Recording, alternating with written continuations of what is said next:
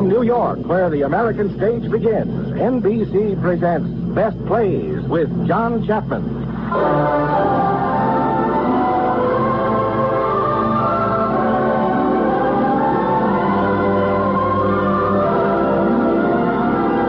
Best Plays, a series of hour-length dramas transcribed from the outstanding successes of the New York stage.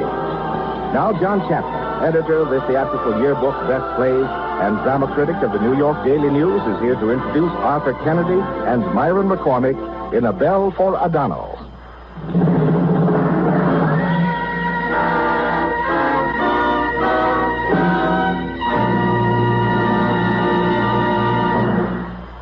Mr. Chapman. A best play, to be a best play, must have some good writing. And for A Bell for O'Donnell, which is our drama this evening, there could not have been a better combination than John Hersey and Paul Osborne. Hersey, at the time of this play, was a war correspondent who was not only a first-class reporter, but also a man possessed of a creative mind. Out of what he saw and heard during our campaign in Italy, he wrote a novel, A Bell for O'Donnell. Osborne, another man with a creative mind, saw and heard a play in this book, so he adapted it for the stage. The resulting drama is quite generally considered to be the best play of World War II. This evening we rejoice in having Arthur Kennedy in the role of Major Joppolo and Myron McCormick as his loyal helper, Sergeant Boris. Mr. Kennedy has just begun rehearsals in a new drama for Broadway by Arthur Miller. And I hope, as all drama critics always hope for all plays, that it will be great. So now, let's begin. You, Major Joppolo, are running the captured town of Adano, Sicily. It's the summer of 1943, and you have made the town's city hall your headquarters.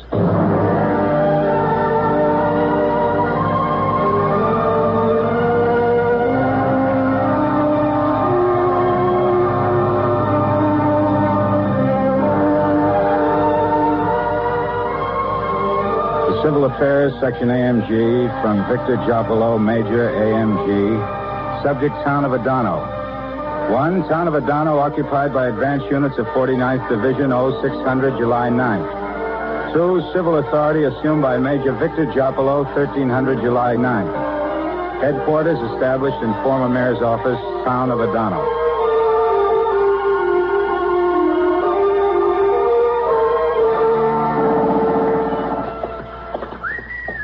Look at that floor, marble. Huh, Major? Should have brought our roller skates. Some difference from those streets we came through. If this was the mayor's office, can you imagine what Mussolini's must have been like? Yeah. How you like being Mussolini here in Adano, Major? Cut the kidding. Say, look at that picture. Maybe it's by someone famous. The Italians had some good artists, you know, boy. Still at it, huh? At what? Getting sentimental. Your job is to clean up the streets in this town. Get it in order. I know my job, Boris. I know what I want to do here. Say, where is everybody? Fled to the hills or hiding. How do we get them out? How do we show them that we're friends? Friend? Well, what do you think we're here for? To clean up the streets, Major. Look, Boris. You remember that dead Sicilian woman in the alley, shot this morning in the invasion? Yeah? You think she was an enemy of ours? Nuts.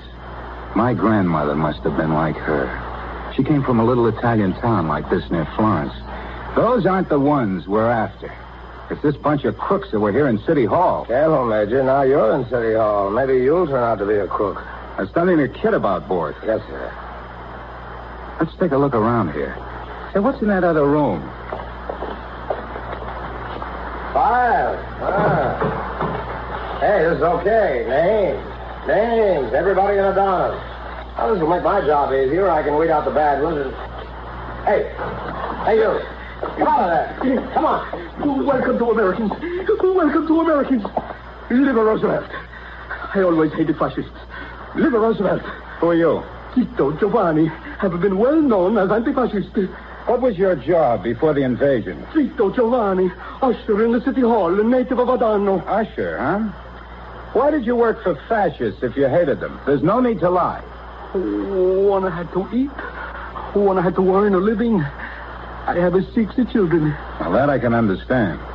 And boy, it's in his record, Major. So, you were a fascist, huh? Well, now you'll have to learn to live in a democracy. You will sit at that desk and be my usher. Yes, sir. Yes, sir, yes, sir. I'm Major Jopolo. This is Sergeant Bort. Now, what condition is the town in? I mean, has it been bad here? Oh, we have been bombed and bombed for 3 days, and we've not had bread. The stink of the dead is very bad. Some people have been sick because the drivers of the water carts have been afraid to get water for several days because of the planes along the road. And our bell is gone. Your bell? Yes, Mr. Major. It was 700 years old. It rang with a good tone each quarter hour. Mussolini took it. Yeah? He took it to make rifle barrels. The town was very angry when we lost our bell. Only 2 weeks before you came. Why did you not come soon? Where was this bell? In this building, up there. Well, there's nothing we can do about that now. Zito, I want to speak to the priest of this town. Which priest, Mr. Major? In Adano, there are 13 churches. Some with 3 priests. Which church is best? San Angelo, because the Father Pensavecchio is the best of all. Ask him to come and see me. Will you, please? Right away. Immediately, Mr. Major. Welcome to America. Live Roosevelt. And stop giving the fascist salute. Oh, Bort, there's so much to do, I don't know where to begin. Listen. Instructions to civil affairs officers. First day. Place guards and seize all records. Place all food warehouses, enemy food dumps, wholesale food concerns, and other major food stocks under guard. There isn't even any bread. See that the following establishments are under guard. Foundries, machine shops. They must have thought we were invading Chicago. I'll get the gear out of the Jeep. Major. Yeah? Just clean up the street. Notes from Jopolo to Jopolo. Don't let the red tape get you down, huh? Always be accessible to the public. Don't play favorites. Don't lose your temper. When plans fall down, improvise.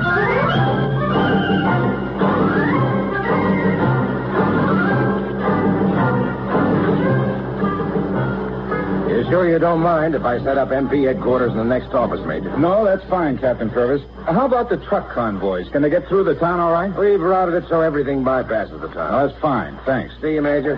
Hey, Trapani, Schultz, get that stuff in here. Mr. Major, Father Pensavecchio is coming. Good. Zito, what does this town need most right now? Maybe food.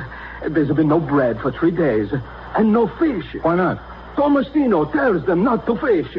He hates the fascists. He hates the Americans, too. Oh, he does, huh? Most of all, we need the bell. The bell will give life back to the people. It was the tone. It soothed the people. The bell... Listen, that's all I've heard from you, the bell. There are more important things than the bell. I've heard all I want to about the bell. If anybody says the word bell again in this office... Come in. Major Jopolo, I'm Father Pensavecchio. Oh, thank you for coming, Father. Welcome to Adano. I've been trying to get the ideas of various people as to what's the first thing to be done for the town. I know the people are hungry. The streets must be cleaned up. There are so many things. Yes. Also of greatest importance, Major, is the matter of the bell. So I've heard. You see, this bell was the center of the town. Even we in the churches depended on the bell more than on our own. At noon on the Sabbath, when all the bells in town rang at once, this bell rose above all the others. This was the one you listened to. The bell regulated and gave meaning to life in this town. Yes, I'll keep the bell in mind. Father. Yes, Major.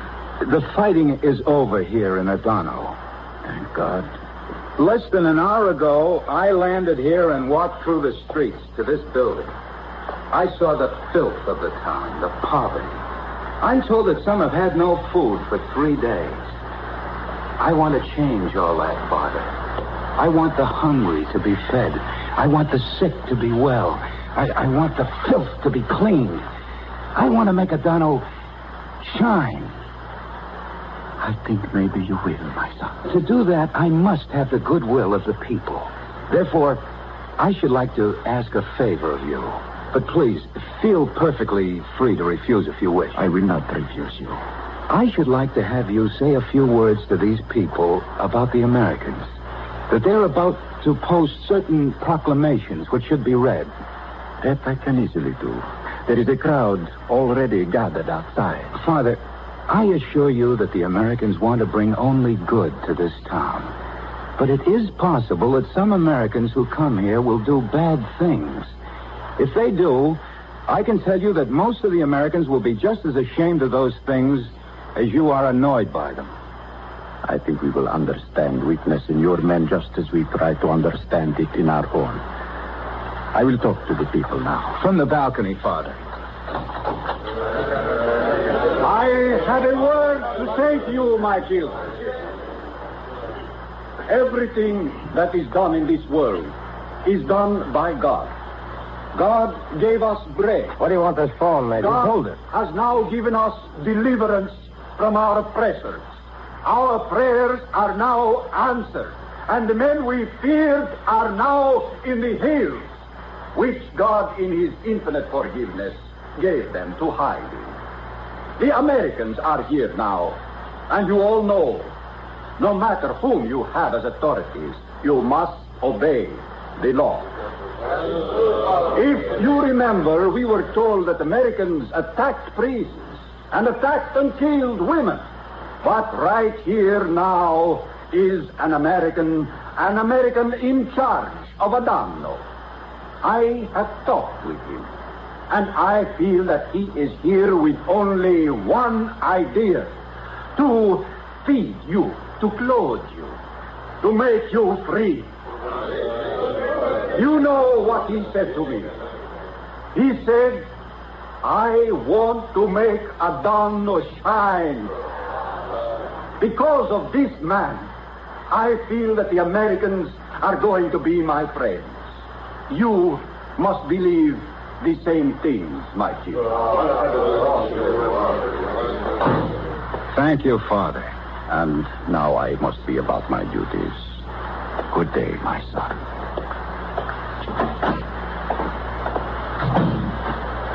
All right, boys, what are you waiting for? Let's get started. Okay, Dutchy. Captain Purvis. Yes, Major. Find out where the powerhouse is, put all the public utilities in order. Barney, get that stuff in here. Yo! Standing with your thumb in your mouth. Come on.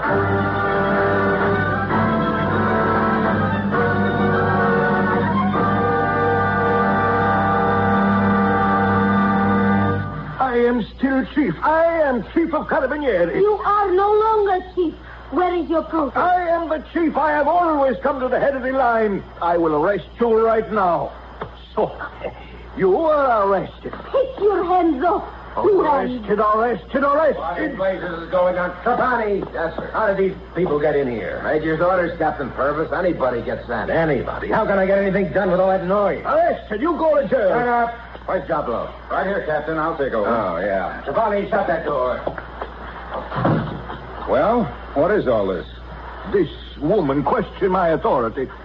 Your authority to do what? To push his way to the head of the line in front of Zapula's bread shop. But it's a privilege the officials of this town have always enjoyed. Yeah? Well, it is not right for the chief of the Carabinieri to have to wait in line for his bread.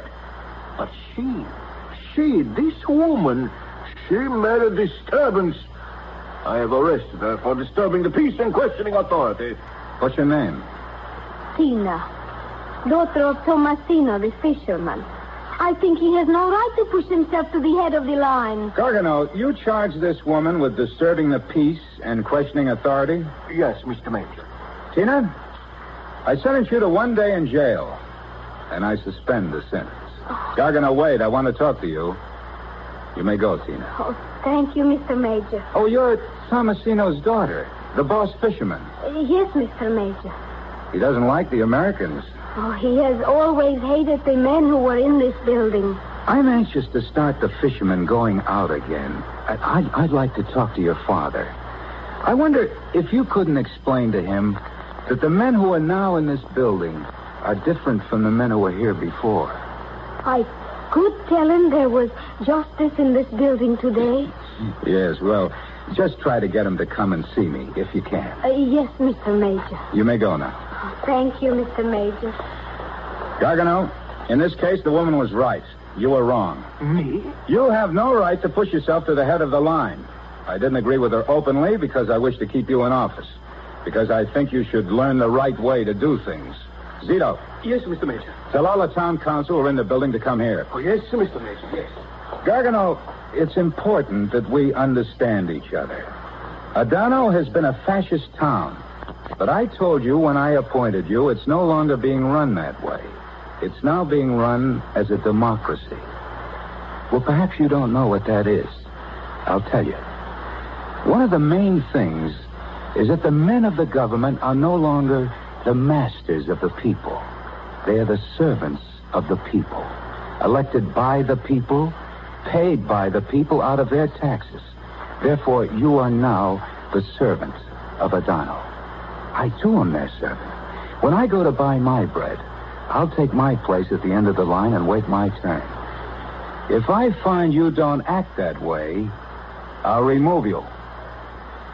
And watch. You may find that this thing will make you happier than you've ever been in your life. You may find that. Hey, you! Get that loaded car off the road. Boys, what's going on down there? Oh, take a look. General Marvin. General Marvin? Where's my helmet? What's he doing here? Passing through. One of the water carts is in his way. Well, is there a truck convoy, Bart? It's just Marvin and his command car. You can't do this. Throw me my belt. Major, don't tangle with General Marvin. He'll murder you. This is an MC job. Hey, turn it over. Listen to that mule.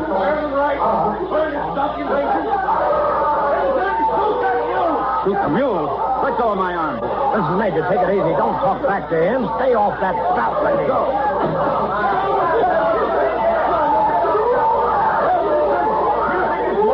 What's that? What did you say? I say you think it's wise, sir. Well, tell you idiot, you want a court-martial? Trying to stop invasion too? Shoot that mule, you heard me. Gotta teach these people a lesson. Who's in charge of this town anyway? I am, sir. Major Victor Giappolo. Oh, yes? Major, these Italian carts are holding up the whole invasion. The invasion's finished in this town, sir. We're trying to reconstruct. Reconstruct? What's that got to do with it? There's a war going on. These streets have got to be kept open. But no troops are going through here now, General. The water is vital to the town. I'm going through here. Carts got in my way. You keep those carts out of this town. But, General... You heard what I said, Major.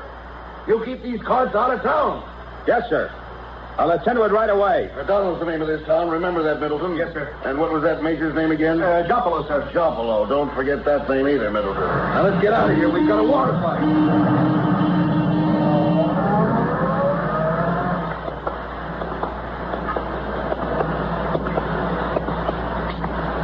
Mr. Major. Huh? Oh. What is it, Zito? The town council is awaiting. Oh. Gentlemen, in a democracy, one of the most important things is that for everyone to know as much as possible about what is going on. The American authorities have decided, because of military necessity, it will be no longer possible for mule carts to come into the streets of Adano. But, Mr. Major... No carts. How can It's we... military necessity. Captain Purvis. Yes, sir. In the name of General Marvin, I order you to keep all carts out of Adano. Stop them at the bridge at the east and the sulfur refinery on the west. Yes, sir. Capone, get my chief. Oh, what are the rest of you waiting for? You may go. What are we going to do with this? Now, wait. I want you to know that I'm not happy at this occurrence. I'll do everything in my power to have this unjust order revoked. Yes, Mr. Major. Oh, we kiss your hand, Mr. Major. Where do we go from here, boys? Where do we go from here? That dirty, rotten heel. That dirty, rotten heel.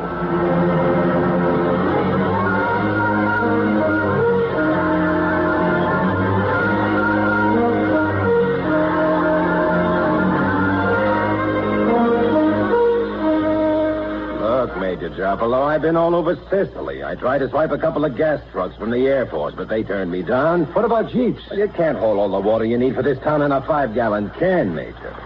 Anyway, the motor pool wouldn't give me the jeeps. Say they can't spare them. We've got to find some way for bringing food and water into this town.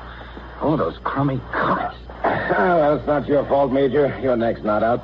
All you got to do is send in your report that Marvin ordered the carts to stay out and let GHQ worry about it. You're in the clear. You take things too hard. Why don't you relax a little? Hey, how about you and me going out and getting drunk tonight? Oh, I'd like to, Purvis. Say, I've got to meet the consul tonight. Well, I got to send somebody out to track down some wheat that's been left on a siding outside of town. Wheat? Yeah, somebody lost it, I guess. 5 cars. Say, that'd be enough. Purvis, grab it, will you? I haven't gotten the order. Forget the order. It's lost, isn't it? But if division hears about it... Listen, Purvis, we need that wheat bad. We've got to get food into this town. Well, I'll see what I can do. Zito. Yes, sir, Mr. Major? I was thinking about that bell. The bell? Yes, sir, Mr. Major. Zito, what would you think if we got you a Liberty Bell? What is this, a Liberty Bell? It's the bell the Americans rang when they declared themselves free from the English. The idea is good, but would America want to part from this bell for $1? I don't think so, Zito. We'd have to get a replica. Describe this bell. Well, it's bronze, I think. It has a large crack near the bottom from its age. And it says on it, "Proclaim liberty throughout all the land to all the inhabitants thereof." The words are good. How's the tone? Well, that would depend on the replica. Now, about this crack. How old is this bell? Oh, nearly 200 years. And it has a crack? A new bell like that should not crack. Our bell was 700 years old, but it had no crack. Couldn't you get us a Liberty Bell without a crack? But without the crack, it wouldn't be a Liberty Bell. Donna would not like to have a crack, I'm sure. Yeah, I was afraid of that. Well, we'll have to think of something else, Zito. Yes, Mr. Major. There's someone to see you. Bring him in. Giovanni. He wanted to see you about the cards. The business of the carts is settled. It's a military necessity. Well, what's your name? Giovanni. Don't shout. I'm not deaf. Yes, Mr. Major. What do you want?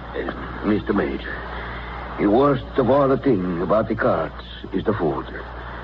You can see, Mr. Major, that a man who is a fat, like I am, can speak with authority about the food. There are others who are not so lucky as I am. Galeotto Bartolomeo is so thin, you can count the several teeth of his mouth when his lips are closed. The 9 children of Raphael have big bellies, but their bellies are big only with the gas of hunger. Shall I name others who are very thin? No. Go on. You have not seen my cart, Mr. Bates. Well, I may have. I've seen many of them. But you would not forget mine. It has 4 scenes painted on it from the Holy Word. And they're all concerned with eating. There is the miracle of the loaves and the fishes. It's the Last Supper. And all of the people in these pictures are fat people, because mine is the cart for food. I do not think it's sacrilegious that even Jesus himself is a fat on my cart. But now, how can I put between the shafts my fat horse, whose name is General Eisenhower in honor of our deliverer? I would put myself on the seat and drive around with my pictures of fat and holy people when the people of Adan were starving. This fills me with shame. There is nothing in all the proclamation which say American come to Adano in order to make the people die of hunger, to die of thirst. Is there? Thank you, Mr. Major. I want you to know that I've been doing everything in my power to bring food and water to the people of Adano without making use of the carts. But, Mr. Major, the carts are the only way to bring you food. You don't seem to understand. I'm powerless to let the carts back into Adano. The order to keep them out was given by a general of the United States Army. I'm only a major. But the food, Mr. Major, the children are hungry. That's a tough one, Dulce. Shut up, boys. Sure. Purvis! You want me, Major? Purvis, I want you to remove your guards from the bridge and the sulfur works and start letting the carts back into town. What's that, sir? You heard me. Now do it. Carter, start bringing your carts into town. The food carts, the water carts, all the carts. Major, I give you your hand. Thank you. You can't countermand Marvin's order. Who says I can't? It's General Marvin. Oh, my ever-loving mother. General Marvin has ruined everything we've won here. This town is dying. We're not here to kill people. That's a murderous chance you're taking, Major. Purvis, I order you on my authority to start letting the carts back into town beginning now. I take absolute and complete responsibility. Yes, sir. Trapani, get my jeep. Well, boys, what are you staring at? Eh? Nothing, Dulce. Nothing at all.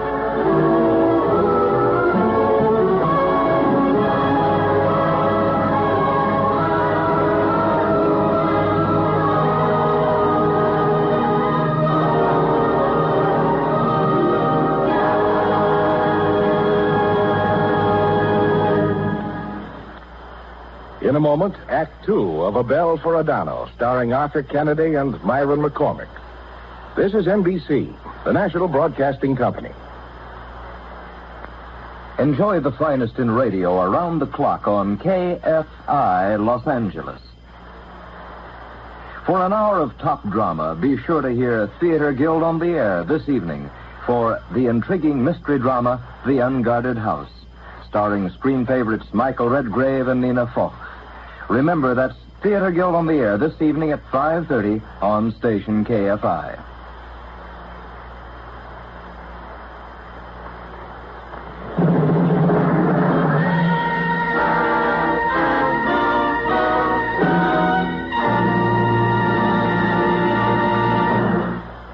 Now, Act Two of the Best Plays production of A Bell for Adano. Captain Purvis, looking just a bit worse for wear, strides into MP headquarters.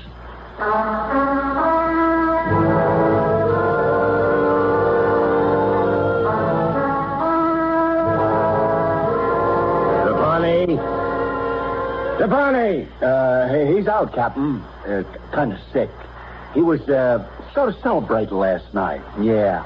Got kind of a funny feeling at the pit of his stomach. Don't tell me about it. What do these Italians put in their wine? MP headquarters, Captain Purvis. Oh, hello, Lieutenant. How are you this morning? Yeah, me too. That stuff's poison. Duffalo? No, he wasn't there.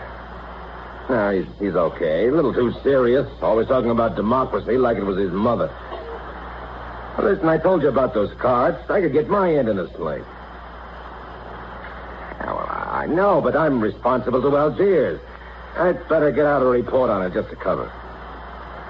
Oh, why not? Why should I burn for Jopolo? Okay, see you. Good morning, Captain.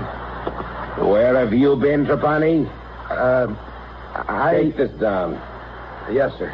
Lieutenant Colonel W.W. Morris, G. 149th Division, from Captain N. Purvis, 123rd MP Company, Adano. Subject, mule carts, town of Adano. 1, on July 19th, orders were received from General Marvin, 49th Division, to keep all mule carts out of the town of Adano. Order carried out. 2, on July 21st, guards were removed on order of Major Victor Jopolo, Civil Affairs Officer, town of Adano, and carts were allowed back in town. Okay, make that out, Trapani, and send it to G1 Division. Yes, sir. Oh, what do they put in that wine? I'll be right back. Well, that does it. Boys, he saw it, Jopolo. Jopolo was right about those carts.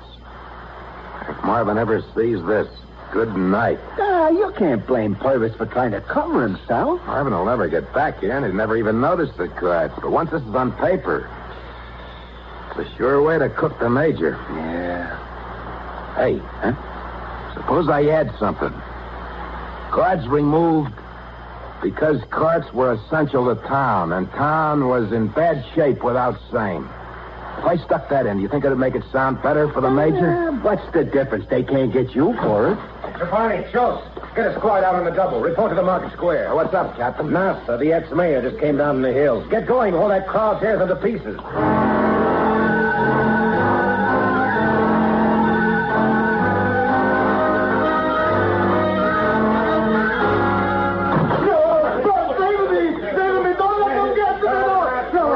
The American military police. What are you going to do with me? If you're going to shoot me, tell me first. Don't shoot me from behind. That's the way he used to do. Shoot them from behind. Shut up. Where's Joplin? Please, Americans, if you're going to shoot me, tell me. Don't shoot me in the back. Where is he, boy? Oh, you're Mayor Nasta. Mr. Major, I've come down from the hills. I have decided to help the Americans. Sit down. But Sit down. After 9 years of graft and keeping these people down, you've thought it over and want to help. You have other fascists in office here. I've seen their faces. Mr. Major, in my heart, I was always anti-fascist. Always. Liar. I can help, Mr. Major. If you use others, why not to Nasta? What do you think you could do? I know the town. I know the people. I've been thinking, why could I not be the mayor? Mayor? No? No. Perhaps not, huh? Perhaps I would accept something less than the mayor. Oh, you would? You think the Americans are complete fools? Well, maybe we are. Maybe we ought to shoot you or put you in jail. Oh, no. But we don't do things that way. You'll get your trial in time. You'll pay for every crime against Adano. Cut from the fish markets, the bakery, the vegetable market. You stole 25% of the city impost tax. But and you fought for Franco in Spain. Not gallantly, but you fought for him, right? But There are 2 girls in this town you took over, and when you were through with them, you got rid of them, right? Who is this man? I am the man who knows more about you than you do yourself, Mayor. I'm the man who checks up on people. Master, here's what I want you to do. Every morning you report to Sergeant Borth of the American Army. That's all you have to do every day. The rest of the day you may go about the town and mingle with the crowd. Crowd? No. Your own crowd. people. No. If they don't cut your throat, you may learn something from them.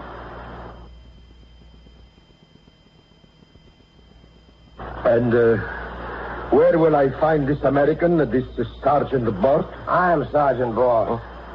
So every morning you'll come to me and repent your sins. Is that right, noble mayor? I will report, but I will not be humiliated, Borth. Sergeant Borth. Yes, Sergeant Borth. All right. Come along now. What sin would you like to repent first? This is outrageous. I am an Asta. And that is the first sin you would like to repent? Well, that's a dandy sin to repent, noble mayor. Now get going.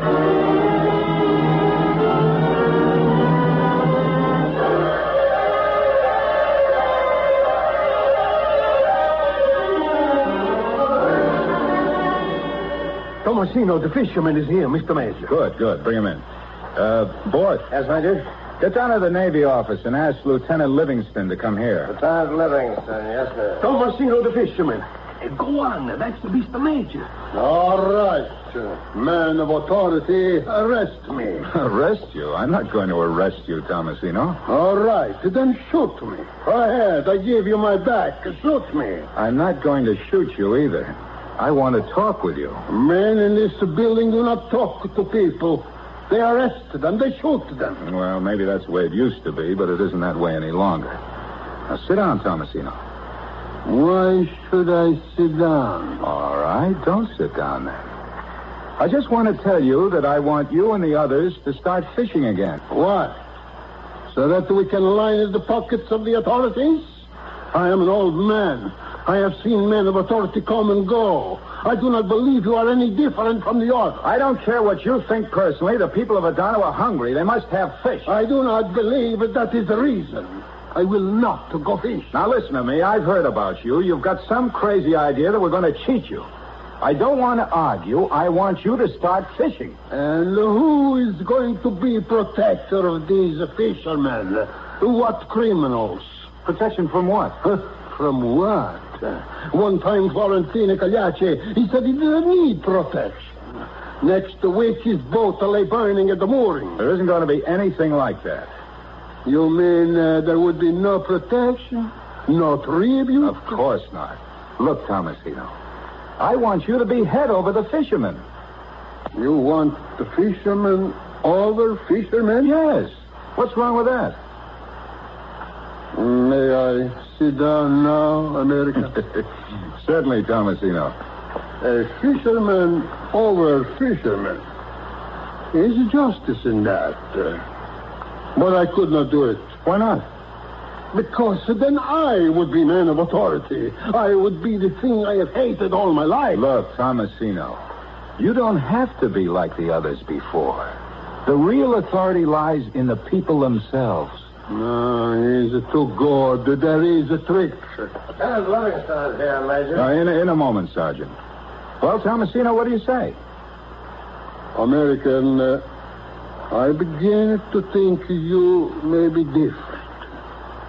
I will be head fisherman for this town. Good. Now all we need is the permission from the Navy. Board. Lieutenant Livingston, United States Navy. Come in, Lieutenant. Glad to see you. This is Thomasino, head fisherman. We need your permission and some charts of the minefield. Suppose you have them ready day after tomorrow. I wonder if you're aware, Major, that this fishing is more or less a Navy deal. Oh, sure. Of course it is. That's why I asked you for the charts. I'm afraid it's impossible. What do you mean? The Navy has a certain authority of its own, Major. We have to get permission from Comnavit, and he's an admiral. But it's just fish. You wouldn't understand. This is a Navy problem, Major. Listen, Lieutenant, this town is hungry. It needs fish. What's eating you? Perhaps if you'd got in touch with me earlier. What's the matter? You sore? I'd hardly call it that, Major. All right, you're sore. Now, listen, Lieutenant. Unless you get permission for those men to go out, I'm going to send a separate letter naming each person who dies of hunger in this town to your commanding officer. And in each letter, I'm going to say it's your fault. Well, maybe we can work something out. You're bloody well right we can. Have those charts ready tomorrow. Yes, sir. All right, Thomasino. Mr. Major, all we want in the world is to go fishing. Thank you, Mr. Major. Yes, yes, you are different. Thank you, Mr. Major. Look, Livingston, I'm afraid I was kind of abrupt now. It never occurred to me I was stepping on the Navy's toes. As a matter of fact, you're going to be one popular guy around town. I am? Well, as soon as the town starts eating fish, they'll be awfully grateful to you. Grateful myself. I could use some fish. Those Army sea rations are pretty awful, aren't they? Every time I eat fish, I'll be grateful to the Navy. Cigarette? Thanks. I suppose it is important for morale. Makes all the difference in a winning or losing team. I know at Yale, I was on the crew there, you know. Oh, you were? Didn't you know? No, I didn't. That's how I got into the Navy. Told them I had experience with small boats. Say, Livingston, you have a lot of bells in the Navy, don't you? Bells? On boats, I mean. Nice, loud bells. Oh, sure.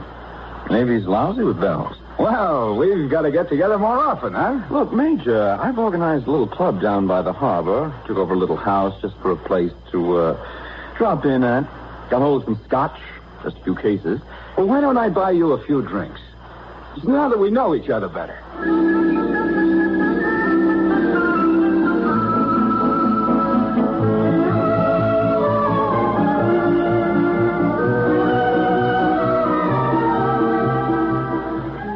Hey, Trapani. Yeah? Hey, did you finish that report on the cards? I'm taking it into Purvis now. Look, why don't you just lose it on his desk? Huh? Yeah, he never goes through that mess. Yeah, that's... Oh, they'll be there for years. Yeah, much obliged.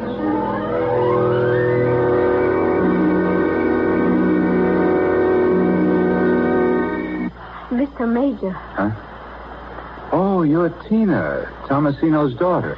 Mr. Major, once in my life I have seen my father smile before Mussolini came to power.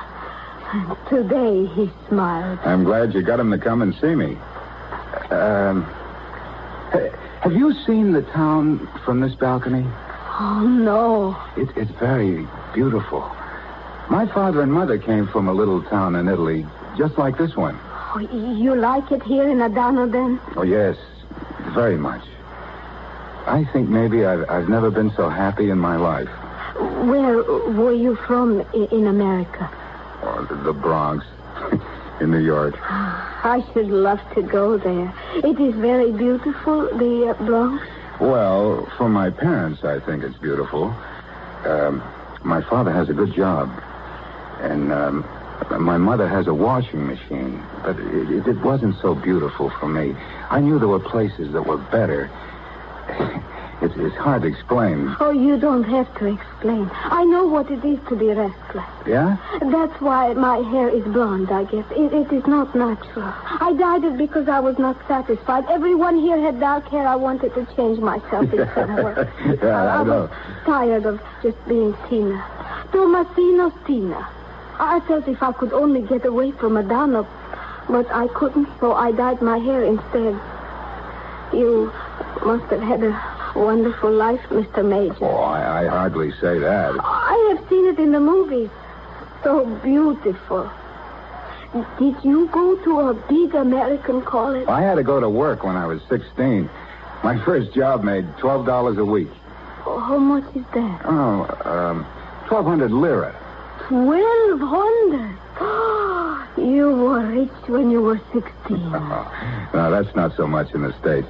Anyway, a few years later, I got a job in the city government as a clerk in the Department of Sanitation.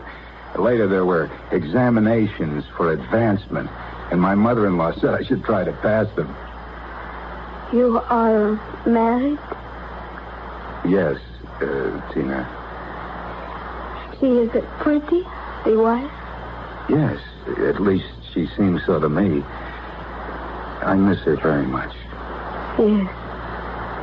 Mr. Major, how long will the war go on here in Italy?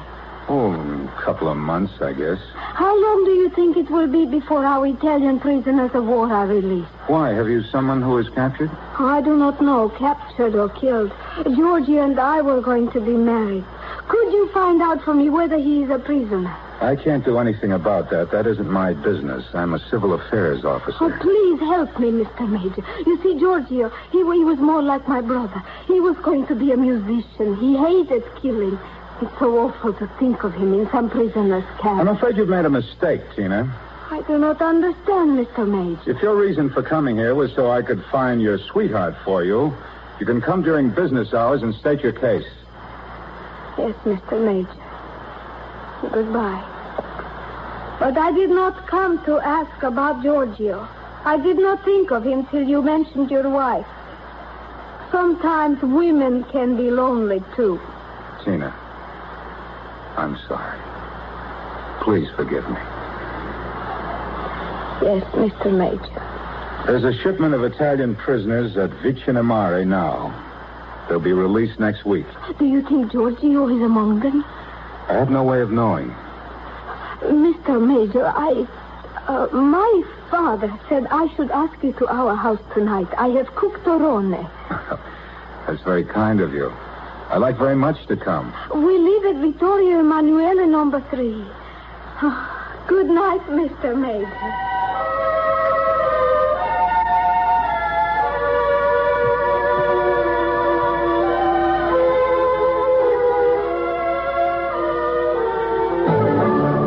Trapani, what are you doing at Purvis' desk? That report throughout years on Major Giapolo was near the top of those papers. I buried it at the bottom of the pile. Oh, brother, it's lucky Purvis is a lazy stiff. But if he ever clears out that mail, it's good night, Major.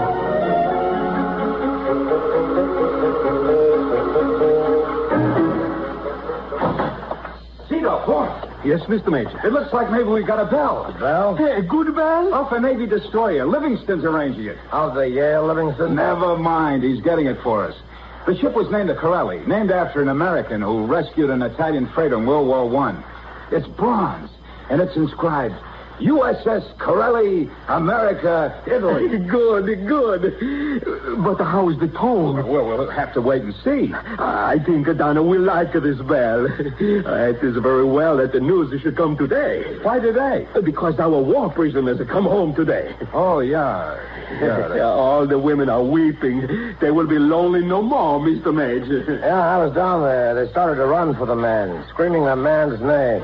The men didn't run. They knew the women were there. But the women weren't so sure. I'd say your chances in Adano and getting your man back was 3-1 against. I think maybe I'll go down there. Major, Tomasino's daughter, Tina. What about her? I asked. The little guy she was going to marry. He got it. Thanks, Sergeant.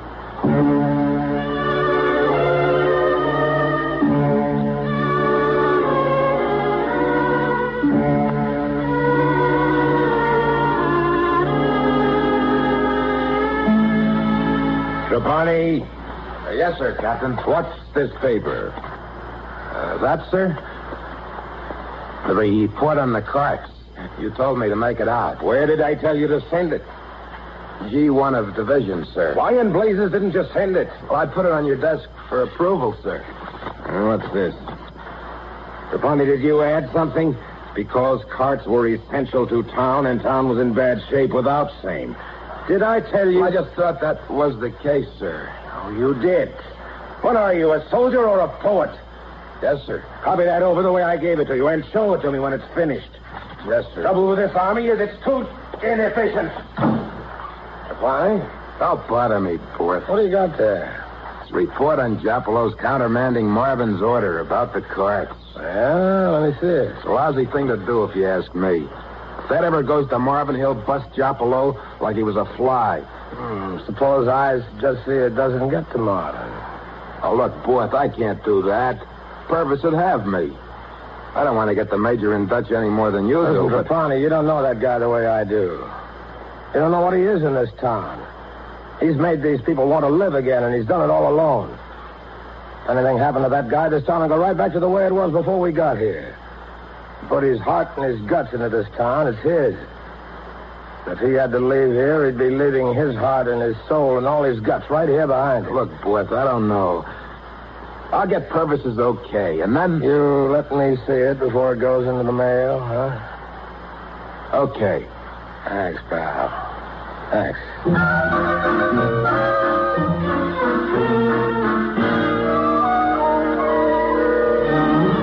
Hey, Ford.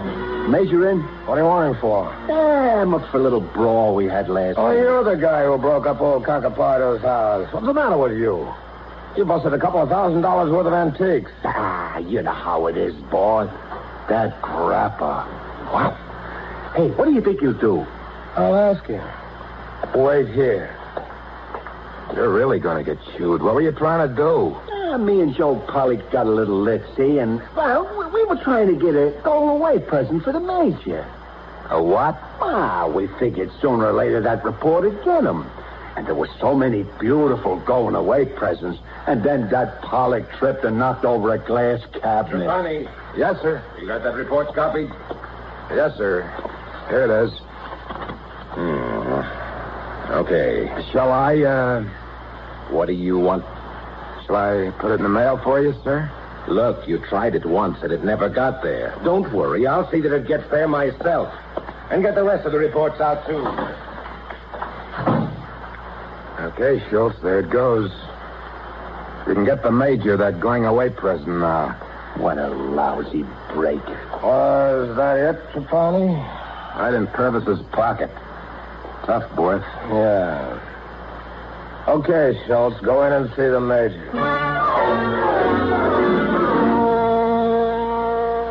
Schultz, you got drunk and broke up an old man's home. Ruined the things he loved. You've given him a start towards hating Americans the rest of his life. Major... Whatever you get from Captain Purvis, 30 days or 30 months, it won't make up for what you did. Yes, sir. We've got a tough job ahead of us, but we can lick it. In our army, we've got near every race in Europe. No other country in the world has so many men who speak the language of the country they've got to invade, whose parents came from there. And that's our chance.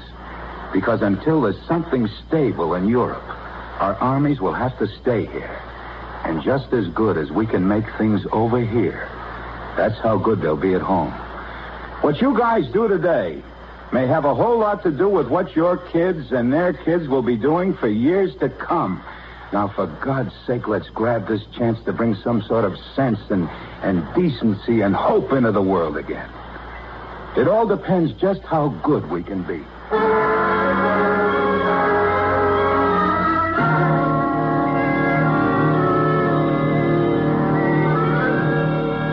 Captain Purvis, could I speak to you a moment, sir? What's on your mind, boss? I want to make application for a transfer, sir. Where to? Doesn't matter, sir.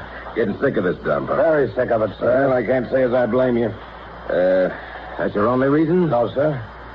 I've known Major Jopolo for quite a while, sir. And ever since we've been in Adano, I've been sort of attached to him. Then why do you want to leave him? I don't, sir. I want to go with him. Where's he going? He's been ordered to Algiers for reassignment. He's been kicked out, sir. Kicked out? He's the best man we've got here. Yes, sir. This came in the mail this morning. Would you care to hear it, sir? Go ahead. It's addressed to the Major. 1. You are authorized to proceed by first available transportation to AFHQ Algiers. 2. Reason for this order is that Major Victor Jopolo did willfully and without consultation countermand orders issued by General Marvin, 49th Division, re-entry of mule carts into town of Adano. The order is signed by General Marvin. That's awful. Yes, sir. Some lousy yellow rat must have reported him. Sir? Or maybe somebody on Marvin's staff drove through and saw the carts. Yes, sir. I wonder if we couldn't do something. We might shoot him, sir. Get it over for him quick. Don't try to be funny, boss. What are you going to do with that order? As soon as I have the guts, I'm going to give it to him. How did you happen to get it? I've been watching the mail for it, sir. I wanted to break it to him as easy as possible. That's a rotten shame. Yes, sir.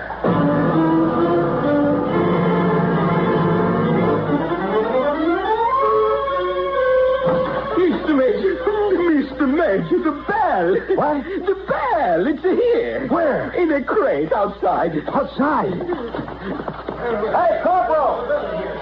Stand guard over that crate. Don't let anyone walk off with it. And nobody in the Donald corner, Mr. Major. It took 10 sailors to get it off of the truck. Just stay with it till I get down there. How do you like that? We've got one. Hey, Fort! We got a bell. Wow. All the people are coming to see it. We have sent for Guzzo, the bell ringer, to see if this one is good. Hey, what do you know? A bell. A bell. We really got one. Hooray for the Navy. Hooray for Yale. Come on, Cito. Come on, boys. Let's get out and take a look at it. Major, I've got something here. A paper. Well, put it on my desk. Come on, boys. Let's see the bell. Okay, Ducci.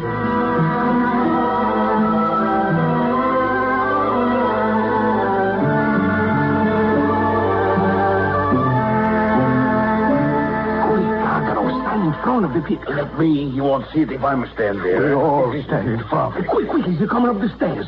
Quiet, everyone. Guzzo says the tone is perfect. Oh, gentlemen. Good morning, Mr. Major.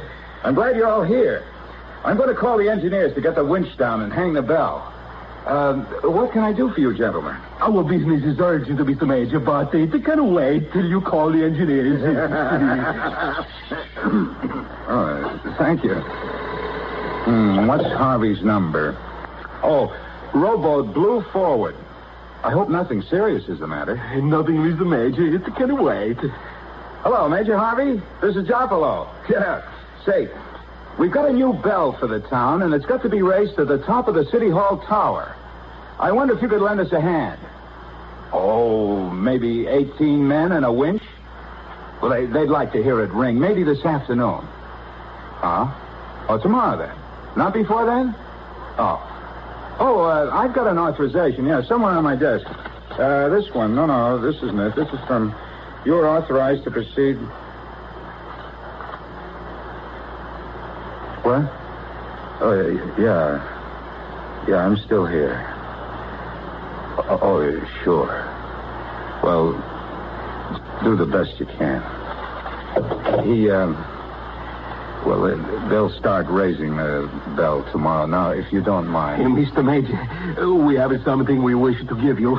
We want to give the Mr. Major a Mr. Major. Move aside, Basile, so he can see the portrait. Mr. Major, we have had this portrait painted to give it to you because we wish to show you that... we wish to show you that... He means he wishes to say the eyes... The eyes of this portrait are honest. In the chin, there is strength. In the hair, there is neatness. In the cheeks, there is a sympathetic warmth. And you can see in the picture that man wishes that every person in Adano should be happy. This portrait... Thank you. Does he like it? Do not bother him. Outside.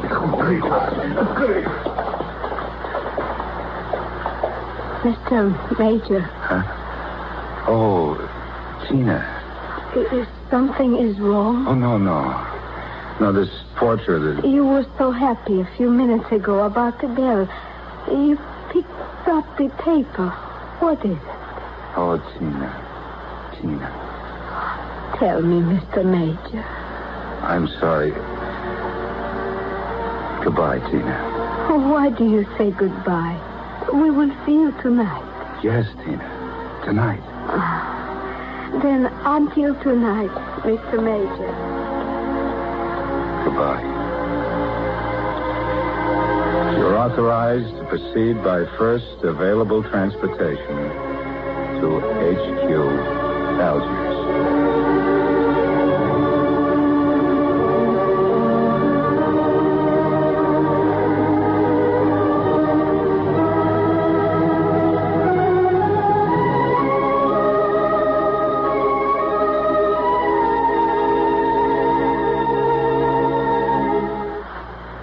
All right, boys.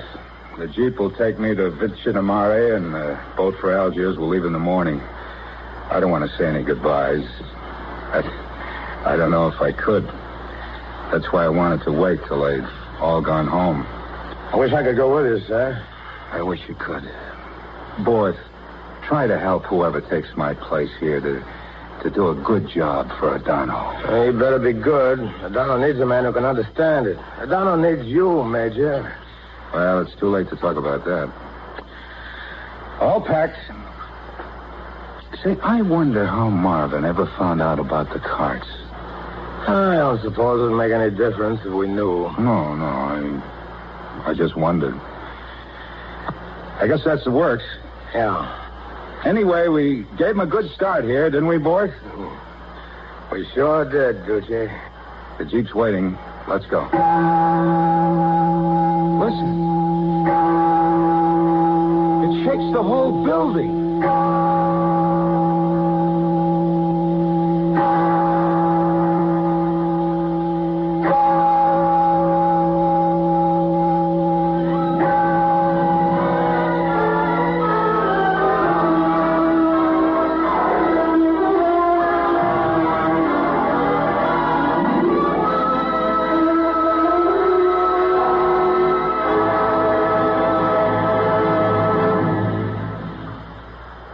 You have just heard the Best Plays production of A Bell for Adano by Paul Osborne from the novel by John Hersey, starring Arthur Kennedy as Jopolo and Myron McCormick as Bort. And here again is your host, drama critic John Chapman. The old saying has it, to the victor belong the spoils, but to the vanquished town of Adano belongs its bell. It's a fine, touching play, don't you think?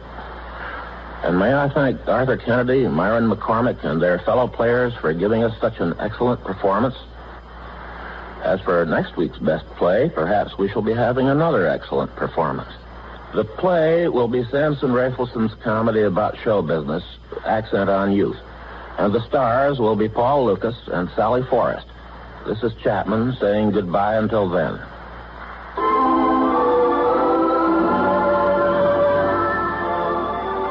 A Bell for Adano was transcribed and adapted for radio by Ernest Kenoy.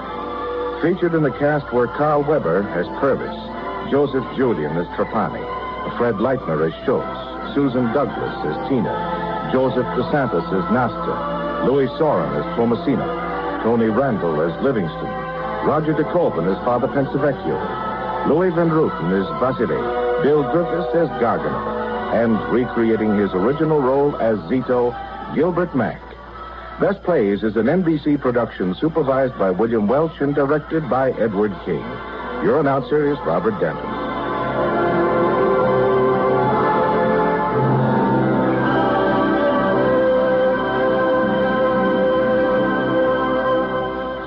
Here is a KFI program note. Here Meet the Press tonight at 10:30 on NBC.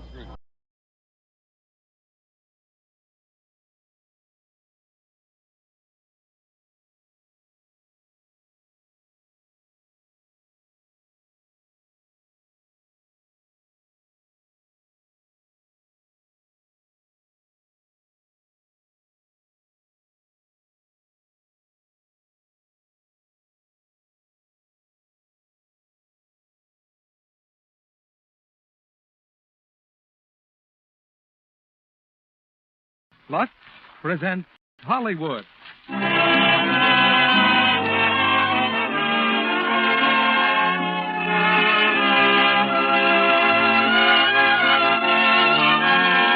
Lux Radio Theater brings you William Bendix, Preston Foster, and Lloyd Nolan in Guadalcanal Diary with Richard Jacob. Ladies and gentlemen, your producer, Mr. Cecil B. DeMille.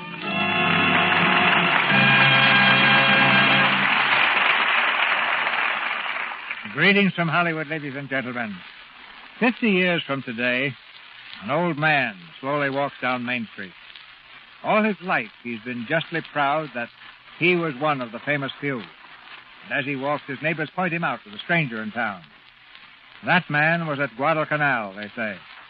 And perhaps they add, I wonder what it was really like.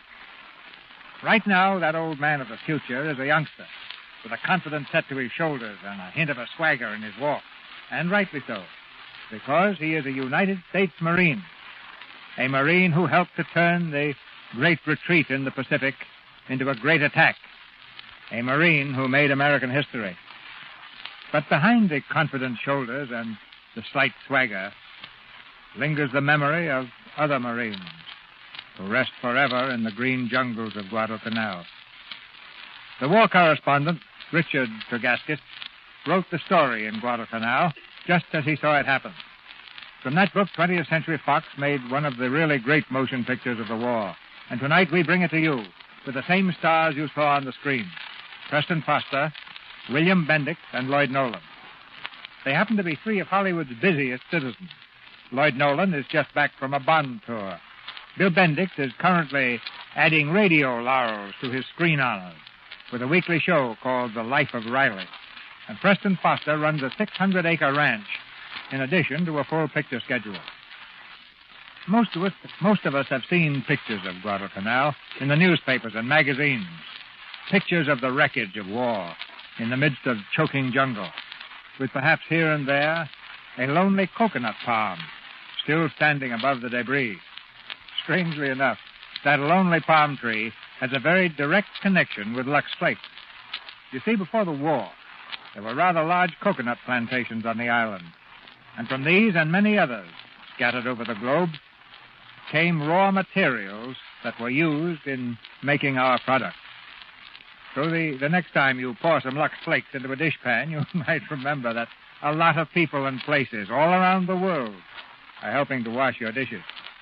And turning from dishes to drama, we raise the curtain on the first act of Guadalcanal, starring William Bendix as Taxi, Preston Foster as Father Donnelly, and Lloyd Nolan as Hook, with Richard Jekyll as Chicken.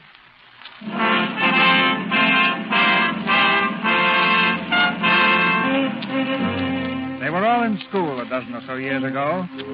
They were taught geography from books and maps, and many forgot the lesson. Now they are Marines. Again they're learning geography, but it is taught with fire and blood and steel, and this time no one will ever forget.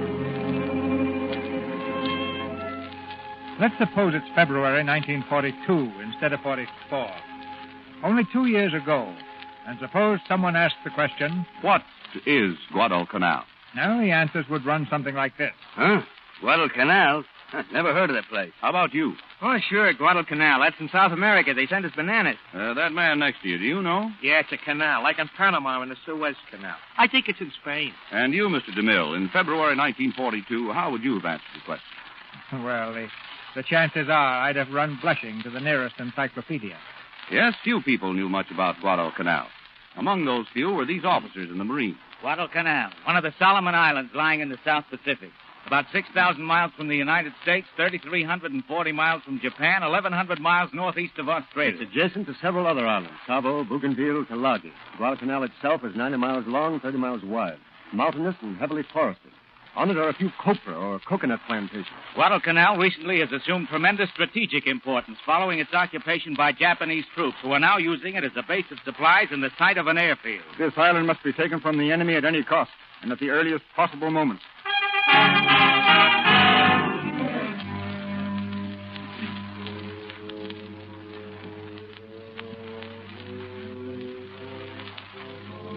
The earliest possible moment was 6 months in coming. Then, in August 1942, 3 transports loaded with Marines plow through the placid waters of the South Pacific.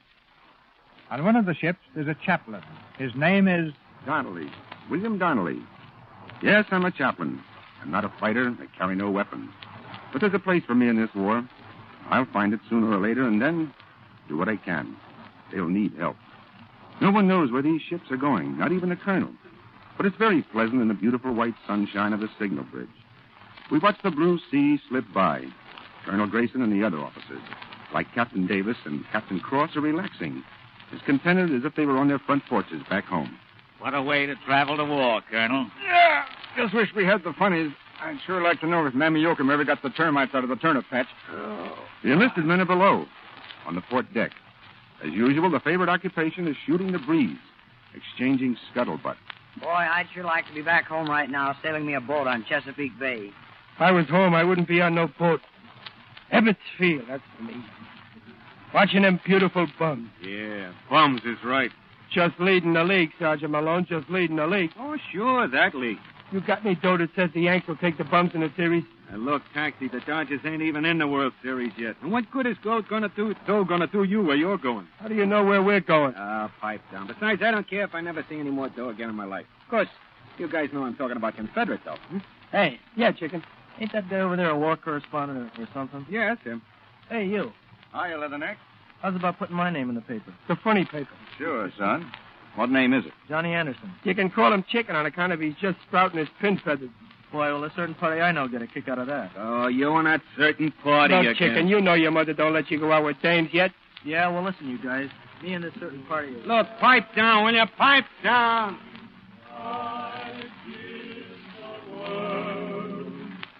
To live again Yes, just like a pleasure cruise. At night, we're out on deck again. The boys singing. It's funny in a way. You never hear them singing war songs or boogie-woogie or that fast jitterbug stuff. It's always the old familiar song. Slow and sentimental and corny. And then you remember how young they are.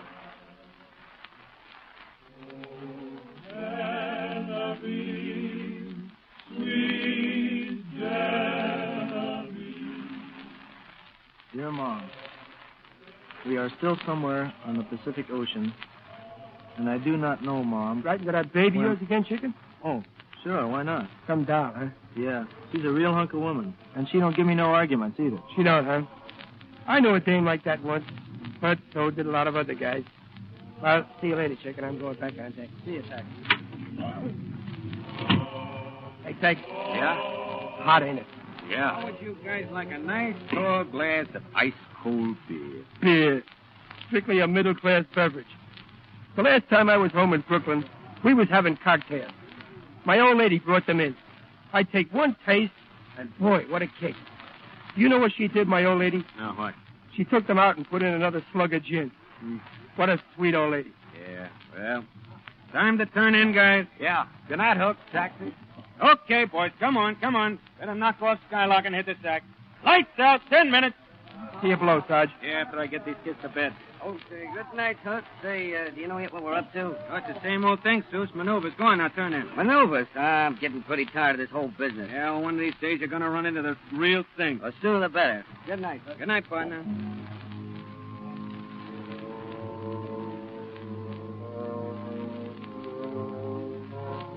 Another lazy day has ended. As uneventful as all our days had been for more than a week now. The only difference is that we're a few hundred miles closer to whatever we're heading for. At dawn the next morning, we learn the answer. Up on the bridge, I see Colonel Grayson, Captain Cross, and Captain Davis. They're looking through binoculars at something big beyond the mist. Their men are on the deck below. And what they see is something they have never seen before. Look at it. Just look at it. What's going on here, boys? Look, Father, look. There's 1,000 of them. Transport, cruisers, destroyers. Yeah, and over there, you see? Plane carriers. I knew something was up. I knew it. So we're out of maneuvers, huh? Well, if we only knew where he was going. Wherever it is, Chicken. It looks like we mean business. Boy, I never seen so many ships before. That is, outside the Brooklyn Navy Yard. Hey, something's heading this way. You see that launch? Yes, with a civilian. Maybe he wants to enlist. How about me swapping places with him, Hook? And you wouldn't miss this for a week's pay, and you know it. Well, gentlemen, at last I have the news for which we've all been waiting. We're going to attack the Japanese strongholds on Guadalcanal and Tulagi and the Solomon Islands. You have a question already, Captain Cross. Yes, sir, if I may. The question is, when? Well, it may be tomorrow or the next day or the day after that. If we choose, we can sight Guadalcanal within 18 hours. But whether we do or not depends upon the strength of the enemy's defenses. Captain Davis? I was wondering, sir, if this task force is going to remain with us. No, I doubt it. The Navy and Coast Guard will lay down a barrage and remain offshore until we've established a beachhead. The carriers will give us what reconnaissance they can. B Company, that's you, Captain Cross, will take the left half of the beachhead. A Company, Captain Davis, the right. Our chief objective is an airfield, which the enemy has almost completed. Now, I know you're all wondering about this gentleman here, whom the Navy just brought aboard. He's Mr. Weatherby.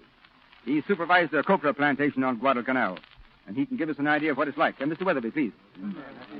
Well, gentlemen, after crossing the beach here, you'll have to penetrate a field of grass, as you can see on this map. Oh, grass sounds easier than pillboxes. Yes, but it's 4 to 6 feet high. Good stuff for the Japs to hide in.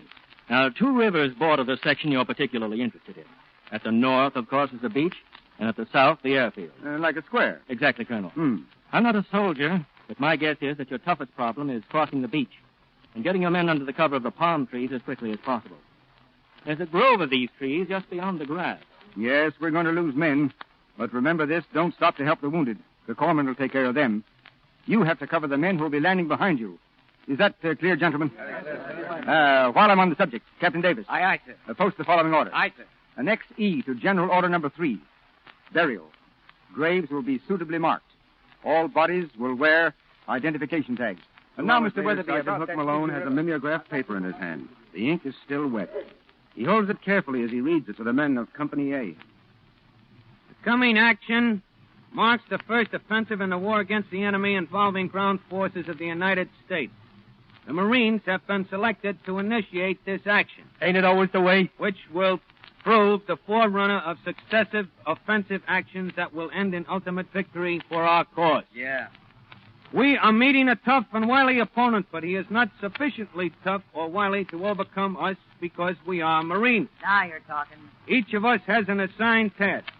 Let each vow to perform it to the utmost of his ability with added effort for good measure. Good luck, and God bless you. Walter E. Grayson, Colonel. Very well done, Hook. Very academic. But when do we do it? Okay, boys. Inspection, 10 minutes. On the double.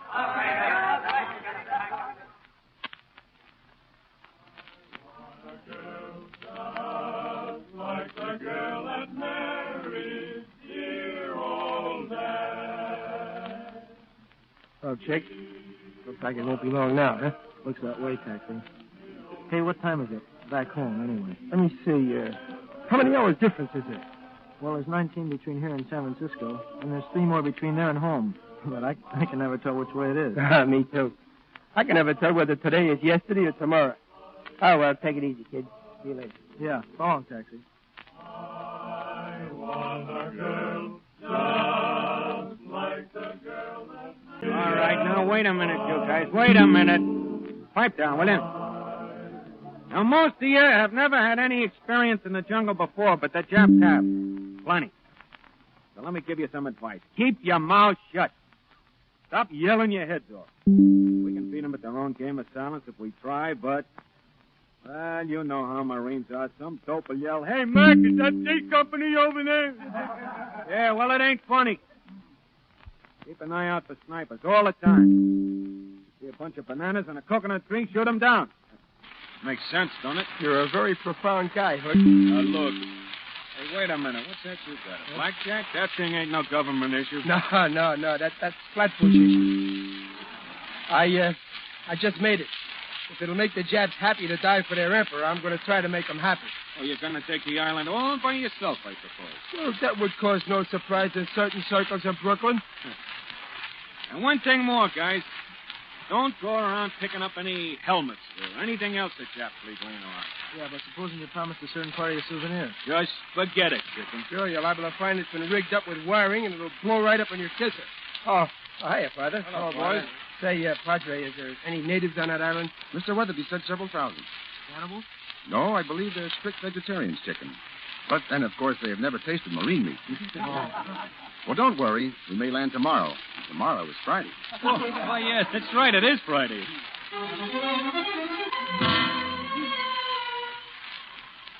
Friday, the 7th of August.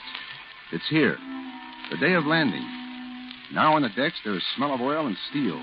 Every weapon has been cleaned and checked a dozen times. Bowler knives and bayonets. So sharp that they sing when your thumb touches the blade. The talk and the laughter are gone now. Hearts are pounding, nerves jumping. Perhaps because what's happening is so unbelievable. Like a dream. Here and there a man wets his lips. Breathes a little harder, eyes strained. Waiting for a sight of that high, irregular mass lying beyond the sheen of water. Guadalcanal. Well, there she is. We must have passed the Jap batteries by now, Colonel. Either it's a trick or they're awful dumb. Well, anyhow, Colonel, if it works out, it'll make a swell story for me to write about. Let's not think of it any other way. It's got to work out.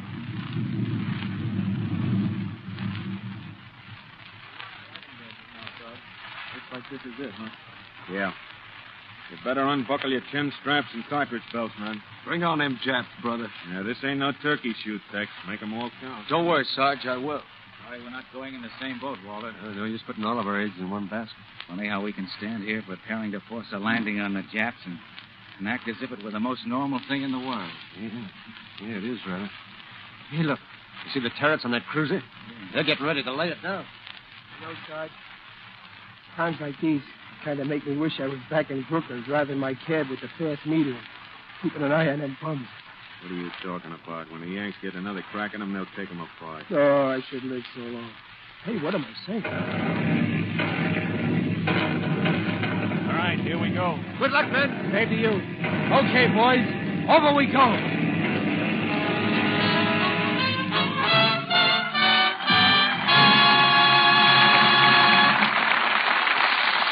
Now, before Mr. DeMille presents Lloyd Nolan, Preston Foster, William Bendix, and Richard Jekyll in Act Two of Guadalcanal Diary, here's our fashion reporter, Libby Collins, to tell us about a style show that has a Treasury Department agent as its star. She's Linwood Relaine Gisclair, the maid of cotton for 1944.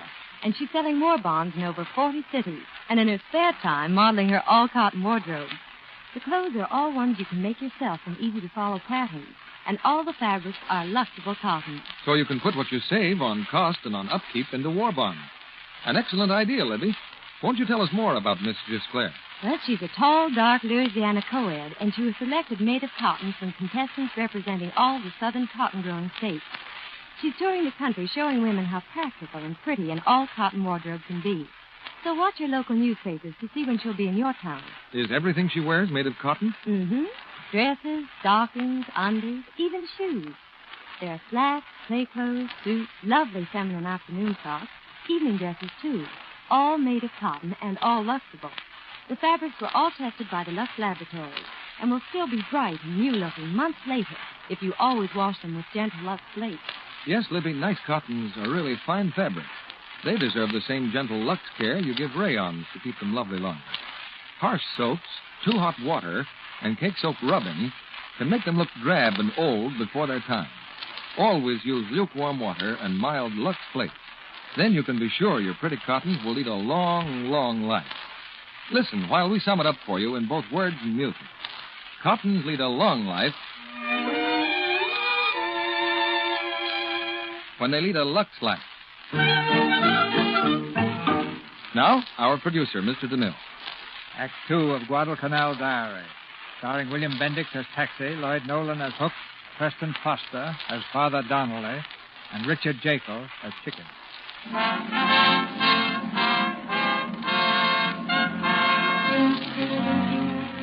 We know the Japs are full of tricks, but we haven't counted on the surprise awaiting us as we land on Guadalcanal. Everything points toward a bloody battle on the beach, but nothing happens.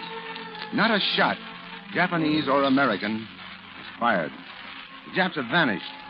Either the Navy and the Coast Guard have blown them all to bits, or what? We don't know. Boy, I gotta sit down. I'm all wore out landing against such stubborn resistance. Don't worry, Taxi. We'll hear from them yet. Yes, me, it's too good to be true. It's a trap. We'll know soon enough. The old man says the Japs are hiding in the hills. We're to stay here and hold this village. Yeah, it's very wasteful. They didn't even stop to mine the runway. I'd say they're very considerate little sons of heaven. Hey, Where? In that hut. Look out, guys. I'm going in. Hey, Chicken. You cover Taxi from here. I'll go around back. Right, sir. Watch out, kid. Here I go. All right, you little yellow... Well, what do you know? Hey, relax. Look at them as pigs. Pigs? Say they're pigs. Yeah, look at them go. I'm sorry I called you a nasty name, pig.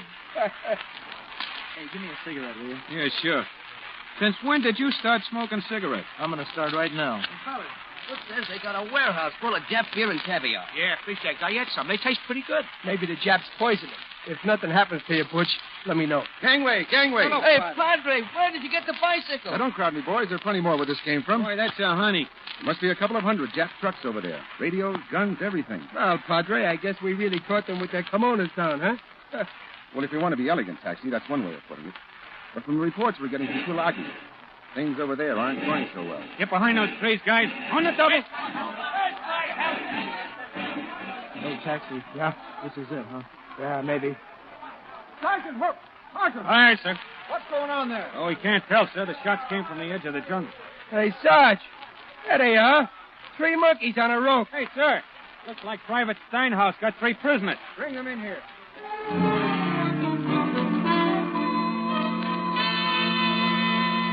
Hey, Taxi, they're pretty small guys, huh? Yeah, they don't smell so good either. Hey, Snow White, where's the rest of the 7th Dwarfs? That ain't no use, guys. They don't speak English. That's Hart, that's Schaffner, and Marks.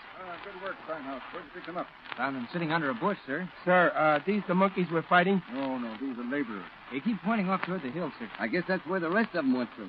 Hey, what are they doing? Playing? They think we're going to shoot them, Sergeant. Sergeant! All right, sir. Get them something to eat, and then turn them over to the MP. All right, sir. Get moving, Tojo. Come on. No. Cut now. Yeah. Avocado. Avocado. We ain't got no avocados.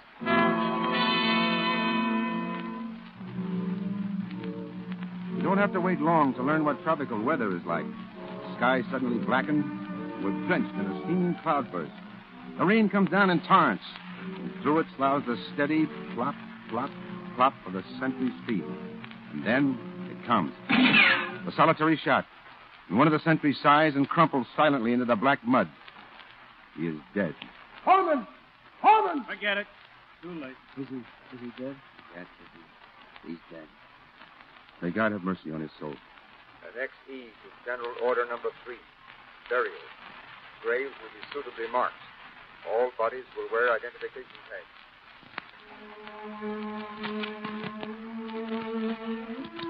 There was little sleep this first night of occupation. We know now that the enemy has not fled. That in the denseness of the jungle, men are lurking. Silent, dangerous, watching us. How many are there? Where are they hiding? How grave is our danger? Not one of us can say. All we can do is wait. Wait and watch in the rain. In the distance, we hear the dull rumble of naval guns. Our ships have met the Jap Navy. And we realize that if our people out there lose the battle, we'll be fighting for our lives before morning. Suddenly, most of us know the awful feeling of being pitifully small. Tiny particles of humanity. caught up in the gigantic whirlpool of war. At such a moment, without knowing it, we thank God for men like Taxi. Yes, leave it to Taxi to break the tension, one way or another. Help! Help! Help! It's a Jap! A Jap is coming! Taxi, hang on to him. Hey, Well, for the love of... Oh, yeah. Hang on to him, Taxi. Hojo himself. That's the best looking Jap I ever seen. I'm sorry, Sarge. I could have sworn I felt his buck teeth. All right, Corporal, here's your first Jap prisoner. Well, it ain't nothing but a hunk of palm tree. That's right. I guess the rain must have knocked it off the tree and dumped it in my arm. Yeah, you captured it bare-handed. The Flatbush Sergeant yours. Oh, All right, you guys, pipe down. Shove off. Go on. All right, shove off. We feel better in the morning. The rain is over. We dig foxholes, and on the airfield, steamrollers and tractors roar out, taking up where the Japs had left off, finishing runways, setting up defense against the day when we'd have our own air support, and knowing that until that day arrives, we have but one course to follow on Guadalcanal. Dig in, and wait. WO1, let all the corporals and their movers. Well, Colonel, anything I can write about for the folks back home? You can tell them that our task force beat off the Japs last night. It cost us 3 of our cruisers to do it, though, and 1 Australian. The fight was just off Savo. What about our casualties on Tulagi? Pretty heavy. The Japs are holding up in caves, fighting to the last man. Any idea how many we got? About 400 on Tulagi, 800 on Gavutu. Oh, that's good news, sir. Now that I've got it, how am I going to get it to the States? Well, there's a Navy plane scheduled in here today or tomorrow. I'll write it up and I'll see if I can get it aboard for you. I think they'd like to know it back home. Thank you, sir.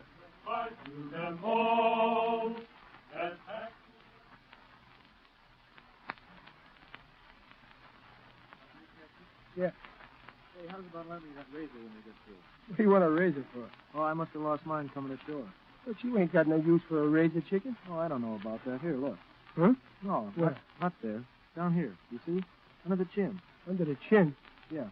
Kind of run your finger there. Hard to say, though. Sure it ain't sand? No, I just washed my face, Taxi. You did, huh? Yeah, I guess maybe you got a whisker there. Yeah.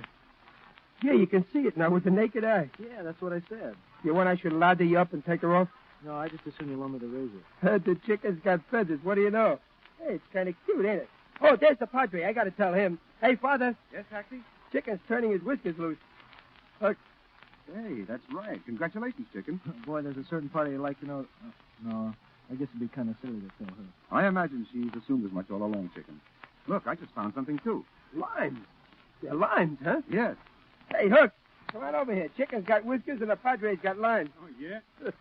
Now, if we only had some gin and ice, fizz water, a couple of maraschino cherries, I'd pick to Tom Collins. We could drink the chicken's bit. Excuse me, partner. I'm just thinking out loud, you know. Well, that's all right, Sergeant. You furnish the other ingredients, and I'll supply the limes. Here we go again. Hit the dirt, you guys. Condition red. Condition red. Get into those foxholes, man. Get into the foxholes.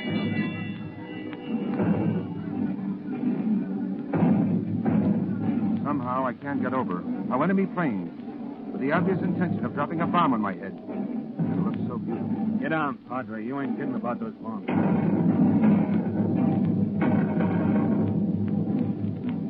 Hey, chicken. He's hit. Me? Hey, shit, look at the blood. Hey, guys, I wonder. Let me see. You okay, Chick? Just a concussion. You're in the burrow so deep, kid. Cushion yourself on your elbows. Yeah. Hey, look, they're dropping something out of the plane. Parachutes. They're bailing out troops. Those ain't men, Sarge. They're baskets. Yeah, baskets. Supplies, probably for the men in the jungle. Yeah, most of them are going to land right here, though. Come on, guys, let's take a look.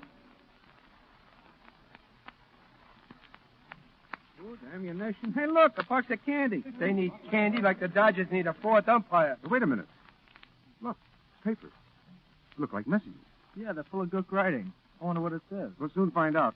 Hey, Manuel. Yes, buddy. Yes, buddy. We have a Jap letter for you. Oh, that's me, all right. Me speak Japanese almost good as speak English. That's what I'm afraid of. Here, it was in this basket, Manuel. Let me see this. Oh, if they hear the enemy before your eyes is collapsing, they mean us. Hey, Sarge. No. Look, I'm collapsing. Shut up. Go on, Manuel.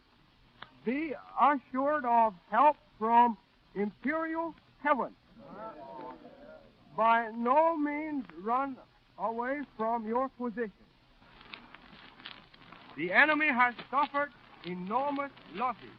All transports have been sunk and their choicest troops annihilated. It's funny, I never thought of it. Maybe we're dead and we don't know it. How about that, Padre? Well, if we are, at least it's not Imperial heaven. Sergeant Malone. Aye, sir. Find Captain Davis. Ask him to come here. Well, he's got a touch of cat fever, Colonel. They just took him to the sick bay. Captain Boston. Right away. Aye, sir.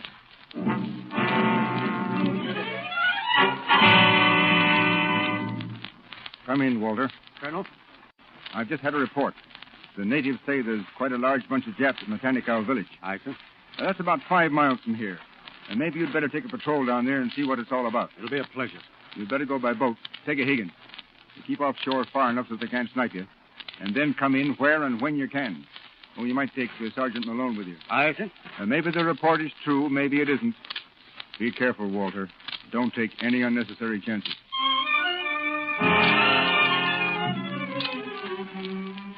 They leave at noon. Captain Cross, Hook, and 24 men. 6 hours later, about dusk, Taxi and the boys return to the beach to watch for them. It is almost dark when they see something offshore. Tell you, it ain't a log. It's moving, see? Step aside, Chest. I'll show you how I used to win them Cupid dolls at the Coney Island Shooting Gallery. A buck you miss. Hey, wait a minute, Taxi. It's a guy. Look, he's swimming. Yeah, that's right. A Jap. Coming this way, too. Probably a one-man suicide squadron with a load of dynamite. Gonna sneak in soon as it's dark. If it's a Jap, where'd he come from? Some of these gooks is pretty good swimmers, kid. Maybe he come down the coast where Hook and them went. Taxi, it is Hook. Put down that gun. Trying to run out on that bet, huh? You're nuts. Look, Taxi, it's Hook. Hook, Hook. Sarge! Sarge! I might have shot him. Gangway, guys. I'm going in after him. You all right, Hook? You all right, kid? Yeah. Yeah, give me the colonel. I got to see the colonel. Sure, Sarge, sure. Come on, guys. Pick him up.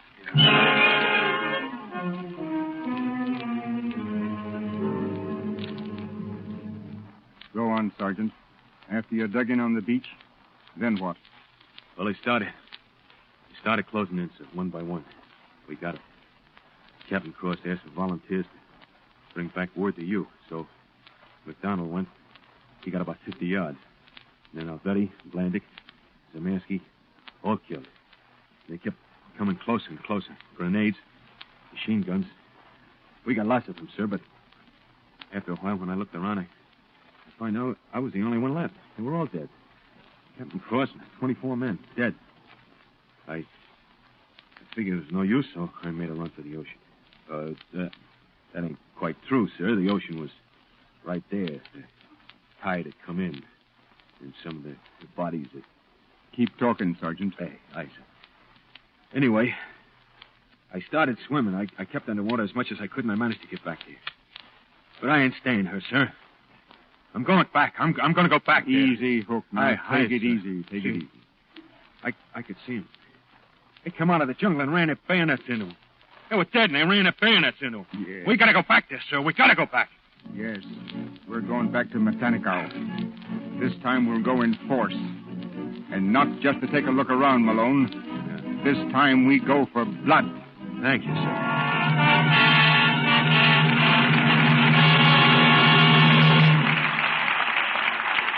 We pause now for station identification. This is CBS, the Columbia Broadcasting System.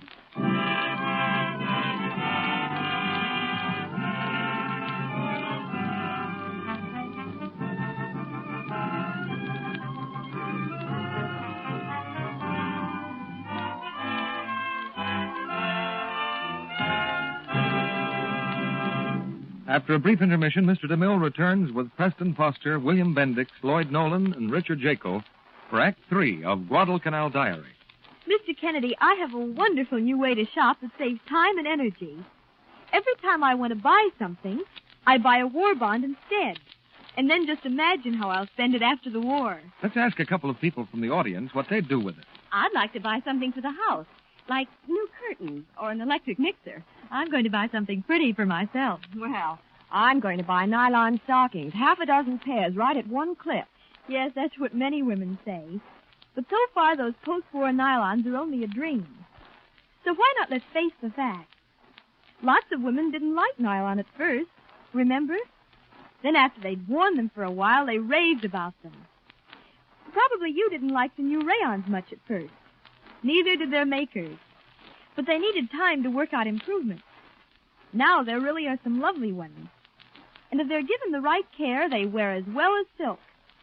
Every time you put a pair of those pretty rayon stockings in the wash bowl, remember...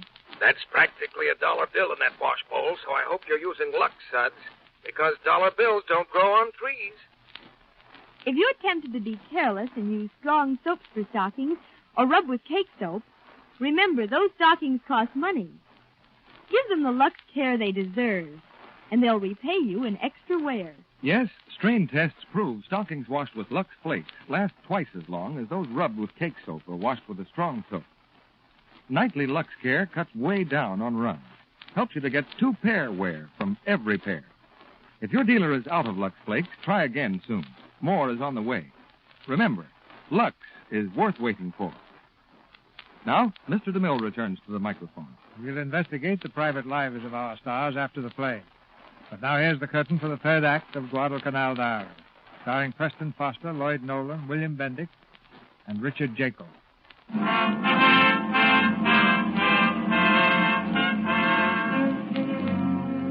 We're going back to Matanicow, and this time for blood. Men are going, and boys. Going into battle for the first time in their lives. Boys just out of high school. Grocery clerks, truck drivers, insurance salesmen. Filled with the memories of tricks and ambush and slaughter. The memories of dead friends. It'll be another hour before we reach Matanicow. We slip through the jungle, a few at a time. Yeah? This is it, huh? Yeah, we're getting closer, chicken. How do you feel about killing people? He'll be killed, ain't it? Besides, those Japs ain't people. Yeah, but I mean the first time you got one of them. Yeah, it was kind of rugged, I guess. It was just a matter of repetition. Quit thinking about it, you'll go crazy. Yeah, but I wonder what it's going to be like.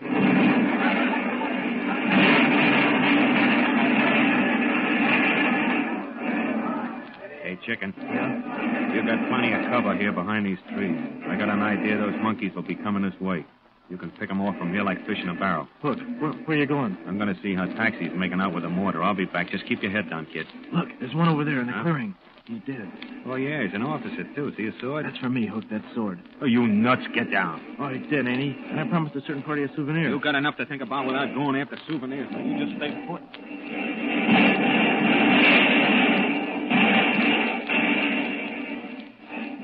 Yeah, nice work, guys. Keep laying it down there, Taxi. I'll be running for the woods any minute, Sarge. There's any of them left to run. Any sign of snipers? Not yet. There ain't. Texas watching for them over. Hey. You better watch closer than that. You heard, Taxi? Would you look at that? Right through my helmet. Look, Hook, it ain't possible. Put it back on you. We'll get back to the mortar. Big enough to drive me cab through. Hey, Texas. What I see? Yeah, up on the coconut tree. Watch. What do you think you are, Gary Cooper or Roy Rogers? Well, they're pretty good, too. This'll put him out. This'll put him out. Gobble, gobble, gobble, gobble, gobble! Hook, you see? He's sticking out his greasy kisser. Watch. Scratch one squint-eyed chap. Hey, it's okay, Tex. That was for Captain Cross. Like a 24 to go. Hey, Taxi. Yeah. I'm going back over the ridge. Join us up there when you're through.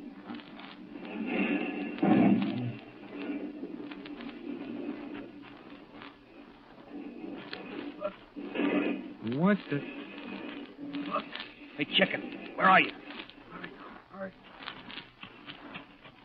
Chicken, you crazy kid. I tried to get the sword. I thought he was... Yeah, I know. Now, take it easy. I killed him, but he shot me first. Look, am I going to die? No, you'll be all right. I promised a certain party. I got to get you out of here. Hey, you think you can walk? Yeah, I guess so. Okay. Come on now. Up. That's it. Put your weight on me. The sword. I'll come back later and get it for you. Thanks. We'll get you a couple of Japs to put on it, too. What time is it? Will you say your breath? I mean back home. I never figured this was going to happen to me. What time is it, Hook? What? Chicken.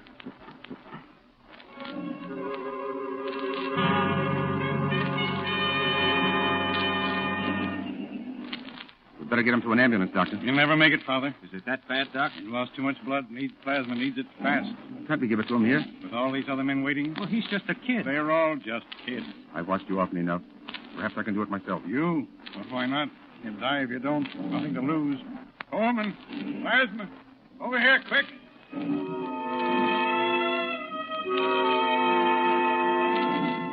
Hook. Yeah, Father. I think he'll be all right. You'd better get back. I'll watch out for him. All right. Thanks, Father. It was over by nightfall. The Battle of Mechanicow. In this war of mighty armies, of masses of men, of tanks and planes, it has been nothing more than an episode, an incidental skirmish. Only a few hundred will ever remember it. The boys who fought there and the families of those we buried. But the enemy has at last been met, and we have wiped him out. Those who can walk trudge back to our village in silence. They're weary and stunned, moving like drunken men or men in a nightmare. Heads and legs bandaged, clothes torn, unlit cigarettes dangling from their lips. Old before their time. Veterans.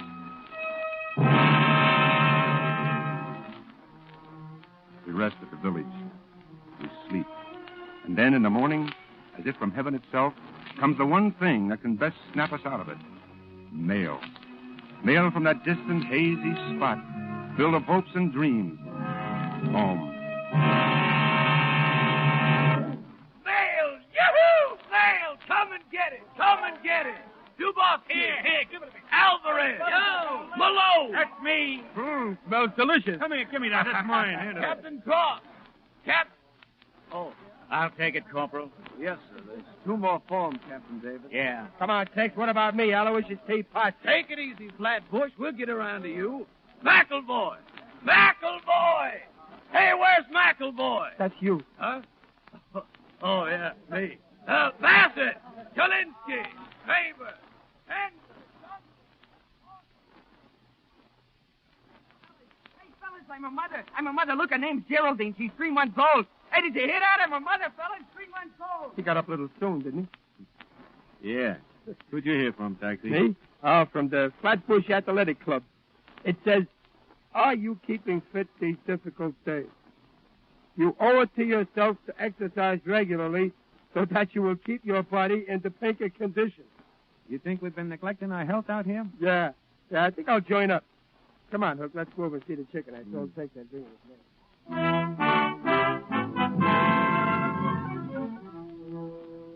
It was weeks before we had reason again to celebrate. Weeks of rain and disease and malnutrition.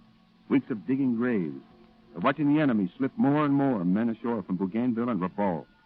Weeks of being a target, day and night, of their bombers and Zeros, against whom we're lucky to put up 6 or 7 Grumman fighters. We wonder if this will be another Bataan, another Corregidor. And then they come. Reinforcements. They're finally here.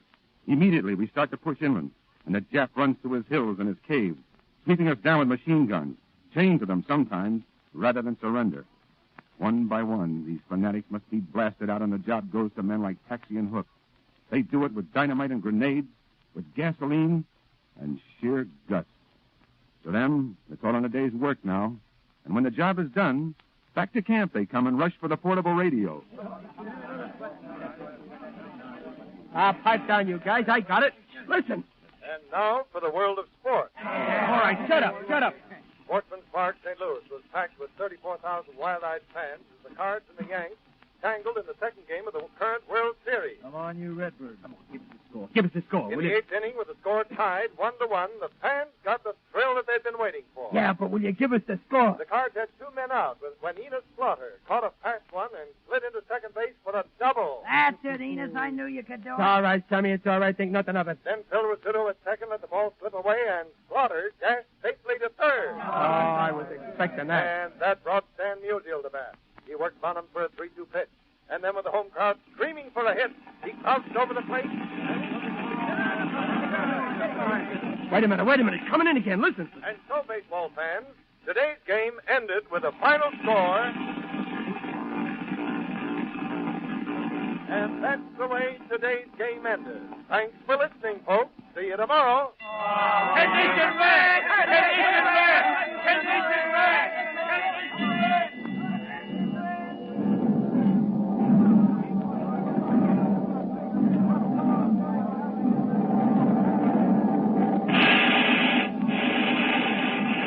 worst one yet. They're throwing everything at us but the kitchen stove.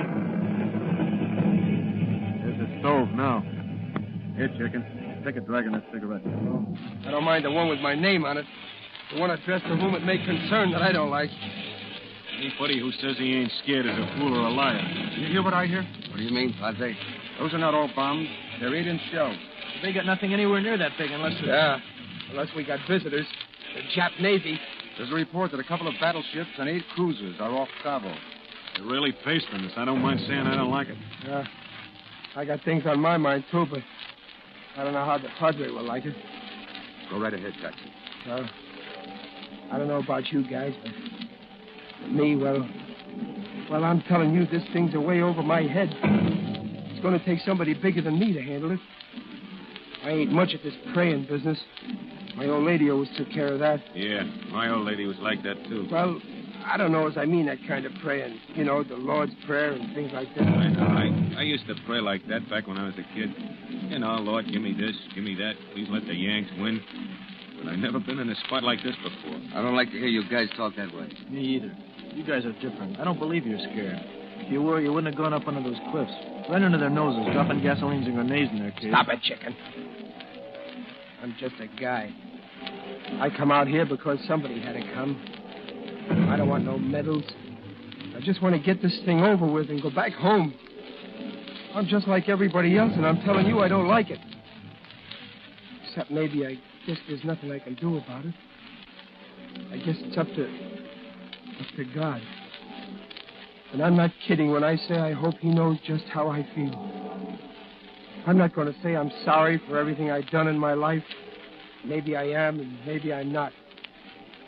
The only thing I know is I didn't ask to get in this spot. And if we get it, and it sure looks that way now, well, then I only hope he figures we've done the best we could and lets it go at that.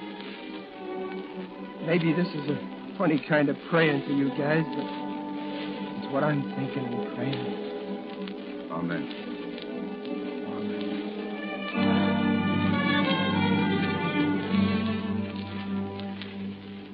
You feel sick at your stomach. Your head rings like a giant bell pounded with a giant sledge. It's as if God grabbed the world by the shoulders and shook it, trying maybe to bring it to its senses. And then it's over. You're not certain, because you still hear it on your head. The earth doesn't leap up at you anymore, and the shells have stopped screaming, but the planes are still there. Dozens and dozens of planes. Hook stands up, a funny look in his face. He starts to leave, and you grab at him, but he shakes you off and runs outside. Hey, look, those aren't jets, they're ours. Those are our planes, our planes. Thank God. At last. Morning, Captain Davis. Hello, Taxi. Hard to believe, isn't it? Yes, sir. Men, planes, food, hot food. I almost feel good. Captain. Yeah? What's up, sir? We ain't getting all this for nothing. I figure when we get hot chow, it means it's time for us Marines to push on somewhere else. Your guess is as good as mine, Taxi. I'll know later today. There are 10,000 Japs on Guadalcanal. They have good equipment. The jungles and rivers are all in their favor. We've done very well at Matanicao, Sonaro, and Bloody Ridge, but we've got to take over this entire island. It means an all-out effort, and I can think of no better date to begin it than tomorrow, November the 10th, the 167th anniversary of the Marine Corps.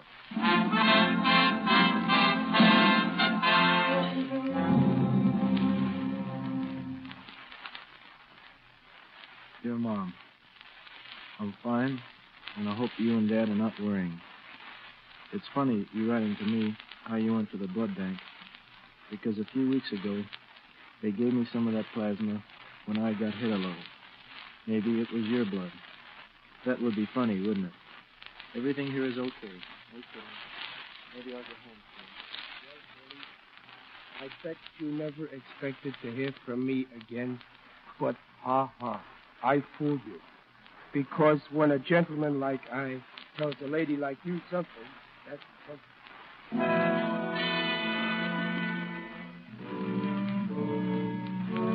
It's here at last. The great offensive. the men have written their letters home.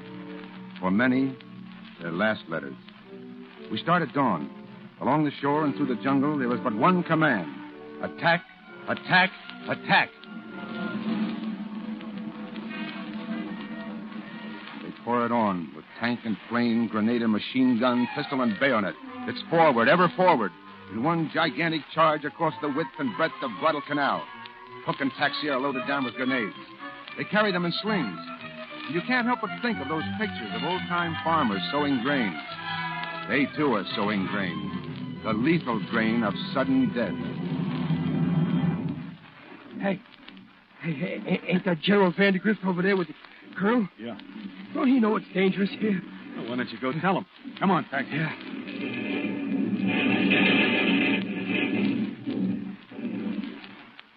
There is Seuss, born in some tiny Mexican village. He came to the United States and he liked us, and we liked him.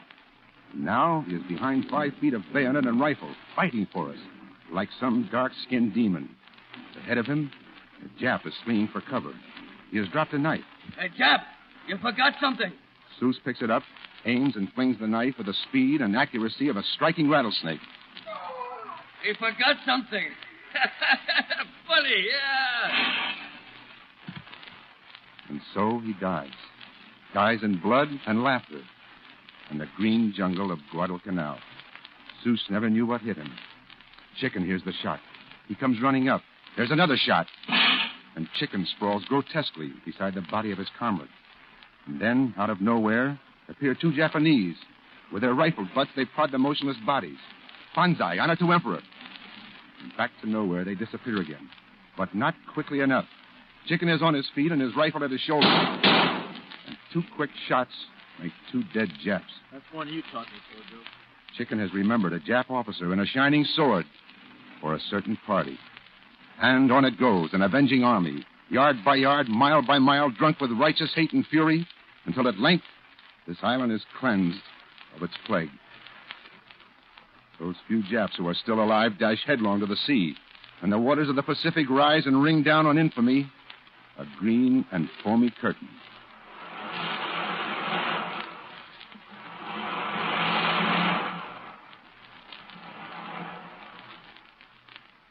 It is December the 10th, 1942. We are leaving Guadalcanal today. They have told us our job is done. More soldiers are landing now, and from this tiny foothold in the Pacific, in good time, we'll go forward. We were all at the beach. Offshore, we see the ships that brought them here and will carry us away. Okay, you guys, stay put. We'll be going aboard in a few minutes. Hey, Taxi, look at him. Whiskers all over. Look at him. Hey, I thought you guys here'd be fighting in foxholes. This joint looks great. Give it time, Bud. The beauty will wear off. Hey, Sarge, what's it like out here? Oh, it's not too bad, soldiers. Pretty rugged. Come on, guys. See you in Tokyo. Okay, we'll be there waiting for you. And then Colonel Grayson says he has something to read to us. From Admiral W.F. Halsey, commander of the South Pacific Force of the United States Pacific Fleet. Never throughout the long and brilliant history of the Marine Corps have your deeds and sacrifices been surpassed. Your shining courage has surmounted every hardship and conquered a vile and treacherous enemy. By your zeal and accomplishments, you have added a new verse to the Marine hymn, set the pattern for our inevitable victory, and tower as an inspiration for every American on every front. Today, as never before, we, the Navy, are justly proud of you. In deep appreciation for a job superbly done, and knowing that you will win again and again unto victory, we say, God bless you all. Yes, God bless you all.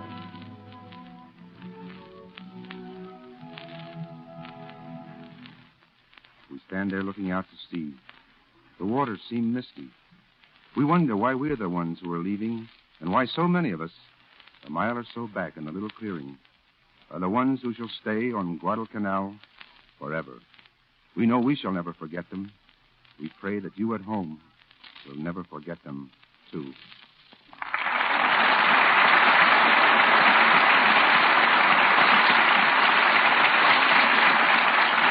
Until the curtain falls on one of the most stirring real-life dramas of our time. In just a moment, Mr. DeMille will return with our stars for a curtain call. Have you ever noticed how music can be used to express a mood, to picture a situation? Take two women, both doing the daily job of washing dishes. Here's how Mrs. Jones feels about it.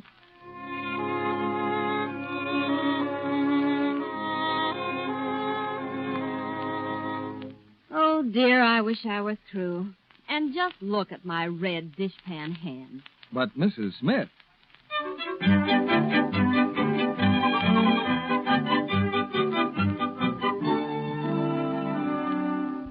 Oh, they're all done. In plenty of time for our first ink class.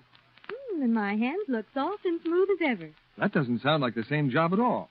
Tell us, Mrs. Smith, how come you're so cheerful? Oh, dishwashing's no chore, not with Lux. Such suds, so rich and so kind to my hands. Guess that's why more and more women are changing to Lux Flakes for dishes. Richer suds that wash the dishes fast. Gentler suds that leave hands soft and smooth.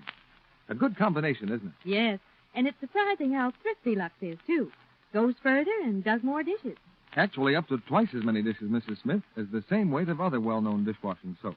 A little goes a long way. Now, here's Mr. DeMille with our stars. In the diary of the Lux Radio Theater, Guadalcanal Diary will occupy an honored page. And here are three of the artists responsible: William Bendix, Preston Foster, and Lloyd Nolan. Thank you, C.B. Glad to be back with you. Yeah, me too. Hey, how are things in Brooklyn, Phil? Brooklyn? Oh, I was only acting. I'm really from New York. Huh? You're not really a Dodger fan? Please, I used to be a bat boy for the New York Giants. Hey, by the way, are they still in the league? Don't kid about that. We are very sensitive. Besides, it makes me remember the great tragedy of my life. The time I had the chance to go south with the Giants for spring training and couldn't make it. Accident, Bill? No, my mother wouldn't let me. Well, a bat boy, that's very interesting work. Another man that's always amazed me on jobs is Preston Foster. He's done everything from setting up pins in a bowling alley to singing an opera. How many jobs did you have before you got into pictures, Preston? 56. That's pretty hard to beat in Hollywood. I've just made it, C.B. Guadalcanal Diary is my 57th picture. I don't think he'll last, you. What's your play next week, C.B.? Lloyd, the author, is one of the foremost novelists and playwrights of the 20th century. And next week's play is one of his triumphs, The Letter, by Somerset Maugham. And our stars will be Betty Davis, Herbert Marshall, and Vincent Price. Betty Davis' fine performance in the Warner Brothers picture will be long remembered by all who saw it. And next Monday night, she brings us this drama of a few dangerous weeks in the life of a beautiful woman. A performance by Betty Davis is something you just can't miss, C.B. Good night. Good night. Good night, C.B. Good night. Good night. And remember, the Marines are still attacking.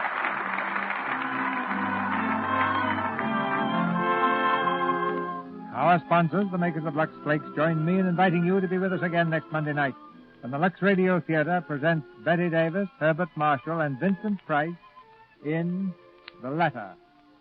This is Cecil B. DeMille saying good night to you from Hollywood.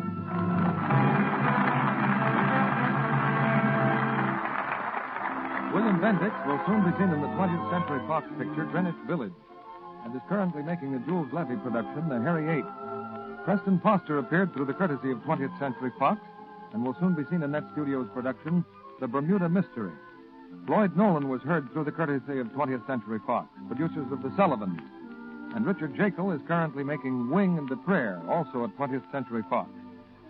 Heard in tonight's play were Ed Emerson as Davis, John McIntyre as correspondent, Paul Zaremba as Seuss, and Tom Holland, Eddie Marr, Howard McNear, Herbert Rawlinson, Ken Hodge, Bob Young, Charles Steele, Charlie Lung, Norman Field, Gary Breckner. This program is broadcast to our fighting forces overseas through cooperation with the Armed Forces Radio Service.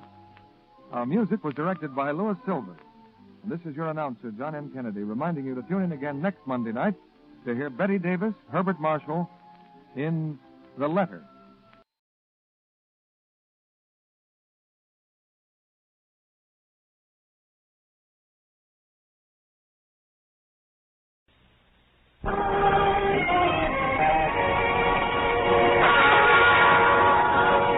The Cavalcade of America, sponsored by DuPont, maker of better things for better living through chemistry, presents Herbert Marshall in What Price Freedom?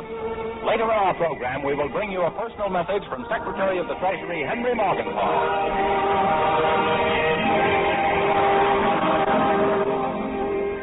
Before beginning our play this evening, we'd like to tell you how easy it is to make your car look new.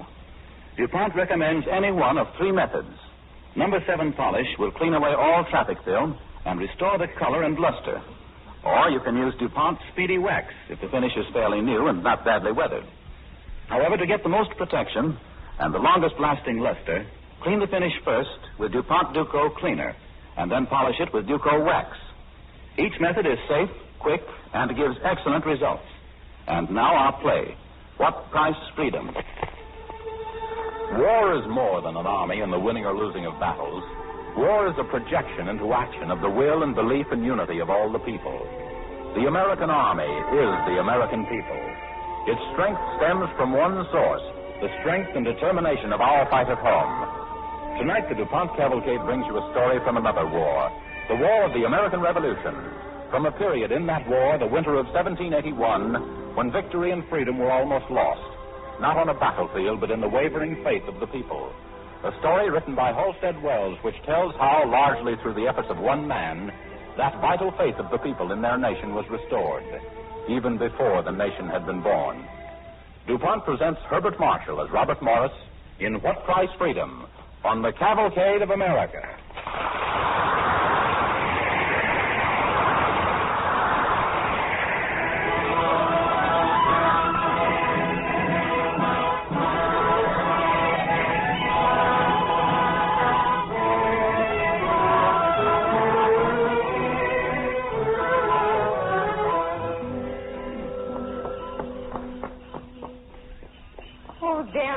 Robert, I've always loved this view. The first glimpse of our home. It is a good home, and it's good to be living in it for a change. Yes, it's been almost like another honeymoon. And nothing's going to stop this one. John? Yes, Mr. Morris? Will you let us out at the front door and take the horses right in? They'll take cold in this weather. I'll rub them down, Mr. Morris, right away. Oh, there. Here, let me help you, dear. And we'll have tea alone? Oh, I don't think there'll be anyone else. The children are sledding. Oh, isn't this lovely? It's snowing again. Well, we're back, Sally. Is tea ready? Yes, ma'am. And there's some gentlemen to see Mr. Morris, and Mr. Hancock, and a Mr. Jane, and Mr. Griffin. Oh, the end of the honeymoon. Gentlemen from the Congress. Nonsense, Mary. I'll see what they want, but I'm a free man, and I'm going to stay that way. Are they in the library, Sally? Yes, Mr. Morris. I'll get rid of them quickly, Mary. Good afternoon, gentlemen. Good afternoon. If I'd known I was having such distinguished visitors. This isn't exactly a visit, Mr. Morris. No?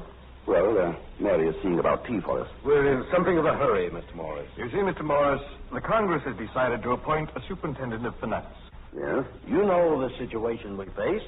The British no longer count on a military victory, but on our financial collapse. And they know it will happen soon, that the country faces bankruptcy. Yes, I know. And the Congress feels that only a strong man, a man the people trust, can save the situation as superintendent of finance. Yes? And so we three were appointed a committee to ask you to take the position. Oh, I see. No, I can't do it, gentlemen. Oh, but Mr. Morris... I can't organize the finances of a nation, gentlemen, unless I first have a nation. Sir? This isn't a nation. This is a hodgepodge of selfish communities called states, each refusing to pay taxes as another benefit. That's true. We're all locked apart in blind isolation, and no one will lend a penny to the government. But that's why we need a man who can see beyond his own purse. We need a nation that can see beyond its own purse. For if we lose the war, we'll lose our purse altogether. We'll lose everything. And that, sir, should be your first speech as superintendent of finance. That has been my speech for 4 terms in Congress, Mr. J. If you would just keep trying. No. Crying in the wilderness has no music for me. That's what I've been doing until I've lost my voice, lost my heart. And lost most of your money. It's more the time than the money. But if you only knew how people look to you... If I only had faith that people could be begged, badgered, driven into a commonwealth, then I would give up everything for it. But these years have left me no faith. Talk it over with your wife, Mr. Morris, and But then... my wife is one reason why I decline. I'm not young. In the years left me, I should like a few leisured moments with her and my children. No, Mr. Morris, the Finance Committee meets tomorrow night. Couldn't you come and at least... I really see no purpose, gentlemen. At least think about it until then. Well, Oh, you gentlemen aren't leaving. Tea will be here in a moment. We're sorry to say no, Mrs. Morris. We finished our business with your husband, and there's a meeting in the city. Oh, I'm sorry. It's so nice having visitors these days now that Robert isn't working hard. I'd hoped we were going to have a pleasant tea together. Another day, Mrs. Morris. Well, please do come, all of you. We will indeed. Then you'll think it over, Mr. Morris? yes, I'll think it over, at least that. Well, we'll hope to see you tomorrow night, Mr. Morris. Goodbye. Goodbye, Mrs. Morris. Goodbye. Well, dear, tea alone. Yes, Mary. Robert, you seem tired suddenly. Are you? No, just thinking. What is it, dear? What did they want? Congress wants me to be superintendent of finance. They were a committee. Oh. Naturally, I said no. Oh, did you? Of course. Only an insane man would take such a responsibility at a time like this. It'll be ruinous. I suppose it's terribly important. But how can I? No, I suppose you can. All those years of my life I've given to the public. Now I want time for myself. Is that selfish? Of course not, dear. A man has a right to tend to his own affairs. That's true. And to spend an evening with his family. Mary, you don't think I should... Not if you believe you shouldn't. Think of the money I've already given, and the years. Has anyone in Philadelphia given more? I know of no one, Robert. Then, come, dear. Sit here on the sofa with me, and we'll forget all about it. All right, Robert. You know, Mary, these last few weeks of leisure have made me realize all over again what a fortunate man I am. Yes, Robert? In every way. Children, this house we built. But most of all in the years I've had with you, Mary. They've been happy years. Yes.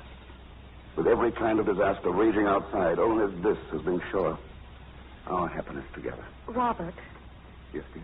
Before I came in just now, I stood outside a moment and I heard you say something. What was that? I heard you say that if we lose the war, we'll lose everything. Well... My dear, it isn't possible that we'd lose this, too. Our happiness together.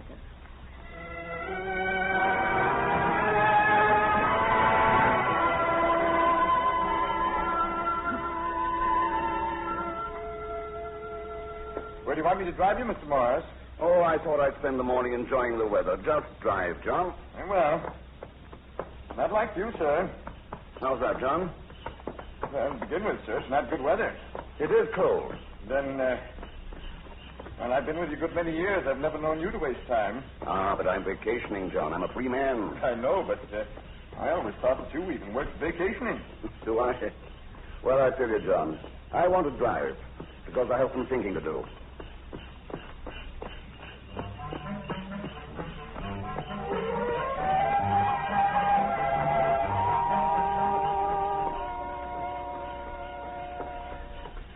You better stop at the side, John. Let that wagon pass. All right, Mr. Morris. Too bloody narrow, these streets. Oh, well, that's a big load he has there. Thank you, mister, for moving over. Whoa! Say, mister, do you want to buy this load of wood? Don't need it, thank you. Hard and dry it is. Burn like tinder. What's that you have there? Cordwood? Yes, ma'am. Good hickory. That's what I've been looking for. Are you aiming to sell? Well, what's your offer? $200. Hard money? No, Continental. Ma'am, if you filled my wagon with Continental dollars, I wouldn't take it for wood. Wood burns better. I need wood. My man can't chop. He's dead from the war. My children are sick in a cold house for a month. Haven't you any silver plates swapped for the wood? My silver's swapped already. Or jewelry? I haven't anything at all. Don't blame me, ma'am. Blame Congress for bad money. Well, good day. Good day, mister. Good day. All right, Mr. Morris? Yes, go ahead. Mister, what do you think? Isn't there anybody smart enough to fix the money of this country so folks won't freeze to death? I don't know, ma'am. I don't know.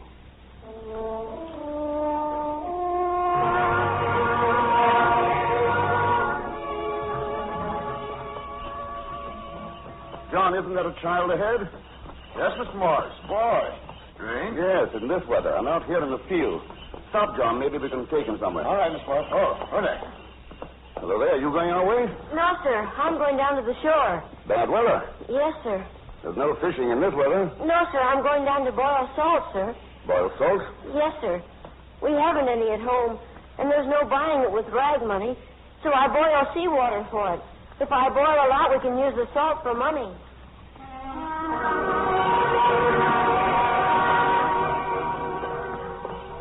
It's kind of you to give me a ride, sir.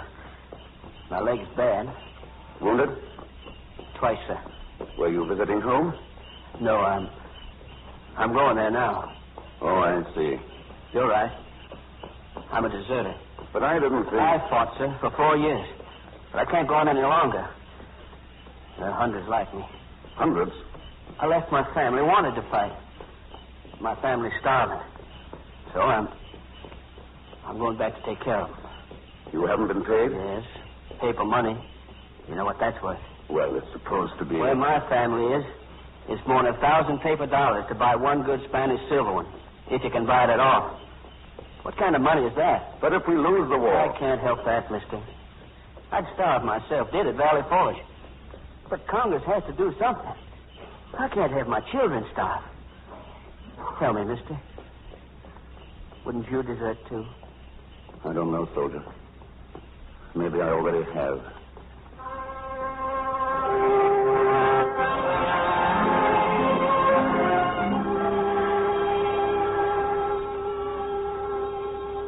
Oh, Robert, you're home early. And I've planned a wonderful evening. Have you, dear? Well, there'll be a good dinner for change. Portraits and rice. Mm-hmm, that sounds good. And the children want to play music for you afterwards. They do? Robert, have you heard what I've been saying? Mary, I won't be staying at home this evening. You won't? I'm going to the city, to the meeting. Then you're going to accept? Yes, Mary, I'm going to be superintendent of finance. Oh, Robert. You won't mind, Mary. Maybe soon we can... Mind? No, I don't mind. You understand, Mary. I didn't ask for this appointment. And I know it's dangerous. I have to fight all kinds of interests. My reputation may suffer, but I have to try. I have to try to give the people enough faith in the nation so they will lend their money, knowing that war takes money. Do you understand? Yes, Robert, I understand. And I'm very happy.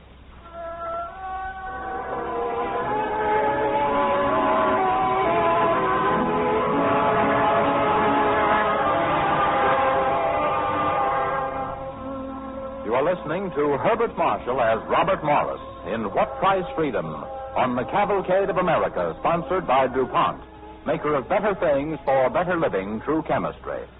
One of the DuPont better things is lucite methyl methacrylate plastic, now being used for transparent bomber noses, airfield landing lenses, and compass parts for tanks.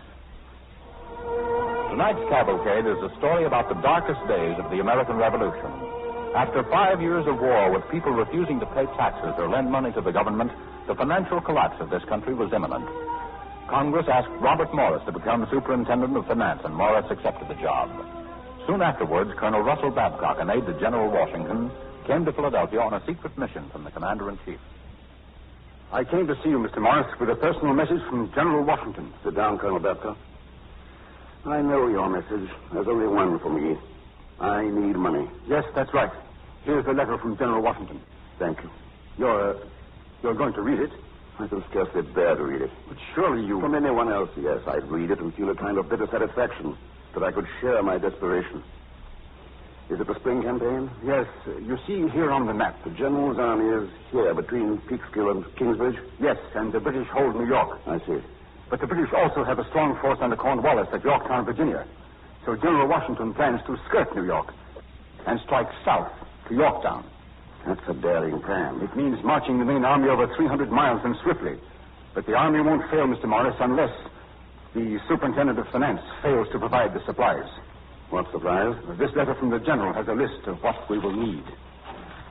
300 barrels of flour, 300 barrels of salt meat, 10 hogshead of rum, boats for 6,000 men, 100 head of cattle every week. Well, sir? Well, the general's requirements are clear, but how are these supplies to be procured? Well, I assume, sir, that you would buy them. Colonel, the cost of the war every month equals $2 million. The total assets of the Treasury equal $300,000. What's the answer? I don't know, sir. If I had the bank would be the answer, but the people won't subscribe to the bank. Then what is there? There is another chance, the French government. France may invest. I've written Dr. Franklin in Paris and told him to ask for a shipload of hard money. But it can't get here in time. Mr. Morris, it is imperative. Then there is the last and slimmest chance of all. And that? Congress, Colonel Babcock. Yes, I'll go to the Congress and tell them there's a war. Maybe they'd like to know.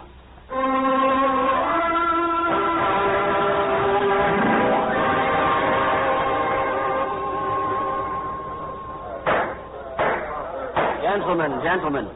Mr. Morris, the superintendent of finance, asks your attention. Mr. Morris. Mr. President and members of Congress, the last time I came here, I presented a plan for a new national bank. But all attempts to create the bank have failed. I am waiting today for a loan from the government of France for a shipload of money. I still have hope that another government will have that faith in our nation which we have failed to have. Mr. President, Mr. Morris is impertinent. I demand Gentlemen, perhaps I am impertinent, but I have a heavy responsibility, and it weighs upon me. And today, we are on the eve of the most decisive campaign of this long and difficult war. That campaign must be supplied. I have written to the governors of each state, entreating their utmost efforts, and I beg you to join me in this appeal to your own respective states. Supplies must be obtained by loans or taxes. If not by loans, taxation is the only recourse. Mr. Morris, we're fighting this war against taxes. Gentlemen, we are fighting this war for a commonwealth. How do you propose to collect taxes, Mr. Morris? Nobody has any money. That, sir, is a complaint as old as taxation. That money is scarce. The fact is that men find money when they have a use for it. Hundreds today who cannot find money to pay for their liberty can find it to spend in the gratification of vanity, luxury, drunkenness, and debauchery. Gentlemen, if we will not submit to the enemy, then we must carry on the war. If we carry on the war, we must have the means. And if we do not provide them by law, they must be taken by force. War needs money. War must have money. This is logical. This is inexorable. Gentlemen, Godspeed.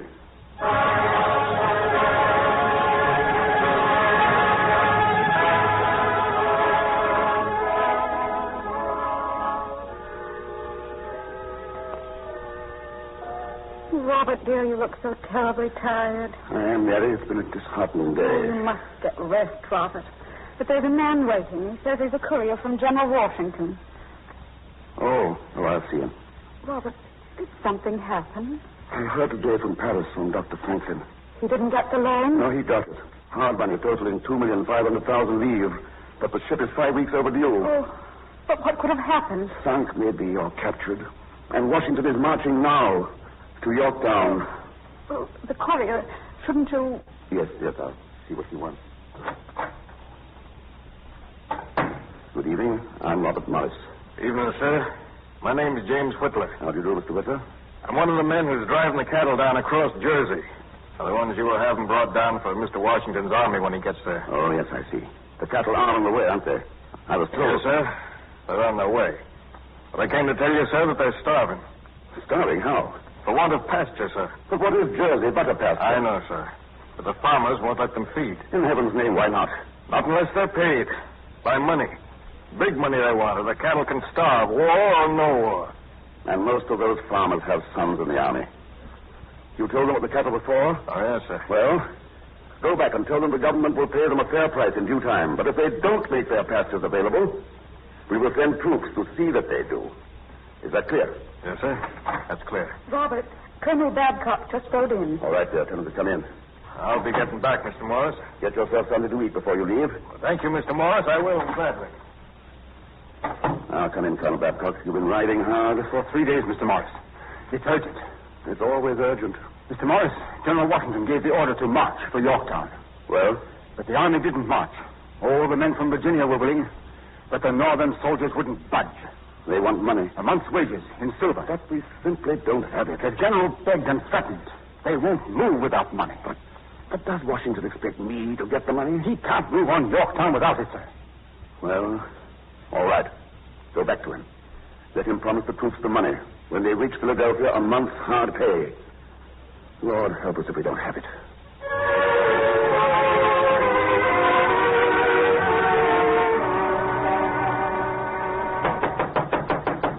Come in. Oh, it's you, John. You woke me. Isn't it early? Yes, sir, but there's news. Good news, sir. News? Yes, sir, the ship. There was a storm, but she's safe. Safe where? In Boston, sir. And the money's safe. 2.5 million livres. But in Boston. Isn't that good, sir? But we need to have it here in Philadelphia. It must be here before the army arrives. Oh, I see. There must be some way. Morris, sir. Yeah? I could go for it, so bring it overland. So soon, do you think? I'm a fast rider, sir. Yes, you are. But coming back, it's a whole shipload. I could get carts in Boston, sir. And drivers. I know Boston. I could get good men. Men I can trust, sir. It'll be a risk. What isn't, sir? You're right. When can you leave? Today, sir, if you write the letters I'll need. Right away, John. Bring me the pen there. I'll start now.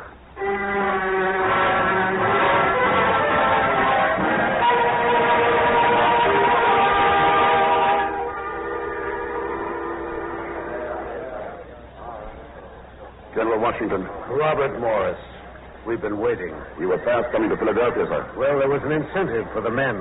Your good word. Well, I do have the money. I knew you wouldn't fail. We came close to failing. Is it ready to be distributed? All ready, sir. Would you announce it to the men? I think you should. I'd like to. Someone, call the men and announce, Mr. Morris. Yes, sir.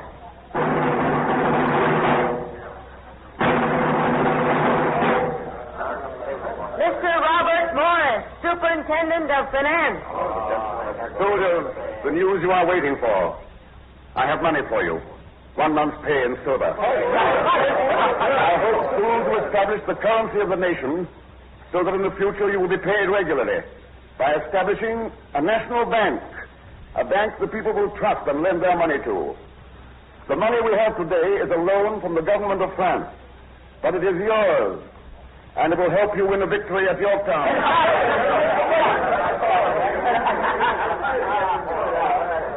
Well, General Washington?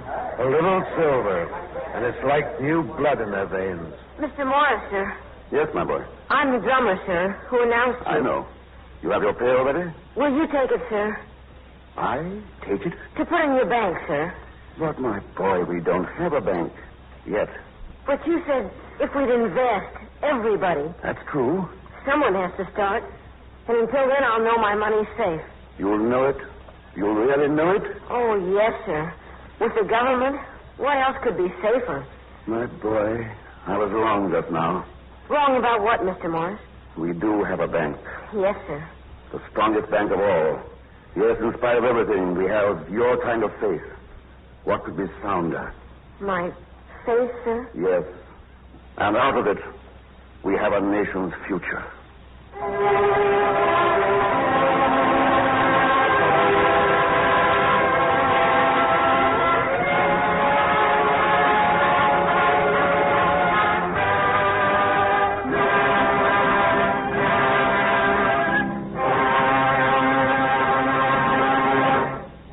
Thank you, Herbert Marshall.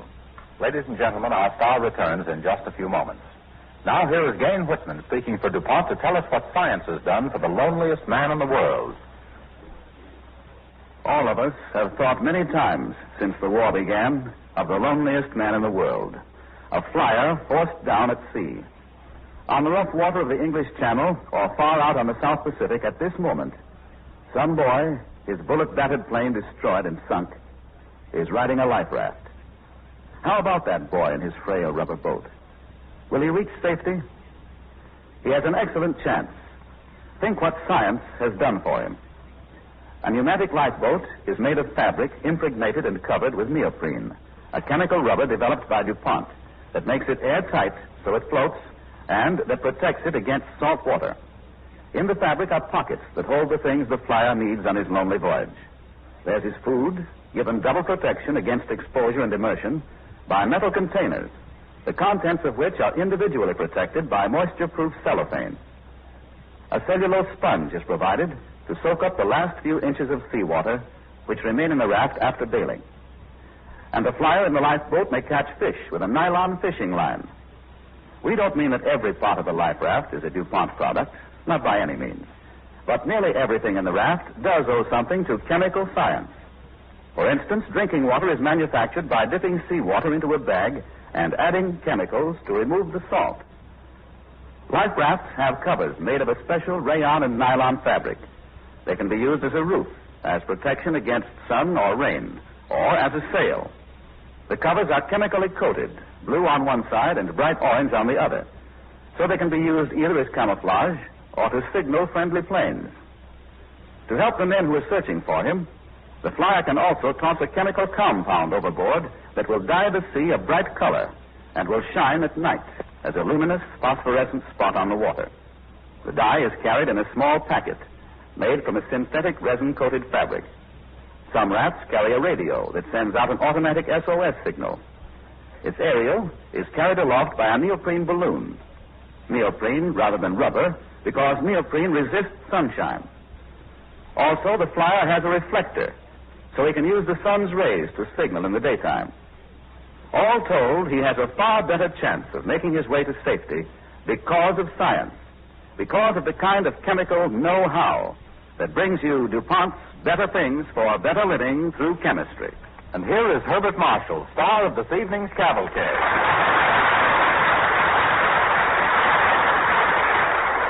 Thank you, ladies and gentlemen.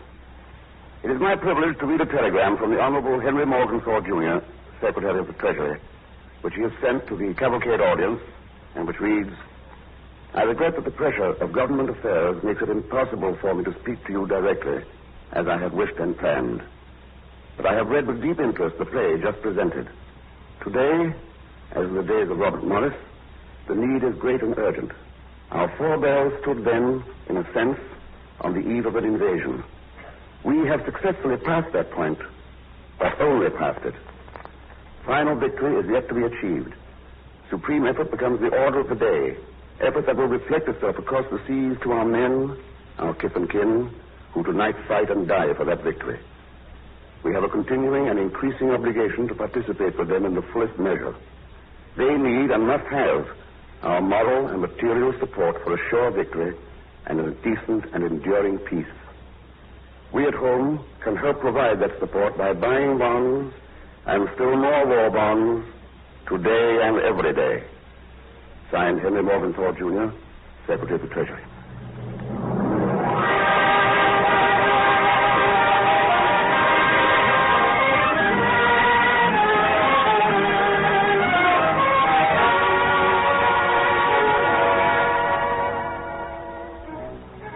Next Monday evening, Cavalcade presents Jose Ferrer, Everett Sloan, and Barbara Weeks in My Friend McNair, the unusual story of an American soldier on bleak Attu Island who heard the Liberty Bell ringing its message to him, and the way this soldier influenced the lives of two people, the man who fought by his side and a woman whose husband was a prisoner of war.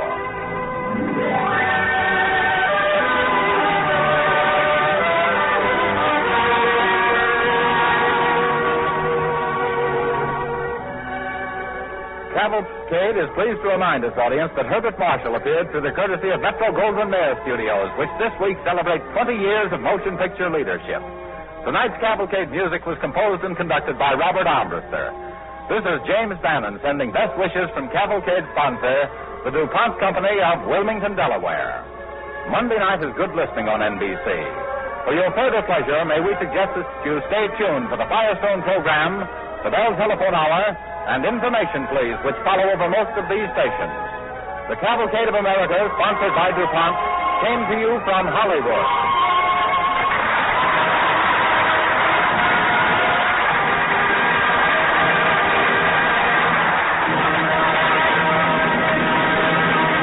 This is the National Broadcasting Company.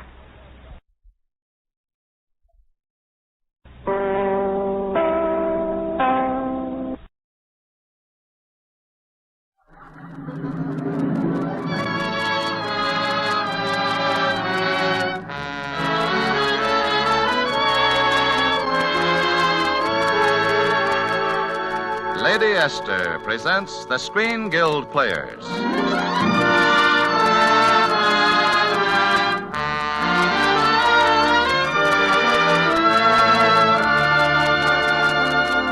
The Screen Guild play tonight, George Washington Slept Here. The starring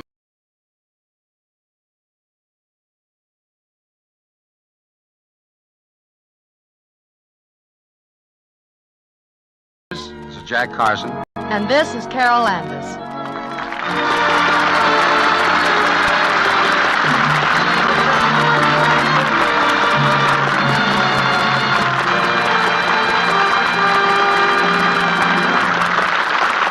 Tonight, Lady Esther presents the Screen Guild Players in a radio adaptation of Warner Brothers' rollicking comedy, George Washington Slept Here. by George S. Kaufman and Moss Hart. It stars Jack Carson as Bill Fuller and Carol Landis as his wife Connie. The Lady Esther, Screen Guild Players, and George Washington Slept Here.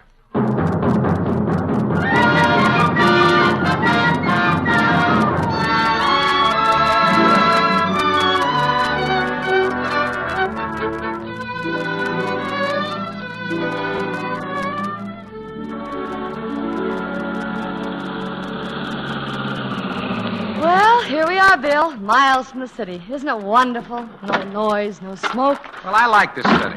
I even like smoke. Smoke makes a city seem so lived in.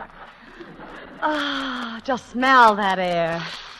Smells like a damp dog. No, Bill, look, that's our new house. Our new house?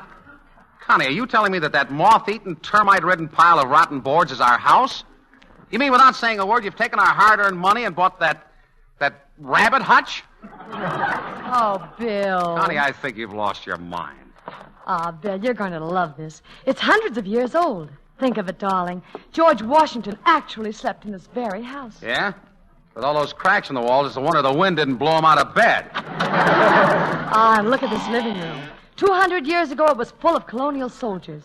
If only these walls could talk. Well, I can, and I want to go back to town.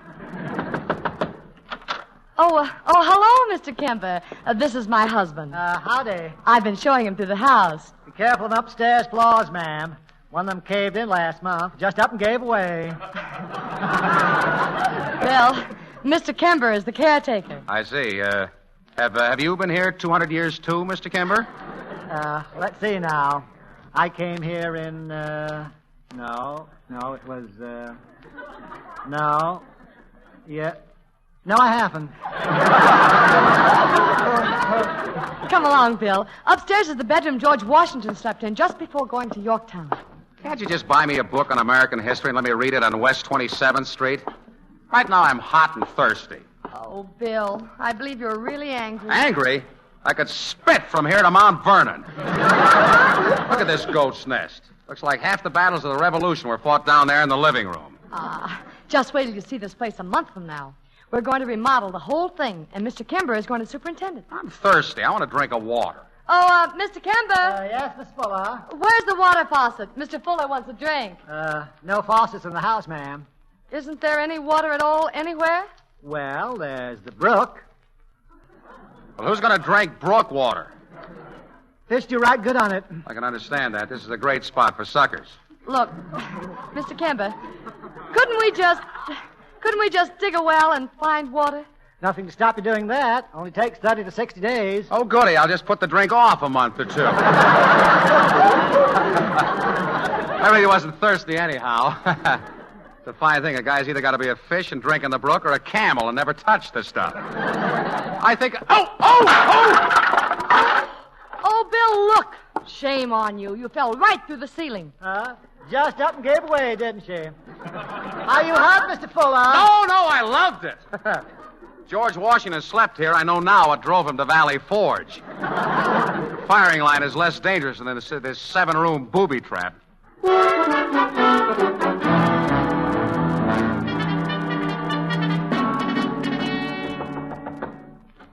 Your name, Fuller? That's right. My name is Prescott. I own the house next door. This road you're using to drive up to your house is my road. Your road? There must be some mistake. You see, I own this house. My wife and I just bought it. Did you buy the road? Well, no, of course not. But don't roads usually go with houses? Not this road, Mr. Fuller. I built this road with my own money, and you, sir, are trespassing. Well, how are we supposed to get to our house? Parachute in? How you manage it is no concern of mine. All I can say is you'll have to build your own road. Good day, Mr. Fuller. Who was it, Bill? Our neighbor, Mr. Prescott. Nice guy. Owns roads and things. Says the road leading to our property belongs to him and we can't use it. We're trapped. I'm a man without a road. But, dear, there's another road to the woods back of the house. Yeah? Maybe we ought to trade our car in for a pack mule and an Indian guide. Now, Bill, I'll check with the real estate agent in the morning. By all means, do. Maybe the house doesn't belong to us either. That'll be the best news I've had all week. Oh, here, Bill, help me unpack the rest of these cooking utensils. We'll never get dinner if Hester doesn't get the rest of her pots and pans. For the love of Mike, listen to that noise. Is Mr. Kimber going to be drilling for water all summer? There's so many holes in the backyard now, it looks like an army of gophers were working a swing shift. Well, Mr. Kimber says the new well looks very promising. He thinks we're going to strike it this time. Yeah? He'll strike gold before he strikes water. Miss Fuller, I'm quitting. I can't work in that kitchen. What's the matter this time, Hester? That animal of Mr. Kimber's walked right through the wall that ain't got no door. Well, it's only a horse. Only a horse? Bill, help Hester get the poor animal out of the kitchen. A horse must be out of its head to walk into a kitchen in times like these. Scram, dog biscuit. Go on back to Crosby. There. There you are, Hester. Now, once that wall gets up, it won't happen again. The poor horse is probably just as scared as you are. Oh, I ain't scared. I'm just not used to cooking and riding side saddle at the same time.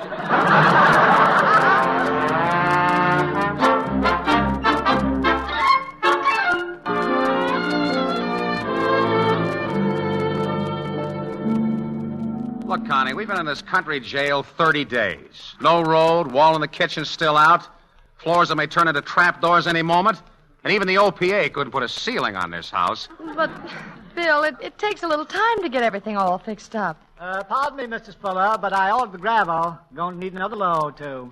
We figured $42, but the bill says around $135. Price of lime's gone up, too. Then there's the trees, you know. Trees? What do we have to do about the trees? Pay them for standing there? No, but you got to spray them, Mr. Fuller. Oh. If we don't, they're liable to get elm blight or oak borer. Mm-hmm. And then there are caterpillars and the measuring worm. Is that all, Mr. Kimber? Well, there's the Japanese beetle. Japanese? Does Mr. Prescott have Japanese beetles? No, just you. You mean all the way from Japan they came to pick on me? Was there anything else, Mr. Kimber? Well, we need a couple of truckloads of fertilizer. It's $45 a load now. 45? You know, when fertilizer costs more than sirloin steak, it makes you stop and think.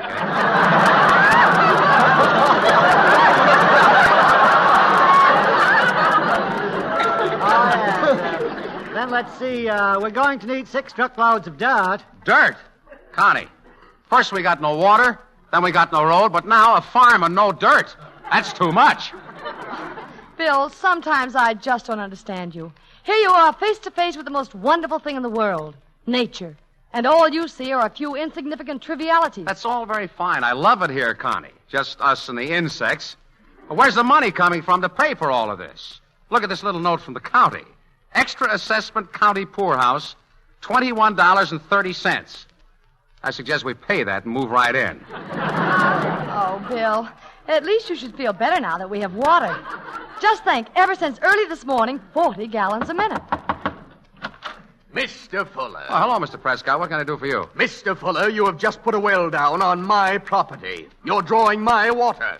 You know something, Mr. Prescott? I breathed some of your air today, too. Go on, sue me. Why, Mr. Prescott, See here, Prescott, we put no well down on your property. Don't tell me. Your property ends at the brook. Why don't you look at your deed first instead of having a man go out and dig wells wherever he wants to? You can't go around punching holes in other people's property. Well, even if the well is on your property, couldn't you, well, sort of allow us to use it? Mr. Fuller, this well you put down has tapped my spring. I just tried to fill my bathtub and nothing comes out of the faucets. Maybe it just runs on Saturday. There is no water anywhere in my house. You mean... Yes. Oh, no wonder we get 40 gallons to the minute. Well, Mr. Fuller, do you plug it up or do I have my men do it and send you the bill? I'll give you an hour to decide. Look, I'll pull the well out of the ground, saw it up, and stack it right in the middle of your road. Goodbye.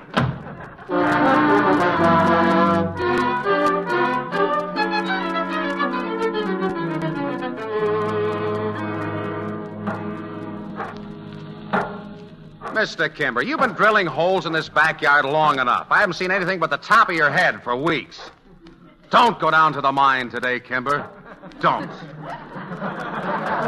The more I drill, the closer we get to water. Well, please stop for a while. You're beginning to get that cave dweller look. Yes, sir. But you know, the water is looking for us. We're looking for the water. Mr. Prescott has probably drained all the water to stay away from this place. Just forget it.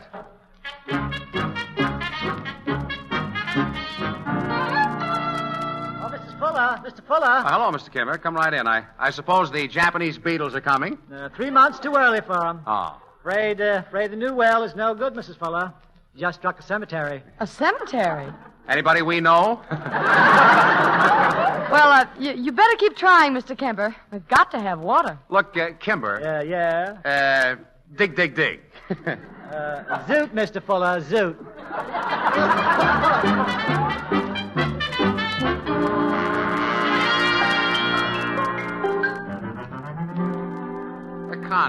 Connie, we've got to do something about Raymond. I refuse to have that 12-year-old package of dynamite running around this house any longer. But, Bill, he's my nephew. Besides, Raymond's only been here 2 weeks, and after all, he's only a small boy. Couldn't you try to get to really know him better? Know him? He bit his initials in my leg, didn't he? He's not the type to know better. The only way he can know that brat is worse. But, Bill, it's just until my sister gets a divorce. That's the only thing that's holding it up now is the custody of Raymond. You mean neither one of his parents will take him? Hey, Aunt Connie, here comes that old flat-faced Mr. Prescott. The old jerk looks like he's got a push on. Oh. Mr. Fuller, this boy just threw a dead skunk in my swimming pool. I did not. It was a lie. No. And this morning he put a sign, nudist camp, right in front of my gate. Oh, Raymond, if you don't behave, your Uncle Bill is going to have to do something about you. I know what I'd like to do, but it means the chair in this state. Why, I'd turn my dogs loose on you if you weren't leaving tomorrow. Leaving? Well, we're not going anywhere, Mr. Prescott. Oh, that's what you think. Mr. Fuller, it may interest you to know that your property is being foreclosed on Tuesday. Foreclosed? Exactly. I'm on the board of directors at the bank. At 12 o'clock Tuesday morning, Mr. Fuller, I'm buying your place. Connie, what does he mean? I don't know, Bill. We have the deed. You may have your deed, but you haven't got $5,000. Good day. Well, there was a letter from the bank, Bill, but I didn't want to bother you. Bother me? Just a letter of foreclosure, that's all. Oh. We seem to have paid for everything except the house. Oh, it's all my fault. What are we going to do?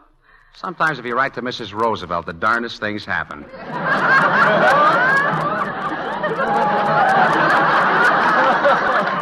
You know, Connie, I was just beginning to like this place. Were you, Bill? Yeah. Were you really? Mm-hmm. Oh, $5,000. It doesn't sound like so much. It does when you haven't got it. Maybe we could hock Raymond for $5,000.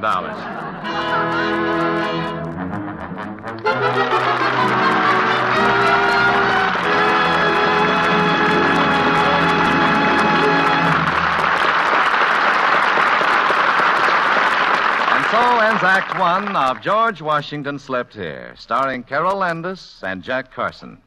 Before we hear Act Two, a word from our hostess, Lady Esther. I believe there's nothing that can do more to dramatize a woman's appearance than a fresh, lovely skin. For I've seen living proof of it so many times. I remember, for example, a rather plain, mousy little woman I met once at a dinner party. She had such a blemished, unattractive skin that it made her very self-conscious among people. And she begged me to help her, to tell her what to do. Well, I said, millions of women use my four-purpose face cream and seem to find it very helpful. You mean that's all I need, she said, just one cream? She seemed surprised, as though one cream couldn't possibly help her long-neglected skin. Well, I left the party soon after, never expecting to see her again. But I did see her just a few weeks later, and I could hardly believe my eyes. For she had taken my advice, had used Lady Esther face cream morning and night, and she had become positively radiant. Her skin looked so much smoother and fresher that she seemed years younger than when I last saw her. And now that she was no longer self-conscious about her skin, she had acquired new poise, new confidence. It was reflected even in the way she walked and talked. Lady Esther Four-Purpose Face Cream had helped make her a very attractive woman indeed. So why don't you try Lady Esther Face Cream? It thoroughly cleans your skin, it softens your skin, it helps nature refine the pores, and it leaves a smooth, perfect base for powder.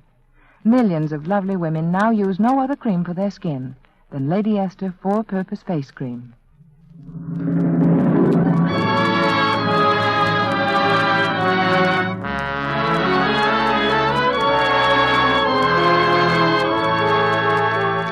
And now the curtain rises on Act Two of George Washington Slept Here, starring Jack Carson as Bill Fuller and Carol Landis as his wife, Connie.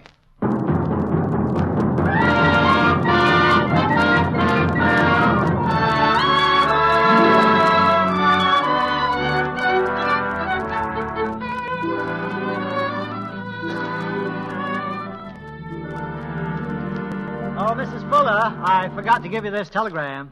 Only a telegram, Mr. Kimber? No locusts? No worms? No beetles? Oh.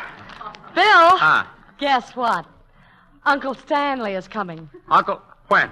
Now. He must be on his way from the station. Of all the times. Oh, Bill, it'll only be for a couple of days. Oh, sure, just for the weekend. There isn't going to be any weekend, Connie. Don't you remember? We're leaving tomorrow. Uncle Stanley, the old windbag. Well, all I can say is if we ever get his money, we've earned it. Money? Oh, money. Say, that's a wonderful idea. Don't you get it, Bill? We'll borrow the $5,000 from him. That tight old buzzard. Do you realize he's never given us so much as a handkerchief? Just pictures. Pictures of himself. Now, Bill, that one in the guest room came in very handy. It covered a very bad place in the plaster. Tell you, I'm sick of them. Pictures of Uncle Stanley grinning at you in the living room, the dining room, the front hall, why, even the bed, everywhere.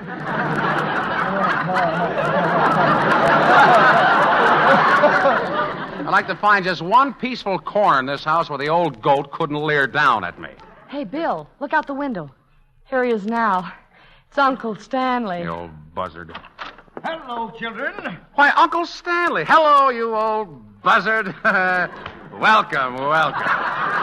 Are we glad to see you? Constance, my dear. Hello there, Bill. Oh, Uncle Stanley, you look wonderful. Come in and sit down in this nice easy chair, Uncle Stanley. Make yourself comfortable. Thank you, Bill. Now, let me see. Where's that little package I brought? Oh, yes, there it is. A little something for the house with my compliments. Oh, look, Bill. A picture of Uncle Stanley. Well, isn't that wonderful? Nice little place you have here, Constance. Yeah, George Washington actually slept here. You should have seen this place before we took it over. You wouldn't have believed anybody could have slept here. This place would have given Robinson Crusoe insomnia. Draw your chair closer to the fire, Uncle Stanley. Yes, here, let me get a cushion for your back, Uncle Stanley. Thank you. Are you sure you're comfortable, Uncle Stanley? Yes. Ah, swell. Well, by the way, Uncle Stanley, there was a fellow in our office, and he had an aunt that was going to leave him a whole lot of money, and this fella got into some trouble or other or something, and he finally had to go to this aunt and ask her if she'd give him some money. She was a darn fool if she did.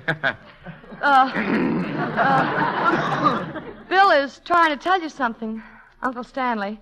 We're going to lose this house if we don't get $5,000 tomorrow. $5,000? Oh, we wouldn't ask if we weren't desperate. You see, we both felt that if Connie could have just that much of her inheritance now, why... You see, Uncle Stanley, this house means so much to both of us. That's all very well, Constance, but people shouldn't go about buying things they can't afford to pay for. Surely, Uncle Stanley, a man of your means... That has nothing to do with it. I'm sorry, Uncle Stanley. It was my fault, not Bill's.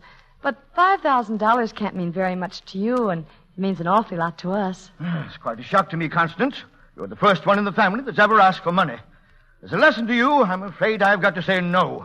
Uncle Stanley, I'm not going to let you say no. Please say yes, Uncle Stanley. Bill, Constance, I'm going to tell you something. I haven't got a plug nickel. Not a cent. What? I haven't got a cent. Went broke in 1929, clean broke. Oh, you're joking. No, I'm not. I just don't get it. I get $100 a month from an annuity, the only thing I have left. Well, why did you go on fooling everybody all these years? Well, children, I'll tell you. When I found I was broke, I didn't like the idea a bit, so I said to myself, if you don't let your nephews and nieces find out, you can still have a wonderful life just visiting around. It'll be a cinch. This is the dirtiest trick I ever heard of in my life. A professional homesteader.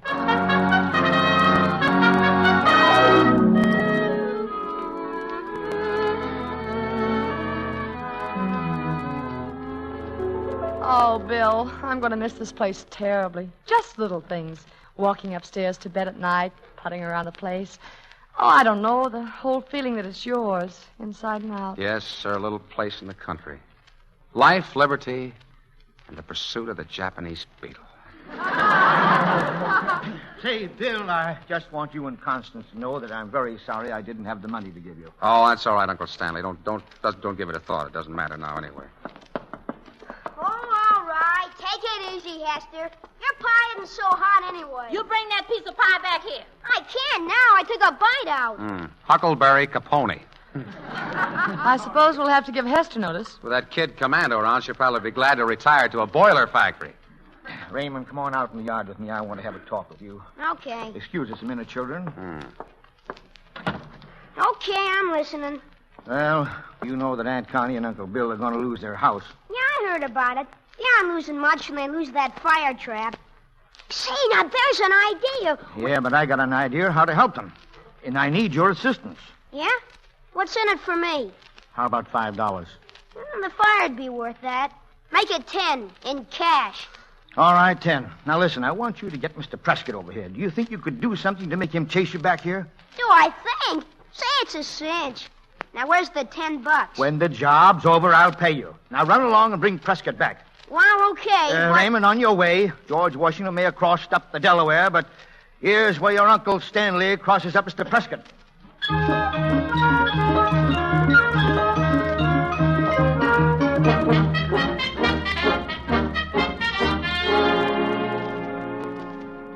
When you leave, where are you going to live, Mr. Fuller? Under a newspaper in Central Park. Look us up. Got a whole wheelbarrow of fertilizer out by the front door. What had better do with it? Oh, just leave it there, Mr. Kemper. Maybe Mr. Prescott can take it home for his roses.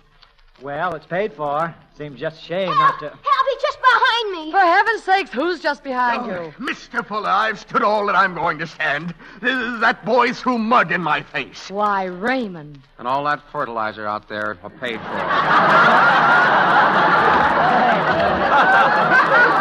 I tell you, if it weren't for the fact that you're leaving tomorrow, I'd have you thrown out now. Mr. Prescott, until tomorrow, this property is ours, and I'll thank you to get off of it. In other words, you've got your road out there. Hit it. It'll be a pleasure. I shall put the matter of personal damages in the hands of my lawyer. Raymond, you may go to your room. Oh, gee. You heard me. Oh, whoever said it was peaceful in the country? Hello there. Where is everybody? Surprise, surprise. A visit from your old Uncle Stanley. Hey, what in the... What's going on here, Constance? Is something wrong? Don't tell me I'm late. I brought the check with me. Check? The check? Yes, the $5,000 you phoned me about. Oh, yes, the check. Yes, I see. Beg your pardon. I don't believe I've met this gentleman. This is Mr. Prescott. How do you do? I'm Stanley J. Menninger. Well, Mr. Prescott, it seems the property will still be ours, eh? You mean your uncle here is paying off the mortgage? Hey, Mr. Manager, he has the $5, but they wouldn't give me a dime for your cufflinks. The man at the pawn shop said they're phony. Oh, so... Mr. Menninger is reduced to pawning cufflinks, but says you'll pay the bank $5,000. Why, Uncle Stanley. Well, it almost worked. There's a jail for people like you, Mr. Menninger. Now, Mr. Prescott, where's your sense of humor? It was all in fun. Well, possibly you won't think it's so funny tomorrow. I'll see that my dogs escort you out of here personally. Oh, Mr. Fuller, look what I found. We were digging, and I brought up this old boot. It had an old letter in it, too. Fell out when we dug it up. An old letter? Who's it addressed to? Let me see. Nobody. It says, notes on a speech to the armed forces. Armed forces? Why, that must be... What does it say, Bill? Read it. Gentlemen, we are facing a time of peril so grave in our brief national history that there is now only the choice of serving the country a little longer or having tomorrow no country to serve. Under the favor of Almighty God, we have become a nation. Let me say to you that I hate war. But if we remain one nation, one people, that time is not far distant when we may choose war or peace as our national interest, guided by justice. In the words of Tom Paine, these are the times that try men's souls. Tyranny like hell is not easily conquered. Yet we have this consolation with us, that the harder the conflict, the more glorious the triumph. 'Tis dearness alone that gives everything its value. And it would be strange indeed if so celestial an article as freedom should not be highly rated. George Washington. George Washington? Gosh. What's the date on that? November 10th, 1777. This document is priceless. Well, think we can get $5,000 for it? 10 times that. Why, I know a half a dozen people who would buy it in 2 minutes. Well, Mr. Prescott. Well, what if it isn't genuine? I assure you, Mr. Prescott, it is genuine. This will more than pay the bank back tomorrow. Goodbye, Mr. Prescott. Look out for that wheelbarrow. There's none left for his roses. Oh, Mr. Fuller! Mr. Fuller! What? Close the door. They're here. Who's here? The Japanese beetles. Millions of them. Japanese beetles? Yeah, what'll we do with them, Mr. Fuller? Let General MacArthur take care of them. Come on, Connie. This is the end.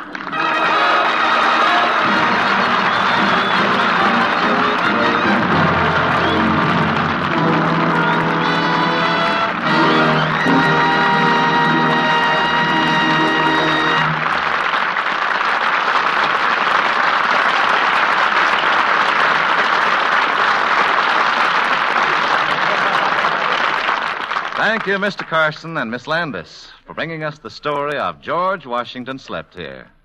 The Lady Esther Screen Guild players are indeed grateful that you could be our guests tonight. Thank you, Mr. Bradley. We're all aware of what fine work is being done by the Motion Picture Relief Fund and Clinic. And to know that the benefits from this program support that work makes our annual appearance of the Lady Esther Screen Guild players a real pleasure. We'll be back soon. And now, before we tell you about next week's program, here's a word from one of America's best-known beauty authorities, Lady Esther. Thank you, Miss Landis.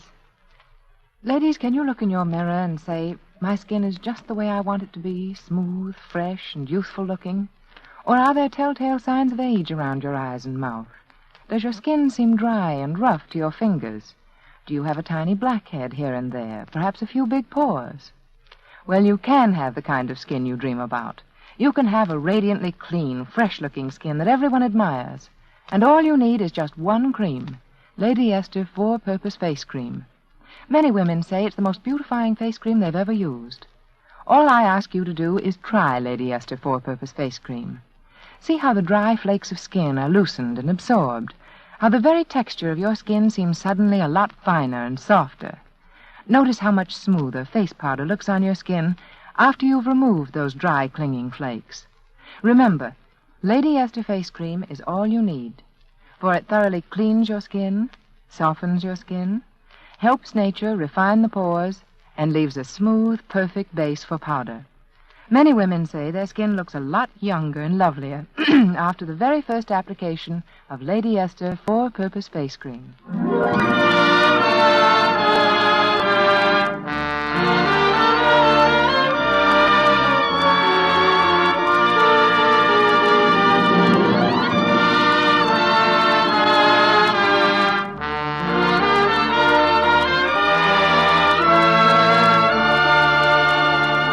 Next week, the Lady Esther Screen Guild players will present Design for Scandal.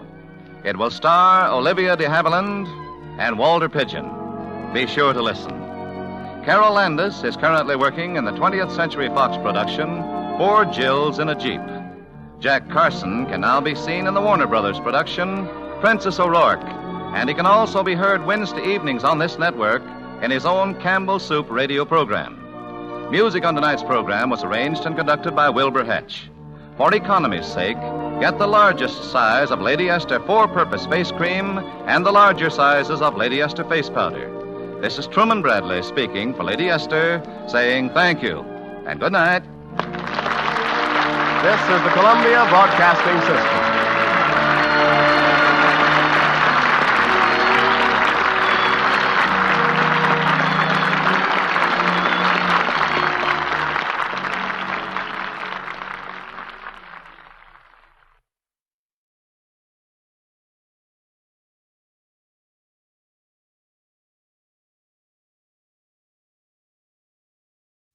Hollywood, California, Monday, April 5th.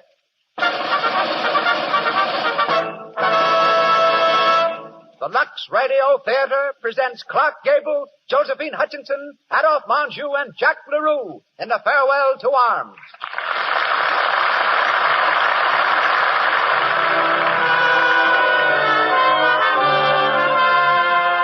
Lux presents Hollywood. Our players, Metro-Goldwyn-Mayer's renowned star, Clark Gable, and Josephine Hutchinson, Adolphe Menjou, and Jack LaRue. Our guests, the eminent director of A Farewell to Arms and many other hit pictures, Frank Borsegi, and Courtney Riley Cooper, famous writer and criminologist. Our producer, Cecil B. DeMille. Our conductor, Louis Silvers. Before raising our curtain, we acknowledge with gratitude the award of the Women's National Radio Committee, who, as representatives of 15 million club women, have just named this program first on the air in the field of dramatics. And now, from our stage on Hollywood Boulevard, the makers of Lux Toilet Soap greet you and extend a cordial welcome to the Lux Radio Theater.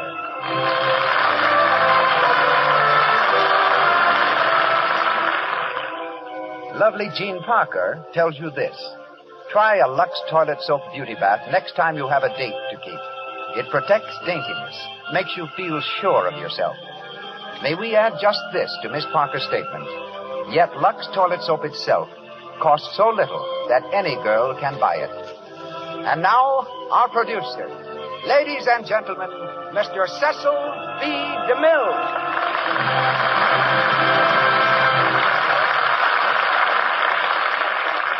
Greetings from Hollywood, ladies and gentlemen.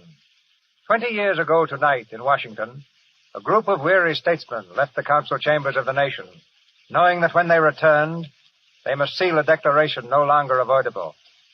On the following day, April 6, 1917, word went round the world that the United States had entered the war. There were those who had not waited. Among them, 19-year-old Ernest Hemingway, who had joined the Italian army. He emerged at the struggle's end with 4 possessions. On his chest, 2 medals for valor. In his shoulder, a silver plate replacing what steel had carried away. In his mind, a story that cried out to be written. Basing the tale largely on what his war-weary eyes had seen, he labeled it A Farewell to Arms. The world accepted it as one of the most graphic, true, and tender accounts of the conflict. Lawrence Stallings adapted it for the stage, and it came to still greater glory on the screen. For many months we've aspired to bring A Farewell to Arms to the audience of the Lux Radio Theater, but patiently waited until we could announce the stars whom we present tonight. Clark Gable as Lieutenant Henry, Josephine Hutchinson as Catherine Barclay, Adolphe Menjou as Rinaldi, the same role he played in the picture, and Jack LaRue as Father Romano, the part he created for both play and screen. In his story, I don't think it was Mr. Hemingway's intent, nor is it ours, to point a finger at how the war began, nor how it ended. After 20 years, we've forgotten a lot. Perhaps it's just as well. But tonight at least, let us remember brave men and lost lovers, as we dedicate this tale to those ordinary human beings caught in war's relentless circumstances. And now, the Lux Radio Theater presents Clark Gable, Josephine Hutchinson, Adolphe Menjou, and Jack LaRue in A Farewell to Arms.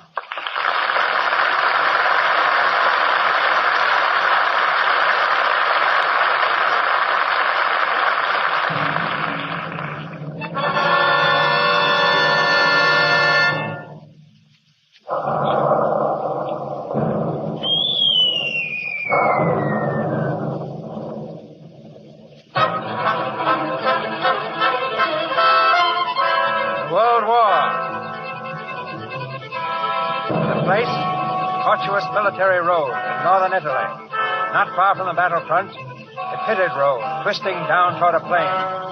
3 ambulances freighted with wounded growl unsteadily forward. Frederick Henry, in the uniform of an Italian lieutenant, his steel helmet half down over his face, dozes beside Bonelli, the driver of the last ambulance. Accidente, you hungry guns. You still aground. Get off my lap. You're drunk. Tenente Federico, wake up.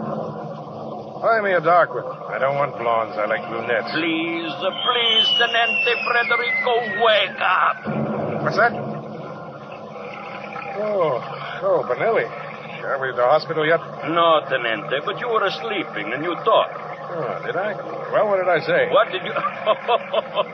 You Americanos find pleasure no matter where you are.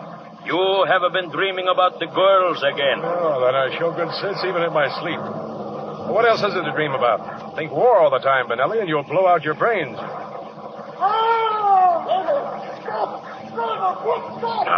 Those men in the back, why do they not keep quiet? Find out what he wants. What is the matter with you back of that? I'm getting you to the hospital as fast as I can. I can't stop, not here. The brakes won't hold. Poor devil, he's dying. He's well off, but he doesn't know it. See, Tenente. Don't hang on to those brakes. Throw your engine wide open. When we crash, it won't make matters much worse. What, Tenente? Drive faster. We can get down there in no time. Then you can help a man meet death. You have order, Tenente.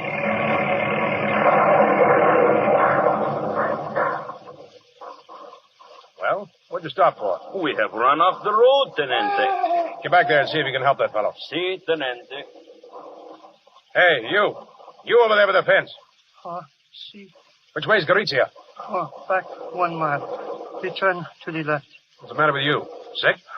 Si. Where's your regiment? Up there where you come from. Into the line again. In what way are you sick? Oh, I hurt my leg, Tenente. Oh, yeah? Oh, destroyed. They're paying me to walk. Yes, if you're walking toward the trenches. But if you were walking away from them, you could walk all right, couldn't you? Oh, please, Tenente. Be merciful. Take me back to the hospital. I can't go up there again. Oh, Mother Mary, I can't. I don't blame you. It's tough luck, soldier, but there's nothing I can do for you. I won't go. No, I won't. Not if they shoot me. Away from the Tenente. Oh, no, he's all right. He's crazy. The Tenente can shoot him if he wants to. But I don't want to. I know how he feels. Tenente, oh, please help me. Well, there's only one way I can help you. Benelli, the man who was dying, how is he? Dead. He's lucky. All right, soldier, turn around. Turn? Head up? Oh, see, Tenente. Now.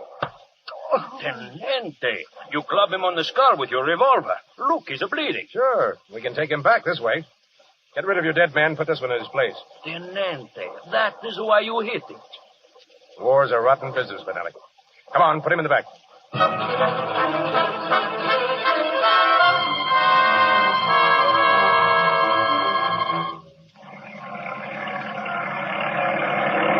Tenente, we get here. That Red Cross look good, see? Ah, just about perfect. Come on. There will be pretty nurses here, Tenente. Brunettes? Ah, they are always brunettes. Yeah, I'll believe that when I see them.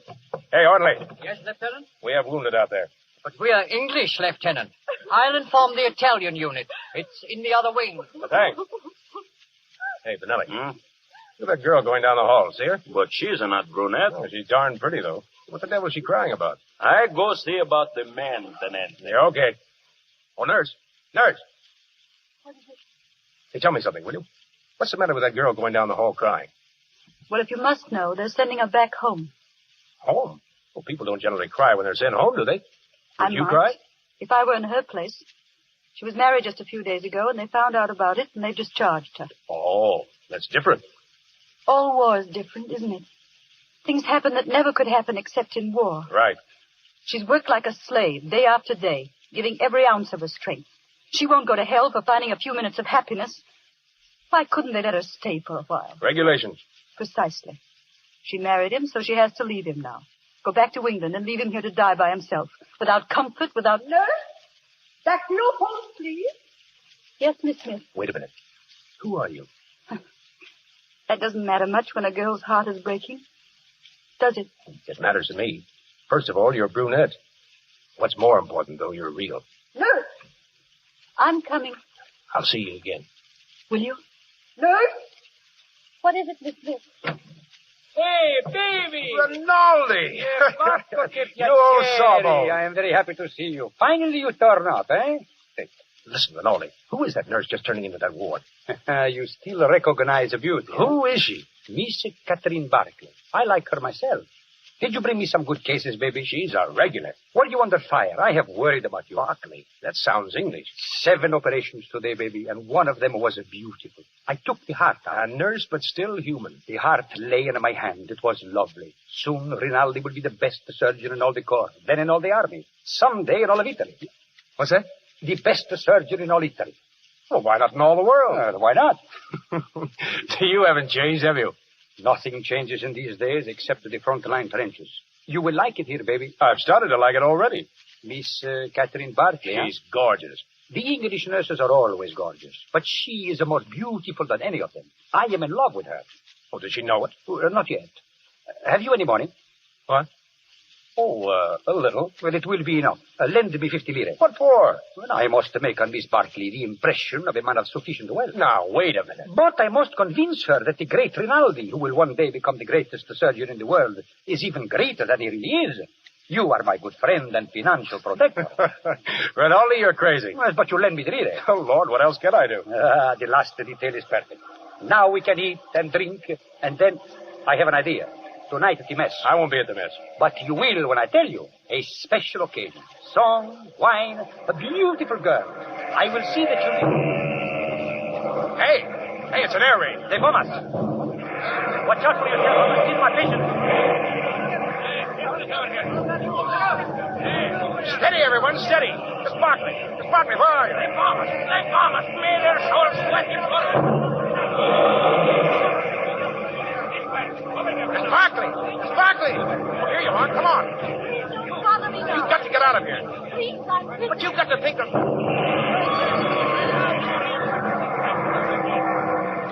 Miss Barkley! Where are you? Where are you?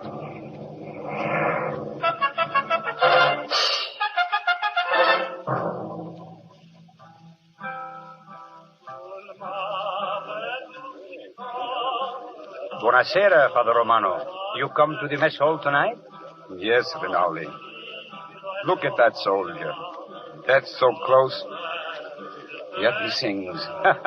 He has no idea how close he is to death because of his singing.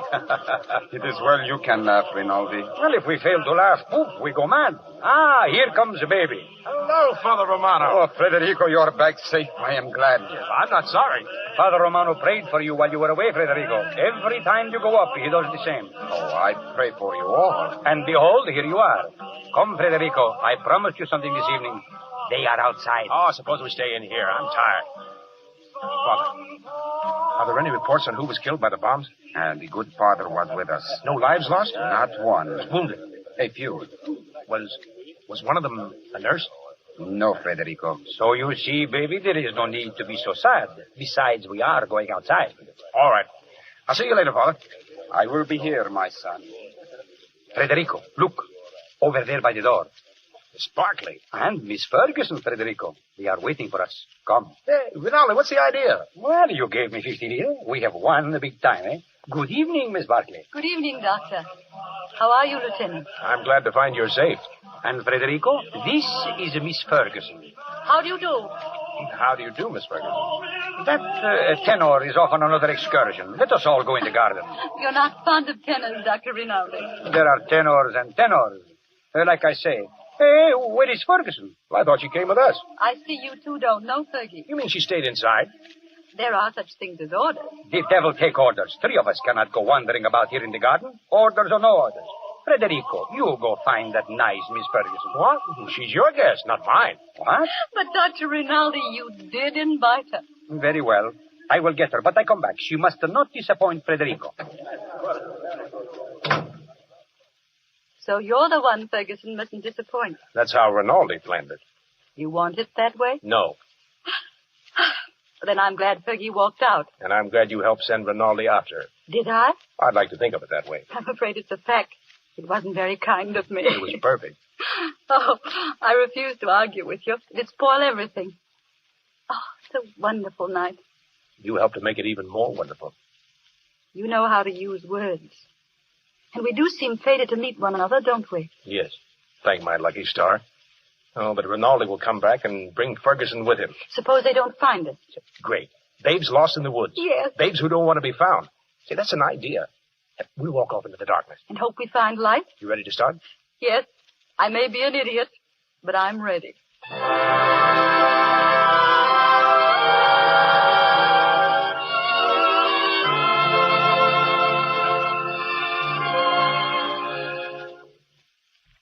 Late.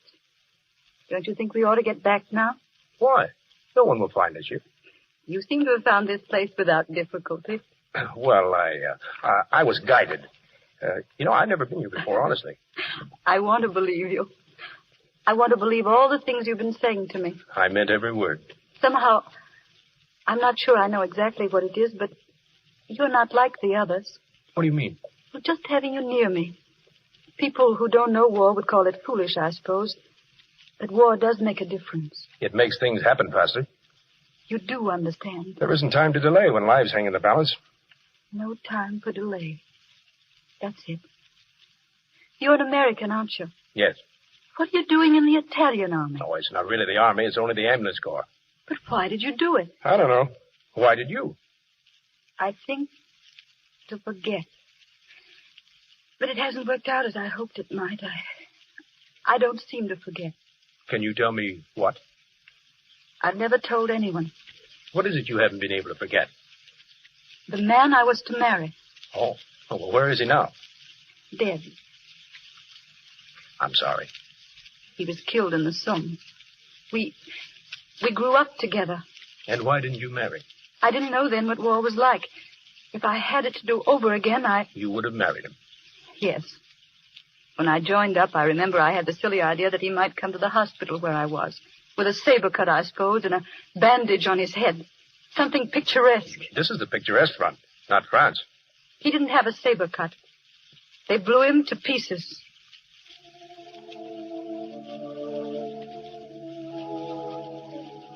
What are you thinking about? You.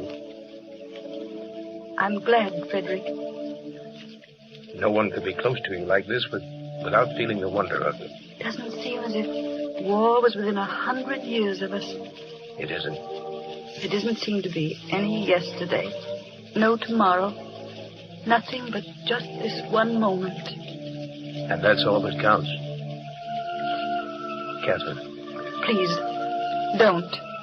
But I'd like to. No, please. But I want to kiss you. Thanks. I didn't mean to slap you like that. I'm sorry. I just couldn't stand the nurse's evening off aspect of it. Did I hurt you? I think you rather helped me. I'm ashamed of myself. But you are beautiful. And I'm mad about you. Tomorrow morning I go up to the front. If a shell got me and you never saw me again. No. Don't say it. Why not?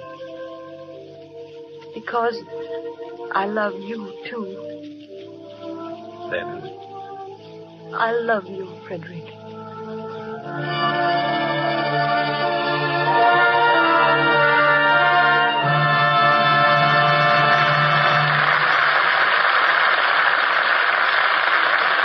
While we are waiting for Clark Gable, Josephine Hutchinson, and Adolphe Manjou to go on with the next episode of A Farewell to Arms, let us take you with us for just a moment down Hollywood Boulevard a few blocks to Grauman's famous Chinese Theater.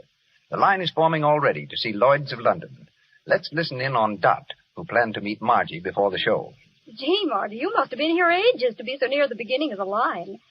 Guess who I saw way back near the end? I don't know. Who? Evelyn with Jack. No. Mm-hmm. Doesn't that beat all? Oh. I mean, he kind of stopped seeing her, you know. Yeah? Well, Evelyn's got on a pink dress tonight, and she looks wonderful. Listen, I'll tell you a secret about Evelyn. You know, ever since she got that job as an extra at RKO, she's been paying some attention to her complexion. They have Lux toilet soap in all those dressing rooms, and she took the hint. Well, it certainly worked. Honest, your skin looks grand. Going great guns with Jack, too. Looked like a real romance. A real romance. Any girl whose complexion is lovely can expect one. Here's where Lux toilet soap comes in. Its active lather thoroughly removes dust, dirt, stale cosmetics, guards against unattractive cosmetic skin. Use gentle Lux toilet soap before each application of fresh makeup, before going to bed at night. Remember, 9 out of 10 lovely screen stars use Lux toilet soap. And now, Mr. DeMille. Back to our play, A Farewell to Arms, starring Clark Gable, Josephine Hutchinson, and Adolphe Manjou. It's early the following morning. In a corridor of the hospital, Rinaldi, dressed for the operating room, walks quickly toward an open door. As he's about to enter, Frederick bars his way. Rinaldi. Baby, why did you return? I forgot something. 1 hour ago, I wished you Godspeed from my window, and here you are back again. Where's Catherine? Catherine, I see now. You were making progress while I was hunting for that stupid Ferguson. Well, I drove off without saying a word to Catherine. I can't go that way. I don't want to. Where is she? She's on duty. I'll find her. Such things are not permitted. Oh, come now, baby. You know that. Well, I'm going up to the front, Rinaldi. I may come back and I may not. They may cart me into you so you can take my heart out, hold it in your hand, and tell someone how beautiful it was. Do not talk like a fool. Oh, we don't know what will happen. I'm going to... Oh, there she is. Catherine. Catherine. Frederick, what's wrong? Miss Barkley dropped the tray with the patient's breakfast on it. That is all that is wrong at the moment. Catherine, you're all right, aren't you? Well, yes, I'm all right. Well, I came to... I thought that... Well, you see, I'm going to be away for a while, and I didn't want you to think that, well, I'd just gone away. No. What I mean is that, well, I'd hate to have you think that it wasn't important to me, about us. I don't exactly know how to say it. You said it very nicely, dear. Thank you. Will you be gone long? Only a few days. There's going to be an offensive up above the Piave. Nothing much, I guess. An offensive? Oh, you'll be careful, won't you? I won't get hit. But you ought to have something to protect you. I'd like you to have something of mine. Here, take this, Frederick. Your locket? It's a St. Anthony. They say a St. Anthony will guard you from harm. I'll take care of him for you. Take care of yourself, Frederick. Darling, Not here. Goodbye, dear. I'll be waiting for you. Goodbye. Baby, you are a fool. So long, Rinaldi. If my heart must be cut out, I hope you'll do it. Get out, you wild devil.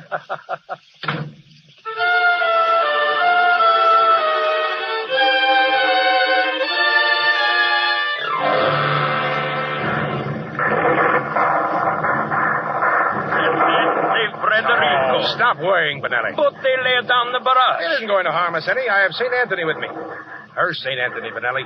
I won't get hit. Please come into the dugout. You are driving me crazy. Please, for her sake. All right. Go in yourself first. Hey, this is getting a little nasty. Here, I dropped the tent flap. It blows out some of the sound. There. Hey, we better eat something. There won't be much time once the attack starts. Try this spaghetti, Tenente. Thanks. It does not taste so bad when you wash it down with some of the wine, eh? Drop that flap and come in, Piano. Ah, something to eat, eh? Have they started to move up yet? Si, Tenente. Who's attacking? Bersaglieri. Oh, what does it matter? Whoever goes, they never come back again. Have some wine. If no one would attack, the war would be over. But someone always attacks. It starts now. Hey, that was a big one. 420. Oh, you are a fool, Bonelli. And you never get anything right. It was 305. Sounded like a Skoda to me. Skoda? That's what I... Hey, they're finding their range. That one was close. I think we had better leave. And when we leave? Go where? Ah, there's nothing can harm us. St. Anthony.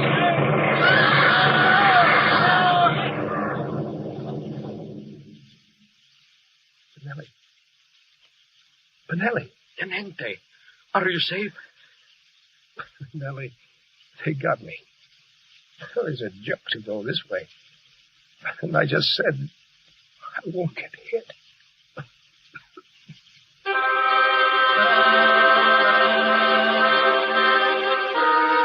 Lieutenant Frederick Henry, lacerations of the scalp and possible fracture of the skull, multiple superficial wounds of the left and right thigh, left and right knee and right foot, profound wounds of right foot and knee, incurred in line of duty.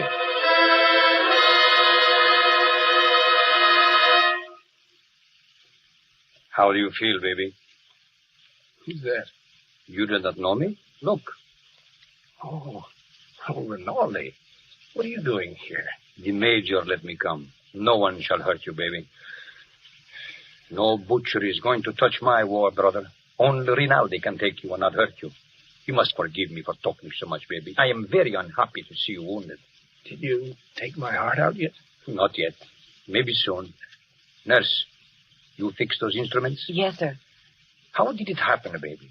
I will see that you are decorated for bravery. Perhaps we can get you the bronze medal. Did you carry someone on your back? If you did, I will get you the silver one. Oh, no, I didn't carry anyone. I couldn't move. But there was something heroic. Tell me what you did. Was blown up eating spaghetti. Well, it does not matter. I will get you the silver one anyway. Nurse, the ether. Shall I administer it? Yes. Now. Wait, Rinaldi. Where is Catherine? Don't worry, baby. I will fix you so you will be as good as new. You will see. Every day I learn to do things smoother, quicker. Catherine. I want Catherine. Breathe deeply. You will soon be asleep. No, I tell you, Rinaldi, I want Catherine. I won't be able to get well unless I have her. I tell you. Do not try to sit up. Where do you think you will go from here? To the Italian hospital where they have male nurses with beards? Oh, no. I am your friend. Rinaldi, tell me where Catherine is. She has been transferred to Milano. Well, then nothing matters to me. But it must matter, baby. You are going to get well. I have arranged it. You, too, go to Milano. Are you telling me the truth? Yes. Turn on your ether. I will be left here all alone with the war. Breathe deep, baby. No one to lend me money. And you there in Milano. Catherine. More ether. I'll be seeing you, Johnny. All right. We are ready. The scalpel.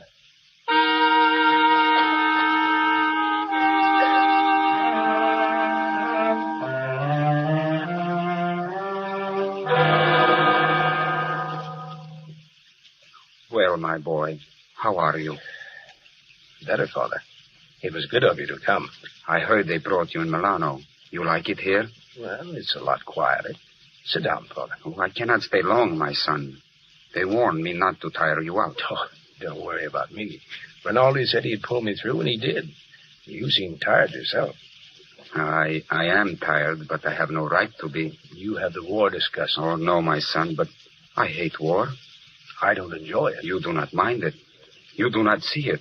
Oh, you must forgive me. I know you are wounded. Still, even wounded, you do not see it. I can tell. Come in. Hello, Catherine. Hello, darling. Good evening, Father. Miss Catherine, you do not think I am tiring him? Oh, no. He's strong. And he's got such a lovely temperature. It's always normal. I'm awfully proud of his temperature, Father. Yeah, maybe all our children will have fine temperatures, too. Our children will probably have beastly temperatures. Oh, my daughter. My son. Oh, don't mind us, Father. We're in love. Oh, I know. I could see it in your faces, but you spoke of children. Without war, you would live married in the grace of God. Is it not so? Why, yes. And you, my dear? Yes, Father. Then you shall be married. Now.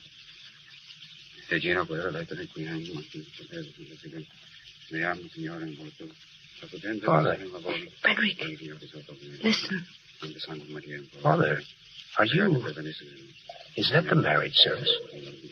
Of course you understand that Army regulations prevent us from marrying. They'd send Catherine home. Oh, but why shouldn't she go home? She'd be far better off. Shh. Poor cat. Our marriage, Frederick. It's a crazy marriage, darling. It's real. And at least I'm in white. No orange blossoms? I can smell them. No organ music? I can hear it plainly. And do you, Federico, take Catherine for your lawfully wedded wife? I do, Father. And do you, Catherine, take Federico for your lawfully wedded husband? I do. Then I pronounce you man and wife. And from my heart I can say, bless you in his name. Thank you, Father. In times such as these, man-made rules are not as important as the laws of the Father. Let me look at you, Catherine. I'm happy, Father. I see that in your eyes. Goodbye. I will come again next time I am in Milano. Give my regards to everyone, Father. I will. Goodbye, Father. God have mercy on you. Catherine. Married. You and I. Married. You love me? I adore you. I love you. So nothing else matters. There's nothing in the world can keep us apart now. Who the devil can that be? It can't be the Father. Get behind the door. But if anyone found me... No one's going to find you. Come in. Well, Ferguson, welcome. You don't need to try any of your blandishments on me. Has Catherine been here? I wish she would come here. She's a fool when she's near you. Now, an absolute Fergie. featherbrain. The more she has to do with you, the less good will come of it. Fergie. And let me tell you one thing more. War or no war, let Catherine alone. If you don't, you'll have me to answer to. Now, I hope you sleep well with that on your mind. Poor Fergie. Oh, she'll live through it all right. You know, it's a lot of fun teasing her. Her nose does such weird tricks. Oh, good night, dear. Good night. No. But I've got to go back to quarters. Oh, just a little while, please. Come on, sit close to me. Frederick. Yes. How many other girls have you loved? None. How many? Really? None. You're lying to me. Of course. It's all right. You just keep right on lying. That's what I want you to do. Were they very pretty? No one in the whole world but you is pretty. But what were they like? I don't know anything about it. And I don't care anything about it. You're just mine. That's true. Mine. Darling. And you never belonged to anyone else. But I don't care if you have. I'm not afraid of them. But don't tell me about them. Ever.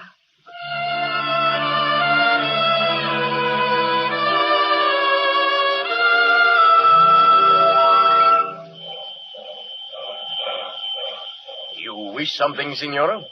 A ticket to Switzerland, please. But to where, Signora? What town?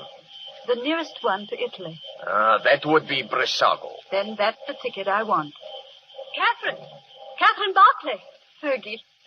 Oh, Fergie. What on earth are you up to? I hoped you might come. Oh, you knew darn well I would after I found your letter. What do you mean by leaving instructions that no one was to tell that fool ambulance driver of yours that you'd run away? Well, he's up at the front again, Fergie. That's nothing new. He's been there for months. I didn't want to worry. Don't bother your head about that. War doesn't make men worry about anything but themselves. Do you mind telling me what it's all about? I'm going away. So I gathered, but where? Why? I'm going to Switzerland so my baby can be born without guns all around him. Catherine, your baby? Our baby. Oh, I said that no good would come of it. But, Fergie, he's my husband. And now war hasn't even cheated us out of a baby. And you're going alone? Oh, I'm not afraid. Bringing a baby into the world isn't anything. Well, millions of other women have had babies. But he mustn't know. Yet. I'll write to him from Switzerland. He won't tell him yet. Promise. The train leaves, Signora. You're running away? But I'm running away to happiness, Fergie. The greatest happiness I've ever known. Goodbye, Fergie. Catherine! Goodbye.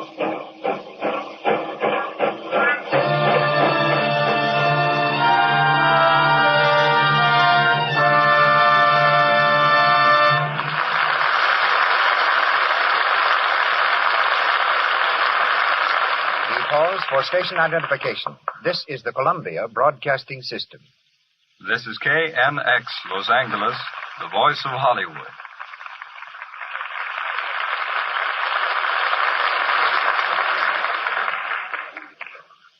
Clark Gable, Josephine Hutchinson, Adolphe Menjou, and Jack LaRue pause in our presentation of A Farewell to Arms, and we hear now from the man who directed the notable screen version, Mr. Frank Borzage. Starting his theatrical career at 13 as a utility boy with a road company, he became a leading man in Hollywood prior to turning director 20 years ago. His succession of hit pictures began with humoresque and include Desire, Street Angel, Little Man, What Now, the Academy Award winners Bad Girl and Seventh Heaven, and his current achievements, Green Light and History is Made at Night. Yachtsman, aviator, polo player, a friend to everyone. It's an honor to present one of Hollywood's greatest directors, Mr. Frank Borzage.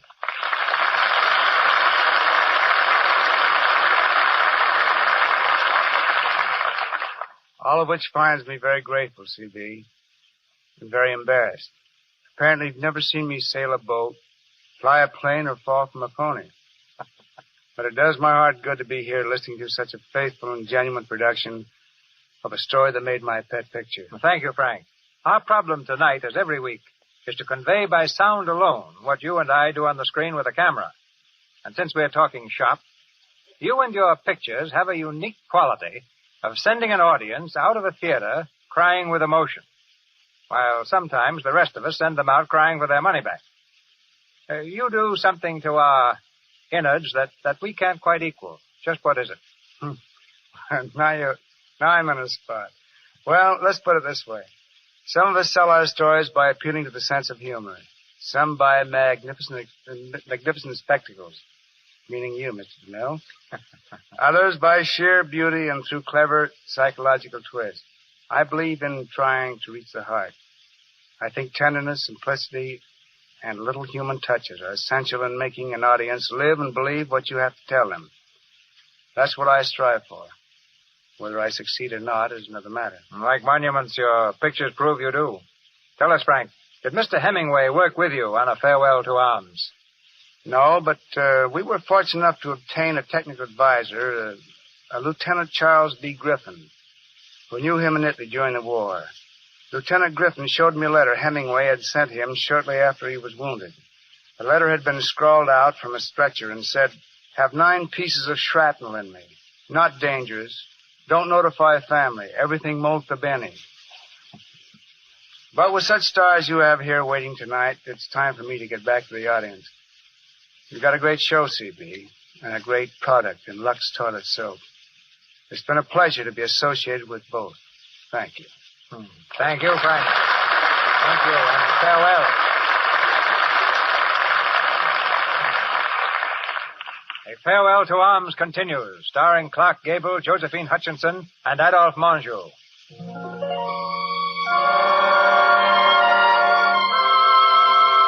Months have crawled by since Catherine entrained for Switzerland. Months during which she's written daily letters to Frederick, but has received no answer. We find the American in his quarters near the front. In the garish light of a kerosene lamp, he sits at a crude table, writing. Rinaldi paces back and forth impatiently. Hurry, baby, hurry. It is time to go. Go where? What I told you before, the Villa Rosa. Ah, you will find things there to make you forget the war. New girls, all brunettes. Everybody is going. Not me. But, baby, you must. It will be a fine party. Besides, I said you would go. I can't. I want to finish this letter. To your frozen English girl in Milano who never answers? Every day nothing but letters. You might as well be married. That's my business. Oh, baby, how you have come back to me. Serious, like a shopkeeper, and with a liver. Where is my war brother who used to be so gay with me and go to the Villa Rosa every night? Oh, leave me alone, will you? Why, is she not just a girl? Keep her out of this. So, a sacred subject. Believe me, baby, sacred subjects are not for soldiers. Be like me, all fire and smoke, but nothing inside. I said I wasn't going. Come on, baby. I said to leave me alone. You can call me your friend. Why in heaven's name can't you let a friend alone when he asks you to? Now clear out. So, I do not like that, baby. Then let me alone. I think that is a good idea. Next time you are wounded, I will take out your liver and put you in a good Italian liver and make you a man again. I will teach him a lesson. No woman can come between friends. Orderly. Signore Capitano. What is it that you have? The mail? Si, signore. It just came. Let me see. Tenente Frederick Henry from Switzerland. So, hand me the stamp. Si, Capitano. Return to sender, rejected by censor. Send it back. Capitano. Send back all letters for Tenente Henry from that address. Sacred subjects are forbidden. Si, Capitano. They give aid and comfort to the enemy. Stop staring at me. Send it back. Send it back.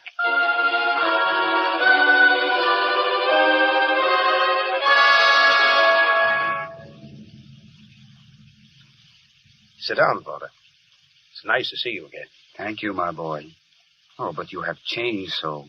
You are not my Federico. Is there anything wrong? No word, Father. From Catherine? Not a line. I've wrote every day to the hospital in Milan. She's never answered me. Oh, that's very strange. Something has happened to her. I know it. Have you tried? I've tried everything. I can't get any information at all. I've got to find her myself. I'm going to Milan. Oh, but my son, leaves of absence are forbidden since the battle began. I'm going anyway. But that is desertion. I don't care. I'm going. But you will be caught. Oh, Federico, you must not do this. What does war mean to me anymore? What does anything mean but finding her? You remember that night in the hospital? I remember, my son. You married us that night, Father. But, Federico, consider... I consider her only. Something has happened to her. Something serious. She needs me. I'm going to Milan, and no one can stop me. Oh, may the kind Father protect you. When do you go? Now. The others are at dinner. By morning, when they miss me, I'll be halfway to Milan.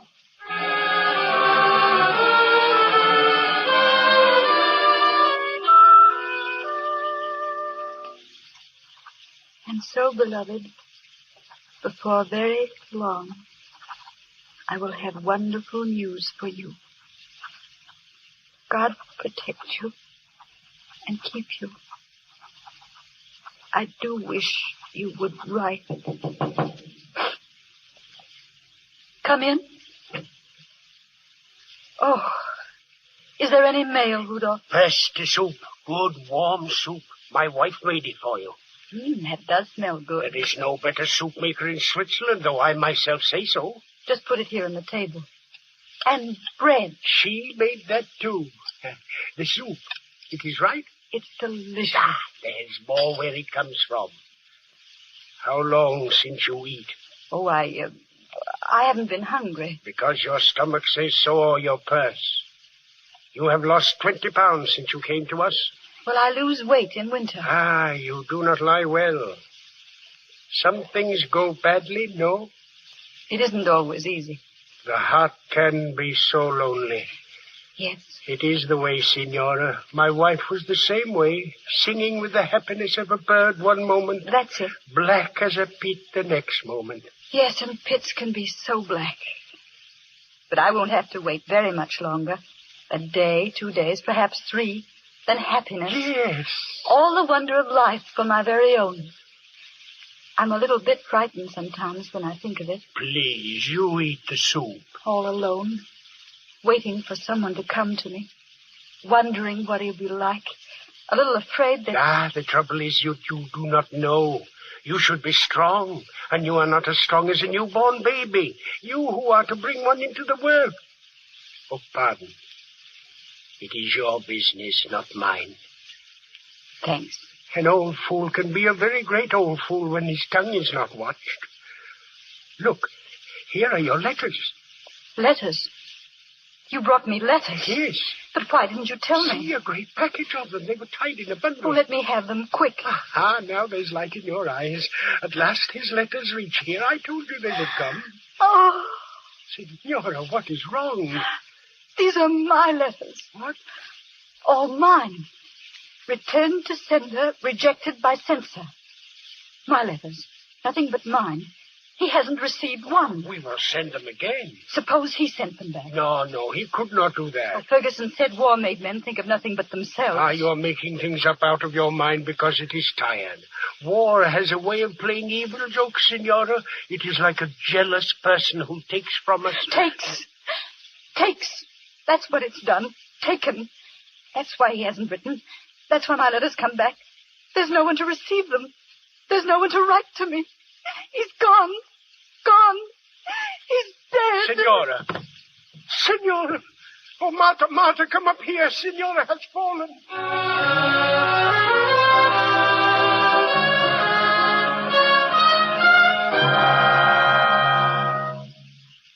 Where have you been, baby? 2 days you disappear like a smoke. I look for you. Where is baby, I say? Where is he gone? I went to Milan. Oh, so? She wasn't there. I asked everyone. They don't know where she is. Or if they do, they're not telling me. She was going to have a baby. Fergie told me that much. A baby?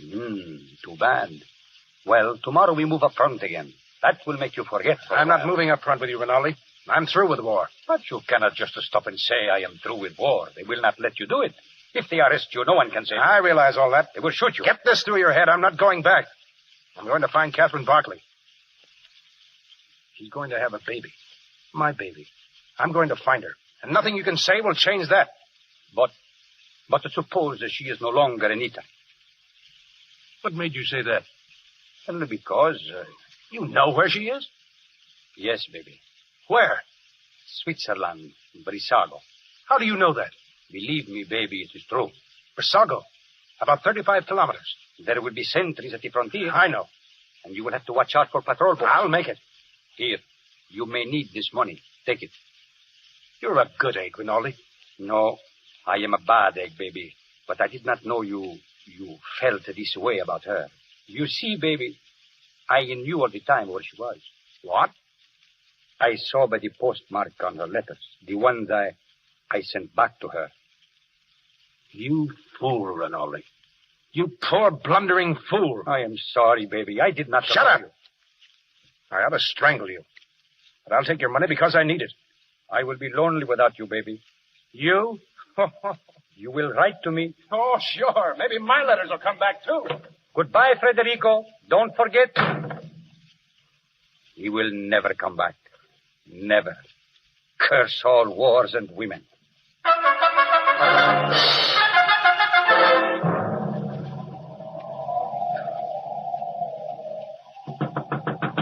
Who is it? Don't break down the door. This is Switzerland, not war. Well, what do you want? Miss Catherine Barkley, where is she? I don't know. She's gone. That's all I can tell you. She ran away when we wanted to help her. But this is where she lived. Ferguson told me it's where she lived. Who are you? What business is it of yours? So, the soldier who never took the time to write. Where is she gone? Letting her sit here alone, growing weaker and weaker. Shut up! There's a hospital here. 8 squares to the left and then 3 to the right. She might be dead now. No, she's not dead. She may be. She may, for all you...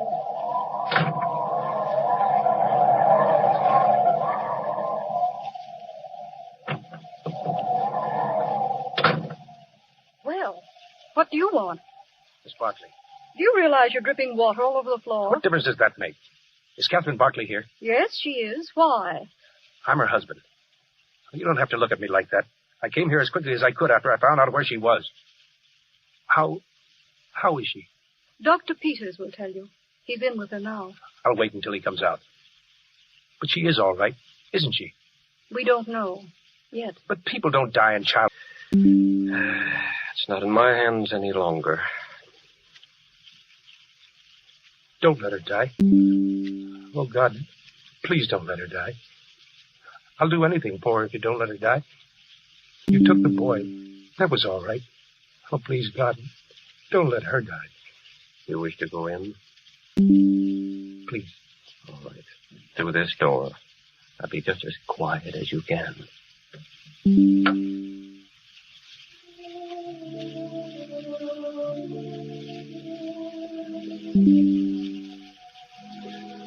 Catherine. Frederick. You did come. Don't try to move, darling. I knew you were coming. You'll be all right, Catherine. I know you'll be all right. When my letters came back, I thought you were dead. I kept on thinking you were dead until last night. Then I knew you were coming. I kept calling to you. It was all Rinaldi's fault. He didn't know. He took your letters and sent them back again. Every one of them. So that was the reason. Yes, I didn't receive one. It wasn't until 2 days ago he told me where you were. And all the time I'd been writing to Milan, and my letters had been coming back. Because you weren't there. It's all very clear when you understand everything, isn't it? Yes, dear. You do love me, don't you? You know I do. You love me just as much as you did that evening back in the hospital when the good father married us. There hasn't been a moment since then when I haven't loved you. Frederick. Yes, darling. Stopped raining, hasn't it? Yes, darling. I hoped it would. Please open the window. But don't stay away from me very long. I want to share every minute there is with you. It's nice with the window open and the outside coming in. Yes. I liked it so much. Living, I mean. Oh, this is just a mean trick. It comes just at the time when I hoped we would... Darling. Catherine, what's the matter? Look at me. Catherine. Don't be afraid, darling. And don't ever forget. Don't ever forget. Catherine. Oh, my darling. You can't leave me this way. You can't. Catherine.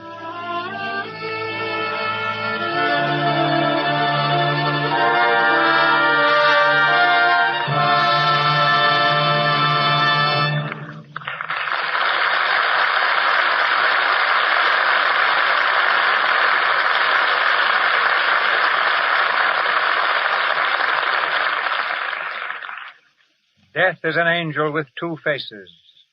To us he turns a face of terror, blighting all things fair. The other burns with glory of the stars, and love is there. We have concluded a farewell to arms. But we have not said farewell to Clark Gable, Josephine Hutchinson, and Adolphe Manjou.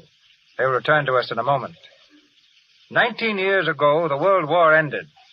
But today in this country, we're engaged in another war. The war on crime. An underworld army of over 3.5 million thugs rolls up an annual crime cost of $15 billion. One of the leaders in the fight against the enemy within our gates is now our guest. Head G-Man Hoover calls him one of the greatest authorities on crime. He's also a writer of distinction and worked with me on The Plainsman. Ladies and gentlemen, Mr. Courtney Riley Cooper.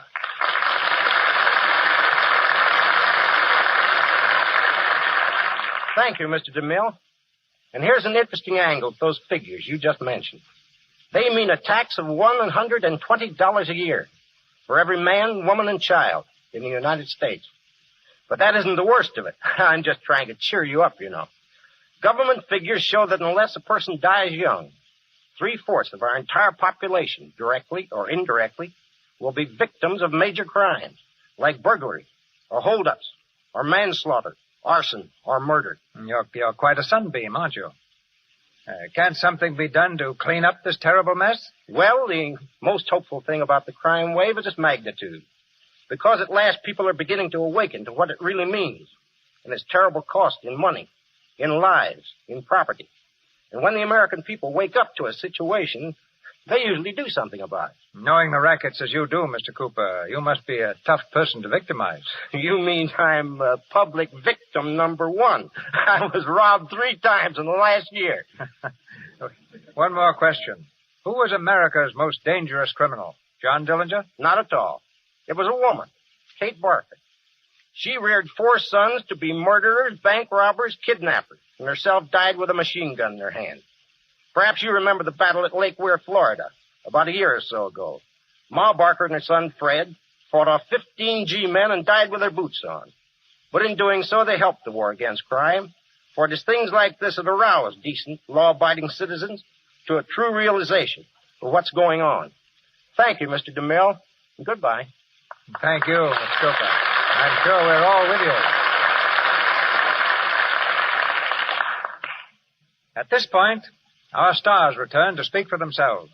Ladies and gentlemen, Clark Gable, Josephine Hutchinson, and Adolphe Menjou.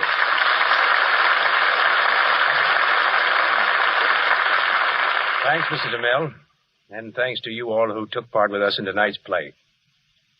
There's just a word or two I'd like to say about Adolphe Menjou. The story of A Farewell to Arms is nothing new to him. During the war, Adolphe served in the Cornell unit of the United States Ambulance Corps. He was with the first contingent of American troops to land in Italy and really lived the story as Hemingway saw it. He served at Bassano, Montetombo, and Genoa, rose from private to captain, and took his detachment over the Alps for the drives in the Argonne and at San Miel. Did I get the facts straight, Adolphe?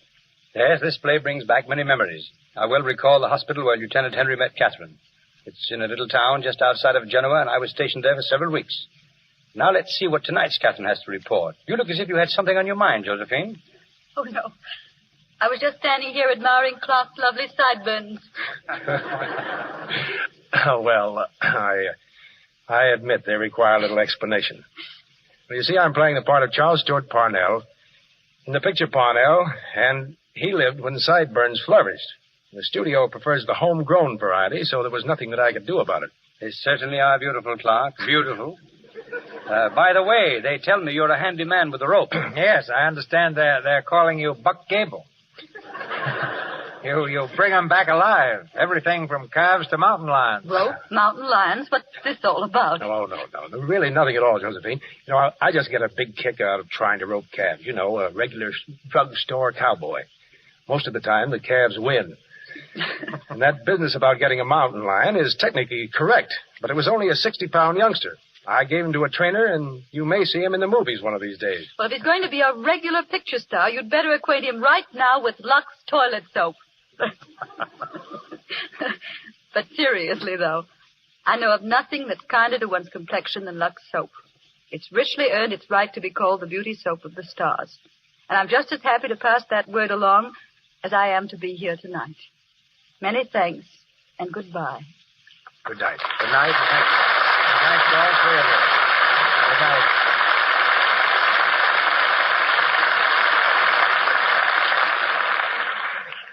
Thank you, Clark Gable, Josephine Hutchinson, and Adolphe Menjou. This is your announcer, ladies and gentlemen, Melville Ruick.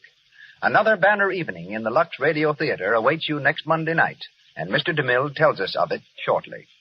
Our cast tonight included Doris Lloyd as Nurse Ferguson, Lionel Belmore as Rudolph, Martin Provenson as Dr. Peters, Lou Merrill as Bonelli, Justina Wayne as head nurse, Norman Ainsley as Piani, Frank Nelson as a railway clerk, Cornelia Osgood as the Italian nurse, and Ruth Easton as the Swiss nurse. Clark Gable appeared through courtesy of Metro Goldwyn Mayer Studios and will be seen next with Myrna Loy in Parnell. Mr. Borzage, Walter Wanger Productions. Mr. DeMille, Paramount, and Louis Silvers, 20th Century Fox, where he's in charge of music for Wake Up and Live. As announced last week, today, April 5th, marks the beginning of a very important week to all housewives, National Retail Grocers Week. Be sure to go personally to your grocers during this week. You will be well repaid. Splendid values will be featured generally over a wide list of products you use regularly. Incidentally, you will find in the great majority of stores from coast to coast special values on Lux Flakes and Lux Toilet Soap. And now, back to Mr. DeMille. Our production next Monday night is taken from the Sidney Howard adaptation of a story that met with phenomenal success as a novel, a play, and a motion picture, Dodsworth by Sinclair Lewis. And we're proud to announce that the title role will be filled by the same brilliant performer who created it on stage and screen, Walter Huston. With him from the original Broadway cast will be his wife, Nan Sunderland, as Edith Cartwright, and Fay Bainter as Fran.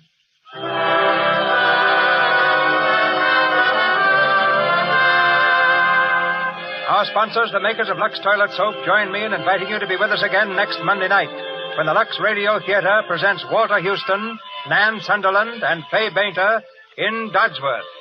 This is Cecil B. DeMille saying good night to you from Hollywood. This is the Columbia Broadcasting System.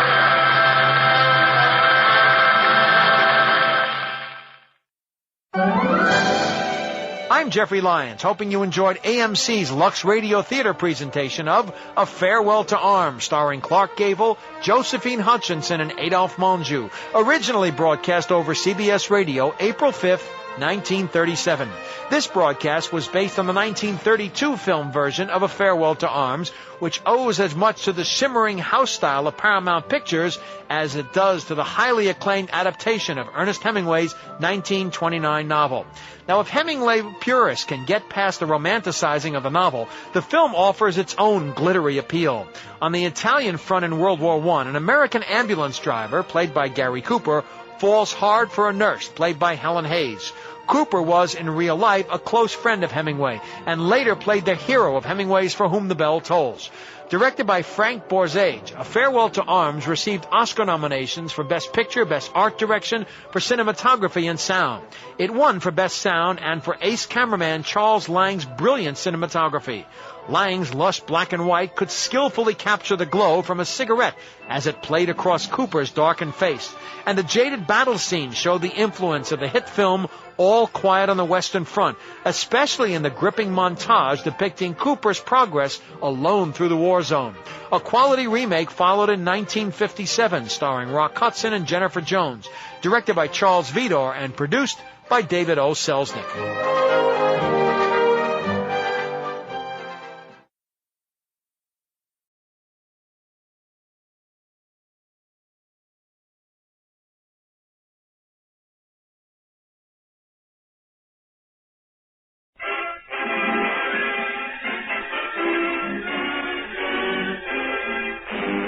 To keep the peace, to build the future. The new mission of your AAF.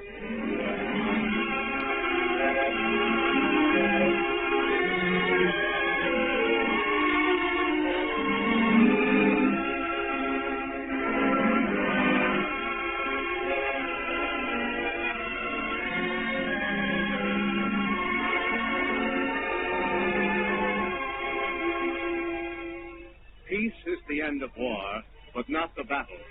Peace is no negative thing. It is vital, positive, and precarious. To guard it is a constant vigil. That is the mission of your Army Air Forces. And to bring the American people an authoritative and frank and up-to-the-minute report on the progress of that mission each week is the function of this program, your AAF. Through our on-the-spot reporters at home and abroad, you will hear... The latest official news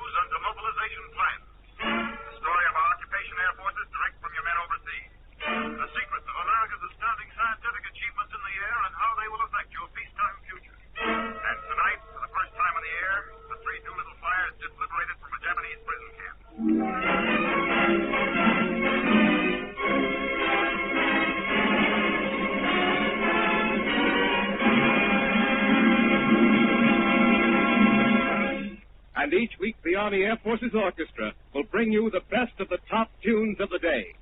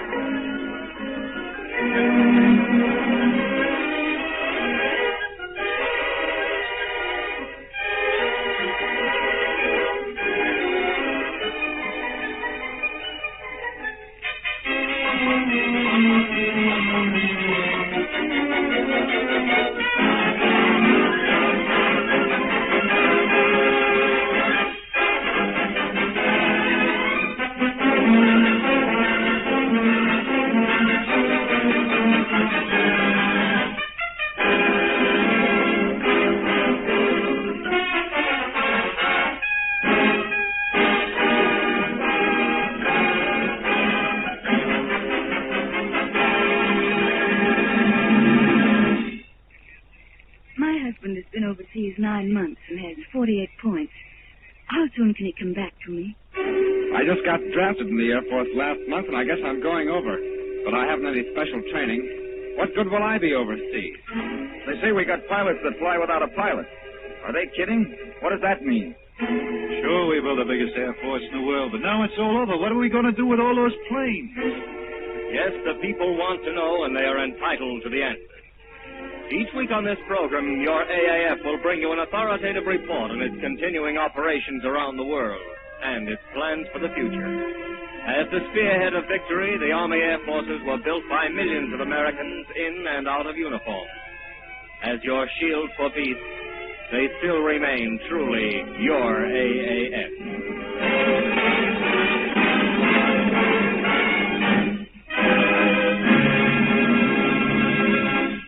And while the men gather in the corners of the earth to start that long, sweet journey back, their closest link with home is still the radio and music. Music in the form Americans they know best. Now the orchestra and Jerome Kern's All the Things You Are.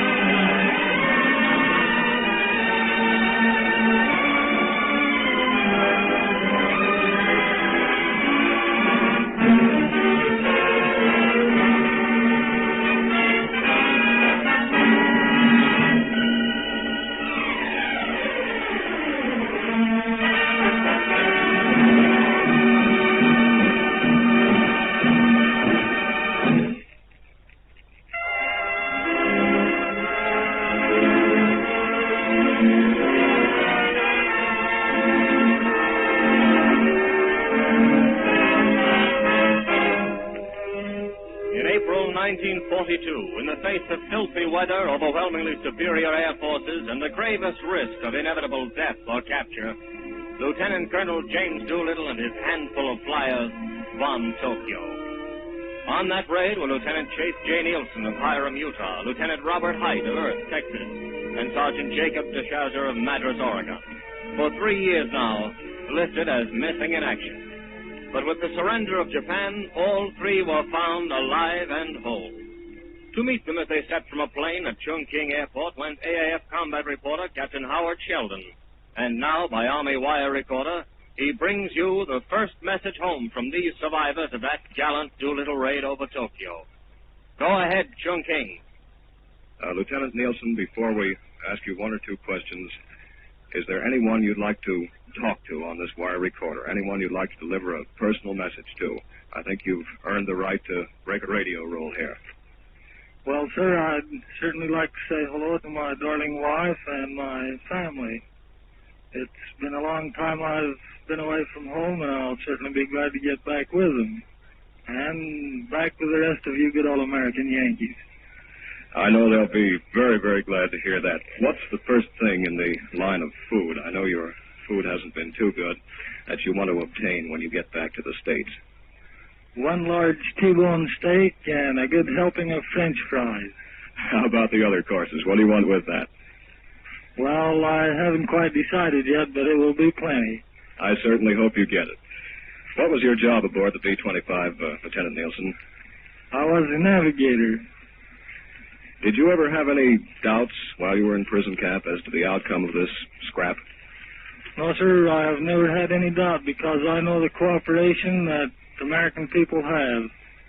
Thank you very much, Lieutenant. Now I'm going to turn the microphone over to AAF Recorder Corporal J. Miltner, who will interview the enlisted man of this crew. Hello, Corporal. Hello, I'm sergeant now. You're a sergeant now. My ear. It's a long time to... It's a long, hard way to make sergeant, but I finally made it. Well, good. Tell me, what was your position on the ship? Bombardier. Bombardier. And when you get back to the States, what do you want most of all? Cheeseburger. Anything else? More see my mother. Well, that's fine. What was your civilian occupation? Turkey raiser. A turkey raiser. Do you plan to go back to that when you get back in the States? No. I guess I'll go back to preaching now. Oh, I see. Well, tell me, is there anything that you want to say to your family? We're breaking all rules of radio, but I think it's very appropriate at this time that you come out and say what you feel toward your family, wife, or sweetheart. So go right ahead. Well, Mother, I'm sure glad I'm alive, and I suppose you are, too. Well, thank you very much, Sergeant. And now back to Captain Sheldon. Our next interviewee is Lieutenant Robert L. Height of Earth, Texas. And when did you first hear the news of Japan's surrender, Lieutenant Height? I first heard the news of the surrender on the 15th day of August. Where were you at the time? I was in Peking, sir. Did the Japanese advise you of that? Yes. They came into your cell and told you? Is that how they did it? They took us out to take a shower, and they said, well, today the war is over. And needless to say, you were very, very happy. Now, Lieutenant, I want you to go ahead and talk to whomever you wish. Just say it right into this microphone, and we hope that they catch it over the radio back in the States. Go ahead. Hello, Yankees. Hello, Mother and loving family. I'm coming home. That was the first radio message home from 3 survivors of the Doolittle raid, picked up by Army wire recorder in Chungking. But while that wire recorder was being rushed by bomber pouch halfway around the world, the Silver Wings of the Air Transport Command were hurrying these men home to America. And at a microphone in Washington tonight is Lieutenant, now Captain, Robert Height, home at last. Go ahead, Captain Height. I don't know how to put into words what I want to say. I'm still pretty confused. Mainly, I'm home. I don't think anyone could tell you how that feels to me, or to Captain Nielsen and Sergeant DeShazer. We'd like to thank America for remembering us, and we thank God that we are alive today. I don't know what we expected America to look like, but it was a surprise. She hadn't changed at all, and that was good. A fellow doesn't get too much news in a prison camp, and in these last few days we've been sort of catching up. Jet planes, atomic bombs, rocket guns, real Buck Rogers stuff. If there should ever be a next time, America may not stay the same. If we need planes, if we need money for research, if we need men and training, they've got to be there in case. Because take it from three guys who spent 3 years thinking maybe they never would see her again. America is a pretty wonderful place. Thank you, Captain Hite. This is your AAF.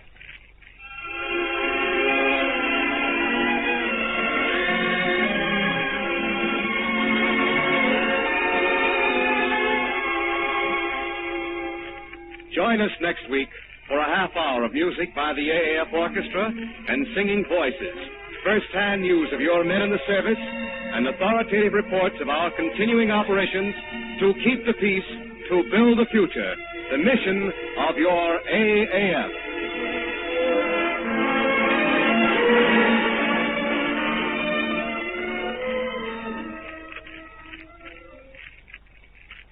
Here's a bulletin from our New York newsroom, San Diego, California. Vice Admiral John Sidney McCain, 61, commander of the famous Navy Task Force 38, died of a heart attack at his home in nearby Coronado tonight. This bulletin was from our New York newsroom. This is ABC, the American Broadcasting Company. The President of the United States sent a message to the Congress in which he outlined the program which he feels must be adopted to meet the problems of peace. Tonight, Mr. John W. Snyder, Director of the Office of War Mobilization and Reconversion, will discuss from Washington the President's message and the problems of reconversion. Mr. John W. Snyder. Good evening. We have now begun to work towards the goals for which we fought the war. The enemy would have destroyed our way of living if he could. Fortunately, we have destroyed the enemy. We have proven the strength of the democratic system. Now we can get on with our job of building a greater America with greater opportunities for everyone. We're all working on that job. The Congress has cut short its well-earned vacation to put into force a strong legislative program that will speed the transition from war to peace. Today, President Truman has laid his recommendations before the Congress. Some of the legislation recommended is intended to meet the immediate needs of our economy. Some of it has a longer-range view. Every one of us should know as much as possible about the job ahead. It is no harder than the task we have just completed victoriously. But it will not be an easy job. Nevertheless, we enter upon this new task with complete confidence. We have proven our strength in a production battle such as the world has never seen before.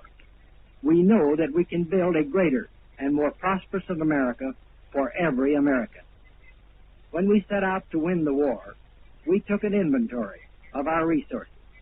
We looked at the job that had to be done, and then we expanded and developed those resources to do the job. That was our national grand strategy.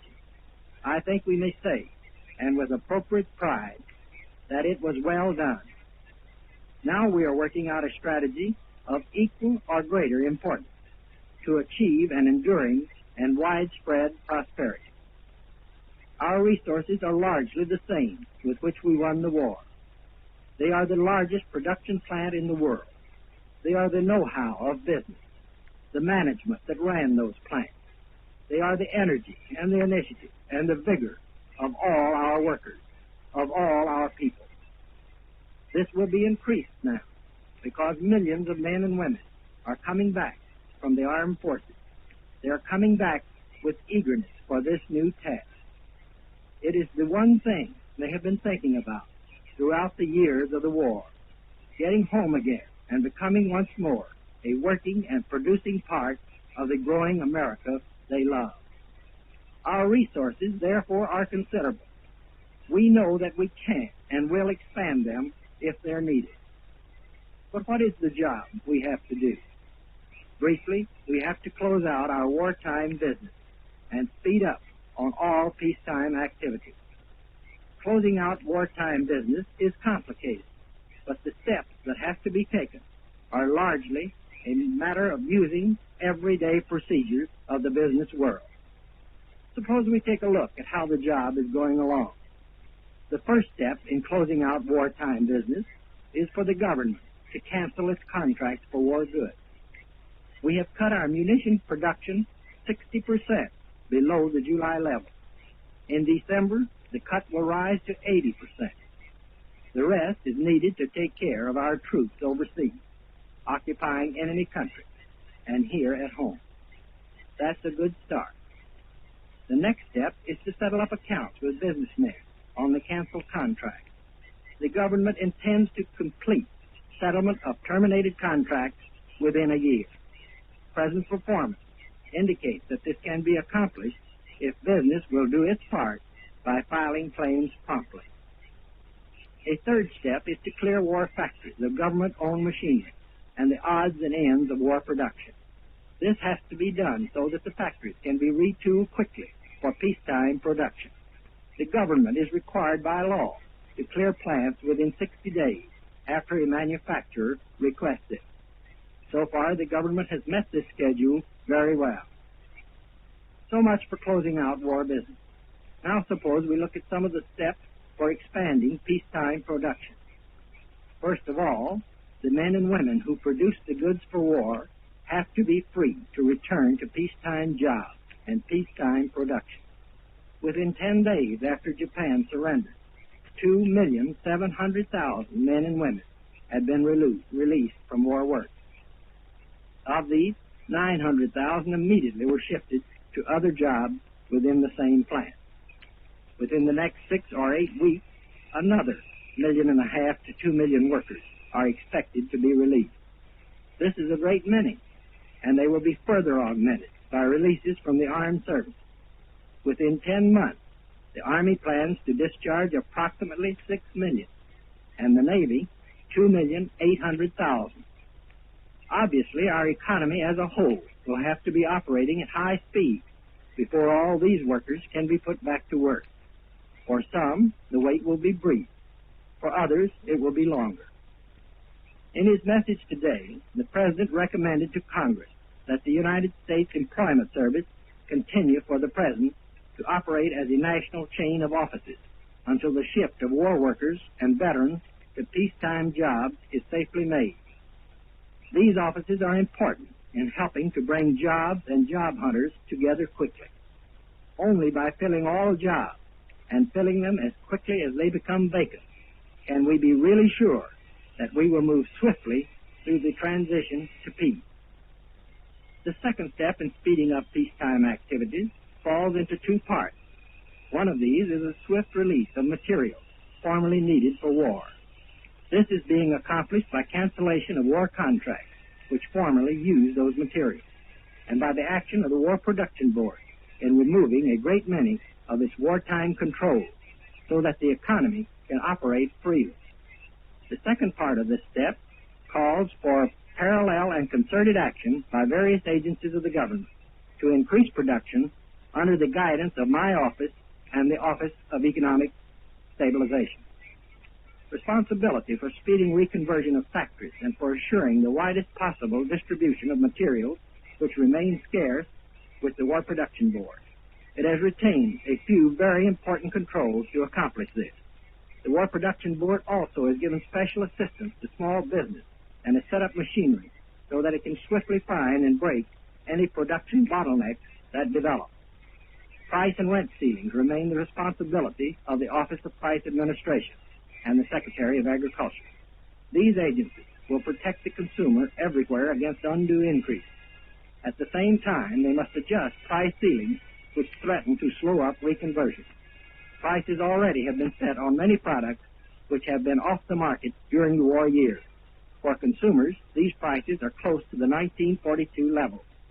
Ceilings on other articles will be established on the same principles of fairness both to the consumer and to business. Wage adjustment is the responsibility of the National War Labor Board, which has been authorized to increase wages where low pay would interfere with reconversion or would prevent expansion for production, giving full consideration to price ceiling control. Wage increases, like the adjustment of price ceiling, must be watched closely to prevent inflation. The stabilization of our price and cost structure is most important to the expansion of industry, and it is equally important to every individual citizen. Until enough goods are being manufactured to meet the demands of those who want to buy, the government must hold the line against inflation on those articles that remain scarce. At the same time, it must make sure that the national income continues high for the sake of the country's future prosperity. Stabilization is a many-sided problem. There is a great deal of money in circulation, while many of the commodities that people want to buy still are not available for a while. There is a big demand for goods generally, and that is good. But rental and price ceilings must be kept in force for the time being wherever the supply does not approach a balance with the demand. This is for the protection of buyers everywhere, who must make their income cover the things they wish to buy. It is also for the protection of business, which must be sure its cost, and which would be equally damaged by runaway prices. There will also be pressures towards deflation. Unemployment, even though temporary, will be one of these. Because these factors reduce the purchasing power of the people, they tend to have a depressing influence upon our entire economy. Some parts of the country will feel the effect of this more than others, but if allowed to continue, all of us would feel it. To combat this threat of deflation, as well as to meet the human needs of the workers, the President today recommended that the Congress broaden the government's policy on benefits for the unemployed. This would be done by authorizing federal supplements to the payments made to the unemployed in the various states, and by increasing the duration of these payments. Also by extending unemployment benefits to workers who are not protected now. The President further recommended revision of the Fair Labor Standards Act to provide higher minimum wage. There is a third major step in the drive to change over our economy swiftly from war to peacetime prosperity. It concerns financing. The government already has machinery in operation to cooperate with commercial banks by guaranteeing loans for reconversion of plants and on canceled contracts pending settlement. The government also will assist in making business loans to veterans and to businessmen. In addition, the President recommended to Congress that Congress revise taxes to encourage the expansion of business. These are some of the main steps our nation is taking in order to win for us an enduring and stable prosperity. The President has outlined other parts of our grand strategy, but I cannot in this brief time discuss all of them. But I do want to mention a few. The President has endorsed legislation that would recognize full employment as the economic goal of our country.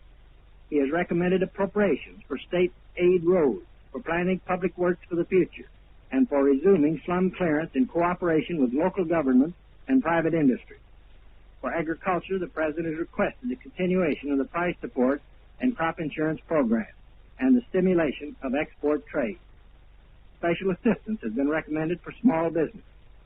These acts by the Congress and the operation of the executive agency under the leadership of President Truman provide the framework in which the government will work for the speedy transition to peacetime production.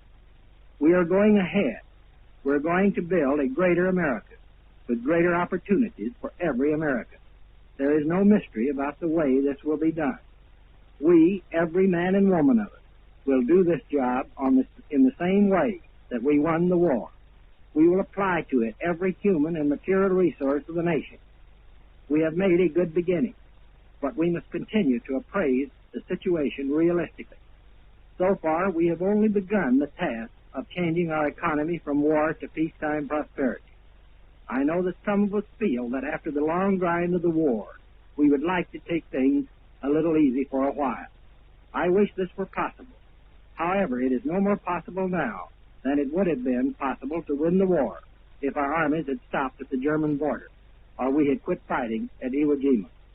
We have to keep pushing day by day to get the machinery of production rolling and to build the great America we all want. Yes, we have made a good start, but we shall need the combined efforts of all of us to finish the job. The government will do its full share, mindful of the interests of the whole people, it will assist each group to do its part in bringing the nation from war to an enduring and prosperous peace.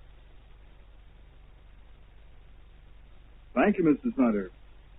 Ladies and gentlemen, as you know, today the President of the United States sent a message to Congress in which he outlined the program which he feels must be adopted to meet the problems of peace. And this evening from Washington, D.C., we've had the pleasure of listening to Mr. John W. Snyder, Director of the Office of War Mobilization and Reconversion, discussing the President's message to Congress on the problems of peace.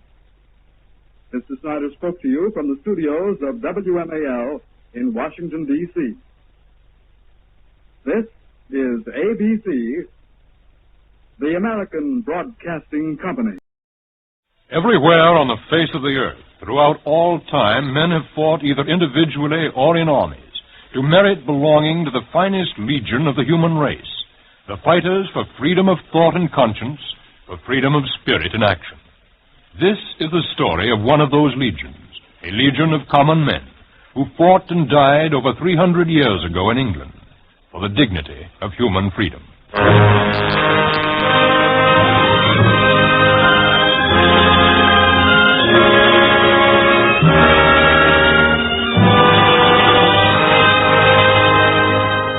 The NBC University of the Air presents We Came This Way, a new historical series for our listeners at home and overseas.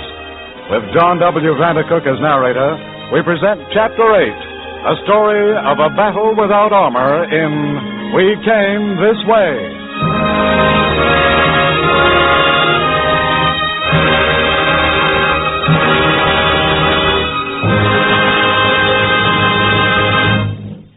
They called the English Civil War the Puritan Revolution. Like all great events, it is infinitely complicated. But if we could take a scalpel and cut through to the heart of English history, we would find two chambers there through which a nation's life-blood pulsed, the Palace and the House of Commons. The common man of 1625 thought his civil rights had been given him by the Magna Carta. A man of sober habits, he believed in freedom of religion and popular rights. The courtiers reviled him as a Puritan. The king found him troublesome and answered all demands for civil liberty by making arbitrary proclamations, imprisoning at pleasure, dictating religion. Both the king and the common man believed they were right. In 1642, the showdown came in civil war. Who was to rule England, the king or the House of Commons? A man went out to make the answer on a battlefield in his native land. He now lies mortally wounded, dying, while the battle goes on around him. How tall a blade of grass looks when the ground is your pillow. How near the heavens. How much a man can see when he is entering the valley of the shadow. I shall be in the valley soon.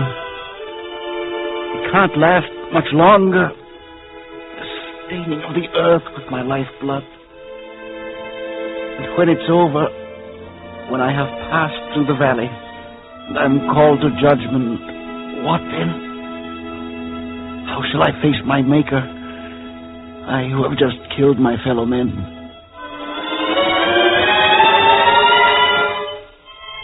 You will soon have to justify your ways to the Almighty. Prepare your soul's defense, for you are guilty of breaking the Lord's commandment, thou shalt not kill. What shall I say? That I had no murder in my heart for any man? Is it sufficient unto the evil done that my conscience regarded it a greater evil, to let a man's spirit be stamped as a coin is into conformity?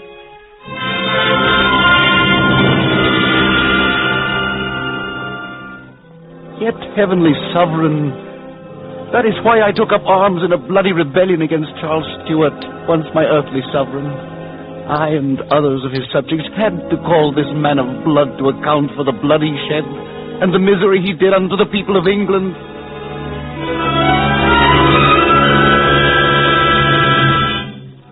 O eternal judge of all men's deeds, though I come now before thee with stained hands, I beseech thee to judge me only as a soldier, by the cause for which I took the life of mine enemy.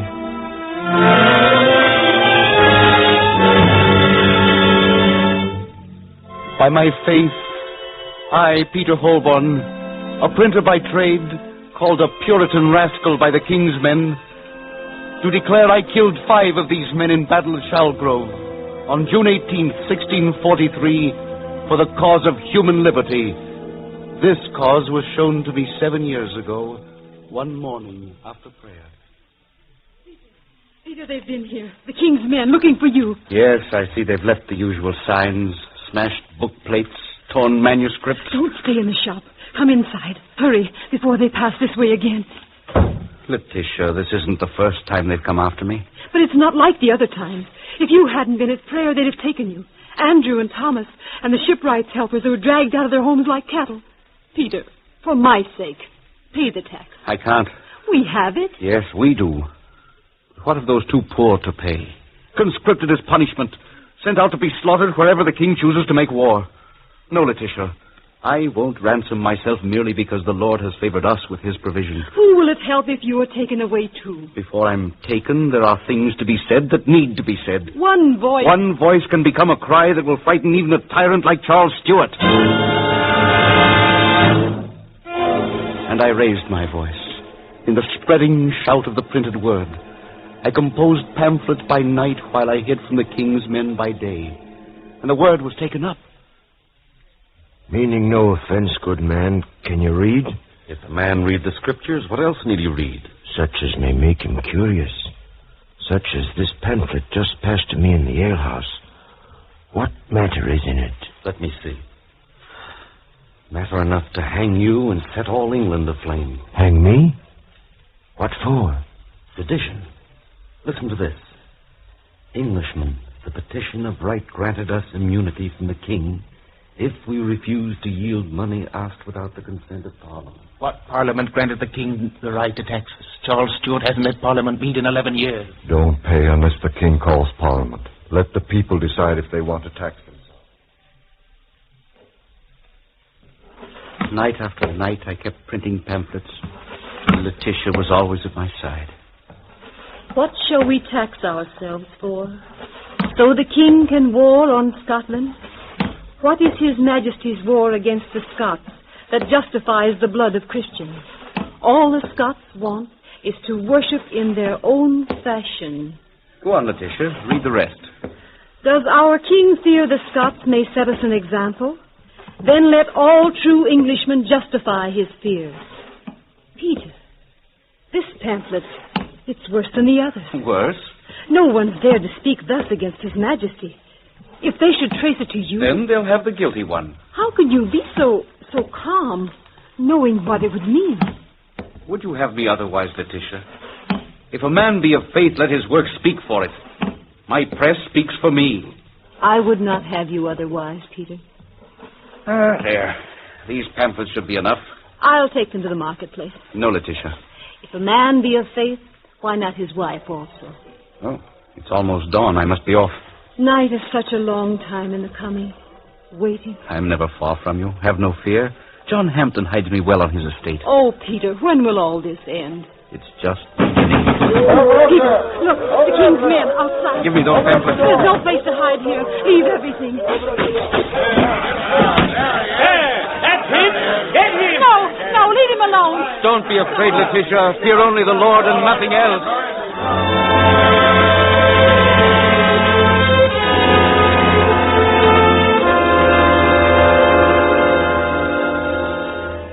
Your Majesty. Is that you, Buckingham? Where have you banished yourself until dawn? Sire, I have that pamphleteer for you. Pamphleteer? England reeks with pamphleteers. This one has caused the greatest stench. He wants you to beg Commons for money to carry on the holy war against Scotland. Who is it, Buckingham, that wants the crown to go begging? A Bible-mongering Puritan. Peter Holborn by name. Another one of those solemn-faced rascals? Buckingham, let's see how righteous the devil can look, with both his ears cut off. I have better sport, Your Majesty.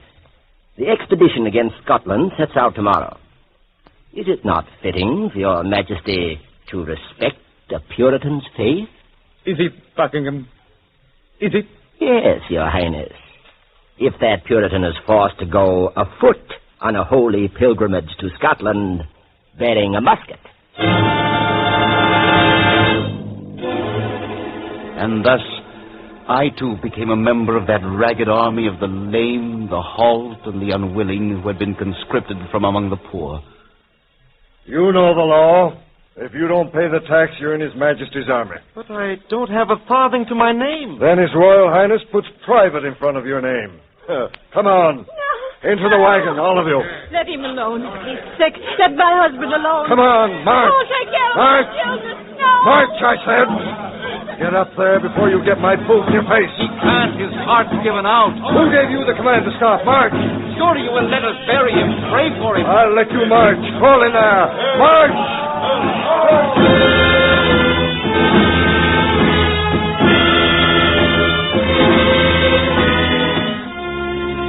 While we staggered on to Scotland with more hatred and disaffection for our king than toward his enemies, which we would soon face, at home, Liberty found an able champion in John Hampden, rich country gentleman of Buckinghamshire, who had once hidden me on his estate. John Hampden, a trained lawyer and member of Parliament, decided to take up the fight against the king legally. Writ against John Hampden, Esquire, to show why sum assessed by the Crown against you should not be satisfied. Because, Sheriff, the matter contained in the writs do not legally compel me to comply. Oh, come now, Mr. Hampden. Pay the tax and have an end to the matter. What is 20 shillings to a man like you? A matter of principle. Begging your pardon, Mr. Hampden, but it's a matter of principle for me to arrest those who refuse to pay. I'm ready. You mean you really want to go to the gatehouse for 20 shillings? Why not into the army? The Crown wants rich men in prison for refusing to obey. Good. Then I'll have to stand trial. For 20 shillings? What do you want to make an example of yourself for? To win our country's freedom from the Crown. Honorable judges of the King's Bench, the Crown contends that the 20 shillings tax on my Stokes Mandeville estate is not an ordinary measure, but one levied for the defense of the realm. This tax, called ship money, is for the supposed provisions of vessels to guard the channel. I say the greater danger is from within. I refuse to pay this tax because it has been levied without the consent of Parliament. The opinion of the King's Bench is that the levying of money for the defense of the realm... Day after day the trial went on. Not the King. While the conscripted stumbled ever closer to Scotland to fight the King's War, John Hampden continued to fight the People's War in the Court of the Exchequer. The people must control. In the people lies the supreme jurisdiction. In the King lies the supreme jurisdiction. He's an absolute monarch and holdeth the kingdom under none but God himself. The King is answerable only unto himself. The King must be answerable to the people. Honorable judges of the Crown, I cannot, I will not, on my conscience as an Englishman, submit to this tax. I would pay £1,000 if Parliament asked me, but not 1 shilling to the King. I shall not be taxed by any others but my elected peers. Sergeant-at-Arms, take him out! Commit me to prison. But the walls will not keep back the knowledge from the people that Charles Stuart is bent on destroying the public liberty for which so many Englishmen have died. Mark this well. This trial may yet prove the most fateful in our history. And so it did, leading to the bloody rebellion, in which I, Peter Holborn, was wounded mortally. It was John Hampden's trial that set the small fires burning all over England, until they united in the great blaze that swept the land, burning Puritan and Royalist alike in the heat of civil war. Heard the town crier? The King's Bench voted against Hampden, 7-5. Dirty cowards, those 7 who did him in. He did him in. He told him off, he did. Wants none to take his shillings but his peers. Well, so does I. I tell you it'll end in heads rolling. The rabble wants to rule. It's the Puritans. They started it. Kill the Puritans! Kill the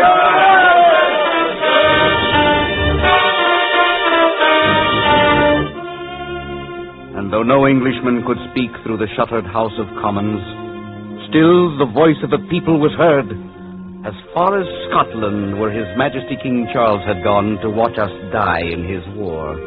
And the cry of the people forced him to call his army to a halt before the battle was joined. Kill the royalists, is it?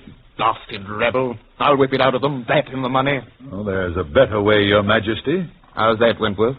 What's better than a whip against fools? To play the game of fools and beat them at it. Your Highness does not have enough money to fight the Scots. What would you have me do, Wentworth? The Scots are across the river. Look at my collection of ragged beggars that stand ready to run. The Scots won't move until you do.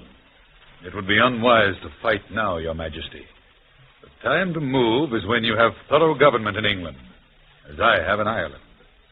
Thorough enough to give you a good army and enough money to keep fighting. But what of the Scots across the river? If I retreat now... Make a treaty with the religious rebels until you are in a position to write a better one.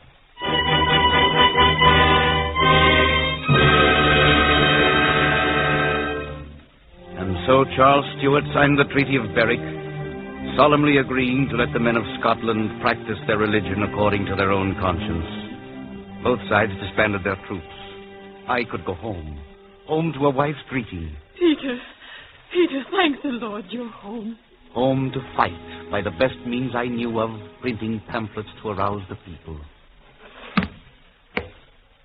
Peter, what is this? A new folio of Shakespeare's sonnets. Yes, on the cover it is. But this is a strange sonnet. A warning to the people of England to beware of thorough government now that Wentworth, Lord Deputy of Ireland, is in England to advise His Majesty. Advise Wentworth? Consider it well, Your Majesty. You need funds for the war against Scotland. You can't get it without the consent of Parliament. Why not call Parliament and have them vote you money? Those rascals wouldn't grant me a shilling. But if Your Majesty would grant amnesty to the Puritan heretics, to John Hampden and the others in jail... And is that thorough government? It can come in easy stages, sire.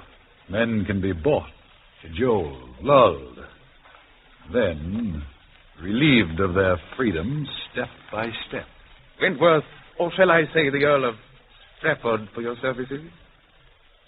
I thank you, sire. Strafford will take the first step and summon Parliament. Read this pamphlet, Letitia, for the sense it makes.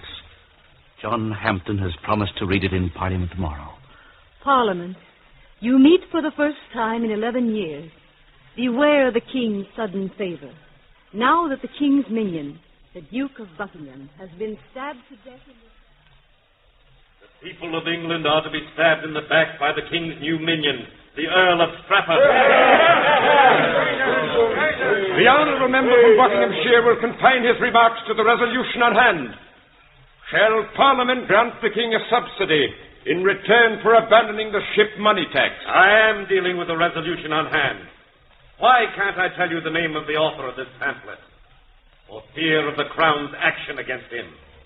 I say grant His Majesty none of the money he asks for until Englishmen are permitted to speak as they think. Grant him nothing until he ceases to attack other men's form of worship. Grant him nothing until... England spoke, but not for long. This Parliament met 3 weeks and then was stifled. So was I.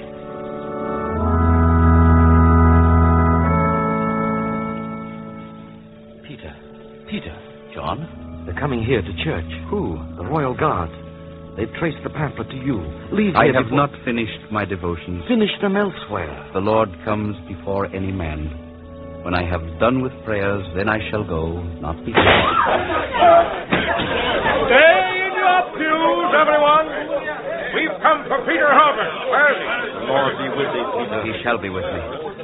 Where is Peter Holborn? Speak before we take on his tower. I am Peter Holborn. Will you join me in a prayer for the salvation of our King?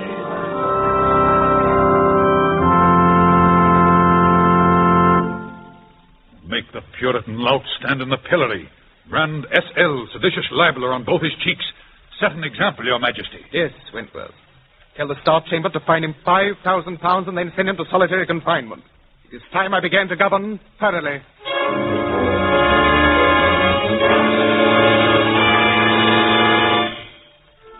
And thus I fell into the hands of mine enemy, and was made to walk the path to the pillory. But the way was strewn with flowers, and the humble people of England followed me to Palace Yard, where my cheeks were branded. There I stood, while the people turned away from the sight.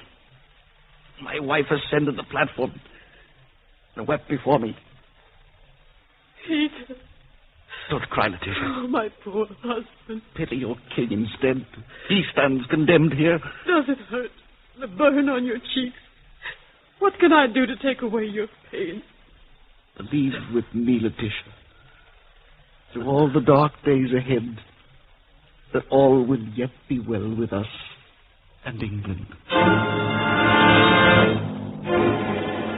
And not only my days were dark, but lonely in the solitary confinement of a stone cell. Let me see my husband. I haven't seen him in a year. Petition not granted. His Majesty's orders are Peter Holburn's not to see anyone for the rest of his life.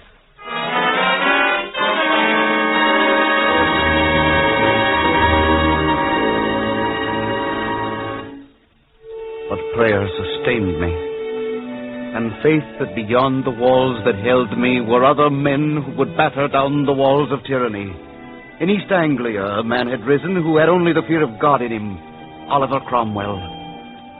Every deed of the king against his people ensured his own destruction.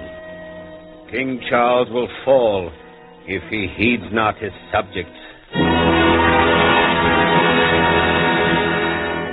And Pym, able statesman and member of an old family.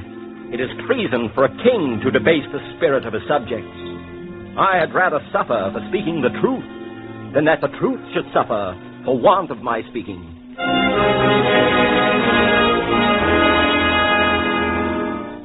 Apart, these iron men of freedom could do little, but Providence brought about the means of their acting together. You will have to call another parliament, Your Majesty. What, Wentworth? And have the Puritan rascals mock me with sedition? What if Parliament were not composed of Puritans, but of men loyal to you? Then you could get money for your war against the Scots. The House of Commons loyal to me? Have you turned miracle worker? Well, the Puritans will need a miracle, not we, Your Majesty. There are 40 days to election if you convene Parliament. Much could happen in 40 days. And much did happen.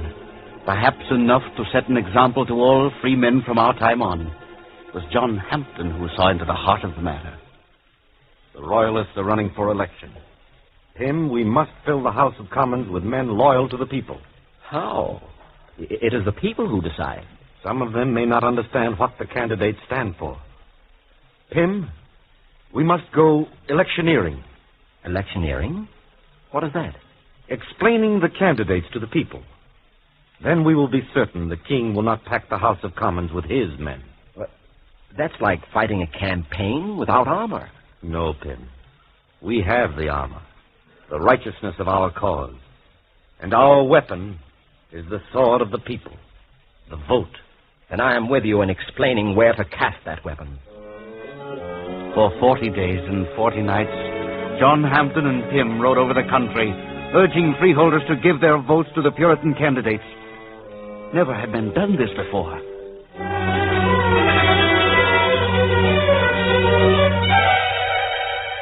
Remember, behind every law is the will of the people. It is your sacred right to vote. Vote Puritan. The issue is clear. Absolute monarchy or freedom. Vote Puritan. John Hampden for Parliament. A vote for Pym is a vote for purity, morals, and government. Cromwell for freedom of religion and sober government.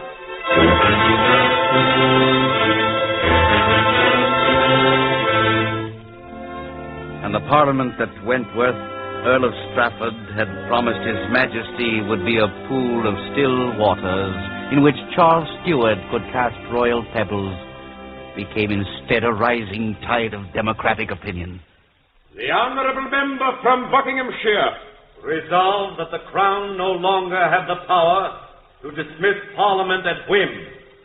Resolved that Parliament meet every 3 years, whether the Crown convenes it or not. The honourable member from East Anglia, Oliver Cromwell, resolved there shall be freedom of worship for all men, for all creeds. The rebel is placing itself above the Crown. I'll have an end to it and to them. Your Majesty, I place my army of Ireland at your disposal. They will teach Parliament manners. Information has reached me that the Earl of Strafford will offer King Charles the use of his Irish army to subjugate us. I move for the impeachment of Strafford. The charge, high treason. The penalty, if guilty, the executioner's axe.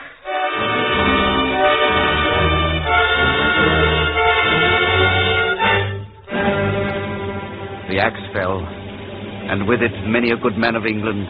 For now swords were drawn on both sides, and the temper of Puritan and Royalist had passed beyond words. The King's marched on Parliament to arrest John Hampden. No man in England is safe now. Our King is marching on Hull to seize the munitions. Long live Charles Stuart! Live for Charles Stuart! Live to the Puritans! The first blood was shed at Manchester, and thus civil war began. The political prisons were opened, and I was released. I went home, not to stay, but to say goodbye to my wife. Peter, you can't go. Letitia, for years I fought with pamphlets. Now the time has come to take up the sword. Oh, Peter, come back to me. Come back.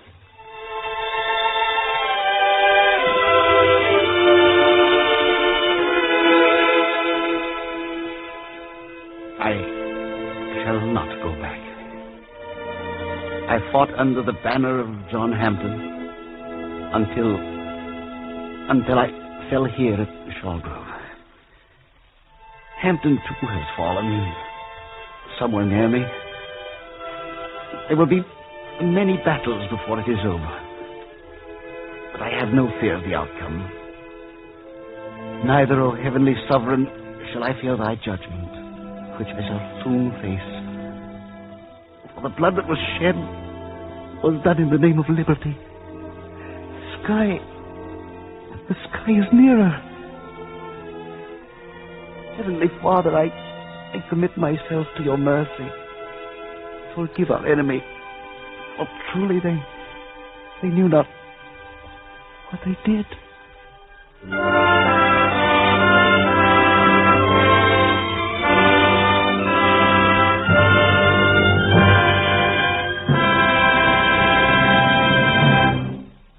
Not only Peter Holborn, but many other good Englishmen, John Hampden, and unknown men from the towns and villages died at Shawgrove, fighting other Englishmen for a principle. It took many more battles to establish once and for all that absolute monarchy in England was gone. At Marston Moor on July 2nd, 1644, the Royalists were beaten decisively by a new leader of the people who had emerged, Oliver Cromwell.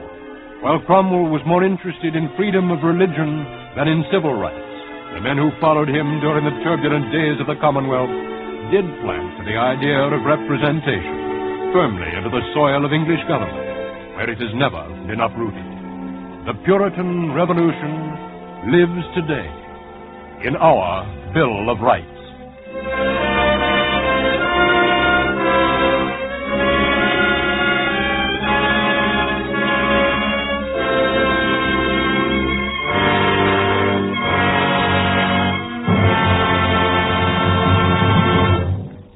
The NBC University of the Air has brought you Chapter 8 of the historical series, We Came This Way. Next week, We Came This Way will present the story of Education for Freedom.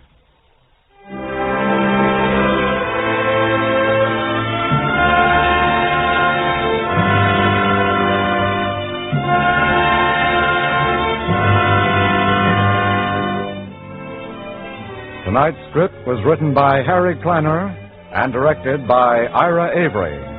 The original music is composed by Leo Kempinski and conducted by Milton Catons. Featured members of the cast were Louis Van Ruten, Joseph Wiseman, Cecil Roy, and Martin Wilson. Your narrator was John W. Vandercook.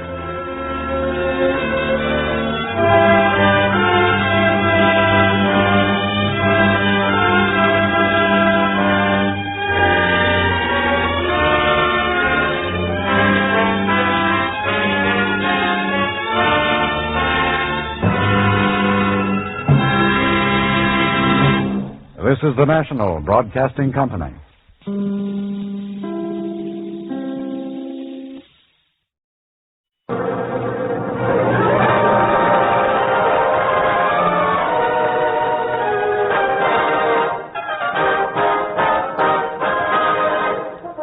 I sustain the wings.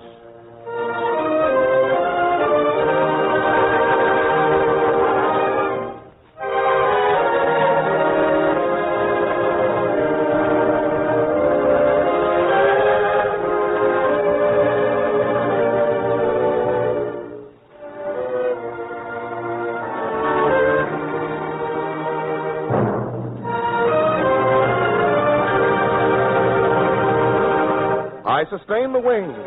The Army Air Forces Training Command presents the band of the Training Command. Captain Glenn Miller, Corporal Ray McKinley, Johnny the Kid Next Door, and many of your old friends.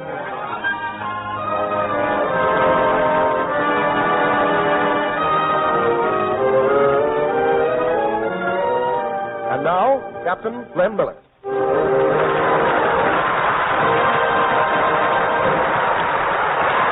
Thank you, Lieutenant Don Briggs, and good evening, everybody. Men who serve in the AAF Training Command wear a distinctive insignia. On it are 3 white plumes representing that unbeatable trio, the plane, the air crew, and the ground crew, each indispensable to the other. Under these plumes are the Latin words sustineo alas, meaning, I sustain the wings. And that's the proud motto of those who keep America's planes in the air and train the men who fly them. To these men of the Training Command, this series of programs is dedicated. And tonight we salute the WACs stationed at the Army Airfield, Fort Worth, Texas. Colonel Carlisle Ferris, commanding officer. We pay special tribute to all members of the Women's Army Corps serving in the AAF.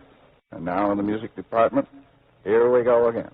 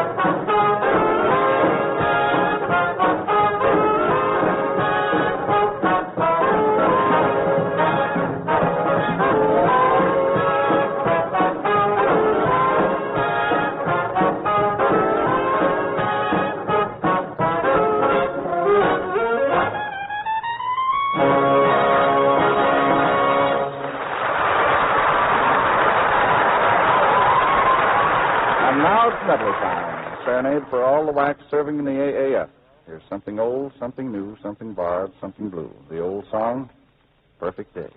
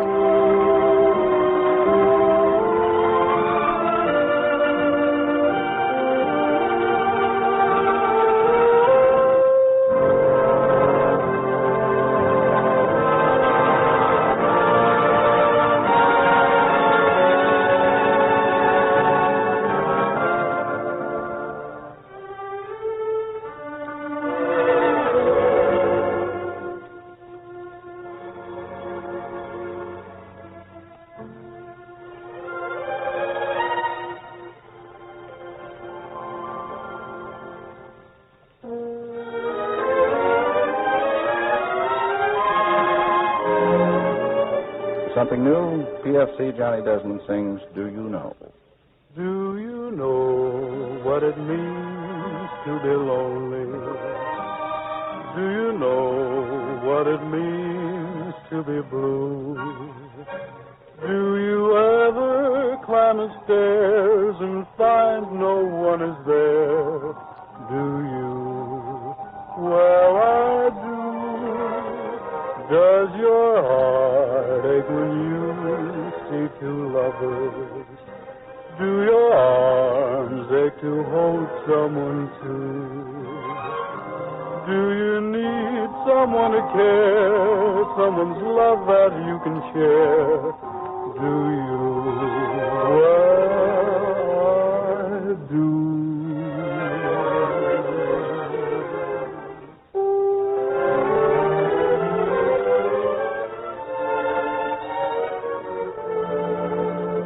We borrow Beethoven's Moonlight Sonata.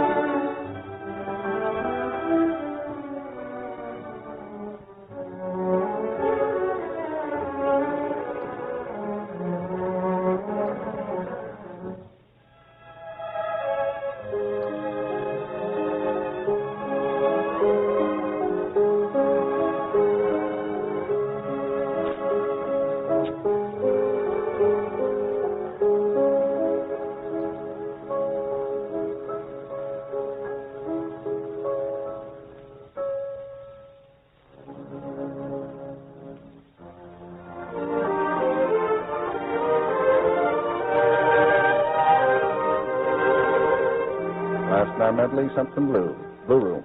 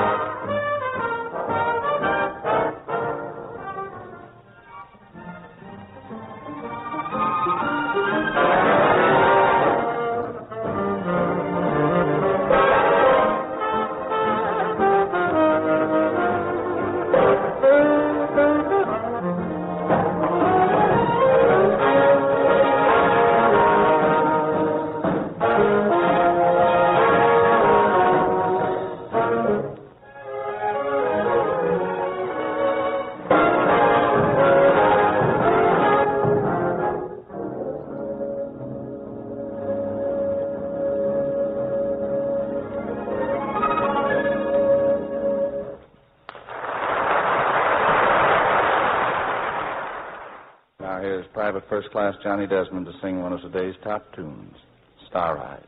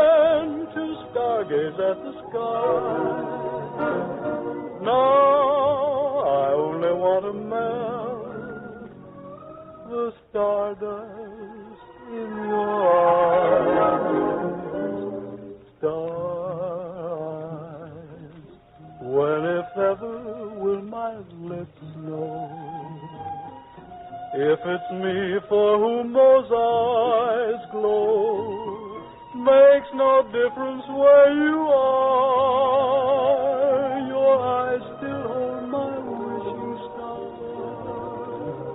Oh, star eyes, how lovely you are.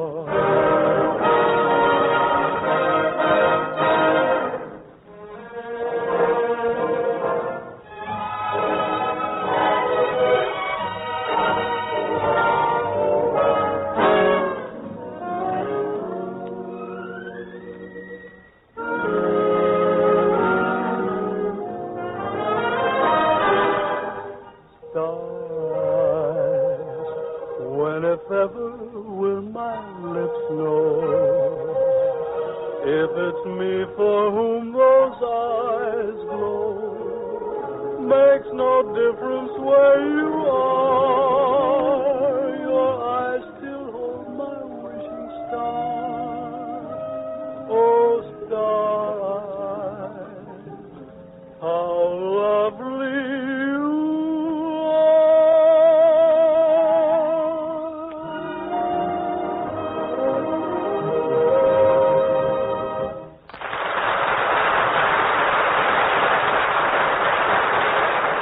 No greater story will come out of this war than the story of those men of the AAF who today are making history in the sky. The band and the crew chiefs offer a musical tribute to their courage and skill. Here it is, the Squadron Song.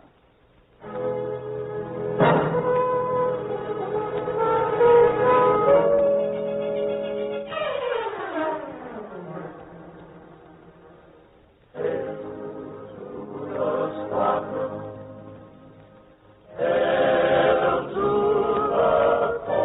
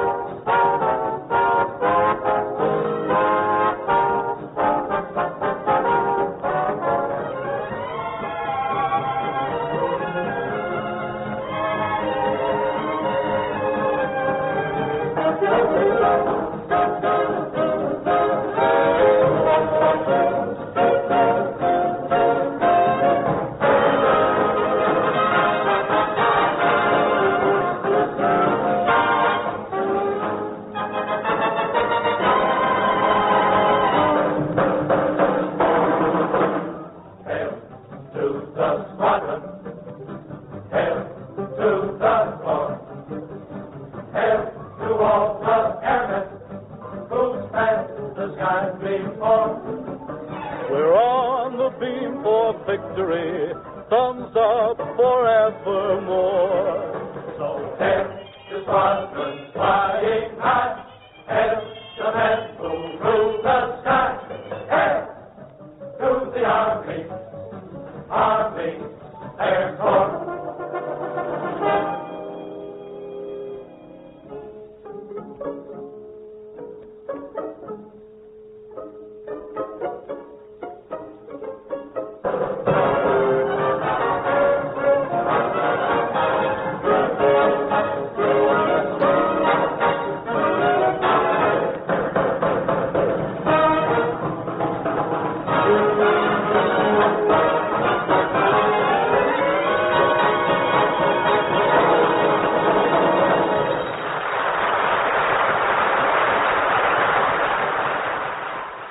And now, here are the tail end Charlies to play Hallelujah.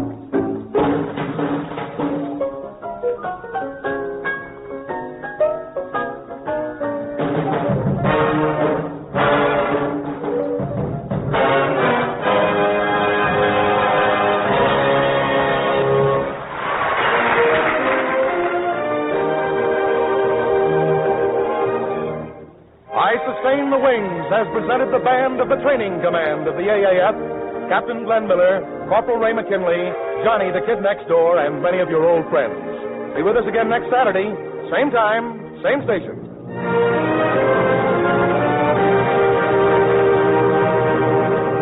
This program is produced and written entirely by soldiers of the AAF and came to you from New York City.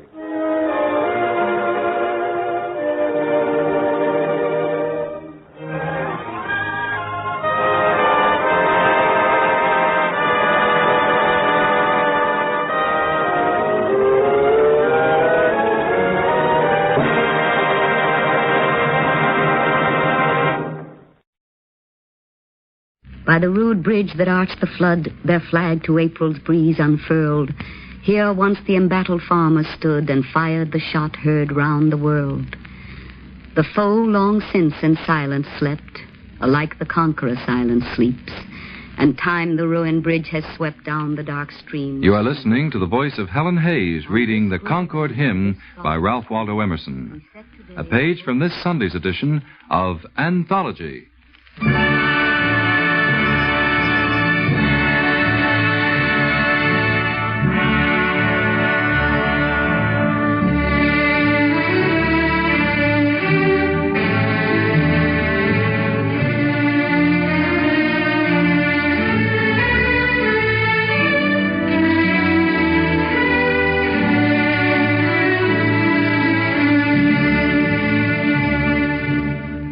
This is Fleetwood. Each Sunday at 1, WRCA, in cooperation with the Poetry Center of the YM and WWII, 92nd Street and Lexington Avenue in Manhattan, brings you transcribed Anthology, a selection of readings from poets past and present, and the music to accompany their poetry. This week, poetry for Memorial Day, 1955. Our guests, Helen Hayes, Walter Houston, and Claude Rains.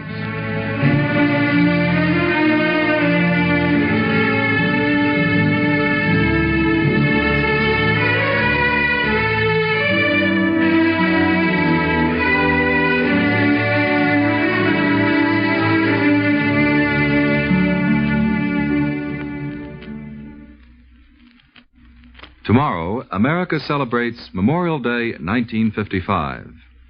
Originally called Decoration Day, the holiday was inaugurated on May 30th, 1868 by General John J. Logan, commander of the Grand Army of the Republic. Since then, it has grown greatly in importance in national feeling until today. Memorial Day is a day upon which we pay tribute not only to our honored dead of all the wars on the battlefields of the world, but to the heroes of the air and the men who gave their lives in the name of liberty upon the seven seas.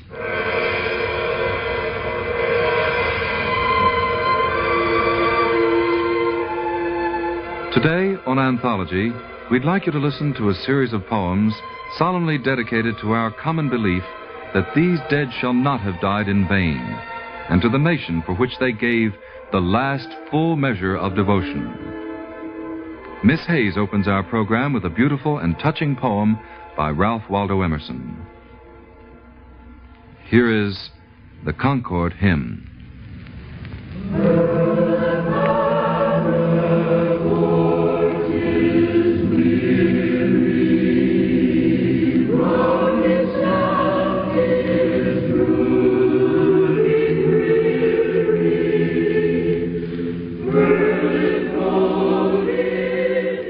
By the rude bridge that arched the flood, their flag to April's breeze unfurled. Here once the embattled farmer stood and fired the shot heard round the world. The foe long since in silence slept, alike the conqueror silent sleeps, and time the ruined bridge has swept down the dark stream which seaward creeps. On this green bank by this soft stream we set today a votive stone, that memory may their deed redeem when, like our sires, our sons are gone. Spirit that made those spirits dare to die and leave their children free, bid time and nature gently spare the shaft we raise to them and thee.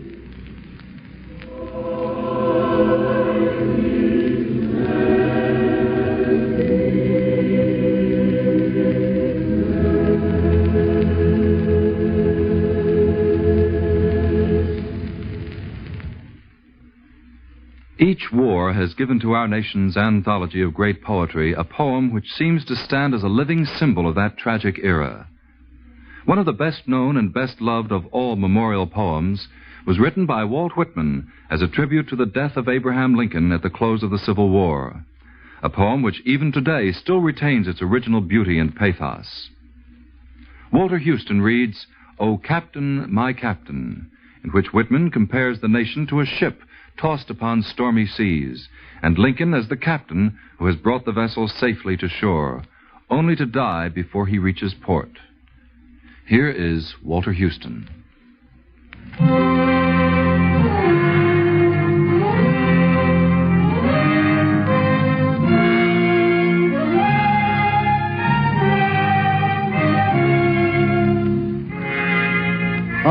my captain, our fearful trip is done. The ship has weathered every wreck. The prize we sought is won.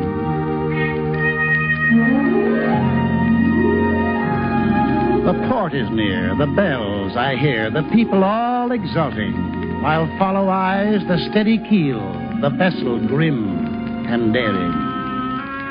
But oh, heart, heart, heart, oh, the bleeding drops of red, where on the deck my captain lies, fallen, cold, and dead. Oh, captain, my captain, rise up and hear the bells. Rise up, for you the flag is flung. For you the bugle trills. For you bouquets and ribboned wreaths. For you the shores are crowding. For you they call, the swaying mass, their eager faces turning.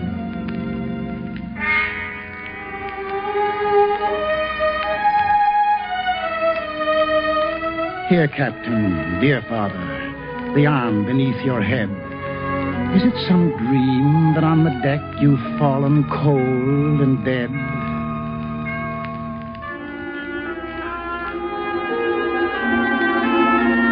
My captain does not answer. His lips are pale and still. My father does not feel my arm. He has no pulse nor will.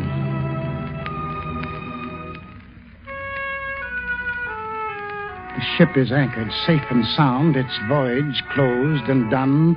From fearful trip the victor ship comes in with object won. Exult, O shores, and ring, O bells. But I, with mournful tread, walk the deck my captain lies, fallen, cold, and dead.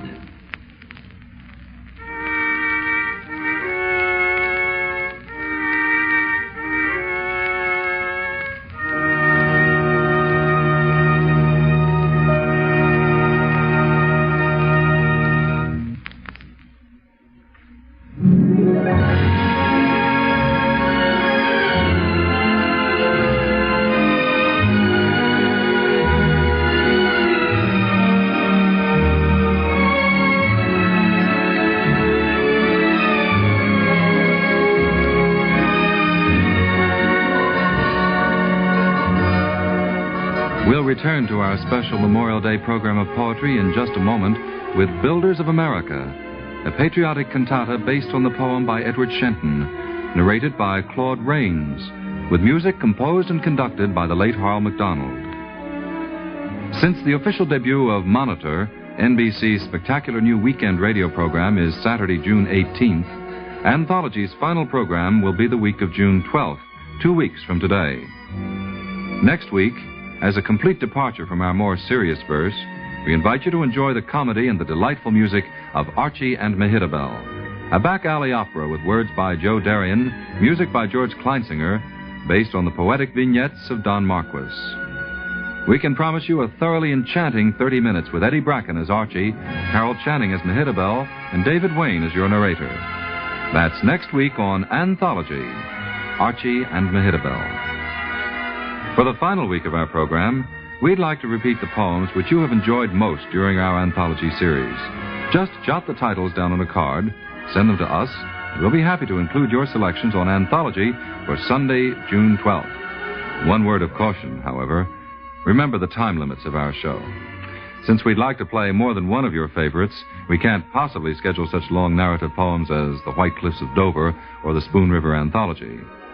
There are, I'm sure, many shorter works, though, which you've remembered from our series and would like to hear again. So just drop us a line, Anthology, in care of the station to which you're listening, and tell us the poem or poems you'd enjoy hearing on our final program, the week of June 12th.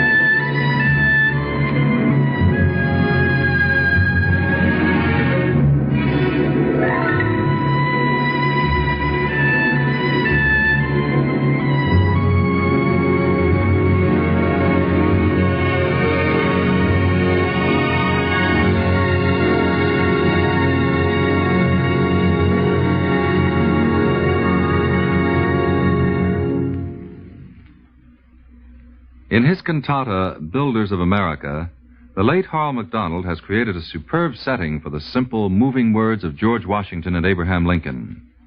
This stirring composition is highly appropriate for the solemn holiday which we shall celebrate tomorrow, since it's a heartfelt reminder of the lofty ideals for which Washington and Lincoln and all free men have fought and died. Builders of America was inspired by a poem by Edward Shenton, which originally appeared in the Saturday Evening Post. It was at Mr. MacDonald's suggestion that they collaborated on the cantata. The text was expanded and the narrative added to bring the work to its present form.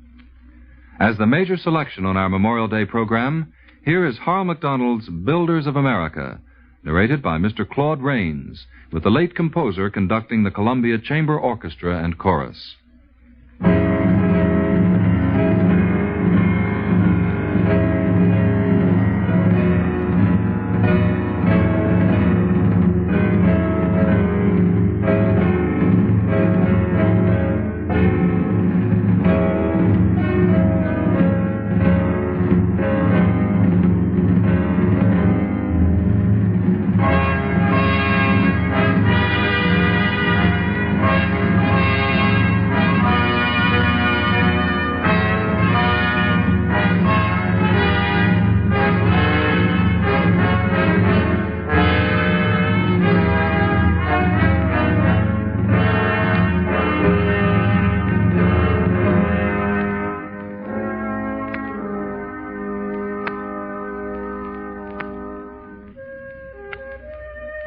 The hearts, the minds, the hands of these two men, George Washington and Abraham Lincoln, held the love of humanity, vision of freedom, and strength of bone and sinew which conceived and built this great republic.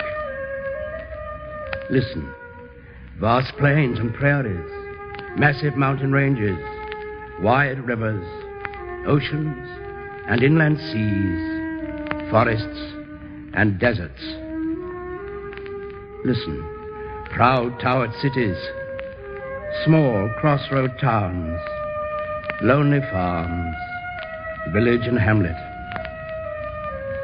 Listen, descendants of those who came first to this prophetic land, English, French, Dutch, Swedes and Spaniards, and all those who followed, Germans, Irish, Scotch, Italians, all nationalities from every country on the earth.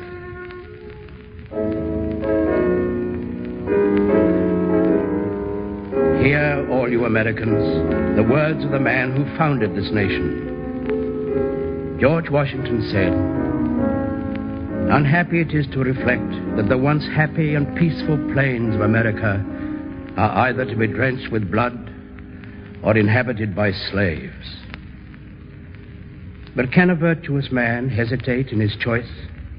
He said, "As the Congress desires, I will enter upon the momentous duty and exert every power I possess in their service for the support of the glorious cause."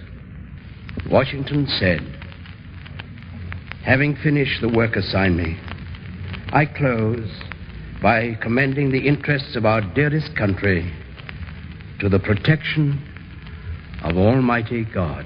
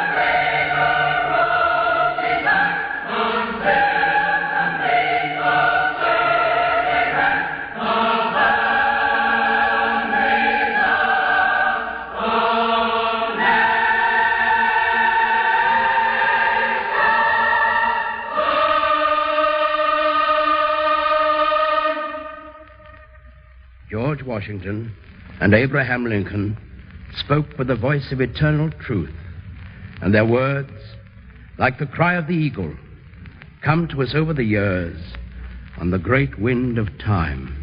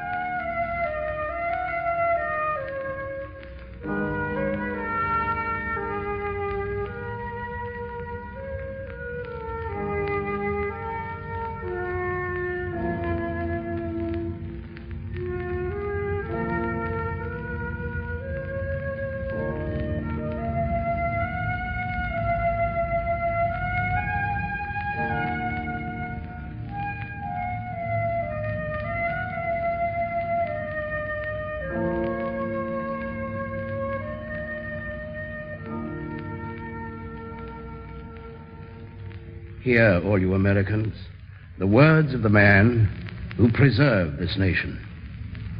Abraham Lincoln said, "I am not ashamed to confess that 25 years ago I was a hired laborer mauling rails, at work on a flatboat, just what might happen to any poor man's son. I want every man to have his chance." He said, "Let us have faith that right makes might, and in that faith, let us to the end dare to do our duty as we understand it." Abraham Lincoln, President of the United States, said, "I leave you hoping that the lamp of liberty will burn in your bosoms until there shall no longer be a doubt that all men are created equal."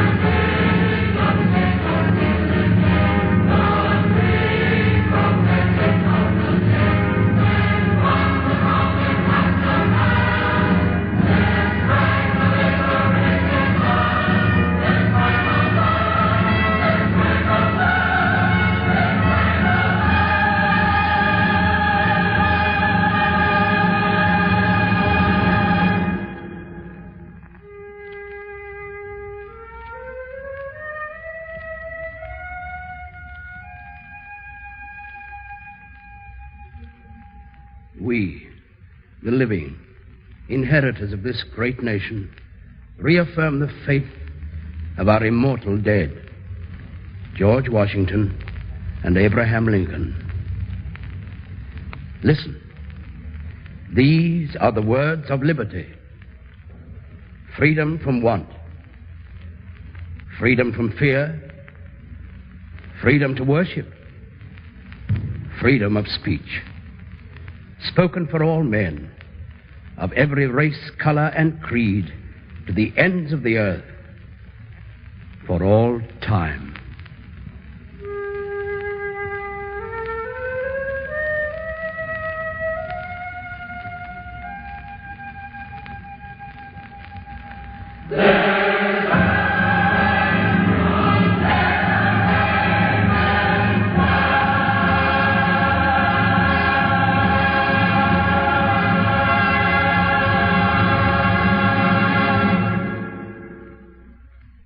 Next week on Anthology, Archie and Mehitabel, a back-alley opera by Joe Darien and George Kleinsinger, starring Eddie Bracken, Carol Channing, and David Wayne. Anthology is produced by Steve White, written and directed for WRCA by Draper Lewis. This is Fleetwood wishing you good luck and good reading.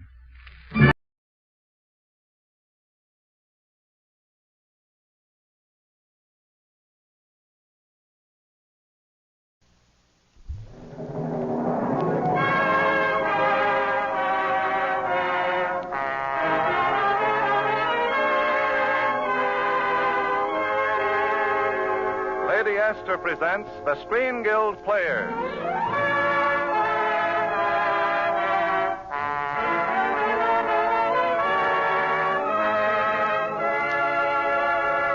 The Screen Guild play tonight, Casablanca. The starring players. This is Humphrey Bogart. This is Ingrid Bergman. And this is Paul Henry.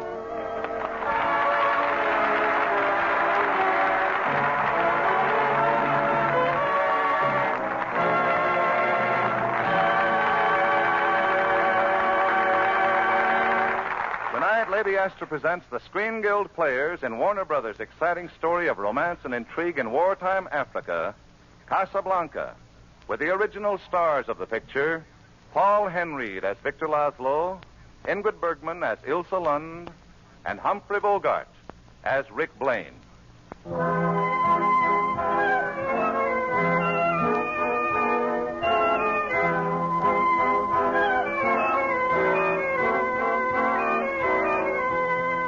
Barely escaping the conquering Germans' entrance into Paris, Rick Blaine fled to Casablanca.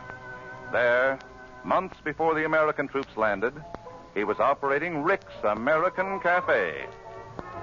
Casablanca swarmed with refugees, and Casablanca's more permanent foreign residents did a land office business in exit visas and letters of transit. Rick, however, avoided involvement in that dangerous business until the night our story began. He was in his office above the cafe, where he could watch and hear the crowd below when his head waiter called to him. Yes, Carl? The prefect of police, Captain Renault, would like to speak to you. Well, send him in. Yes, sir. Oh, Rick, we'll see you, Captain Renault. Thank you, Carl. Hello, Rick. Hello, Louis. Why the formality? Well, I have some unpleasant news for you, Ricky. I mean, you're looking for more graft. Oh, no. At least not right now. My men arrested Ugarte on his way to your roulette wheel, Ricky. Well, except to Ugarte, what's so unpleasant about that? Well, in itself, nothing, but we arrested Ugarte for murdering 2 German couriers and stealing their letters of transit. Ugarte did not have those letters of transit when he was arrested, and he's seen no one but you, Ricky, since the murder. What are you building up to, Louis? Arresting me? No, not immediately at any rate. I just want to give you a word of advice. Ugarte was going to sell those letters tonight to Victor Laszlo. Laszlo? Here in Casablanca? Yes. Well, you know, Ricky, this is the first time I've ever seen you so impressed. As head of the underground movement, Laszlo's impressed half the world. Yes, it's my duty to see that he does not impress the other half. Rick, Laszlo does never reach America. He stays in Casablanca. 20,000 francs says he doesn't. I'll make it 10,000. After all, I'm only a poor, corrupt official. All right, it's a bet. Well, no one else would dare supply Laszlo with exit visas, Ricky, and since he can't leave Casablanca without them, make certain that you don't give him those letters of transit. Right. Oh, you needn't deny it, Rick. I'm certain you have the letters. Even if I had those letters, Louis, you know I stick my neck out for nobody. Yes, to date. But I suspect, Ricky, under that cynical shell, you're a sentimentalist. Now, if you'll come downstairs with me, I'll introduce you to Major Strasser and Victor Laszlo and his charming companion, the most beautiful woman who has ever come to Casablanca.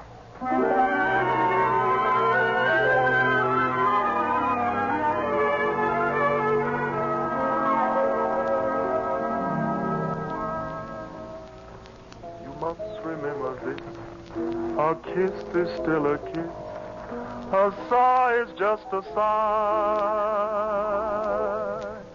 The fundamental things apply as time goes by. Sam! Yes, boss? I thought I told you never to play that song again. Well, boss, you see, I didn't really... Sam's not to blame, Rick. I asked him to play it. You? Hilda? Yes, Rick. Ilsa. What are you doing in Casablanca? Just traveling through with Victor Laszlo. Where is he? He'll be right back. He's looking for someone. Well, I found your wandering escort, Mademoiselle Lund. Ricky, I have the honor of introducing... We're old acquaintances, Captain Renault. Oh, you know each other? Well, then, Ricky, do you also know... This is Mr. Victor Laszlo. Well, here's a great deal about Rick in Casablanca. And about Victor Laszlo everywhere. I congratulate you. What for? Oh, your work. Thank you. I try. We all try. You succeed. I can't get over you and Mademoiselle Lund knowing each other, Ricky. Under the circumstances, it worries me. Well, it needn't. Let's see, Rick. The last time we met... Was it La Belle Aurore? Oh, nice, you remembered. But, of course, that was the day the Germans marched into Paris. I remember every detail. The Germans wore gray. You wore blue. I don't wish to be the one to say, dear sir, but it's late. We'll come again, Monsieur Blaine. Anytime. Will you say goodnight to Sam for me, Rick? I will. There's still nobody in the world who can play as time goes by like Sam. I'll tell him.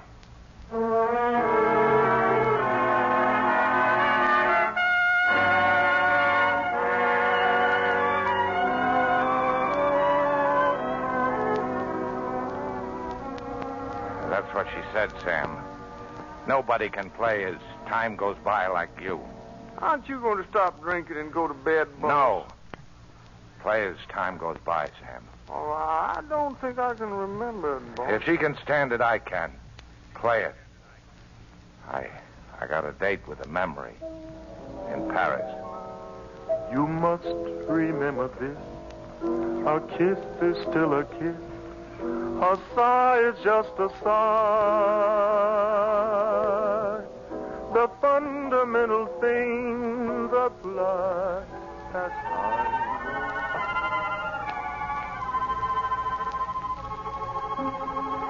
Now I really know the meaning of happiness, Richard. It's being here in Paris with you. And the German army 50 miles away. Who are you really, Ilsa? What were you before you came to Paris? At the beginning, we said no questions, Richard. You know, I can't help wondering why I should be so lucky. Why I should find you waiting for me to come along. Why there is no other man in my life? Well, that's easy. There was. He's dead.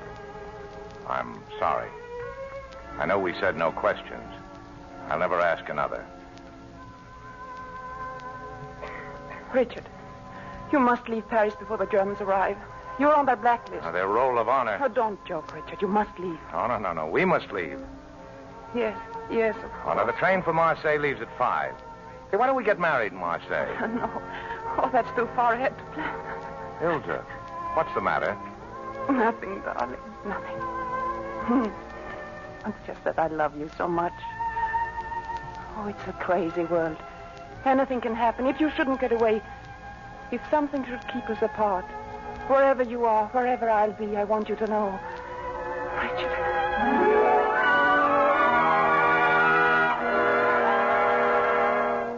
Kiss me as if it were the last time.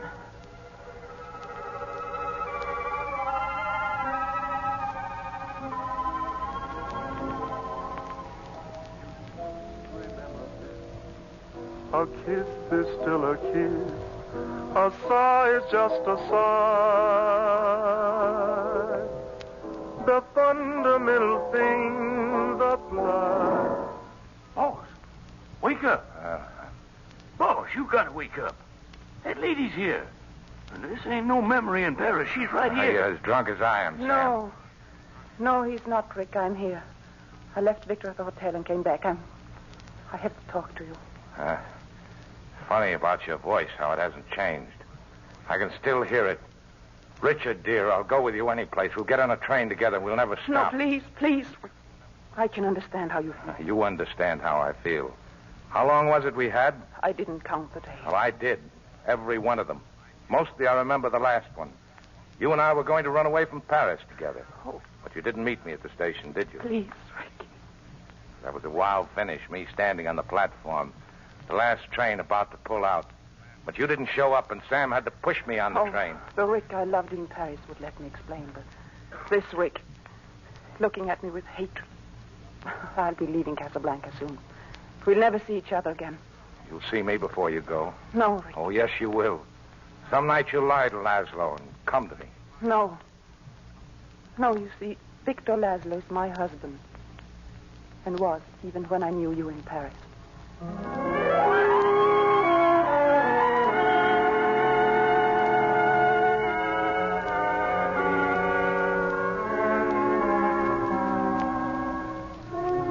Well, Laszlo, I wondered when you'd come to see me. Captain Reno and Major Strasser kept me busy for the past 24 hours. Well, there's no use fencing around. You've come about those letters of transit, haven't you? Yes, I have. You and Strasser and Reno. Seems to be the general impression in Casablanca that I have those letters. Suppose we assume that you have them. All right, go ahead. You must know it's very important I get out of Casablanca. Why you? More than any of the others stuck here? It's my privilege to be one of the leaders of a great movement. You know what I've been doing. You know what it means to the work, to the lives of thousands and thousands of people, that I reach America. And don't you ever wonder if what you're fighting for is worth all this? We might as well question why we breathe. If we stop breathing, we die. If we stop fighting today's enemies, the world will die. What of it? It'll be out of its misery. You know, Monsieur Blaine, you sound like a man trying to convince himself of something he doesn't believe in his heart. That wasn't always your attitude. You ran guns to Ethiopia. You fought against the fascists in Spain. I was well paid on both occasions. A winning side would have paid you better. Isn't it strange that you always happen to be fighting on the side of the underdog? Well, let's say that I'm a poor businessman. Are you businessmen enough to appreciate an offer of 100,000 francs for those letters? Oh, I appreciate it. But if you offered me 1,000,000 francs, I wouldn't accept it. Very well, then. You have the letters of transit. You won't give them to me. But I want Ilsa to be safe. Monsieur Blaine, I ask you as a favor to use the letters to take her away from Casablanca. You love her that much? Yes, I love her that much. Oh, sorry, but it's no deal. But why? I suggest that you ask your wife. My wife? Yes. Who's singing that song? Oh, the Strasser and his Gestapo agents. They followed me here. Now, don't start anything. I don't want any trouble in here that'll force Reno to close my joint. You have no objections to your band accompanying me while I sing, do you? No, go ahead. I'm neutral. If one customer can sing, they can all sing. They all will sing. Are you ready? Yeah, we're ready, Mr. Laszlo. Then play it.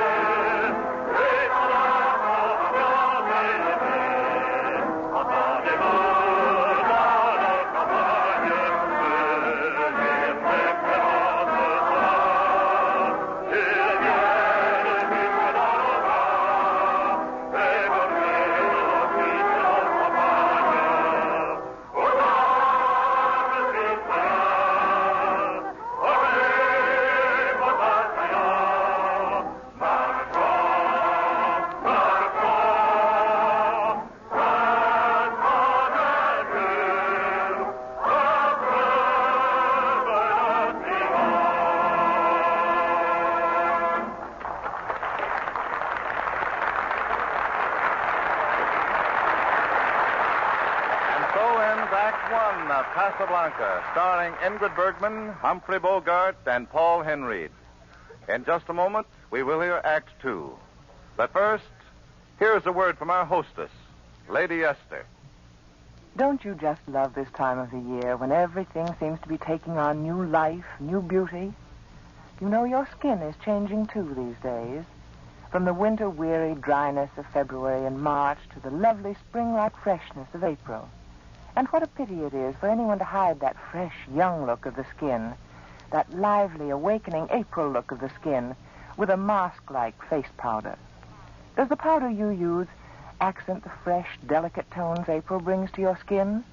Or does it hide them, cruelly cover them up, make your skin look a little pasty and drab? Now, if you want to keep that springtime look to your skin, if you want your skin to look fresh as a daisy all day long, and young and lovely as all awakening nature around you, try Lady Esther face powder.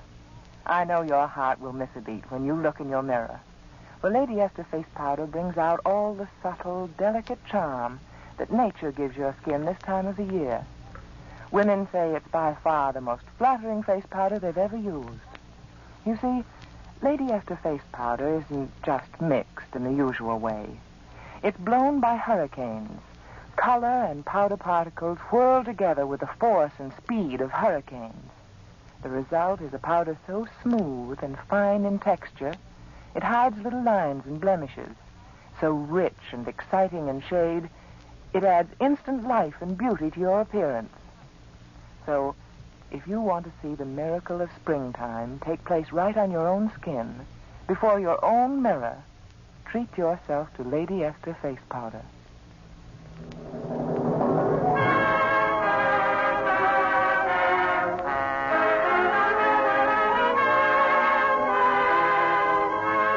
And now the curtain rises on the second act of Casablanca, starring Humphrey Bogart as Rick Blaine, Ingrid Bergman as Ilsa Lund, and Paul Henreid as Victor Laszlo.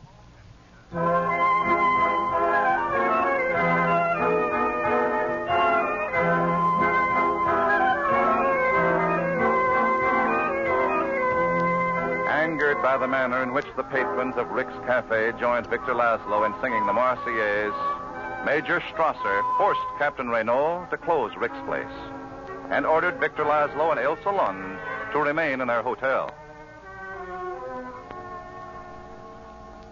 Victor, I'm frightened. Please don't go to the underground meeting tonight. To tell you the truth, my dear, I'm frightened too. So shall I hide here in our hotel room, or shall I carry on the best I can? Whatever I would say, you would carry on. Since our friend Rick has refused to part with those letters of transit, what else am I to do? Did Rick give you any reason? He suggested I ask you. Ask me? Yes. Ilsa, when I was in the concentration camp, were you lonely in Paris? Yes, Victor, I was. I know how it is to be lonely. I love you very much, my dear. Yes. Yes, I know. Victor, whatever I do, will you believe that... You don't even have to say it. I'll believe. I must get to the underground meeting now. Good night, my dear. Good night.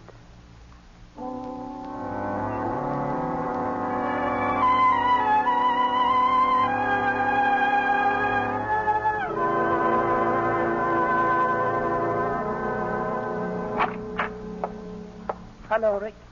Well, I told you you'd be around to see me, but this is a little ahead of schedule. Richard, I had to see you. Oh, so I'm Richard again. We're back in Paris. Please. Your unexpected visit isn't connected by any chance with the letters of transit, is it? Richard, you can ask any price, but you must give me those letters. I went all through that with your husband. There's no deal. Richard, we loved each other once. If those days meant anything at all to I wouldn't bring up Paris if I were you. It's poor salesmanship. Please listen to me. If you knew what really happened... I wouldn't believe you no matter what you told me. You'll say anything now to get what you want. Richard, don't you understand? You are our last hope. If you don't help us, Victor Laszlo will die in Casablanca. What of it? I'm going to die in Casablanca. It's just a spot for it. Now, if you... Well, I see you come prepared for anything. Give me that gun. No. I tried to reason with you. I tried everything. Now, if you don't give me those letters, I'll shoot. Go ahead. Get me those letters. No, they're right here in my pocket. I don't have to. If you want them, you'll have to kill me to get them. If the underground means so much, you won't stop at anything. And if you don't shoot fast, I'm going to take that gun away from you. Now give it to me. Oh, Richard. I tried to stay away. I thought I would never see you again, that you were out of my life. If you knew what I went through the day you left Paris, how much I loved you, how much I still love you.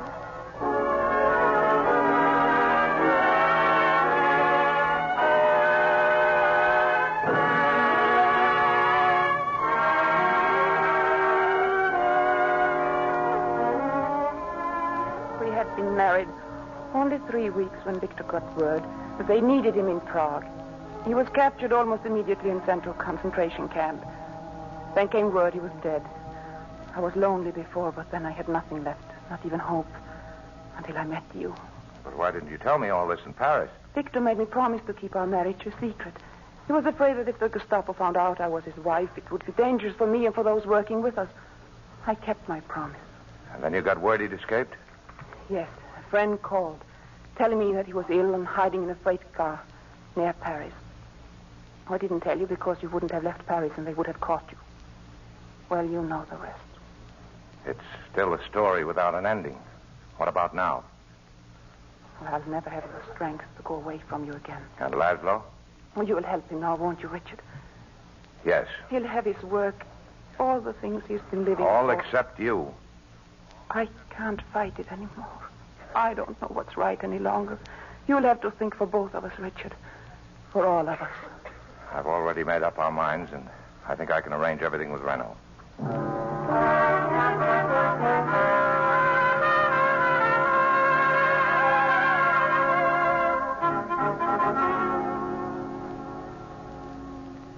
Here's the setup, Louis. I'm selling out my place and leaving Casablanca on tonight's plane, the last plane. What? And I'm taking Ilse Lund with me. Ilse's Victor Laszlo's wife. Louis, I'll make a deal with you. What is it? I want to be sure that Laszlo doesn't escape this time. Now, if you could get him on a real criminal charge, would that be a feather in your cap? It most certainly would. Germany, she would be grateful. Then be at my place a half hour before the plane leaves. I'll arrange for Laszlo to be there, thinking I'll sell him the letters of transit. When I hand them to him, that'll give you the criminal grounds for making the arrest. Ricky, I'll miss you. Apparently, the only one in Casablanca that has even less scruples than I. Thanks. Oh, and by the way, Louis, come for Laszlo alone. See, I'm taking no chances on a double cross, even from you. Double cross? Why, Ricky. You might get ideas about slapping me in the jug for selling those letters, you know. Well, don't forget, a half hour before plane time, alone. Don't worry, Ricky. This is an honor I'll share with no one.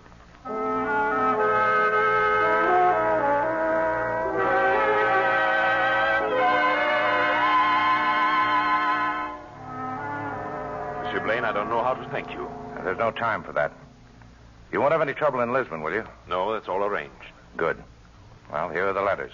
Monsieur Blaine, Mr. Laszlo, you're under arrest on a charge of accessory to the murder of the couriers from whom those letters were stolen. Now, just a minute. Nobody's going to be arrested, Louis. Not for a while yet. What? Rick, put that gun down. Have you lost your mind? Stay where you are, Louis. I wouldn't like to shoot you. But I will if you take one more step toward me. Keep your hands away from your pistol. Well, I suppose you know what you're doing, but I wonder if you realize what this means, Rick. Perfectly. In fact, Captain Renault will take you along as our hostage, so there won't be any trouble at the airport.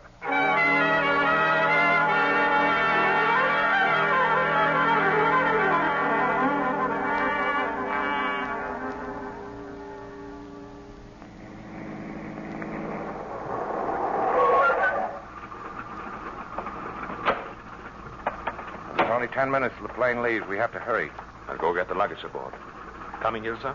No. So I'll wait here with Rick and the captain. I'll be right back. Well, those letters of transit are in blank, Louis. You fill in the names. That'll make it even more official. Oh, you think of everything, Ricky. The names to fill in are Mr. and Mrs. Victor Laszlo. Mr. But why my name, Richard?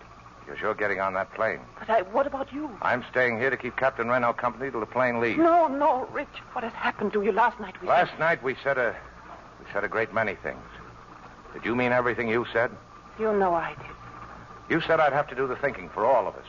Well, my thinking adds up to you getting on that plane with Victor. No, but Richard... I know what you're going to say, that you belong here with me. Yes. But if you stayed here, we'd both land in a concentration camp. Isn't that right, Louis? I'm afraid that Major Strasser would insist. You're only saying this to make me go. I'm no good at being noble, Ilsa. I'm saying it because it's right. What about us? We'll always have Paris. If we didn't have it, we lost it. Till you came to Casablanca. We got it back last night. When I said that I would never leave you. Everything is in order. Are you ready, Ilsa? Laszlo, there's something I'd like you to know before you leave. I know, Monsieur Rick. Ilsa has told me all I need to know about you and herself. I don't ask you to explain anything. Well, I'm going to anyway. Might make a difference to you later. Last night, Ilsa tried everything to get those letters. When nothing else worked, she did her best to pretend that she was still in love with me. That was all over long ago. For your sake, she tried to pretend it wasn't. And I tried to let her pretend. We couldn't even fool ourselves. Richard. Monsieur Blaine, welcome back in the fight. This time our side will win. Shall we board the plane, Ilsa? Yes, Victor, I'm ready. God bless you, Richard. Goodbye. Well, I suppose you know this isn't going to be pleasant for either of us, Ricky. I have to arrest you, of course. When the plane leaves, Louis. Sooner, I'm afraid, Ricky. Here comes Major Strasser. You better keep quiet, Louis. I'd hate to have to shoot you now. Why did you ask me to come to the airport, Captain? Well, I was afraid Victor Laszlo might be leaving on this plane, sir. Sort of a double cross, eh, Louis? Oh, all the ridiculous ideas, Captain. Possibly. Nevertheless, he's on the plane. Well, why do you stand there? Why don't you stop him? Ask Monsieur Rick. Stay where you are, Strasser. Herr Blaine, I would advise you not to interfere with an officer of the Third Reich. I'm a true neutral, Strasser. I was willing to shoot Captain Renault, and I'm willing to shoot you. But you'll shoot too late. Oh. Nice shooting, Ricky. But I'm afraid my gendarmes heard those shots. Well, till after this affair dies down, Ricky, I think you'd better disappear from Casablanca. I can arrange your transportation to a fighting French garrison in Brazzaville. All right, Louis. I could use a trip, but don't forget, you still owe me 10,000 francs for our bet on Laszlo's escape. Oh, well, we'll need that to get to Brazzaville. We'll need it? Certainly. I can be as silly a sentimentalist as you. You know, Louis, I think this is the beginning of a beautiful friendship.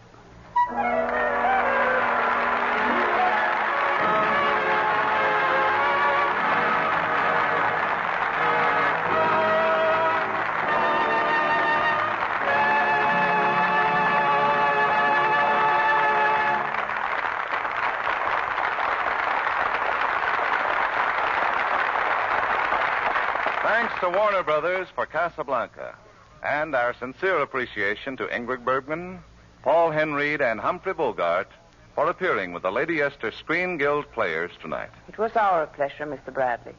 We know how these programs benefit the Motion Picture Relief Fund, and we know, too, how important the relief fund is to our profession. We're happy to give our services. Now, before you hear about the next week's program, please listen to a word from one of our best-known beauty authorities, Lady Esther. Thank you, Miss Bergman. When you hear a woman say in delight, "Why, that's sheer flattery," you can be sure she's received a compliment that delights her very soul. Now, it's not only sheer flattery when a person pays you a wonderful compliment, but it's flattery, too, when a new hat makes you look smarter and more intriguing, or when a face powder makes you seem a lot younger, a lot more interesting and attractive. You know, surveys show that women have found Lady Esther face powder to be the utmost in sheer flattery for their skin. Many of them say they prefer Lady Esther face powder because of the delicate smoothness of its texture. Others speak of the warmth and liveliness of the Lady Esther shades. But the smoothness of texture and the beauty of shades are both the result of one thing, the Lady Esther Twin Hurricane method.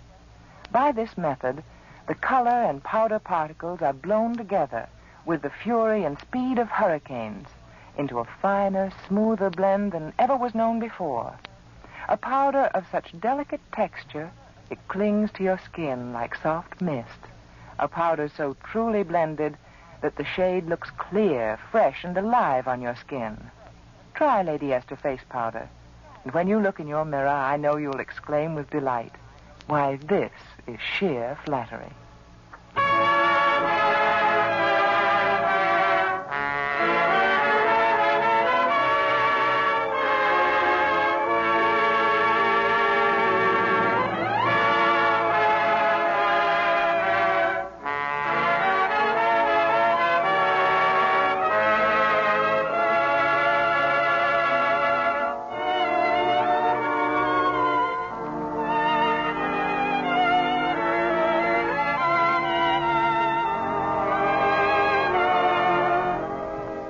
Next week, the Lady Esther Screen Guild players will present that great farce comedy, Nothing But the Truth, starring lovely Lucille Ball and that great protector of the truth, the man who never tells lies, Frank Morgan.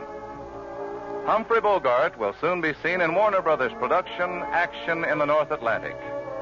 Ingrid Bergman, Humphrey Bogart, and Paul Henreid can currently be seen in the Warner Brothers picture, Casablanca. We wish to thank the 200 members of the Fighting French in our audience tonight who sang the Marseillaise. Music on tonight's program was arranged and conducted by Wilbur Hatch.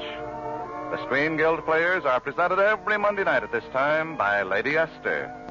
To save materials, buy the larger size of Lady Esther face cream. This is Truman Bradley speaking for Lady Esther, saying thank you and good night. This is the Columbia Broadcasting System.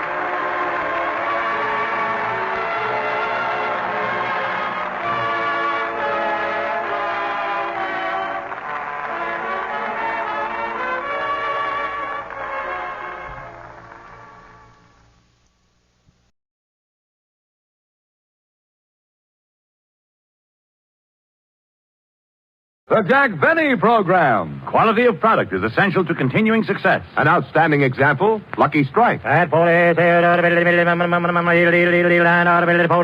American. Lucky Strike means fine tobacco. So round, so firm, so fully packed. So free and easy on the draw. LSMFT. LSMFT. LSMFT. Remember, year in, year out, Lucky Strike means fine tobacco. So smoke that smoke of fine tobacco, Lucky Strike.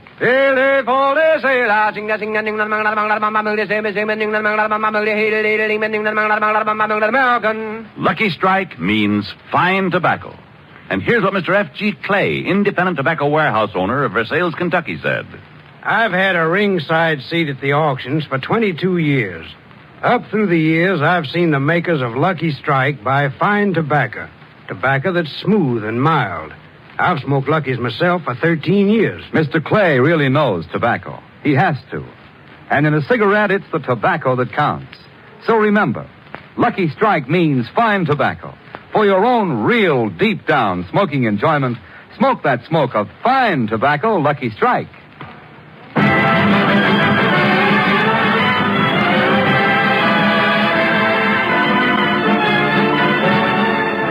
From the USS Saratoga, anchored in San Francisco Bay, the Lucky Strike program, starring Jack Benny, with Mary Livingston, Phil Harris, Rochester, Dennis Day, and yours truly, Don Wilson.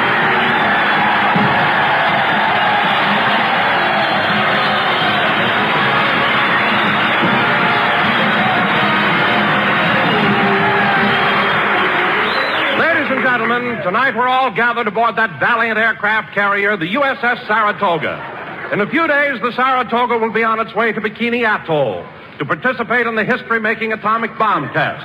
Tonight it is our privilege to broadcast from aboard this great ship.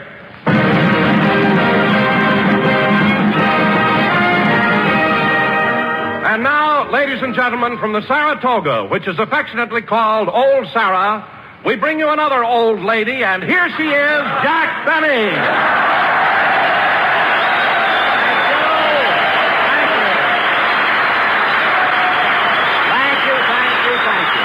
Hello again. Ben, this is Jack Benny talking, and Don, I must say that on an occasion like this, you could have gotten a better introduction and one with more dignity. Well, what do you mean, Jack? Well, for instance, since this is a fighting ship, you could have said we bring you Jack Benny, that old fighter. Or, since this ship is manned by salty sailors, we bring you that old salt. Do you understand? Well, yes, Jack, I'll try it again. Ladies and gentlemen, since we're broadcasting from under the crow's nest, we bring you that old... Never mind! I was happier being an old lady. Anyway, Don, I want to tell you something, and I mean this seriously. I've been broadcasting for 15 years and have done programs from all over the world. But today, broadcasting from the Saratoga is the most thrilling experience I've ever had. Well, Jack, what about those broadcasts you did from New Caledonia and from Paris, France, and Cairo, Egypt? I'll admit they were exciting, Don, but here on the Saratoga, just before it leaves for the atom bomb test, just think of it. And now that I think of it, let's finish our program, eat those steaks, and get off of here as soon as possible. I mean, don't even wait for laughs, Don. Let's get off. Now, Jack, don't tell me you're afraid why this ship isn't leaving until next week. That's what they say, Don, but who knows when an admiral may decide to go fishing.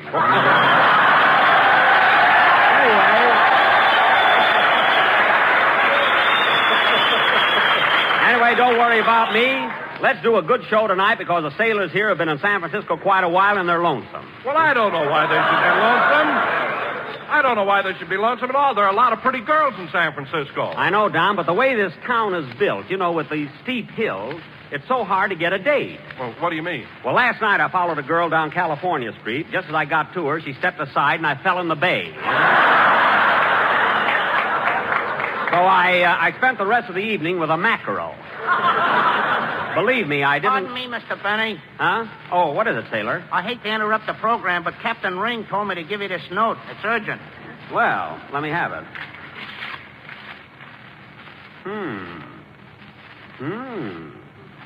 My, this is serious. Oh, Don. Yes, Jack. Would you mind stepping a little more to the center? The ship is listing to port.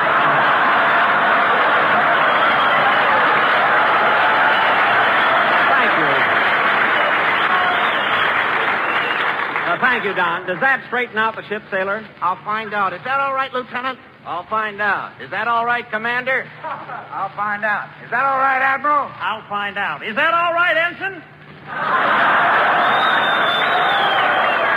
Ensign? Only... Admiral, do you have to ask an ensign? Only today. His mama's listening in. Oh, I see. Well, look, sailor. Yes, sir? I'll try and keep Wilson in the middle of the ship, and if things aren't right, let me know. Yes, sir. Gosh, Jack, I can't believe that I could cause the ship to list. I'm not that big. You're not, eh, Don? You look like Nob Hill in slacks. So just stay in the center of the ship. Hello, Jack. Hiya, fellas.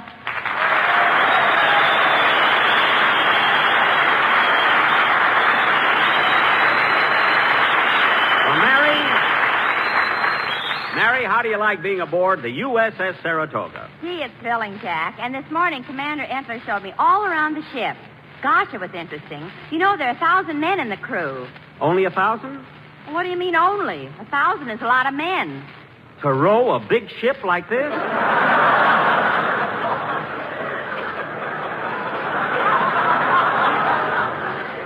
Row? Jack, it so happens that... No, I'm not going to tell you. Tell me what? No, I can't tell you. It's a military secret. Oh, come on, Mary, tell me. Well, Jack, since you were in the Navy, they got rid of the galley slaves. Well, I won't tell anybody. Say, Mary, Jack, I'm sliding away from you. Don, get back in the center of the ship. There, that's better. Say, Mary, on your little tour... Mary, on your little tour around the ship, did you learn any other interesting things? Yes, Jack. I saw Captain Ring climbing way up the superstructure. Then I saw him crawling behind the gun turret. And then I saw him slipping into one of the lifeboats. Really? I'll bet he was placing delicate instruments for the test. No, he was hiding Easter eggs for the boys. Now, isn't that nice? Captain must have a hard job every Easter coloring those powdered eggs, you know?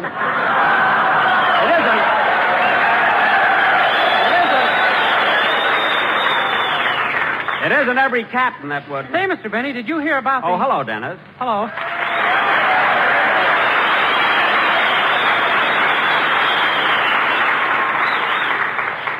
Mr. Benny, did you hear about How do you feel, kid? Fine. Say, Mr. Benny, did you hear You about look great, you know. Thanks. Say, Mr. Benny, did you hear about the... Hear about what? Hear about what, Dennis? I better not tell you. It's a naughty joke. Well, Dennis, people shouldn't tell you those kind of jokes. I made it up myself. Oh. And now, fellas... It's about a traveling Boy Scout. Never mind. I don't want to hear it. Anyway, we haven't time for that now. You know, Dennis, we're all here aboard the Saratoga because in a few days it'll leave for the atomic bomb test. Oh, boy. Mr. Benny, what's an atomic bomb? I'm glad you asked me that, kid. You see, an atomic bomb is a very special kind of bomb. It's a bomb that's atomic. Now, you see, atomic energy is composed of three different things. Neutrons, protons... And nylon. Thanks, Mary. Now, the scientists had no trouble getting the protons and neutrons, but only officers could get the nylon.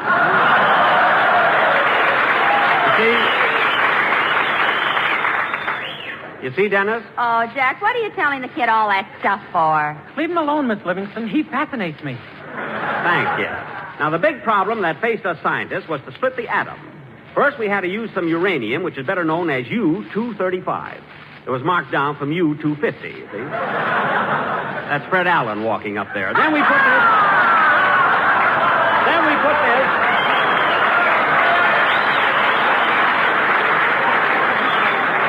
It's making a lot of noise on this ship, you see? Then we put this into a cyclotron. Mix it with neutrons. And add a pinch of salt. Mary, you use your recipe and I'll use mine. Anyway, Dennis, you mix the neutrons with the U-235, and then you treat all the elements with radar. Put them all together again, and you have the atomic bomb. Gee, and my mother says you're a dope. Oh, she does, eh? My father thinks you're a dope, too. Oh, yeah? But I don't think you are. Well, thanks, kid. But they think I'm a dope. Dennis, that's enough. Now, Dennis, let's have a song. After all, you were in the Navy. These are your buddies, and they're all anxious to hear you. Okay. You know, Mr. Benny, last year when I was in the Navy, I sang on this ship. I know you did, kid. It must be nice being back here again. By the way, would you like to say something to the boys before you sing? I sure would. Go ahead. Hey, fellas, do you want to hear the story about the traveling Boy Scout? Dennis. A Boy Scout went into the woods and built a fire. Then a week later, he went back, and the fire was still burning. Still burning? Don't you get it? Get what? He spent the afternoon in the woods with his old flame. Oh, for heaven's sake. Traveling Boy Scout. Go ahead and sing. Oh, Mr. Benny. Yes? You've got your fat announcer off center again. Don, keep your seam on the beam. Go ahead, Dennis. Let's have your song. Come on.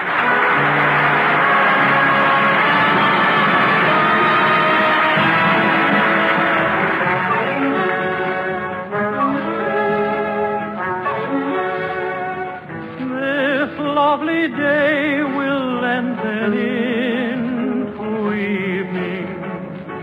We'll say goodbye to all we've ever had. Along where we have walked together, I'll remember April and be glad. I'll be content.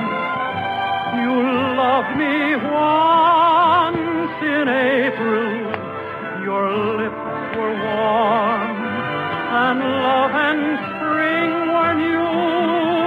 But I'm not afraid of autumn and her sorrow, for I'll remember April and you. The fire will dwindle into glowing ashes, for flames and love live such a little while. I won't forget, but I won't be lonely. I'll remember April, and I'll smile. The fire will dwindle into glowing ashes, for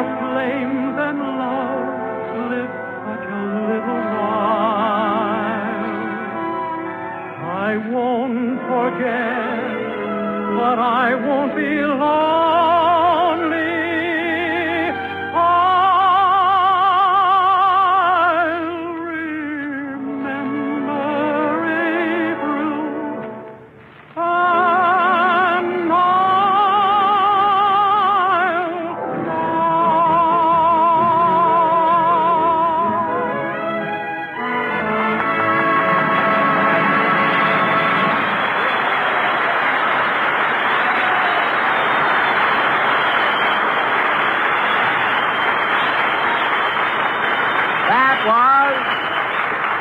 That was I Remember April, sung by Dennis Day and accompanied by Phil Harris, and as makes you wish you were on the Enterprise Orchestra. And now, fellas. Wait a minute, Jackson. Wait a minute. I heard that. Oh, hello, Phil. How are you, kid?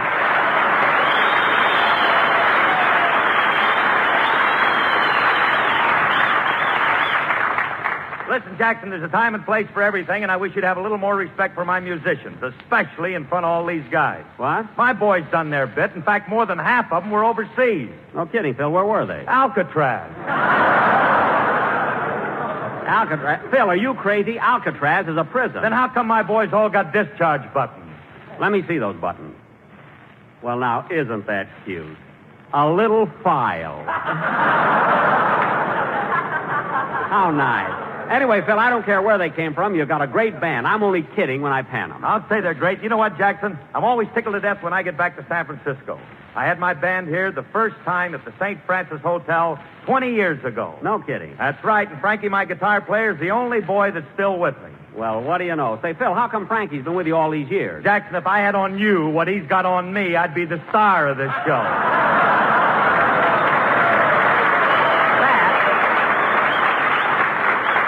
That I can believe. But listen, Phil, you won't be the star of this or any other show until you learn to come to rehearsal on time. What happened last night? Wasn't my fault, Jackson. It was so foggy I got lost. Oh, don't exaggerate, Phil. The fog doesn't get that thick. It doesn't, eh? During the war, they used to launch the victory ships from the top of the mark.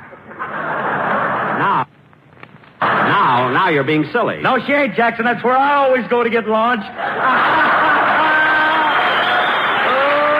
yeah. Yes, sir. Hit me on top of the head with a bottle of champagne. I'm sailing today. Phil, can't you stay in dry dock for just one night? And stop using the fog as an alibi. But, Jack, Phil's right. Between the fog and the hills and this is some town. Well, what are you talking about? Well, last night, some silly jerk followed me down California Street, and when I stepped aside, he fell in the bay.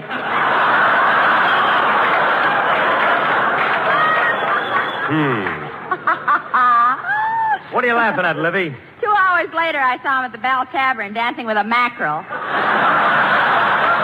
That was my girl. So stop calling her a mackerel just because her eyes are on the side of her head.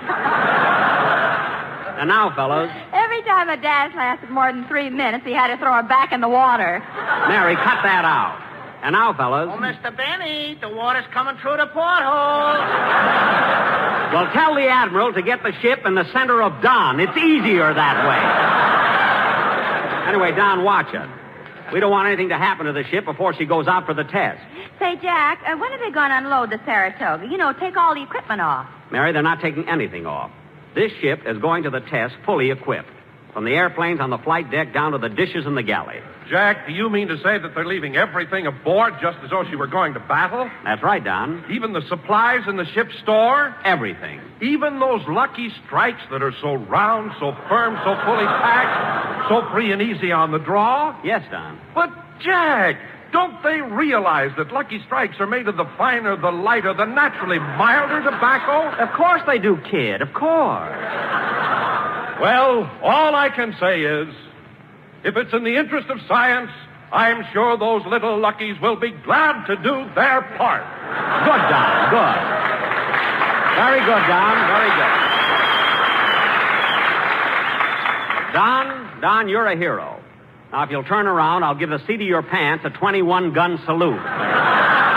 Oh, Phil, how about a band number? You all set? Yeah, say, Jackson, before I forget it, you want to go to the ball game with me tonight? No, thanks, Phil. I went over to Oakland, saw the game Friday night with Mary. And who do you think I saw there? Mary.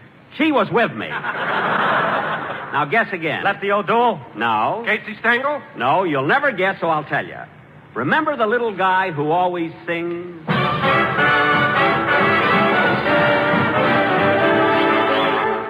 Pickle in the middle and the mustard on top. Just the way you like him, and they're all red hot. Tasty little hot dog and some pop. Just the way you like him, and they're all red hot. Hot roasted peanuts, a munchy, crunchy bag of lunchy. Get your hot roasted peanuts. No! Ice cream cones. Get your dreamy, rich, and creamy double-decker ice cream cones. No! Pickle in the middle with the mustard on top. Yes!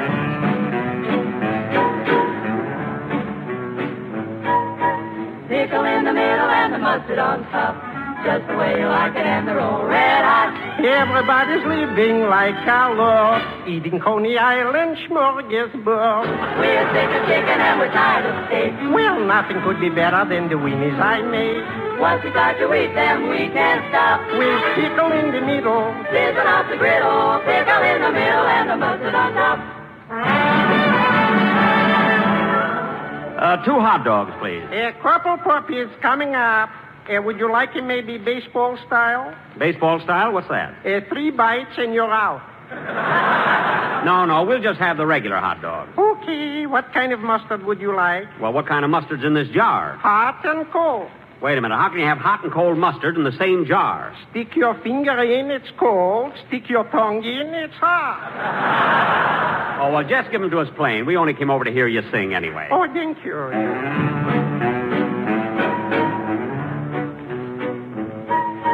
Pickle in the middle and the mustard on top. Just the way you like him, and they're all red hot. Everyone that eats them wants a lot more. Better than a lobster 3 middle. I don't care for coffee because it goes to my head. I let Nelson Eddy keep his sharpening bread. We can gobble hot dogs till we drop. With pickle in the middle, sizzling off the griddle. Pickle in the middle and the mustard on top. We like the mustard on top.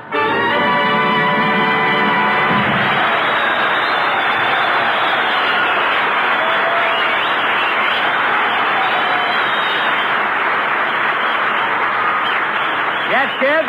Yes, that's who Mary and I saw at the ball game Friday night. And now for our... Mr. Benny, here's a telegram that just came for you. Telegram? Thank you, sailor. Well, listen to this, kids. Congratulations on your first anniversary as an honorary admiral in the Nebraska Navy. Signed, Governor Griswold. Gee, I almost forgot about that. I remember it, Jack. You got the commission from the governor of Nebraska. Yeah, Jackson, I remember it, too. It was a year ago this week. Yes, sir. And boy, were you a ham. What are you talking about? You know what I'm talking about. Remember how you... Mary, it's over now, so let's forget it. Hey, pardon me, Mr. Benny, but this sounds interesting. If it's anything about Navy, the boys would like to hear it. Oh, it was nothing, sailor, nothing. Nothing? Come here, sailor. I'll tell you all about it. Mary, he doesn't have to sit on your lap. You use your recipe, and I'll use mine. Here's what happened, fellas. You'll love this. Dollface. It was a year ago this week, and I happened to call Jack's house to tell him that butter was getting short and he should stop using it on his hair. So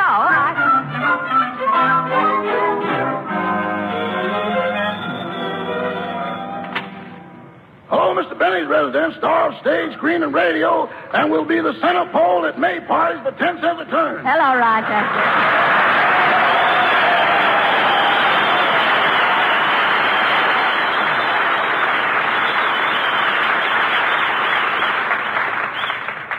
Rochester, I'd like to speak to Mr. Benny, please. Oh, I'm sorry, Miss Livingston. I wouldn't want to disturb the Admiral now. Admiral? Haven't you heard? Mr. Benny is now an Admiral in the Nebraska Navy. In the Nebraska... Oh, I get it. He's been made an Admiral in an imaginary Navy. Yeah, but he's taking it seriously. He made me sew gold stripes on his blue serge suit. Oh, for heaven's sake. Rochester, how many stripes did he make you sew on? I don't know, but you could cut the sleeves off at the elbow and he'd still be a full Admiral.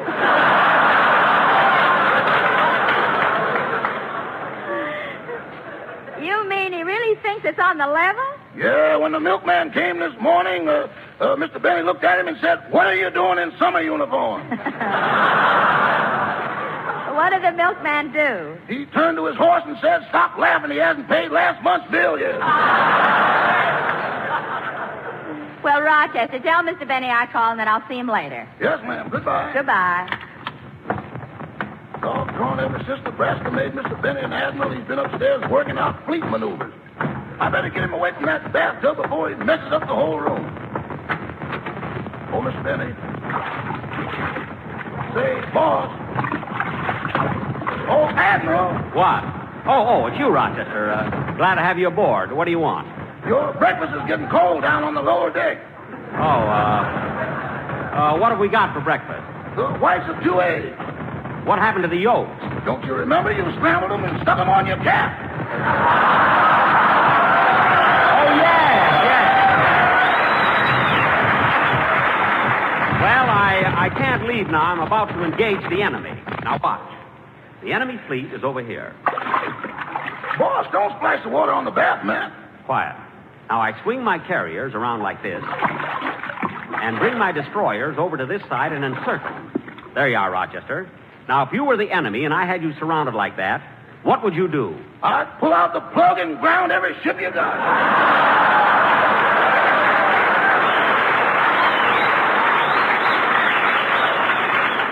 Rochester, that was brilliant. Starting tomorrow, you're an ensign.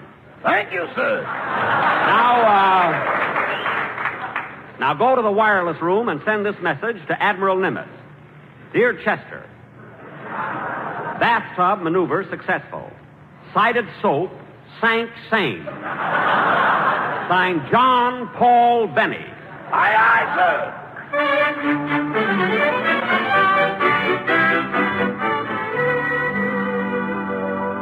And that, fellows, is exactly what happened a year ago this week. All right, Mary, you glad now you told him? Oh, Jackson, you're not mad, are you? Of course not. To prove it, I want all of you to come up to my hotel room for a fish dinner tonight. What are we going to have? Mackerel. When I catch them, feed them, and dance with them, I'm not throwing them back. Play, Phil.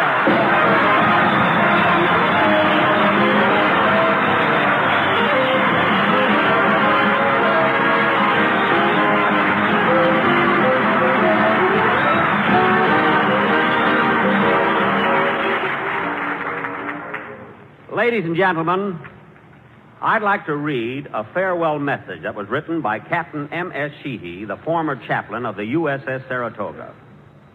It was written on behalf of all of the men who have had the privilege of serving aboard this ship. Here it is. Dear Sarah, this is a love letter because you have been the great love of thousands of us who have paced your flight deck and boasted of your proud record. 19 years ago, Sarah, with bands playing and admirals standing stiffly at attention, you were grandly launched upon your career. For most of those 19 years, you sailed a peaceful course. Then suddenly, out of that peace, came your courageous dash to Pearl Harbor, where you assumed your responsibility. Soon you were standing alone, the only American carrier between Tokyo and San Francisco. We'll never forget Guadalcanal, Bougainville, Rabaul, Nauru, and Tarawa. We'll never forget those 26 strikes on the Marshall Islands and your last engagement, that rendezvous with the kamikaze. You staggered, fought back, landed your combat air patrol. And the next day, 123 of your men were buried at sea off Iwo Jima. That was a black day, Sarah. But we, your boys, remember the other days as well. All your gay parties, the celebrations given for every 1,000th landing. The squadrons coming home like weary birds. The glory of dawn patrols. The long chow lines and the Sunday services. We remember how our hearts lifted when every plane took off and how they sank when we counted the missing ones. To us, Sarah, you were more than a ship. And so we, your boys all over the world, want to say farewell. You are going to perform your last service for your country. Perhaps that atom bomb will put you in Davy Jones's locker.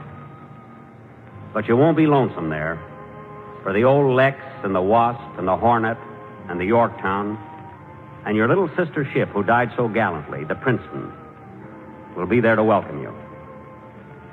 And we men of the Navy want you to know that wherever your hulk may be, your spirit, the spirit of the USS Saratoga, will go marching on and on and on.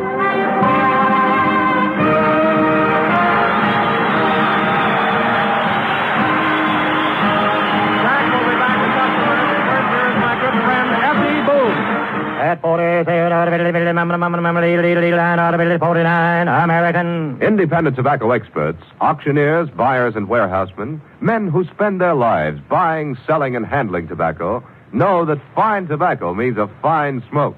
And remember this, Lucky Strike means fine tobacco. Year after year, these independent tobacco experts, present at the tobacco auctions, can see the makers of Lucky Strike consistently select and buy that fine, that light, that naturally mild tobacco. Yes, Lucky Strike means fine tobacco. And fine tobacco means more real, deep down smoking enjoyment for you.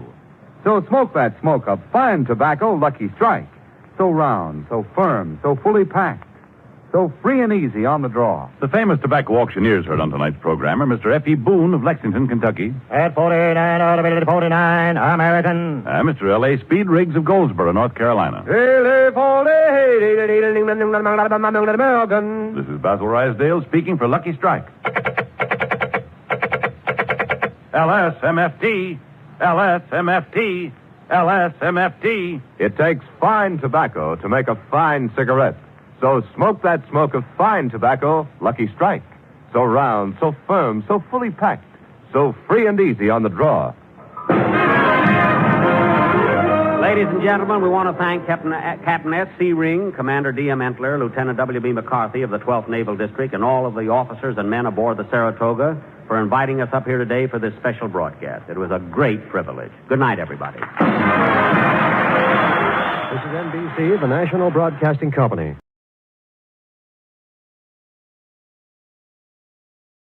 Our Army is not only to be the best equipped and the best trained, but it is also to be the best informed Army in the world.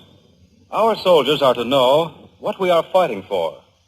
To help them understand, outstanding Americans are appearing before the troops at Army posts throughout the nation, discussing the causes, issues, and strategy of the war. Each Thursday night at this time, for the next 6 weeks, the Columbia Network will visit an Army post to broadcast a portion of such a speech to American troops. You will hear in their appearances before troops William L. Shire, Quentin Reynolds, Herbert Agar, and Sergeant Alvin C. Geoff. Tonight we are at Camp George Meade in Maryland, with officers and soldiers now waiting. Colonel Oliver S. Wood, the commanding officer at Fort Meade, will introduce the speaker. Colonel Wood. Officers and men at Fort Meade, and those listening by radio and Army posts in the United States and overseas.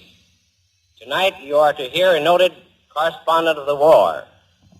Many of you doubtless remember the broadcast of Lee White during the Balkan crisis and campaign. Those were tense, exciting, disastrous days. This correspondent was a victim of Nazi guns in the Yugoslavian campaign. He was among those evacuated at Crete and reached this country from Africa. Tonight, this wounded correspondent, returned from the wars in Europe and the Mediterranean, is practically recovered. We are happy to hear him speak tonight on the war to date. Mr. Lee White.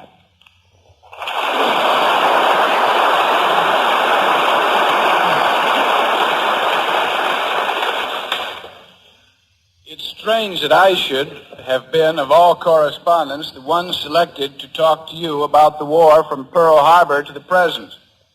For I was in Europe for 5 years and only managed to return to the United States on October 11th, 7 weeks before that fateful date.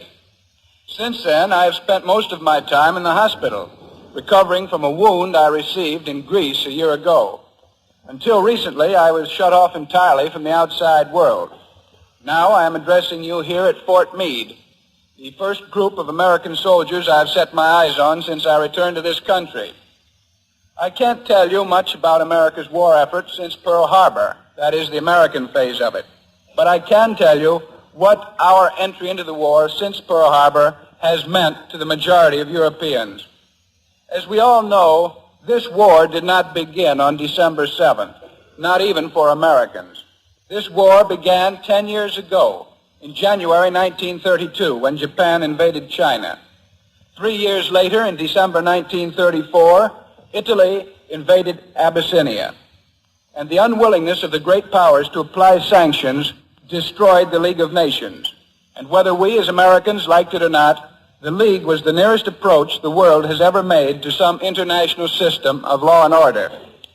Without the authority of the League of Nations, law and order was gone, and Europe's decline toward anarchy began.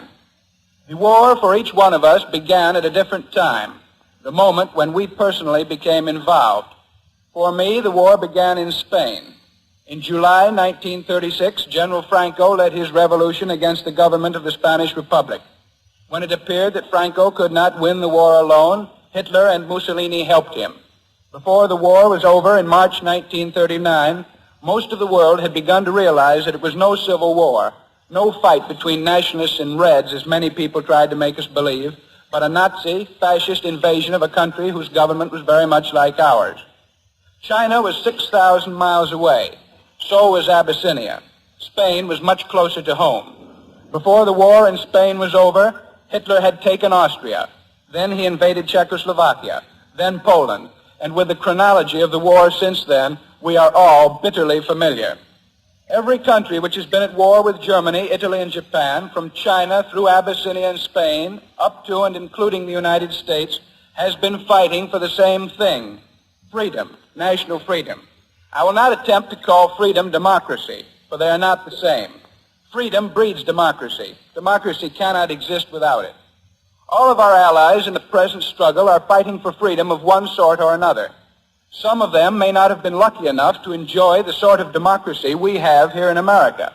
Some of them may not have even been able to enjoy freedom. And without freedom, there is nothing. National freedom, liberty, independence must come first. Then all the other freedoms follow, one after the other, until democracy is finally achieved. So we are not fighting a war for democracy only. We are fighting a war for freedom, all sorts of freedom, and freedom is something more fundamental, more diverse. President Roosevelt, in a press conference last week, called for a new name for the Second World War. I suggest we call it the War for Freedom. That's what everybody's fighting for. Why try to complicate the issue by calling it something else? Why try to specify what we are fighting against? No war has ever been won against anything. All wars have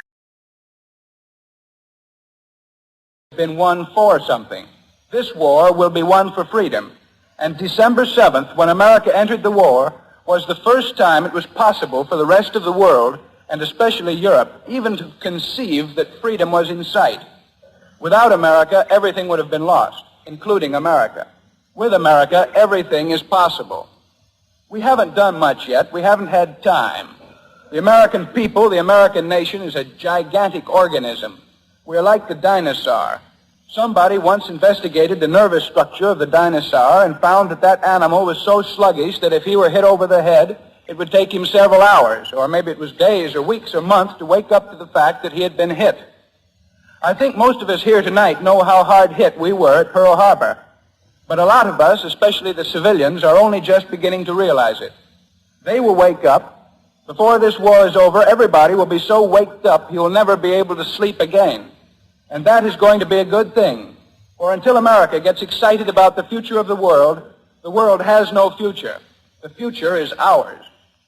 Pearl Harbor and what has happened since, for me, has been the beginning of the end of the war. The war that began in China 10 years ago. This is a European point of view.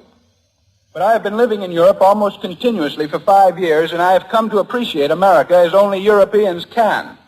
I doubt if many Americans think of America in just that way. We're all so used to America here that we lose sight of what we mean to the rest of the world. The great influence that we have in countries some of us have never even heard of. The great hope we represent to the peoples of every other nation.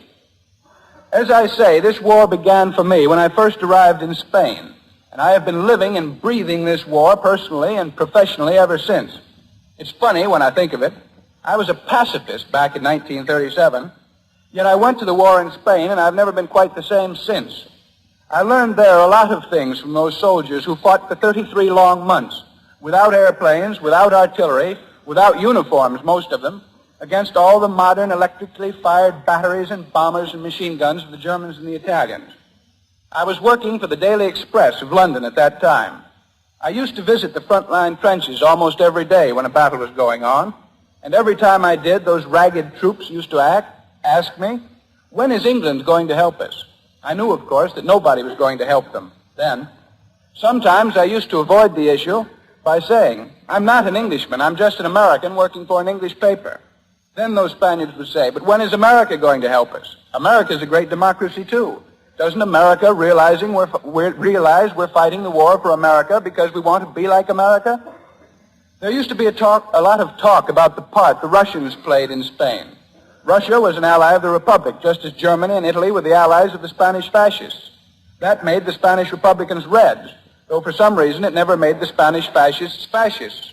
By the same token, we Americans would be Reds today, merely because Russia is our ally. The Spanish Republicans were not Russians. They were merely Spaniards fighting for their national freedom. They admired Russia for helping them, just as we admire Russia for the fight she is putting up against our common enemies today. But those Spaniards admired America more than they ever admired Russia, and they admired us even when we did not help them, and that's a greater tribute. All of my Spanish friends, no matter what they called themselves politically, were so full of admiration for America that I began to admire us too. I never really appreciated America until I went to Spain. I never realized what the word America meant to most Europeans. Since then, I have lived in France, Hungary, Romania, Bulgaria, Yugoslavia, and Greece. And everywhere it was the same. America. Not Russia, not Germany, not any other country. America was the hope of the world. I remember a certain day in Budapest, Hungary, a country which is now one of our enemies. The day was November 4th, 1940. Mr. Roosevelt had just been re-elected President of the United States. The people in Budapest were probably more excited about the outcome of the election than most of us back home. It was embarrassing for me. Everywhere I went, in the cafes where I was known, not by name, of course, merely as an American correspondent, the people literally cheered and applauded me because I was an American. Some of them even had the daring to call out, "Long live America, long live Roosevelt." What I'm not trying to emphasize is not that Mr. Roosevelt defeated Mr. Wilkie. That's not important, and anyway, I admire Mr. Wilkie just as much as the President does himself.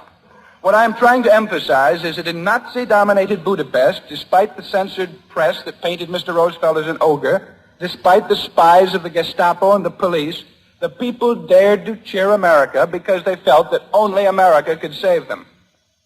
I shall never forget another day in Belgrade, Yugoslavia, a country which is one of our loyalist allies in this war. That day was March 27th, 1941. The fascist government of Premier Cvetkovic, the man who would have sold Yugoslavia to Hitler, had just been overthrown. General Simovic, the present prime minister, had just led a successful coup d'etat and installed King Peter on the throne. The people were overcome with joy. For weeks they had been wearing the Union Jack and the stars and stripes in their lapels and playing Tipperary against the laws of their government and in the faces of the German tourists. There was a patriotic demonstration that day, but beside the Yugoslav flag, those patriots voluntarily and without asking anyone's permission raised the English flag on one side and the American flag on the other. This later proved somewhat embarrassing to the State Department, but the important fact is this. The Yugoslavs, as they consciously and willingly committed national suicide, went down waving the American flag with their own. In Greece, I was wounded by a Nazi bomber. For 4.5 months, I was cared for in a hospital in Athens. The Greek doctors and nurses treated me better than they treated any of the wounded Greeks, merely because I was an American. Some days, I only had a single potato to eat. The people were starving. But if I had one potato to eat, that was 1/2 of a potato more than the others had. Before I left Athens, the Greek doctor who had been treating me said, "Don't forget to tell them back in America about us. We're still your allies, and we need your help." That was last September. My Greek doctor was referring to us as his allies, and we had not even entered the war. There you have America's responsibility. Unconsciously or not, we have been an example and a hope for the rest of the world. That is what Pearl Harbor means to me. That is what Pearl Harbor means to all Americans, all who have been in Europe, and to all Europeans. Pearl Harbor means that America has entered the war and will win the war, and that America will mold the future of the world. We have sustained several great defeats since then, defeats such as we had never sustained before. But they will be amply repaid as soon as our army and our war production grows. But meanwhile, these defeats should give us calm. Isolationists, though many of us were, we were also cocky. The mistakes the English made and the defeats they sustained could never happen to us, we thought. Now we know that they can. Now we know that anything can happen. The Germans and the Japanese have broken every established military cannon. They smashed through the impregnable Maginot Line. They broke through the impassable mountains of Greece and Yugoslavia. And they invaded Crete without a navy because they had an air force. So the Japs have broken all the rules. They have extended their lines of communication without regard for safety. They have shown us that anything and everything is possible, and that should give us confidence. For we have everything the Japanese and the Germans have, and more.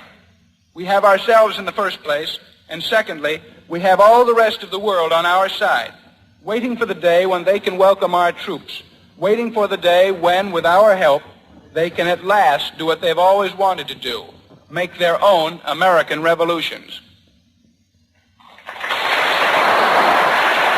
From Fort George and Meade, Maryland, the War Department and the Columbia Network have broadcast another talk to American soldiers everywhere, designed to tell them why and who we are fighting. Lee White, Columbia's correspondent injured in Greece, was today's speaker. Next week, William L. Shire will be heard from Fort Belvoir. He will speak on the subject, Your Enemies, the Fascists. Gunner Back speaking. This is the Columbia Broadcasting System. The Grape Nuts and Grape Nuts Flakes program, coming to you from New York City and starring Jack Benny, with Mary Livingston, Phil Harris, Dennis Day Rochester, and yours truly, Don Wilson.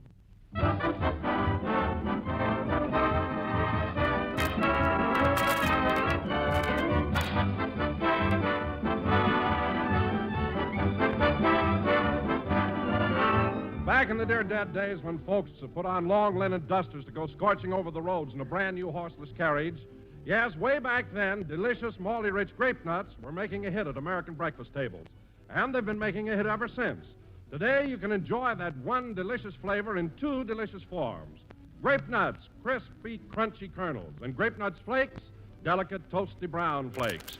Both have a malty-rich, sweet-as-a-nut goodness that's absolutely distinctive. A flavor with punch and zest that makes breakfast the high spot of the day. And grape nuts and grape nuts flakes are both Basic 7 foods, or they supply all-around whole-grain nourishment. Our government wants us to eat more of such cereals, for they're plentiful, not rationed, and they help to take the place of scarcer foods. So for real energy-giving nourishment, plus rich, unusual flavor and texture, make it grape nuts or grape nuts flakes in the morning, every morning.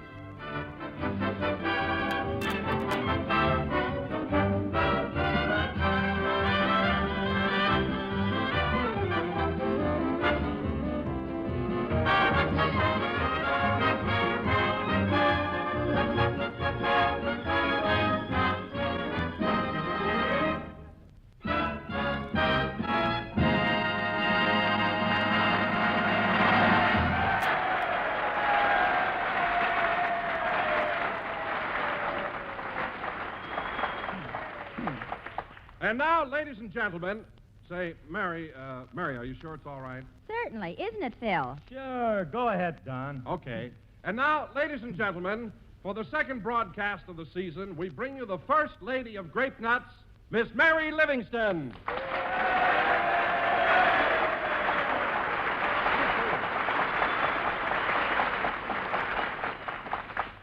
Thank you. Hello again. This is Mary talking. And, Don, the reason I asked you to introduce me is because Jack's out in the hall talking to his new writers. His writers? Not so loud, Don. Not so loud. You know, people think I ad-lib this stuff here, you know.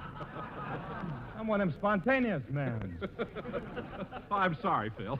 Say, Mary, how's Jackson since he got home? Oh, Phil, it's simply awful. Since he got back from North Africa, that's all he talks about. He absolutely drives you nuts. Are you kidding? Kidding? You want to know something? Jack's a bigger ham now than he was before he left. No, don't do that to me. I got a wife and baby.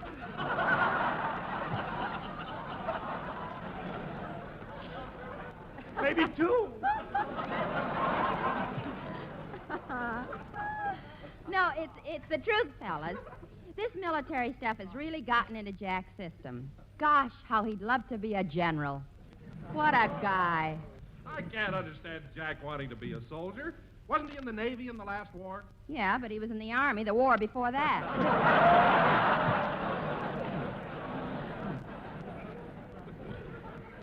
Oh, and there's one thing I gotta tell you, kids. You'll never believe this. What is it, Mary? Yeah, tell us. Oh, it's so fantastic. Well, then go ahead, tell us. What is it? Well, yesterday morning, while Jack was shaving, he cut his cheek. Yeah? And ever since then, he's been calling himself Old Blood and Guts.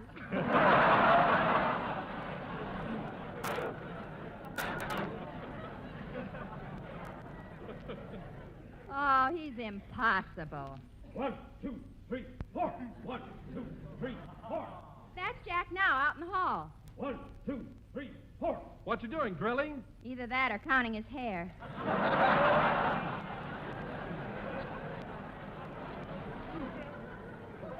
Who knows? Say, Mary, do you think I ought to go out and get Jack away from these boys? No, I'll go. And I hope he's forgotten about his African campaign. Hup, tup, trup, four. Hup, tup, trup, four. Hup, tup, trup, four. Riders, halt!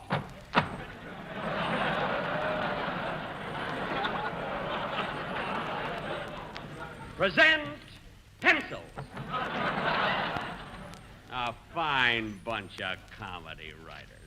Recruits from the Allen program. Rookies, every one of you. Just look at you. Balzer, pull in your typewriter. Yes, sir. And Josephsburg, your pencil. Look at that point. That's my head, sir. I mean the one with the eraser on it. And Tackleberry, where's Howard? He went AWOL to Red Skelton, sir. He did, eh? Now, listen, men. This is no picnic, you know. You got a job to do, and I'm going to see that you do it. And you. Look at you with your hair hanging down in your face. I never had that trouble with Bill Morrow. But, sir, wasn't he bald? That's beside the point. That's my head, sir.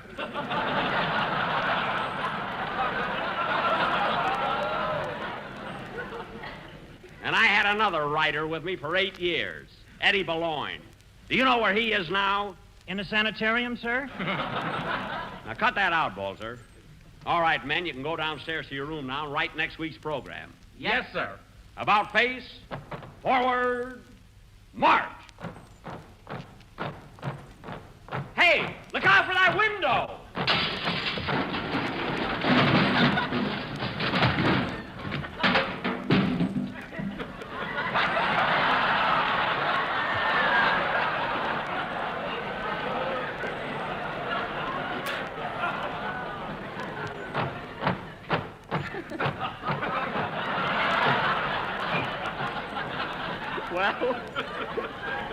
Well, I guess they're all right, darn it. Oh, boy, 35 weeks of this. Well, it serves you right. Oh, hello, Mary. If you'd stop acting like a top sergeant in the movies, you wouldn't have so much trouble. Now, come on in, Jack. The program's half over. Okay. Well, here he is, fellas. Hello, Jack. We've been waiting for you. Hiya, Jackson. At ease, man.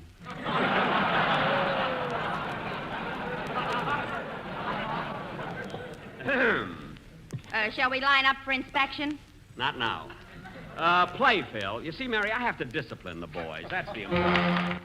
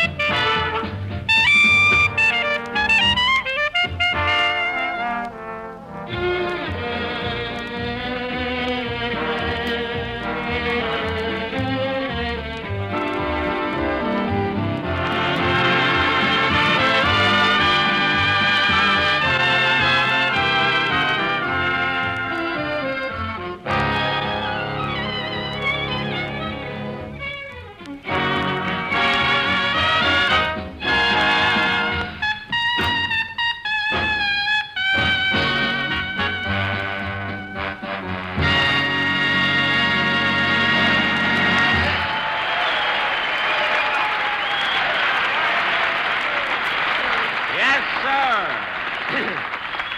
That was People Will Say We're in Love, played by Phil Harris and his orchestra.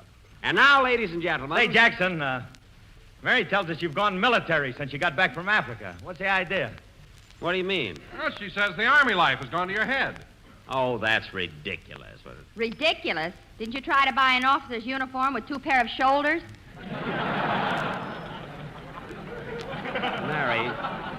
Mary, it was just a buck private's uniform. And I had a hard time finding one. Well, let's go into a lot of trouble just to get in the movies for half price, Bub.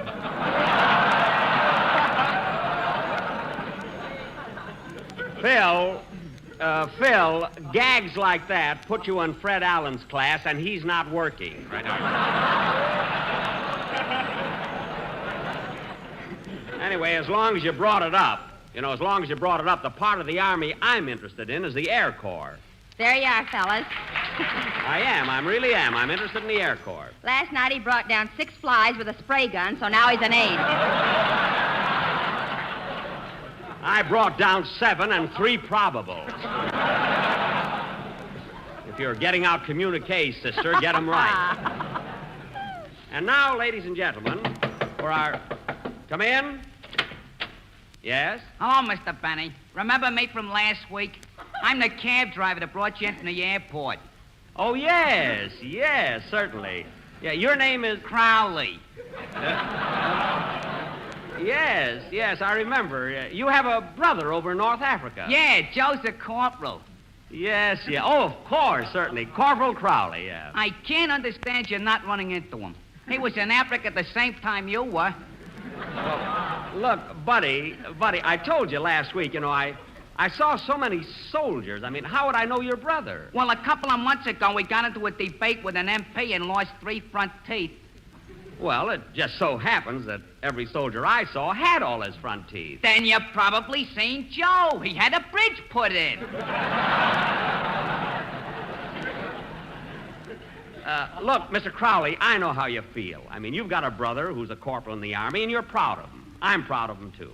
I mean, but how could I pick out among thousands and thousands of men? Well, his draft board did. Look, Mr. Crowley, look, I know, but we've got a program to do. I'll talk to you later. Just take a chair and sit down over there, will you? Okay. Thank you. You know, Mary, he's a nice guy, and I can understand how he feels, but what can I do? What's that? My writers, they finally thought of a joke. No, fellas, no! One of them didn't like it.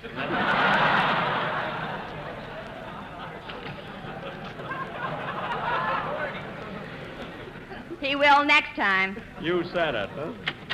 You know, Mary, guys like that, hello, Dennis. Hello, Mr. Benny.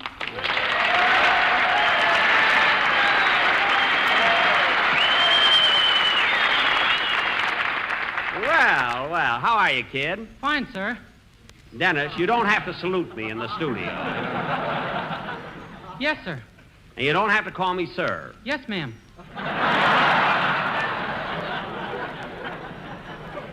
Dennis, look, just act natural, you see, but don't overdo it, Okay.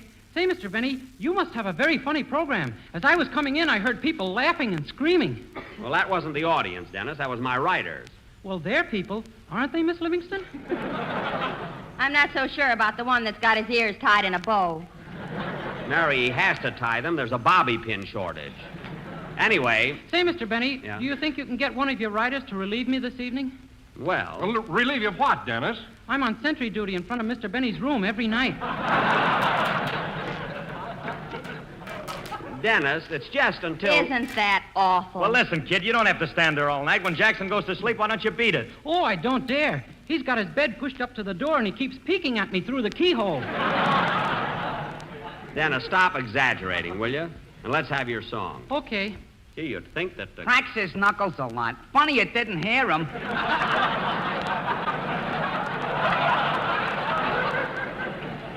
Who? My brother, Corporal Crowley. Look, you told me about his knuckles last week. Now, look at Crowley. Won't you please... Hey, those writers are really on the beam. I'm going down and see what gags they've dreamed up. Excuse me, kid. Will you? All right, Dennis. While Jack's gone, you might as well do your song. Okay, Miss Livingston. Oh, hold it a minute. I'll take it. Hello? Hello, Miss Livingston. This is Rochester.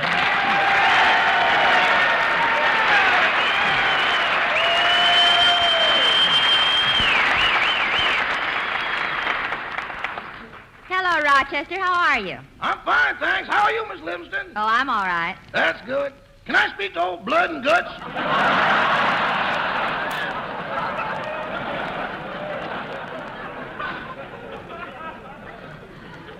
You mean Mr. Benny? That's what they called him before he cut himself. Rochester, has he been giving you that military stuff, too? Has he? He won't let me out of the hotel room without a 3-day pass.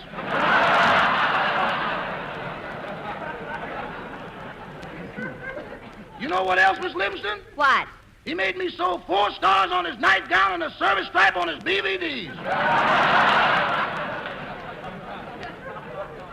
Well, that's the silliest thing I ever heard of. So far.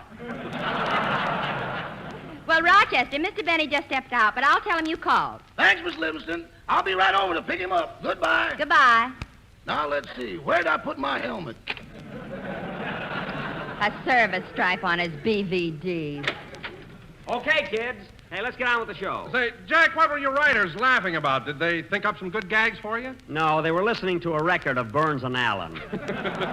Sing, Dennis. A fine bunch of guys I've got. Say, he does look funny with his ears tied in a bow at that, you know? He really does.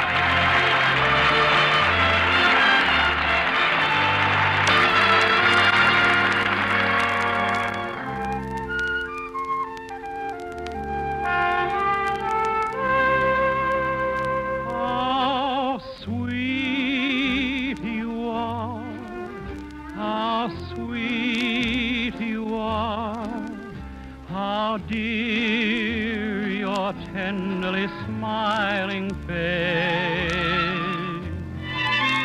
Through days all bitter and gray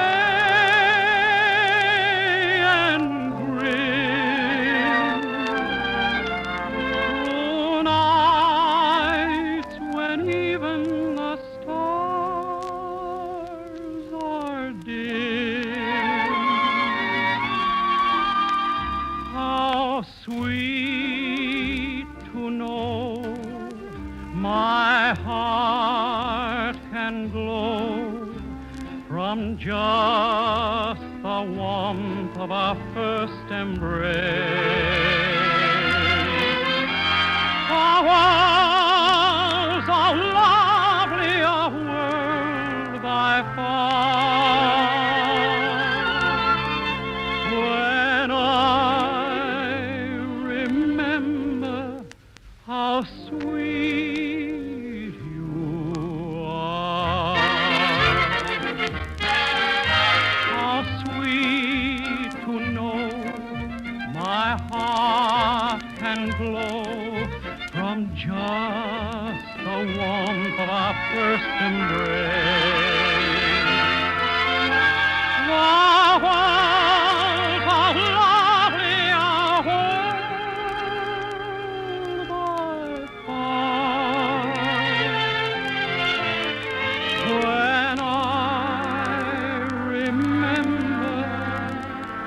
when I remember how sweet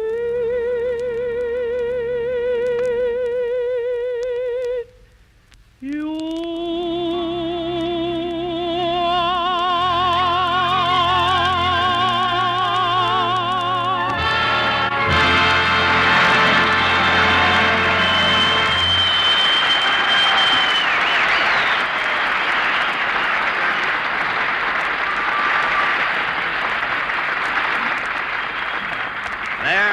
Very good. That was How Sweet You Are from that sensational film, Thank Your Lucky Stars, presented by the famous Warner Brothers and made by that talented and lovable producer, Mark Hellinger, making a happy combination. Jack, what are you worried about? You're signed for your next picture.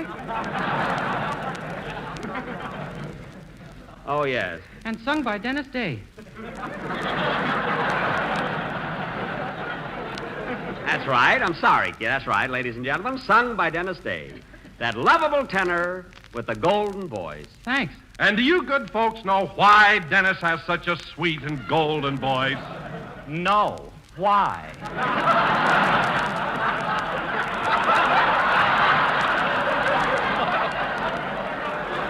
Because he eats grape nuts and grape nuts flakes, thereby enjoying one delicious flavor in two distinctive forms. Isn't that right, Dennis? Yes.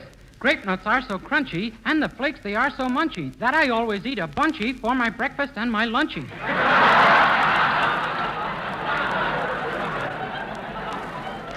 Dennis, how about dinner? Thanks. Are you sure I won't be intruding? No, you won't. And bring your own grape nuts. And now, folks, for our feature, come in. Mr. Benny? Yes? Brown's the name, John Brown. I'm a reporter for the Associated Press. They sent me over here to get an interview. Well, I'm always glad to see the gentlemen of the press. Great bunch of boys. Don't give me that, chum. I hate this as much as you love it.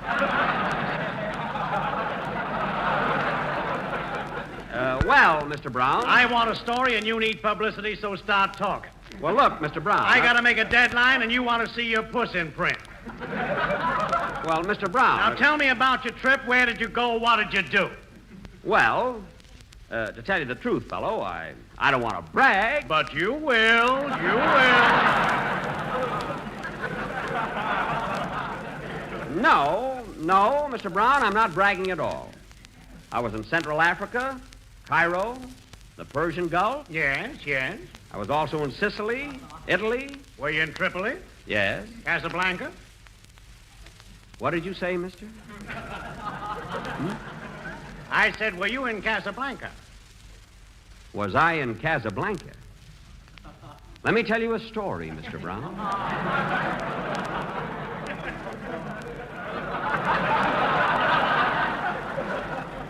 Come closer.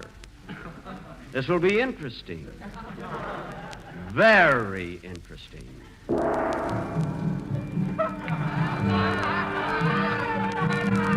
Casablanca in 1939. Across the Mediterranean to Oran. Then by train or camel or foot across the rim of Africa to Casablanca in French Morocco, where some men sell their souls for a passport, but others wait and wait and wait. Casablanca, the crossroads of the world. The scene is Ricky Bogart's nightclub, where the high, the low, the fallen, and the mighty gather to see this man of mystery, Ricky. Closing up for the night, Mr. Ricky. Better come on with me. You've had enough to drink. No, Sam. I want to stay here and brood. I want to brood, Sam. What are you brooding about? You know what it is. It's her, Sam. Ingrid.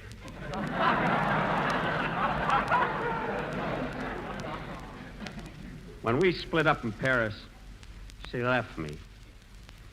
She left me, Sam. Left me a sad and broken down old man. That's the way she found you, boy.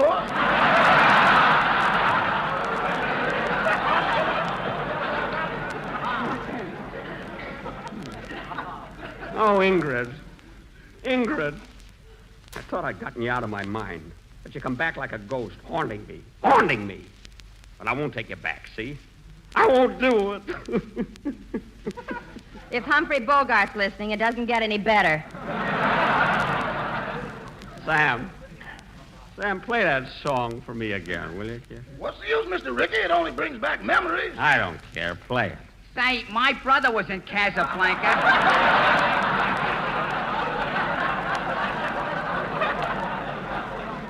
Maybe you saw him there. Look, Crowley.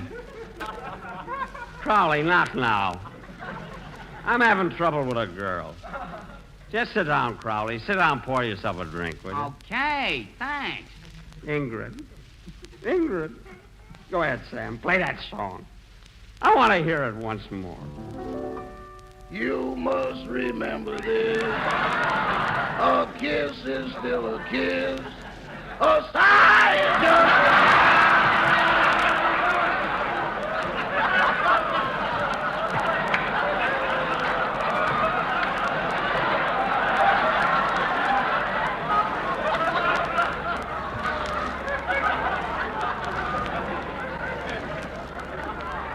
it, Sam. Sing it, boy.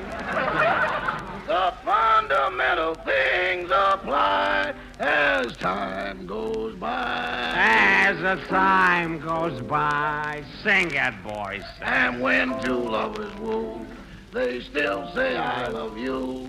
Oh, cock-a-doodle-doo. The fundamental things apply as time goes by. As time goes by. What a song.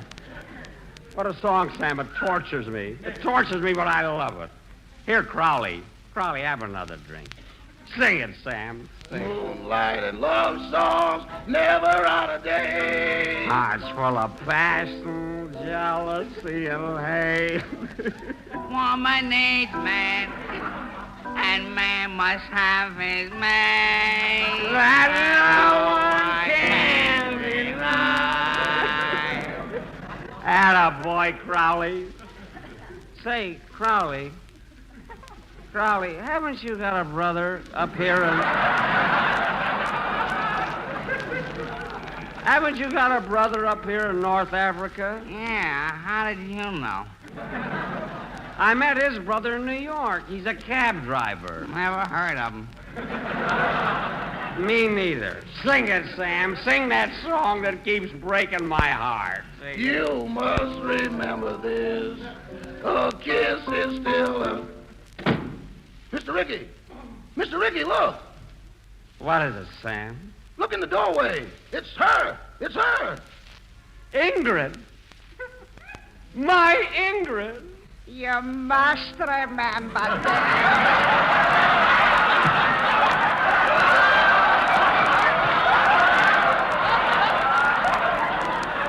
A kiss is still a kiss. A sigh is just a sigh. Ingrid, my darling. Ricky! Ingrid, and you came back to me. The fundamental things apply. As time goes by.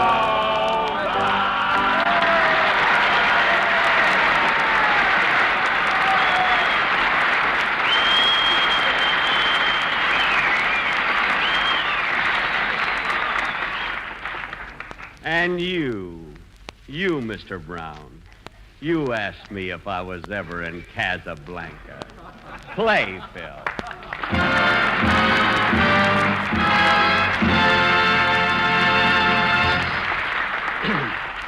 Friends, I'd like to take just a moment to tell you something about the WWII.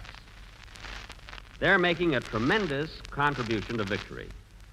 I know their spirit and courage, their immense pride in their jobs, and they have a right to be proud.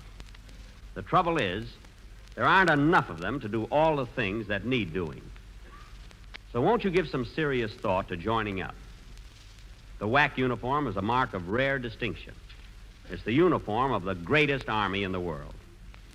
Now, maybe you don't realize this, but there are 155 different kinds of jobs open right now in the WWII. Well, out of 155 jobs, you can certainly find one that will suit your own special abilities. So think it over. You can go to your local WWII recruiting station and get all the details. You know, every woman who joins the WWII helps to bring victory closer, helps to bring our American boys back home quicker. And that's something we all want to do.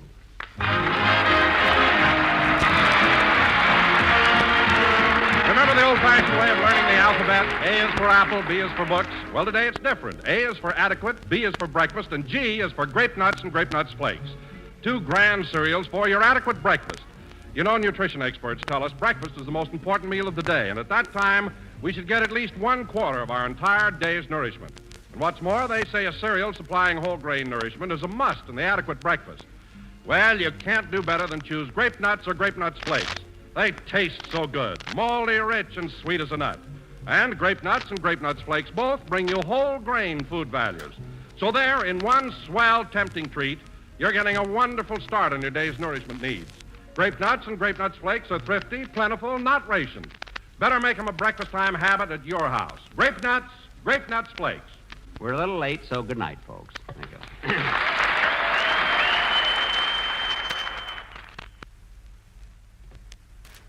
Hot grape nut sweet meal. There's a treat as is a treat. Try a bowl of this rousing, rich, hot brown cereal, and you'll say it's the best ever.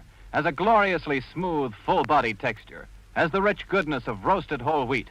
Has the grand whole grain nourishment. And grape nut sweet meal cooks to perfection in just 3 minutes. That's hot grape nut sweet meal. This program came to you from New York. This is the National Broadcasting Company. KFI Los Angeles, Earl C. Anthony, Incorporated.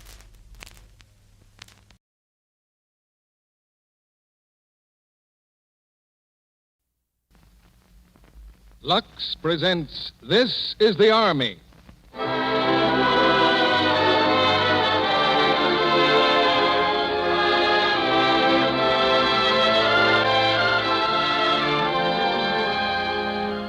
The Lux Radio Theater brings you Irving Berlin's This is the Army, with a cast of more than 200 soldiers. Ladies and gentlemen, Mr. Cecil B. DeMille.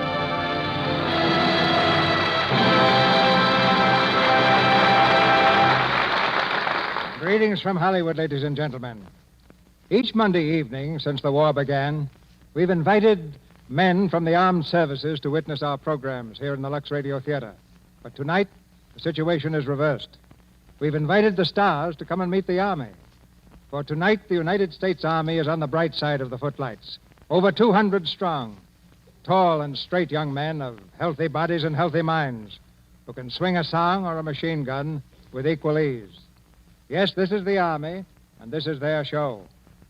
The makers of Lux Flakes and Lux Toilet Soap join all of us here in welcoming our guests. Many of your sons and daughters, and many of ours, are now in the armed services.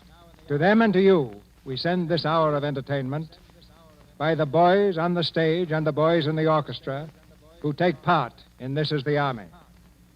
With these boys is an old friend of mine, an ex-sergeant from the last war, who, after 25 years, is still in there doing more than his bit. This is the Army is his brainchild. Born in the Army camps, grown to maturity on Broadway, and now striding like a giant across the breadth of the land. When this war is over and the victory won, there will be a special place in the hearts of all America for the men who have helped to win it, for the Army and the Navy and the Marine Corps, and for men like Mr. Irving Berlin.